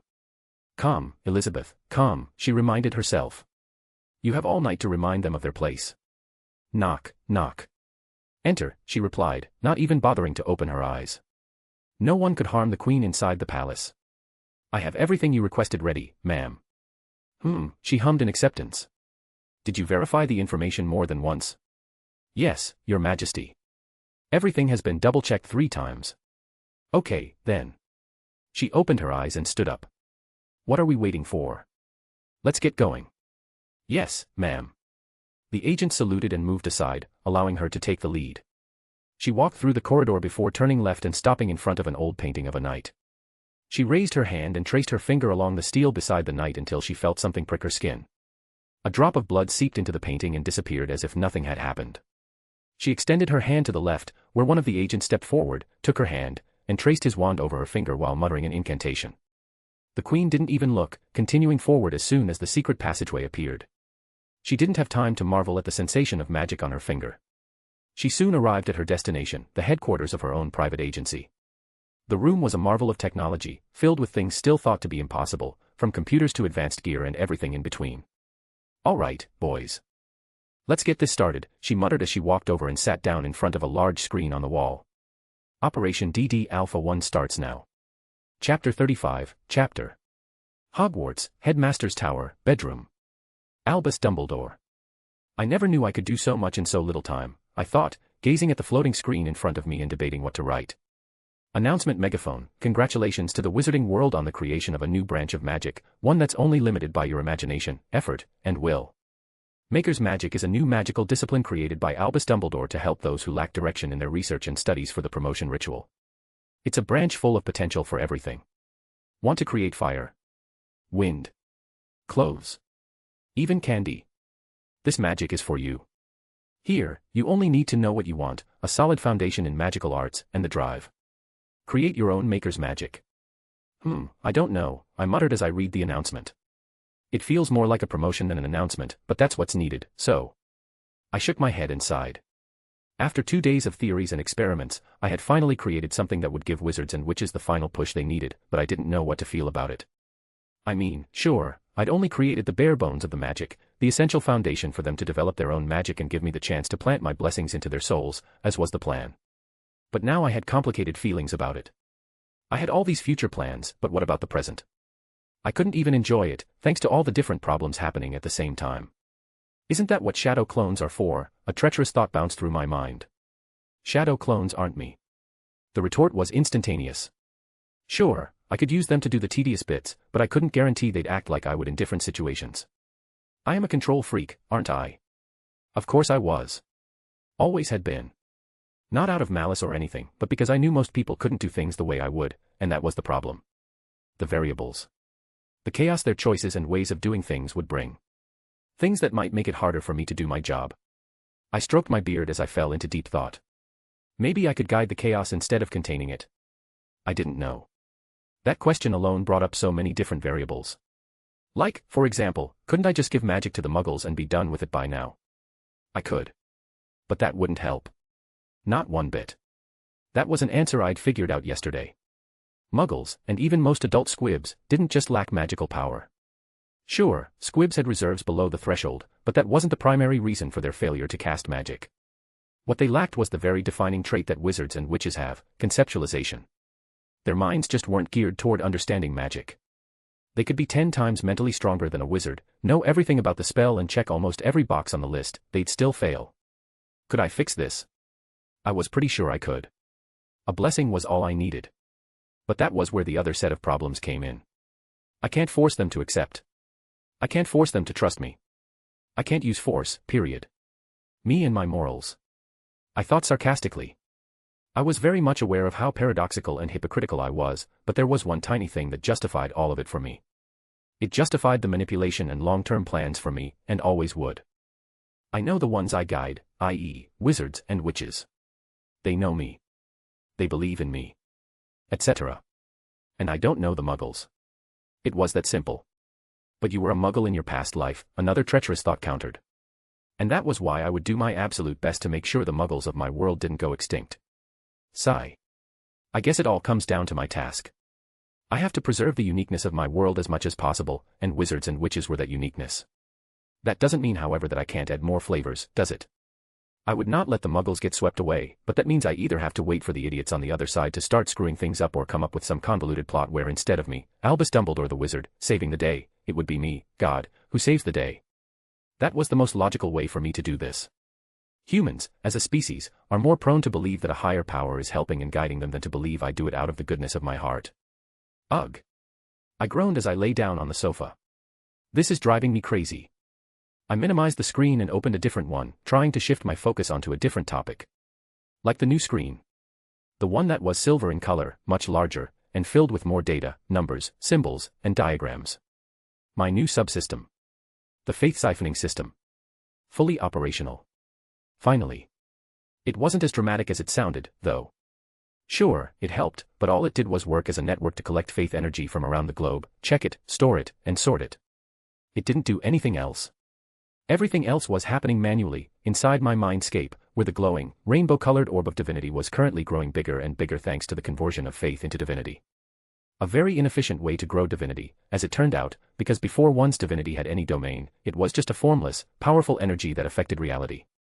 The real work came from the faith collection itself. Siphoning energy from the world was a very difficult job, let alone doing it with a formless, domain-less divinity. But that's okay. I thought with a smirk. Now that the network is fully functional, my divinity, already connected to the subsystem, will slowly but surely gain the domains I want, thanks to the weight of belief. That was all it was. The weight. The ability to amass so much faith energy that shared the same belief, concept, etc., in one place, connected to a divine energy, working as a bridge for said divinity to connect to the concepts and claim the domain. This subsystem was more of a collection bag, where the faith that would go to whole pantheons was gathered. Faith that I could use to get the domains I wanted and grant them to whoever I wanted. It would have taken a lot of time to grow my divinity to a level where I could compete with gods if I didn't have my archmage essence. But I do, so all I have to do now is wait for my domains, and that's it. My reactor will take care of the rest. It's already generating magic, chakra, divinity, and faith at the same time, so I don't have to worry about not being as old as dirt like other gods. I love my life, I chuckled, the thought of the faces those gods were going to make lifting my mood significantly. Now I wasn't worried about any of that anymore. I have the Archmage Essence, one of the most broken powers anyone can get, so I'll figure it out. I stood up and started walking toward the bathroom. I needed a shower. 2 days of sitting still, eating nothing but candy while researching different topics was my limit for how long I could go without a shower. Magical cleaning doesn't count. I opened the bathroom door and entered. Snapping my fingers to get my clothes off, I walked under the shower and stood there. Water started falling on me, the perfect lukewarm temperature, and I relaxed. I maximized the archive screen again, this time to keep track of how things were going over the past 2 days. I sifted through the different topics being discussed among various people. Hogwarts students had their own platform to discuss things, accessible only to students and professors. This one was mostly about schoolwork and progress, nothing teenagers would share in the presence of adults was posted here. There was another channel for that. One created by Lavender Brown, which was invite only. That's where the gossip was. I didn't snoop there, though. Didn't really see the appeal. Then there was the general page, channel, platform, whatever one wanted to call it. This was the place where almost everyone who had the archive could access. Discussions here would have been incredibly challenging to follow if not for the fact that each topic had its own thread. Scrolling through them while shampooing my hair, I got the general vibe of the conversations. The news had finally settled in. Especially after the Romanian newspaper got a photo of Gellert Grindelwald roaming around their magical bazaar like he was a regular Joe. It finally clicked for everyone that this was actually happening, a powerful Dark Lord like never seen before was out in the open. The chats and threads were filled with people talking about rankings, discussing the mechanics behind them more intimately, and trying to gauge just how powerful the first and second place were. It's finally starting, huh? I smirked as I looked up, water droplets falling on my face. This bode well for me. It meant things would finally start moving forward faster, at a different pace than before, now that everyone was worrying about themselves. Internationally, things were worse. All ministries and factions that tried to limit exposure to the archive were forced to back down this morning, as people started to form groups and huddle together with those who had access to the archive. They couldn't allow that. That was far more dangerous than giving people access to the archive, as they had divined that one had far lesser chances of spawning terrorist and cultic beliefs and threats. I shook my head slightly and sighed. I couldn't believe what I was reading. It's best not to think about this too, I decided as I stepped out of the shower, the sound of water stopping as soon as I moved away. I snapped my fingers, casting a drying spell on my body. I walked out of the bathroom, a towel wrapping itself around me as I headed for the bed. I wanted to sleep. 2 days of work, no matter how fun, still isn't as fun as sleeping. Lifting the bed covers, I slipped in and threw the towel off, making it levitate and head back to the laundry basket in the bathroom. Now to make other people sleep a little bit harder, I thought, small bursts of joy shooting through me as I finally sent the announcement to the world. Yup, now I can enjoy my sleep. X_. Mount Olympus, PJO Universe. Athena. She walked through the hall leading to the throne room, her eyebrows knitted together in slight distaste as she observed the new statues of Zeus replacing the old ones by the door. She held back a sigh and decided not to comment on how ugly and inappropriate a 20-foot-tall statue of her father with almost no clothing on was as the first thing one saw when heading to the throne room. She had better things to think about. The massive doors of the throne room opened, and she walked in, completely ignoring how almost everyone there turned their attention to her. The Big 12, as they liked to call themselves. What a stupid name. It was a ruse. Their whole setup was flawed, one that she couldn't seem to get herself out of. What else would one expect from a god with more emotions than sense, she argued with herself as she sat down in her seat of power. A really flawed system they had shackled themselves with. Or a really shrewd move from Zeus. Either way, it meant that Zeus, as the king of the gods, had the big control stick over the energy distribution, faith conversion, and all other buffs they gained by being tied to the system, with him getting the lion's share, of course. But then again, it's not like he can't be. She stopped the thought midway and focused on the meeting. Her father was babbling about his new self again. And so we decided to try and merge together. Are you sure that's a good idea, my king? She asked, making sure to address her father as king, since it was an official meeting and he liked his ego stroked more than usual in those. What's there to fear? It's like gaining a new aspect. Like our Roman selves, Zeus shrugged, seemingly unbothered. She didn't buy it. They, each one of them, seemed to be more affected than they'd let on. Gaining another self that was almost a mirror to their Greek selves was affecting them, period. We know that, but I and my counterpart would still like to do some more research on the topic, as she raised a very important concern. She said, more like interjected, in the middle of the growing noise that the chatter around was making, garnering the attention of everyone again. And that is. The impatient tone of Zeus made it clear he wanted to hear everything in one go. Well, when talking, she pointed out that they do not have a separate Roman aspect, and it's all treated as just titles and nothing more, Athena revealed. That said, she advised that we take care with merging with our Roman part first if we don't want to risk losing that part of ourselves, as she was almost certain that we would if we tried to merge with our counterparts in their world instead. Silence. Almost all of the Big 12 had different reactions to this reveal. They didn't want to lose half of their identity and power, because that's what their Roman part represented. The only one with a strange reaction in the group was Dionysus. I'll check on that later. She thought as she let her gaze wander over the rest of the gods, not just the Big 12. Her aunt, Hestia, the hearth, didn't seem to be bothered by any of this, though Athena could imagine why. She wasn't that affected by the information. She didn't suffer from the split personality, or all the other nonsense that came with different titles, responsibilities, and divine expression and weight. How envious. Well, it didn't really matter either way, she supposed. This meeting would still be long, filled with unhelpful nonsense, and adjourned without any helpful decisions, only for them to meet again tomorrow or a week from now to revisit the same subject, only to arrive at a different conclusion. What a pain. Chapter 36, Chapter. October 10th, Hogwarts.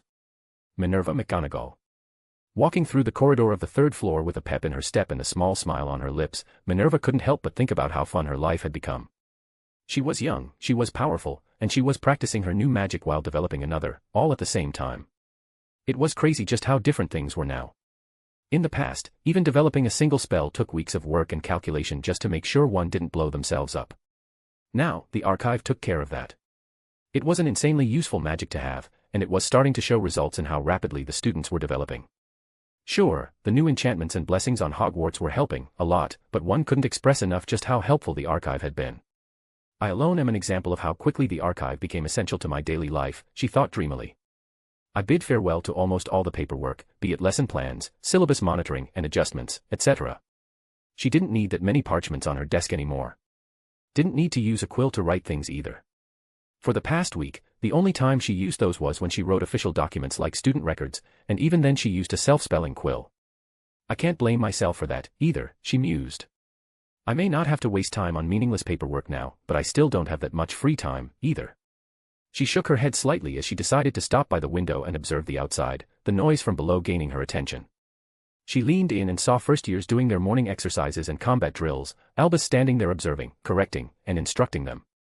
This had been going on for 5 days now. Everyone within Hogwarts was required to complete a weekly quota of very specific exercises, combat simulations, and pure physical exertion. And she meant everyone. Even her. A professor. It's not all that bad, though, she confessed to herself. Sure, my time is now split between fighting myself in the roar and practicing my new magic more extensively, but the results are showing. Dramatically, too. Straighten your back when you run, Miss Granger. Albus's voice traveled thanks to his sonorous spell, his tone firm and commanding. If you have time to talk, then you have time to run, Mr. Finnegan. Excellent form, Mr. Longbottom. Start doing your push-ups, Ms. Bones. That's not the correct form for pull-ups, Mr. Knott. And Mr. Malfoy. She stood there by the window, watching Albus in his commander-like persona, a little mesmerized. She had known Albus for decades. She'd known him as a teacher, firm, playful, and gentle. She'd known him as a friend and colleague, mostly playful, candy-addicted, and whimsical. She'd known him as headmaster, where he was mostly a headache, but never this serious and commanding, well outside of war, of course. I am learning a lot of new things about you, Albus, she smiled thoughtfully as she continued to observe him, a slight heat shooting through her body. She was beginning to actually view the man as something other than a powerful mentor, friend, and colleague. And it all started with that date he took her on 2 days ago. It was a wonderful date. They went sightseeing in Switzerland, mostly because Albus wanted a new stash of chocolate, but it was still a lovely outing. They walked, talked, and to her personal embarrassment, and quite possibly the embarrassment of her upbringing, she was quite nervous by the middle of it. There was a moment where they talked and she asked him to explain more about the divinity thing he'd mentioned. She was not ready for the load of information she got. That, in her opinion, was when she started to get flustered. She saw the wall that was between them become infinitely bigger. And that's where Albus did that gentlemanly gesture where he took her hand and kissed it. She still remembered what he said. Word for word. He said, Minerva. Snap out of it. You may think that me becoming a god would change things, but that couldn't be further from the truth. I didn't even want to be a god. It was a very fortunate accident, but one that put a lot of things into perspective. She could still feel the phantom touch of his hands where he held hers tightly, looking into her eyes as he continued, You see, if I could, I would rather have retired somewhere, probably here, and just continued the rest of my life between research papers and chocolates, but obviously I can't, so that's on me. It was at that point that she started to wonder why he was talking about this all of a sudden, but the answer came before she could ask. It's also on me to enjoy the new chance at life I've gotten. A very long and probably very tedious journey, too, but one I would love to have a lot of people accompany me through this time. Friends that are not Dark Lord maniacs, students that I can actually be proud of, and maybe, just maybe, a family and kids, too. Minerva felt her heart skip a beat again, much like it did back when this conversation happened. That's where you come in.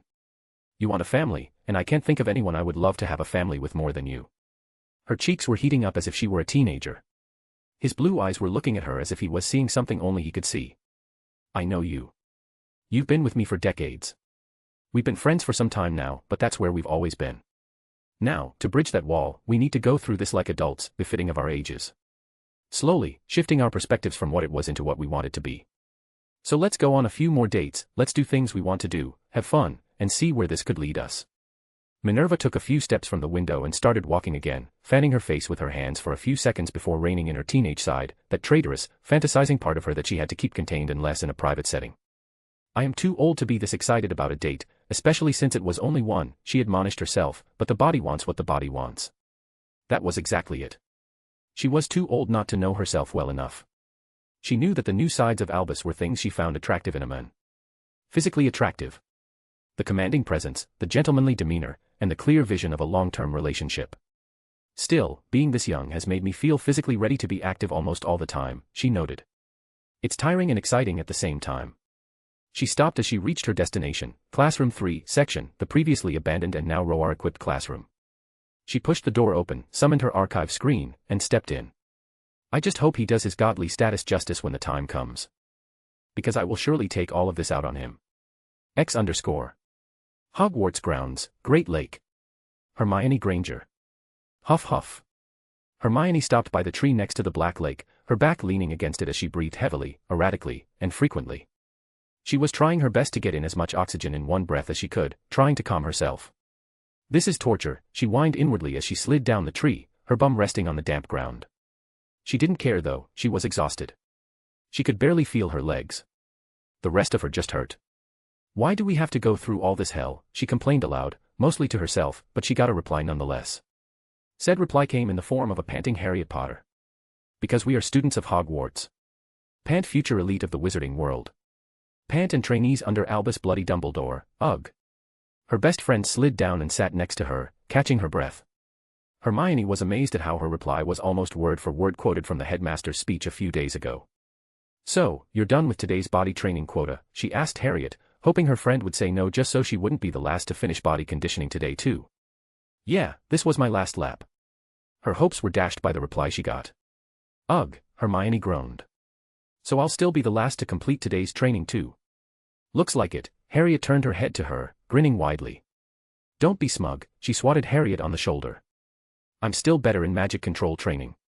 You are not. AM2. Are not. AM2. They kept that up for a few more rounds before they stopped and started laughing together. It was a fun distraction. Just then they turned their heads simultaneously as they heard a heaving sound. Huff huff. Two boys were running, one after another. Neville and Cassius. Neville looked haggard, his face red as a tomato, but his form was impeccable. Cassius, on the other hand, looked less tired, but his form was slightly hunched. Correct your form when running, Cassius, she blurted out before she could stop herself. Cassius turned his head toward them, made a face, and continued running, straightening his back.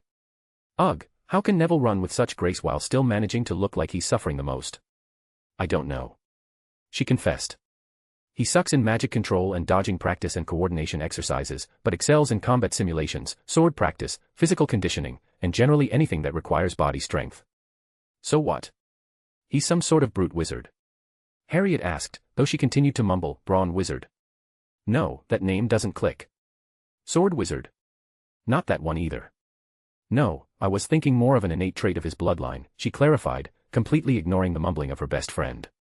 You know, like the ones written about in the book Inherited Magics and Their Secrets. Oh, that. I haven't read that yet. Why? She asked.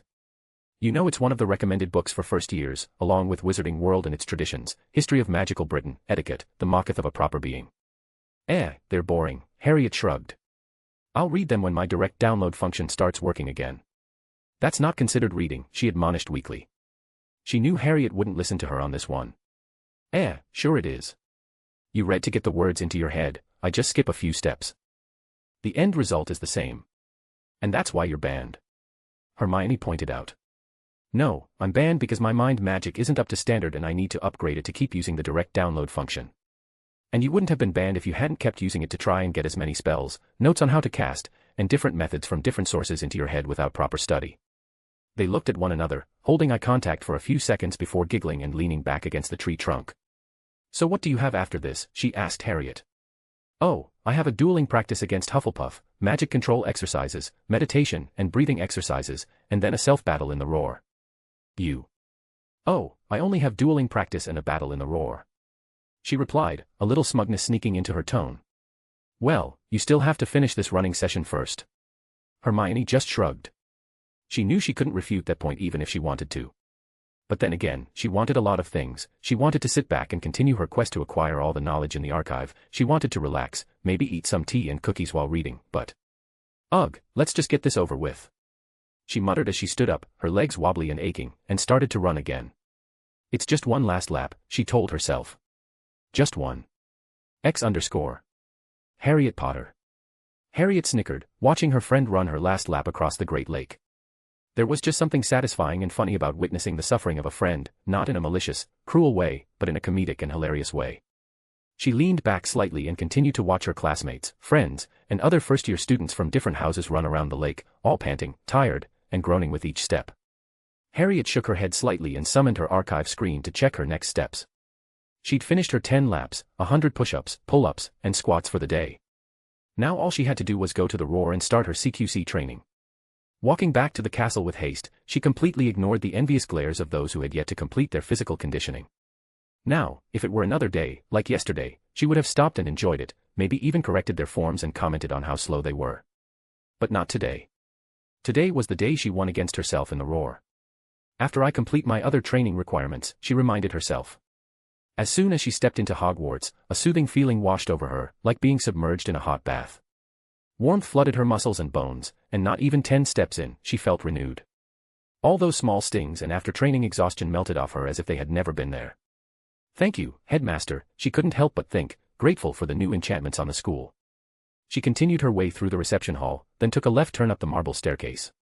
She did greet the ghosts and portraits every now and then, and by the time she reached the stone bridge, she was getting annoyed with it. If only the secret passageway hadn't disappeared. She lamented, feeling a slight pain in her heart as she crossed the bridge and headed toward the practice room. She pushed the door of the practice room open, her archive screen appearing as she entered. The room started to shift, the floor becoming a soft, rubbery texture, the walls taking on a smooth, almost metallic sheen, while a boxing bag, an arena, and multiple different tools appeared randomly around the room. Harriet, already familiar with all of this, headed directly to the arena. I swear this gets softer every time I step on it, she commented inwardly as she stepped into the arena.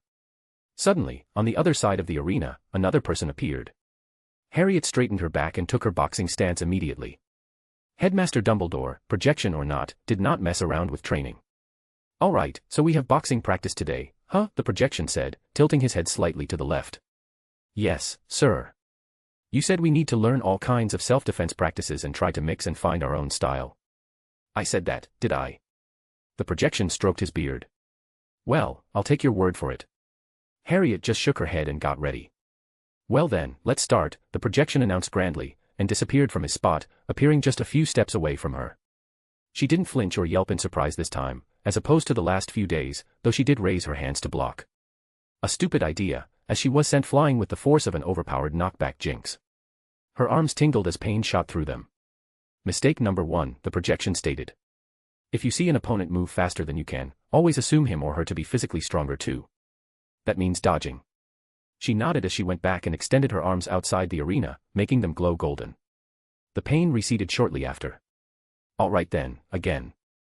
This time, dodge. The same thing happened again, though this time she tried to jump away from the projection, only to catch a red-colored spell to the face.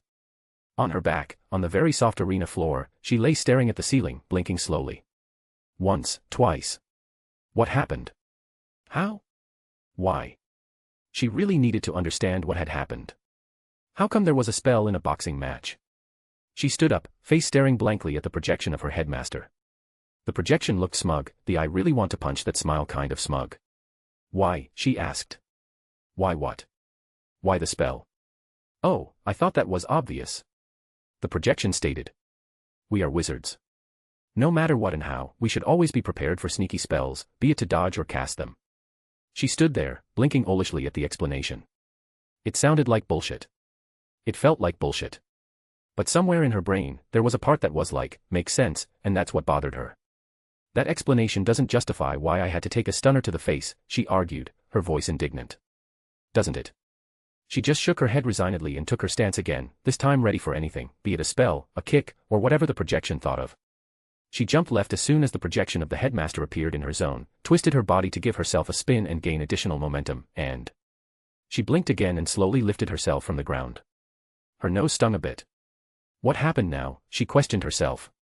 I was just about to. Oh, I was knocked out again, huh? Mistake number 2, she heard as she stood up quickly and turned to face the projection. Do not surrender to impulsive moves in a fight unless you have 100% body control, because otherwise, you're just delivering yourself to your opponent on a silver platter. Noted, she murmured, and took her stance again. This time, with the tip of her wand protruding from between her index and middle fingers. She corrected her stance and looked at her opponent, only to notice a faint look of disappointment in his eyes. Why? She couldn't even finish her thought as she felt something hit the back of her head. Mistake number 3, do not try to rely on magic unless you have a solid foundation in the body, magic, mundane combat arts, and magical combat arts. Harriet heard the voice of the projection as soon as she came back to consciousness. That means you have to learn how to handle a wand in combat as well as how to cast without one before you try to use magic to fight. And now the mystery of why the headmaster looked disappointed was revealed. This is going to take a while. She thought as she stood up again. She couldn't help but wonder, is everyone else also doing the same thing? I'm going to have to ask about this later. X_A/N, how is this for the first of many progress updating chapters? I am afraid of messing up the time skips, like my previous fanfic, so I will do it slowly, showing how things advance in the wider world through different POVs. Also, the update scheduled for this FIC is 3 chapters per week, so if you want more, do me a solid and throw power stones and reviews my way so that this story takes off. P.S/this is a bonus chapter, because Jax_NK wrote about the slow updates. Face with tears of joy, face with tears of joy, face with tears of joy, face with tears of joy, face with tears of joy, face with tears of joy. Chapter 37, Chapter Mahotakoro School of Magic, Japan. October 13th, 12 p.m. Tsunade Senju. As she slowly opened her eyes, she saw only one thing. For a disorienting moment, Tsunade saw only the dazzling, blinding brightness coming from the opened window at the foot of the futon. Fluttering her eyelids rapidly as she tried to blink the world into shape, she swung her arm irritably, causing the window to shut with a bomb. She sat up, rubbing her eyes and stretching her arms and back before yawning and finally standing up. Crack! The sharp sound of wood cracking beneath her legs made her stop. She looked down and squinted. Really, she wondered incredulously. My physical changes cannot be that exaggerated. She took another step, this time her legs sinking deeper into the hardwood floor, sending small splinters flying further than before. Or maybe I am wrong, she conceded. Taking a deep breath, she snapped her fingers, making a green circle appear with a cursive and stylish imprint of her name, Tsunade, written inside the small circle at the center. The 2 additional concentric circles contained different writings, mostly in various runes, symbols, and scriptural languages. She felt her body become wet and soapy before being rinsed and dried shortly after, her pajamas included. What a nice spell, she thought, a little pride seeping into her thoughts as she unconsciously puffed out her chest. This was her new magic. Not the cleaning effect itself, but the green magic circle, one of the pillars of her new healing magic, the restoration branch. Tsunade sat back down on the futon, her movement making the floor groan and crack. Did I get fat? A horrifying thought appeared in her mind, making her move her hands frantically, manifesting another green spell circle in front of her, a diagnostic spell. She felt a wave of soft, bubbly, warm magic run through her from head to toe, making her exhale softly at the sensation. She didn't dwell much on her new, and obviously much more accurate, sense of magic, and instead brought up her archive screen to check the results of the spell. Unlike traditional scanning spells, where the caster instinctively learns what happens in a localized area as they cast, her new magic was much broader. It used magic to gather accurate data on everything about the body, but the downside was that it required one's mindscape to be truly massive to bear the strain. She had, of course, found a workaround by using the archive as a medium. Now all the data got stored in her personal data collection archive, where she could sort it and transfer it elsewhere. "I really am a genius," she mumbled through a wide grin. Shaking her head to dispel her narcissistic thoughts, she brought her attention back to the archive, where she stared, blinking owlishly at the screen. The data written before her was a far cry from what she remembered. She had gained a few pounds, but that wasn't important anymore because now she knew the reason. She knew the reason for everything. She knew the reason for the age regression during the process. She knew why the body and mind returned to a more youthful and vitality-filled state. She knew how the magic grew during the process. "This is huge," she muttered, baffled and mystified by what she was seeing. "This is concrete evidence and data proving and disproving a lot of speculation and theories." Now she felt silly for freaking out over possibly gaining weight. Of course she had gained weight, her body had gained more than just that. There were new muscles, denser bones, thicker and wider blood vessels, as well as a larger and far more active neural network. The promotion ritual had done many things. It had filled her body with magic, meaning there was far more magic in her blood and bones than ever before. That provided more than enough energy for the body to optimize itself, healing all accumulated micro-tears and fractures, as well as eliminating many imperfections that plagued the body. That meant she hadn't regressed in age. She just looked the way she should. What she had gained was years of life expectancy in the form of more magic. Denser magic. More active magic. Albus Dumbledore is a fucking prodigy, she chuckled, disbelief underlying her tone. Most of his theories are true. This is beyond genius. She caught herself midway and stopped. She'd better not say this out loud, lest Kaito somehow hear her and become even more unbearable than he already was. She sighed and decided to calm down a little, so she flopped back onto her futon, opening another archive screen and clicking on the simulation option. Her surroundings melted away like snow, and suddenly she found herself on a large, circular stone platform with grass and trees nearby. She knew this location, it was her favorite training ground. She shook her head as she felt her body still lying down in her room. This was not real. It was just a hyper-realistic illusion where she could gain a much better understanding of her strength while also physically benefiting. It was a complicated process, but the underlying principle was that for a small amount of time and magic, the archive worked as a bridge to help her achieve a state of mind over body, and unconscious control over her new strength. She took a few deep breaths, straightened her back, held her arms in a karate chop position, and began to move slowly in a peculiar form that took her forward, backward, and sideways. Hup! She let out a yell as she suddenly sprang into action, executing a roundhouse kick before shifting, using the momentum to rotate her upper body and pivot her hip into a backhanded punch before jumping back. She continued this for several minutes, throwing punches, side kicks, high kicks, and axe kicks. Her style was a bizarre thing that focused more on kicking and offense than one would expect from a well-rounded martial art. Huff! She exhaled slightly as she stood back, her form relaxing as she began to move her limbs in strange, dance-like motions, soft and dreamy. That, too, came to an end a few minutes later as she started to grin. Bloodied bodies appeared on the floor all around her, groaning sounds filling the space. Okay, now this looks like a proper way to test my new magic. She walked up to one of the groaning, faceless bodies on the ground and extended her hand. A green magic circle appeared in her palm, and she focused on reverting his body to its original shape. That was her magic, restoration. To draw upon information registered in the body and the world, and spend magic to will the change to happen, to return whatever part of the body to its previous state. A simple concept, but very difficult execution, something she had intimately understood back when she was trying to create it while banking on the state of enlightenment. I did have very limited information back then, she justified to herself. But now it didn't matter. It had only worked thanks to that Flitwick person finishing his own ritual while she was deep in hers. If he hadn't, and if the archive hadn't supplied her with information about magic circle creation and manifestation arts, she would have failed. It wasn't that she lacked data per SE. On the contrary, she had it in spades. She had been trying to create restoration spells, much like Reverto, Reparo, and Episki, that also worked on the body at large for ages now. What she hadn't accounted for was how to translate what she wanted in a way the world and magic understood. She had theories, but even those were half-arsed. Sure, magic, as Albus Dumbledore explained, is a very low-level and highly optimized form of reality manipulation, but even reality has to understand what you want to convey. Otherwise, it could get very messy. That's where the circle came in handy. It allowed her intent to be clear while also organizing, selecting, and sorting the staggering amount of data the body and the world held. For example, to restore someone's leg, the amount of time and magic spent would depend on how long it had been since the patient lost said leg. This wasn't time magic, she couldn't just reverse time on an organ.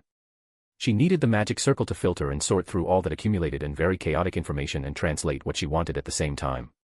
I still can't believe I can do this now, she muttered as she clapped her hands together, making several circles appear at once. She felt her magic drain at an alarming rate. She staggered back and stopped what she was doing, watching as the simulation collapsed on itself and the illusion shed and dissipated into reality.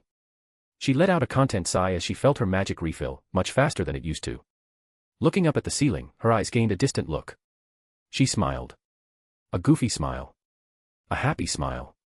A content smile. She had done it. She had created a new brand of magic. Healing magic. Grandpa would have been so proud. She shook her head and stood up, heading toward the bathroom. This time her steps were lighter and more energetic. Nothing can ruin this day for me. X_. Aura Training Rooms, Ministry of Magic. October 13th, 12:01 p.m. Rufus Scrimgeour. Inside one of the smaller Aura training rooms, Rufus found himself blinking rapidly as a golden light started to flicker at the edge of his vision. Another one, he thought, annoyed, but opened the archive to check anyway. His eyes roamed the screen for about a minute as he read the announcement and the subsequent summary breakdown of the new magic. He rubbed his eyes and read it again, just to make sure what he was reading wasn't some kind of illusion. It was not. Someone really created a healing magic of such potency, he wondered, bewildered and a little daunted too, because what else was possible? Some Japanese woman had just created a healing magic that restored health. This was not a magic he knew of, or thought possible for that matter. Sure, the past couple of days had seen a spike in new magic creation, but most of them were either bizarre or just common. Like Professor Flitwick's circle creation and manifestation that came out 5 or 6 days ago. It was strange, but still within the realm of possibility. It didn't do much else other than open a new path to wandless magic. It hadn't come out of nowhere either. The principles were always there. It did require one to have a certain level of proficiency with a lot of basics and new things to create their own magic, but it was all there. Not this. This magic required someone like him, a senior aura with years of experience, to actually sit down and study just to qualify to read it. Not like the magics he had seen so far. The fire maker magic that came out yesterday, or the syrup maker magic that came before it, all of them were easily accessible to everyone. There were some more bizarre magics, like the one created by the Weasley twins, that fart maker magic. It was just there, under the prank section, holding the place for the fastest ever created magic. People were in some kind of creation frenzy, and here he was, still trying to get down the basics of Alastair Moody's addition to combat magic. And failing too, he groaned into his palm as he sat down on the floor. The feeling of the cold stone grounded him to reality. It was a profoundly disturbing feeling, that sense of loss when you don't know why or how it came to be. The sense of fear that makes one wonder if he will ever be enough. Rufus thought himself old enough to not have these self-pitying feelings anymore. He thought he had accomplished enough already, and that only taking over Amelia's post for a few years before retiring would make his career a notable one. It was not enough anymore. Not since everyone started creating the most inane magic like they were ordering candy from Honeydukes. Is this what my life has come to now, he asked himself. Me, alone in the middle of the day, in a training room, failing to grasp the concepts of new combat applications and principles. Well, it's better than being stuck monitoring the situation in St. Mungo's, he tried to comfort himself by imagining how miserable Kingsley must be right now. He smiled a little as he imagined the scene. It was a nice distraction, but it didn't help much. Because while Shacklebolt would certainly be busy, he was also the current acting head of the Ministry of Magic's Law Enforcement Division. Sure, he was left taking care of the rising issue of stupid and deranged wizards trying to gain power without having the proper foundation, leading to them being unconscious and transported to St. Mungo's, but he was still doing his job. Fufu. He exhaled sharply and took a deep breath right after. He repeated the action a few more times until he returned to his calm self. There was no need to be hasty. He was Rufus Scrimgeour, and he would create something grand. He couldn't let those small, insignificant achievements of barely known people distract him from his goal. Power required one to strive to achieve it, not cower at the sight of the first bump in the road. Yes, he was going to achieve greatness, and that started with him mastering the Mana Zone and Mana Skin skills created by Moody. He needed to deepen his foundation to build a taller wall. Now, let's try this again. X_. St. Mungo's, Director's Office. October 13th, 2 p.m. Kingsley Shacklebolt, current acting head of the Aura office because Amelia is on vacation. 8 more wizards and 5 witches have been admitted in the last hour, Theodore Williamson, the current director of the hospital, informed him. The situation is getting more and more out of hand. Can we build more medical tents outside? Kingsley asked, hoping for a positive answer. We can add 3 more tents, no more, the director said, finality in his voice. I don't have the manpower to keep up with more than that. Can we do anything to wake them up faster? Not at the moment, no, Theodore shook his head. They have to wake up by themselves, but from what we can tell, the only side effect of failure is depression. He gave the director the flattest stare he could muster. That was the reason he was here, the reports he got of wizards and witches crying hysterically and apologizing for disappointing mother magic, swearing to be better, and all the commotion they caused. The Janice Thicky ward of the hospital was packed. They had to commission 3 ICW-licensed mind healers from outside of Britain to come just so they could keep up with the influx of patients. Okay, we have already contacted Professor Dumbledore, and he promised to compile all the relevant information and evidence on the consequences of trying to prematurely advance and announce it to the whole world, Shacklebolt informed the director, getting a quiet nod in return.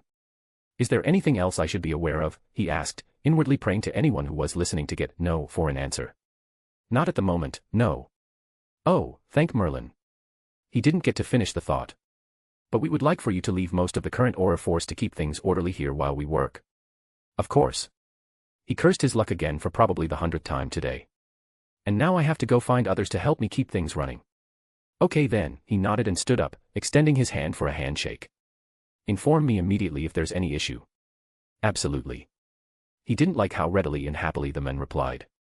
It gave him a bad feeling, like something cold sliding down his back, making him shiver. I need to get out of here before I get stuck, he thought dramatically, forever. He turned around and walked out of the door, heading directly toward the Fleur network entrance. He glanced at the trainee beside him and gave him simple instructions before leaving.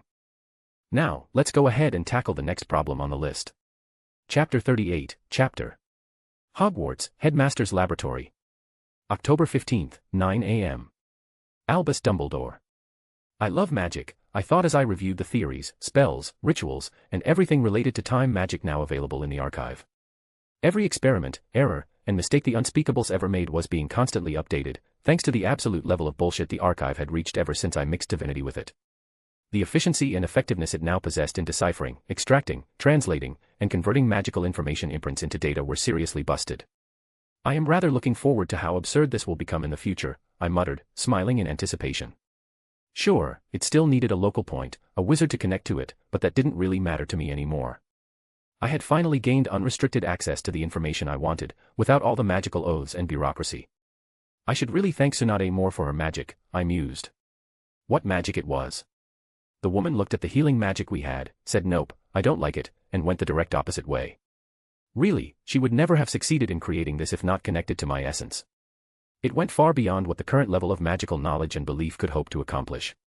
If not for Gellert's and Flitwick's contributions, she would have failed, miserably at that, seeing how massively helpful their creations were. I shook my head and returned to what I was doing, creating my own personal, optimized time magic, a hybrid between the Arc of Time from Fairy Tale and time magic from Black Clover. It was still a work in progress, of course, but I was making headway very quickly. Anime is a really great source of inspiration, I muttered as I pointed my hand toward the half-eaten apple on the table in front of me. A small golden-colored magical circle appeared before me, with a blank rainbow-colored center and various bizarre white symbols and writings surrounding it, filling the rest of the circle. The circle glowed for a second, followed by the apple glowing a slightly muted green. I could see the bites returning to it, but soon it started to turn brown and shrink before combusting into smoke. I stared at the results and couldn't help but sigh. The phrase, wibbly-wobbly timey-wimey stuff, came to mind. And it perfectly described the absolute ridiculousness I'd been facing since I started trying to unify and create an actual, active, ready-to-use branch of time magic. I raised my right hand and inspected the circle, noting how the conversion and distribution of energy, as well as all translation runes and scriptural links, were as good as could be. The magic circle should have worked. The spell should have, too. So what was the problem? My archive screen flickered with a subdued flash of light, drawing my attention away from my slowly rising frustration. How is this for optimization, huh? Am I great or what? Fireworks. Tsunade Sunju. I stroked my chin as I observed the details of the magic circle picture Tsunade had sent me. It was not good enough, nowhere near the level of the one I sent her yesterday, but a lot better than her first one. For starters, the center of the circle was now a better representation of herself. It still bore her name in stylish writing, but she had added the symbol of healing behind it as well as her clan sigil. She had replaced most of the inefficient runes with more coherent scriptural links. All in all, this is better than your first one. Not as good as the one I gave you, but it's a step in the right direction. Good job. Medium skin tone thumbs up sign, medium skin tone clapping hands sign. I sent her a reply and quickly left the chat. This will get her all indignant and trigger happy for a while, I thought, smiling brightly. My plan for Tsunade was simple. The woman was spoiled, prideful, and quick to anger.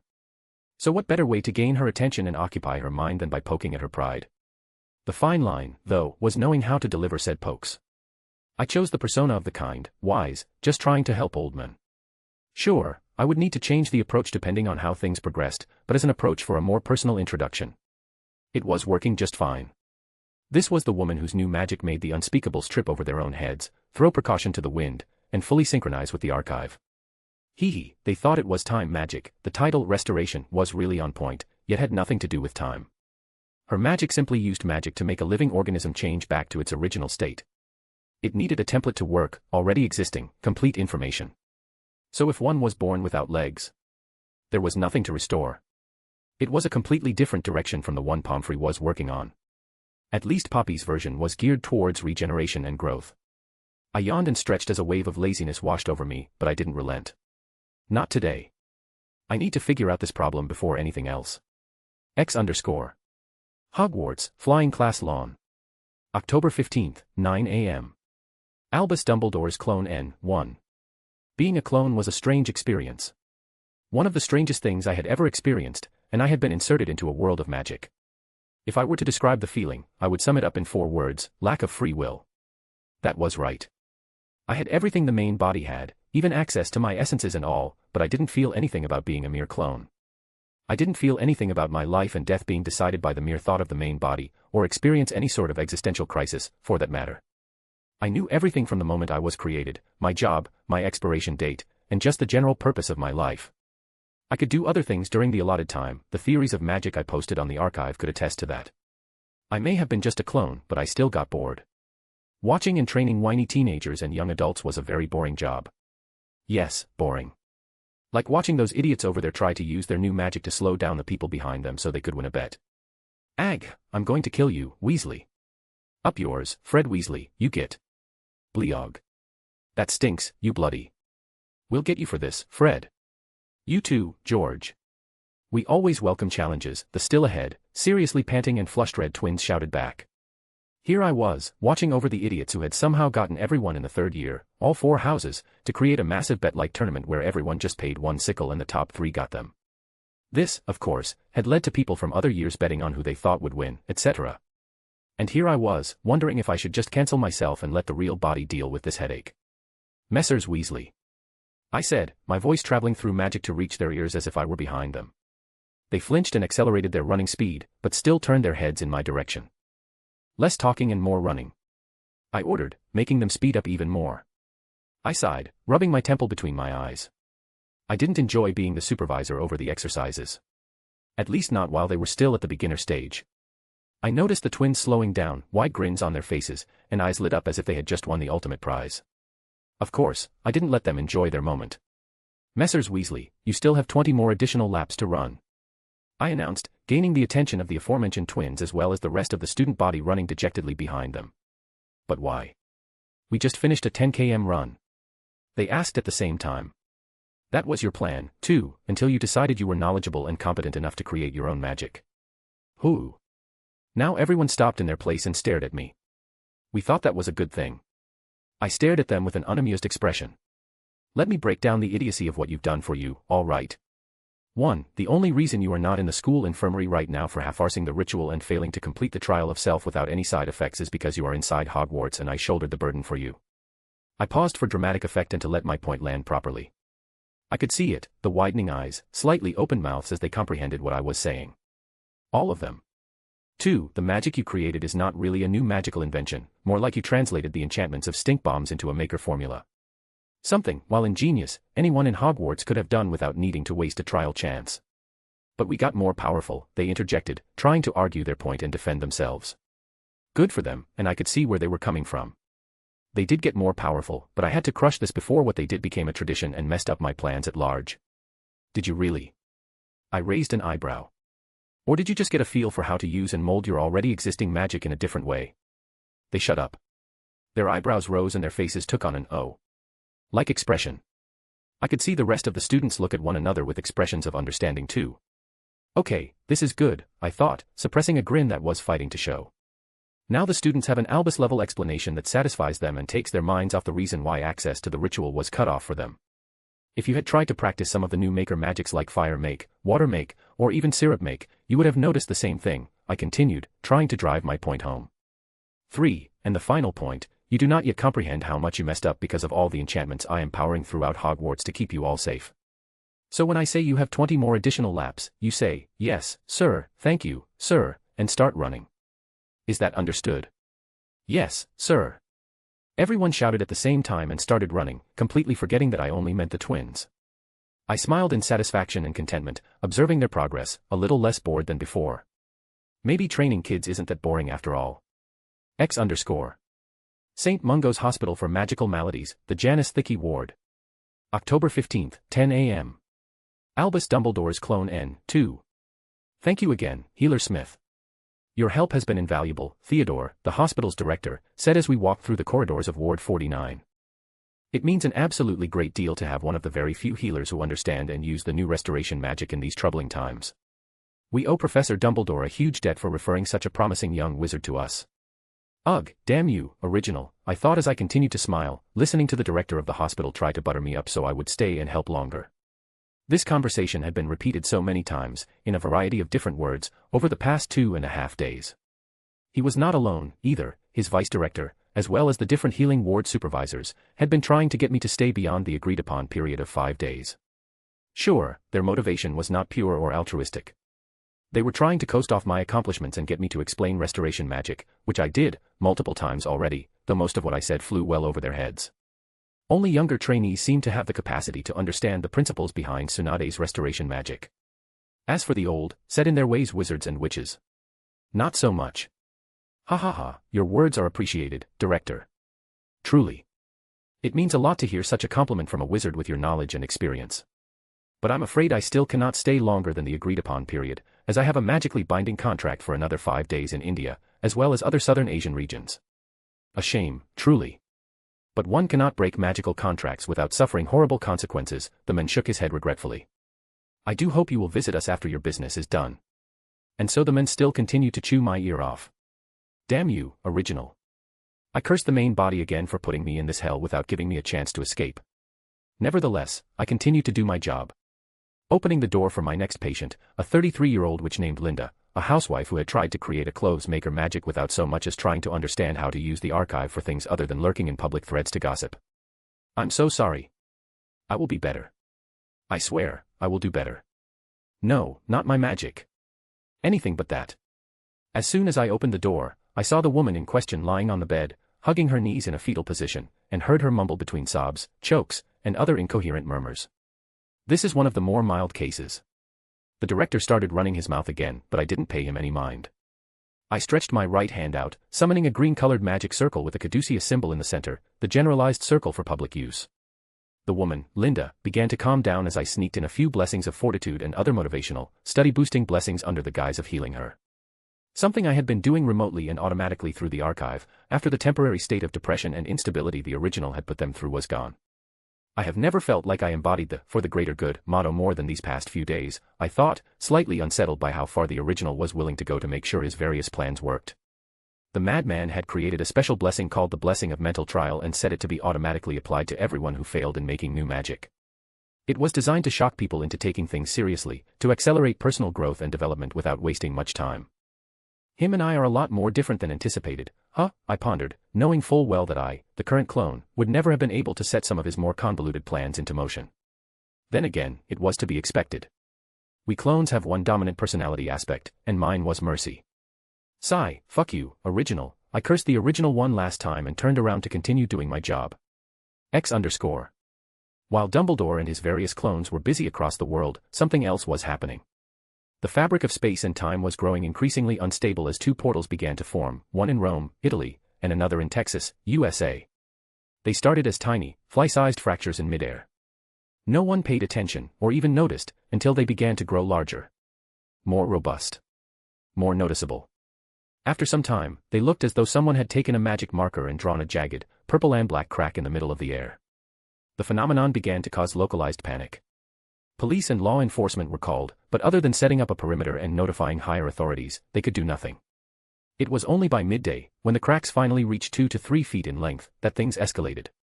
The fractures began to emit energy, tangible, visible waves of green and blue, steam-like radiation. That was when full-scale panic set in. When magical authorities were alerted.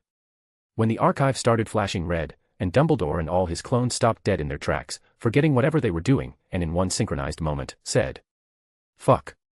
X_A/N, with this, I will be taking the next couple of days to give my Patreon a 4 to 5 chapters ahead, so that people have a slightly more motivation to join. Anyway, with this I have officially introduced one of the main themes of the mergers. Portals. Solo leveling type portals. Do write in the comments if you have something to add and or can see how this will turn into a bigger clusterfuck than already is. Chapter 39, Chapter Hogwarts, Headmaster's Tower, Laboratory. October 15th, 12:25 p.m. Albus Dumbledore. Sitting at the small desk in the corner of my lab, I took a deep breath and exhaled slowly, pressing my eyes to ease the needle-like stabbing sensation behind them. My body shone with a golden hue as I used my bright Lord Essence to ease the headache and pain, but for naught. This was a soul-deep phantom pain. A consequence of my latest stunt. And this fucking flickering isn't helping, I complained, swinging my arm in a half-hearted attempt to swat away the minimized archive screen that kept flashing red every few seconds. I should have known Murphy was preparing something big. Really, there's no excuse for this. I remember the stories, the fanfictions I used to read in my past life, showing very clearly that just as things appear to be moving smoothly, something big comes along and messes everything up all over again. I should have remembered that. I didn't, and now this happened. Still, I at least now have more information than I ever did, I consoled myself, knowing full well that even with this information, I'd have to squint real hard to see the silver lining. I groaned as vertigo washed over me, the memories of the last 2 hours flashing through my head once again. I really should have improvised instead of going through all that hell. Said hell was the result of asking a simple question: why isn't my time magic working? An innocent enough question from a purely academic perspective. A question that led me to comb through a ton of data in the archive, checking for irregularities in spacetime that I hadn't noticed or been alerted to, due to their nature or a million other reasons. The data were so jumbled that it took 10 minutes just to make sense of them.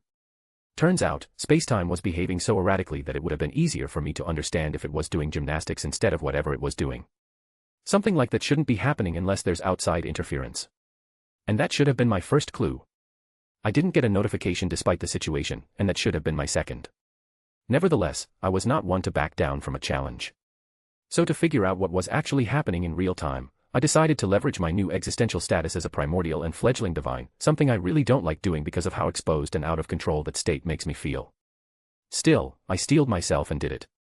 I stood up, walked a few steps, sat down on the cold stone floor, more for the ceremonial sentiment than necessity, took a deep breath, and for lack of a better term, tried to re-establish my connection with the world. I was not ready for that. The first few minutes felt weird and frustrating. Like trying to return to a dream that had been abruptly broken. It took perseverance and complete stillness of thought to reach that state, the one I'd felt when I gained my status as a primordial. I succeeded, and that's when hell started. The second I felt the connection snap back into place, there was a brief moment of absolute silence followed by a small buzzing sound, accompanied by a strange friction. Odd, but I ignored it. That's when all hell broke loose. Just as I adjusted to the state, the feeling of being bare and oddly exposed passing like an afterthought, the buzzing turned into high-pitched static. Different sounds began to assault my ears. Gag-inducing sounds of rubber being forcefully, loudly, and intentionally dragged through ceramic. Nails across hard surfaces. Squeaky, unknown screeching. It felt like something was purposefully blasting me with the most obnoxious noise known to men. And that's not counting the visuals. Oh, the visuals. Flashes of psychedelic hues, bizarre shapes, and colors that no sane and sober man could ever imagine. They seemed designed to disorient me further. It would probably have felt better if someone was scrambling their fingers in my brain instead. The sensation, though, was maddening, like an itch I could not scratch and ants crawling across my very soul, but I endured. Through pure willpower, I continued. I don't know how long that torture lasted, but I believe it was more than half an hour. At least. And just as I managed to adapt, or more accurately, ignore the escalating feeling of madness that was the result, everything clicked. Like puzzles connecting, I suddenly saw and understood what was happening. From a third, omniscient point of view, I observed and grasped the underlying machinations of what was taking place and why. I knew, instinctively, deep in my being, that this was what the lazy ROB had been delaying. This was what Idiota had done that was so unforgivable. It wasn't just his impudence, the act of trying to merge different worlds, that got him erased. It was how he went about the whole thing. How he forced rules that didn't conform with the laws and nature of the worlds. How he tried to play creator god, a role clearly not assigned to him, as evidenced by the current state, and stitch different things and settings together like a mad dark wizard creating an ultimate chimera monster. It was also at that moment that I wished this fucker was still alive, just so I could erase him myself. It was at that very moment that I prayed. Rob, thank you for erasing that shit stain. I remember saying that, while inwardly wondering how natural selection hadn't done him in while it could. Or maybe it did.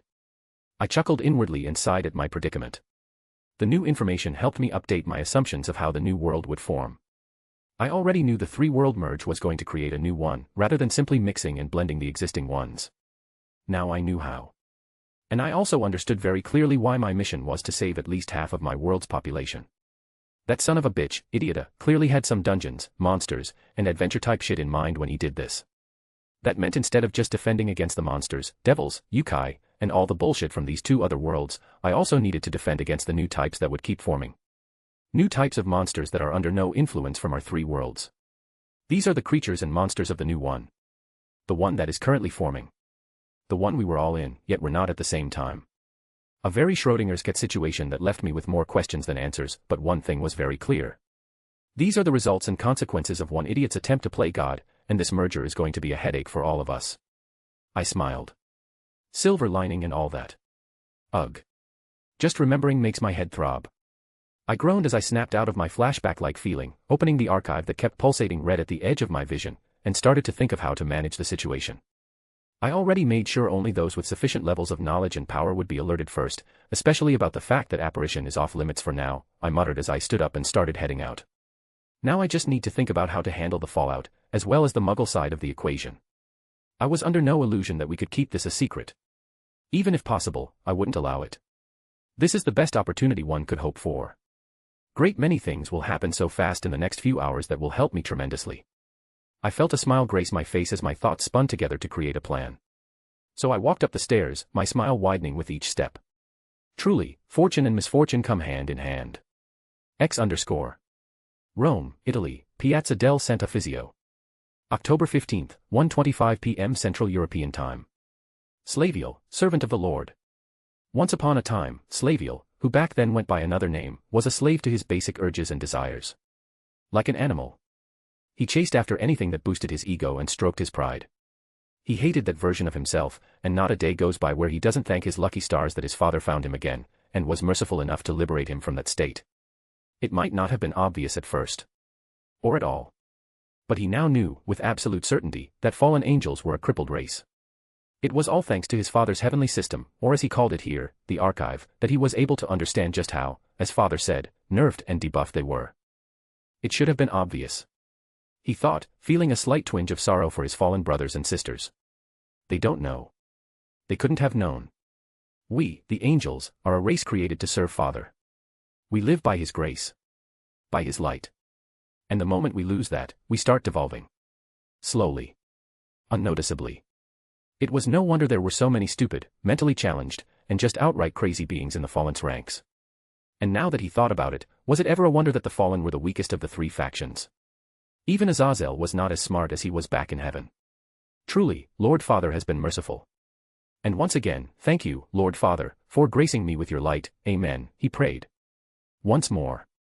Wiping the small tears of happiness and gratitude from his eyes, Slaviel looked down upon the spatial fissure that was spilling magic and natural energy into the environment, and shook his head. He now knew why his father had tasked him with taking control of the church. Truly, Father is all-knowing. To think that everything he had done until now was just preparation for this. Killing all those monsters his previous fallen self had gathered was truly the right choice. The humans of this world cannot handle fighting the supernatural on multiple fronts. It was why his job of uniting the faith was necessary. Humanity needs a banner to rally under, and what better banner than his father's? Still, even with all those preparations, he couldn't help but grimace when he saw the wizards, riding their brooms, heading toward the slowly changing crack. The ordinary armed forces, army, police, and those weird people in hazmat suits and heavy equipment, hadn't been able to make any sense of this for the past hour.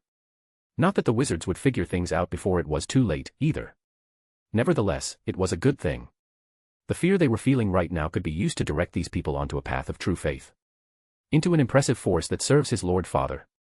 And it's not like they can conceal the news either, he thought, turning his head to the right and watching the journalists trying, and failing, to take pictures of the events. The blockade the armed forces had created was impressive. That didn't mean these people didn't have enough material to spread the news. They just wanted better footage. ZZZ. His attention quickly returned to the changing form of the spatial crack, his eyes squinting slightly as his form levitated downward to get a better sense of what was happening. The fissure started to compress into a ball the size of a head. The people surrounding it quickly began to run back to create distance, but he didn't care. Slaviel was more focused on how the ball changed to a blue color and started to form a circular-shaped hole in space. A portal, if he'd ever seen one. The chaotic discharge of magic and natural energy slowed and became more regulated. It seemed like everything was about to settle down. I can't let my guard down now, he reminded himself.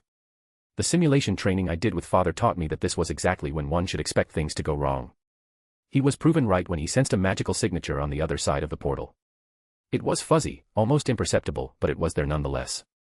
Slaviel tensed, adjusting his posture in the air, and doubled down on his invisibility as he watched to see what would emerge.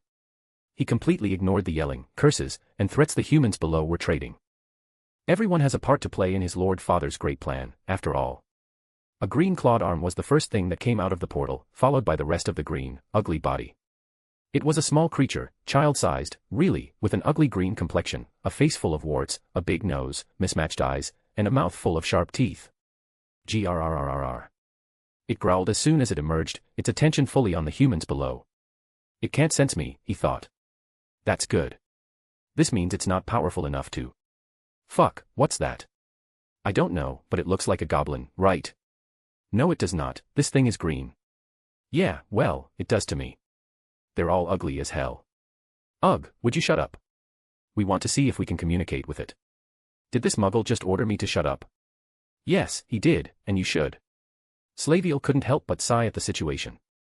These were grown men, bickering like children and fighting amongst themselves while leaving a hostile entity alone. He would have interfered if he could, but it was not his turn yet. These people needed a very powerful shock to wake them up and bring them back to the speed of the rest of reality. Slowly, that one goblin turned to 2, then 4, and more started to emerge from the portal. All growling and salivating as they slowly closed the distance between themselves and their prey. The humans, of course, were still using their megaphones to try to communicate with them, or bickering amongst themselves. It was like they had no sense of self-preservation at all. Ugh! One of the goblins leading the group suddenly roared animalistically and sprinted toward them. His hand swung the primitive axe in a swift motion. The abruptness of the movement caught the humans in front by surprise, making them scramble to avoid the blow. The axe flew out of the goblin's hand and embedded itself in the shoulder of one of the commanders with a megaphone. His pained cry was heard by everyone, thanks to that. Still, the wizards and armed forces reacted quickly enough and started raining bullets and spells upon the creatures. It was quickly obvious that the spells were more effective. Every spell took down a goblin, while the guns and rifles needed multiple rounds to kill one. They bruised and hurt them, but only the snipers were able to kill them by targeting the same spot twice. Minutes went by, and as more and more goblins began to leave the portal, the situation started to change.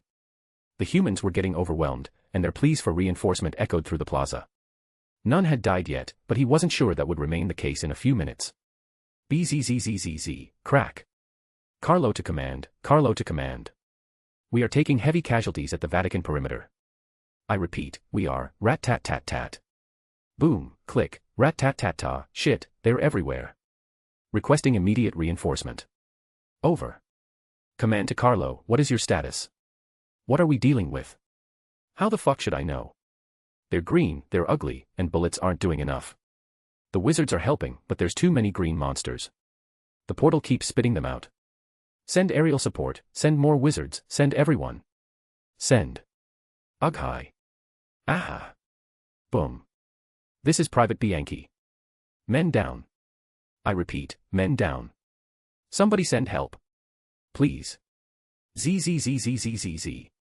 Slaviel watched impassively as they scrambled and screamed.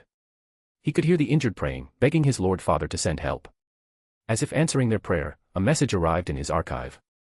The always active but minimized screen at the edge of his vision automatically enlarged, and he quickly read the message his father had sent him.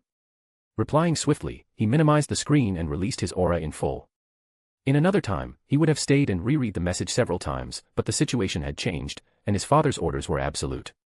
Everything seemed to come to a halt as his golden aura washed over everyone. His invisibility faded away, revealing him levitating in the air, his wings, body, and face glowing with golden light. The monsters halted in place, their forms shaking. He didn't say anything, merely lifting his hand slightly as multiple small, sharp light constructs formed. He swung his finger down lazily, and the projectiles launched, striking the monsters and killing each with a single blow. He levitated down and swatted a spell aside with his left hand as soon as his feet touched the ground. He didn't speak, simply increasing the output of his aura, making it harder for the wizards to even move. He walked slowly toward the injured soldiers and policemen and stood before them. "The Lord has answered your prayers," he announced, making sure his voice reached everyone, as a wave of golden light, his father's light, passed through him and into the environment, sweeping across the injured in the blink of an eye. Sharp inhales and gasps filled the air as the injuries faded like they were a dream. He nodded and turned around, heading directly toward the portal. So it's called a gate, he thought. His Lord Father truly is all-knowing. He stopped midway and turned to address the crowd. His eyes landed on the one with the communication device. "Call for the Pope. The Lord has a revelation for him," he informed the men, breaking him from his stupor. The men quickly knelt, incoherent babbling starting to leave his mouth. Slaviel didn't bother and turned around to continue his work.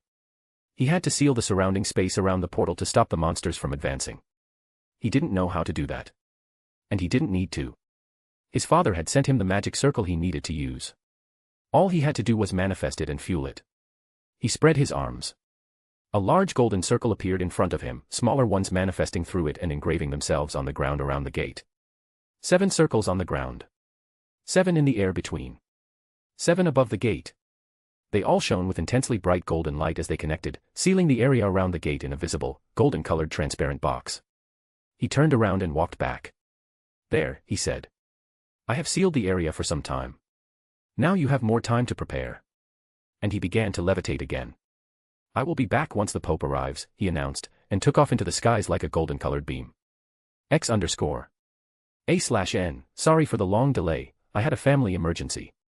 If you remember, I don't remember if I told you here or on my P at Trian, my uncle died not long ago, and well, his wife, my aunt, followed him. Chapter 40, Chapter. Houston, Texas, I-45 northbound near FM 517. October 15, 6:45 a.m. Central Time. Senior Trooper Marcus Webb, Texas Highway Patrol. Marcus found himself standing in the middle of the highway, his back stiff as a board and his mind in total disarray. This should have been a routine call. One he decided to handle on his way home. The usual. It was not. When they received the call earlier, the hysterical rambling and heaving and yelling painted a picture that wasn't pretty. Drugs, they thought, 'cause what else would you think when a hysterical woman calls and says her boyfriend dropped dead because he touched the crack in the air? Still, he was a trooper. He had to check it out. Plus it was on his way home, so if it was nothing. Great. Dinner and bed. That was half an hour ago. Probably more.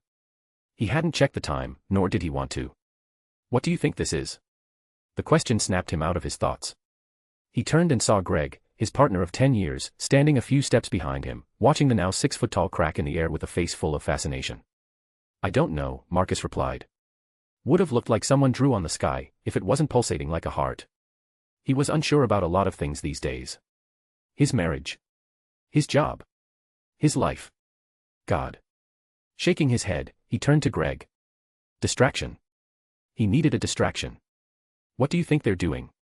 He pointed at the people in hazmat suits and the massive equipment loaded in the backs of trucks. "I don't know." Greg glanced over, shrugged, then immediately returned his sharp focus to the fisher. "I don't think even they know what they're doing." Yeah. He should have expected that. 10 years as partners, and the man was still something of an enigma. Oh, Marcus knew Greg. He knew Greg's wife, his kids, everything in between.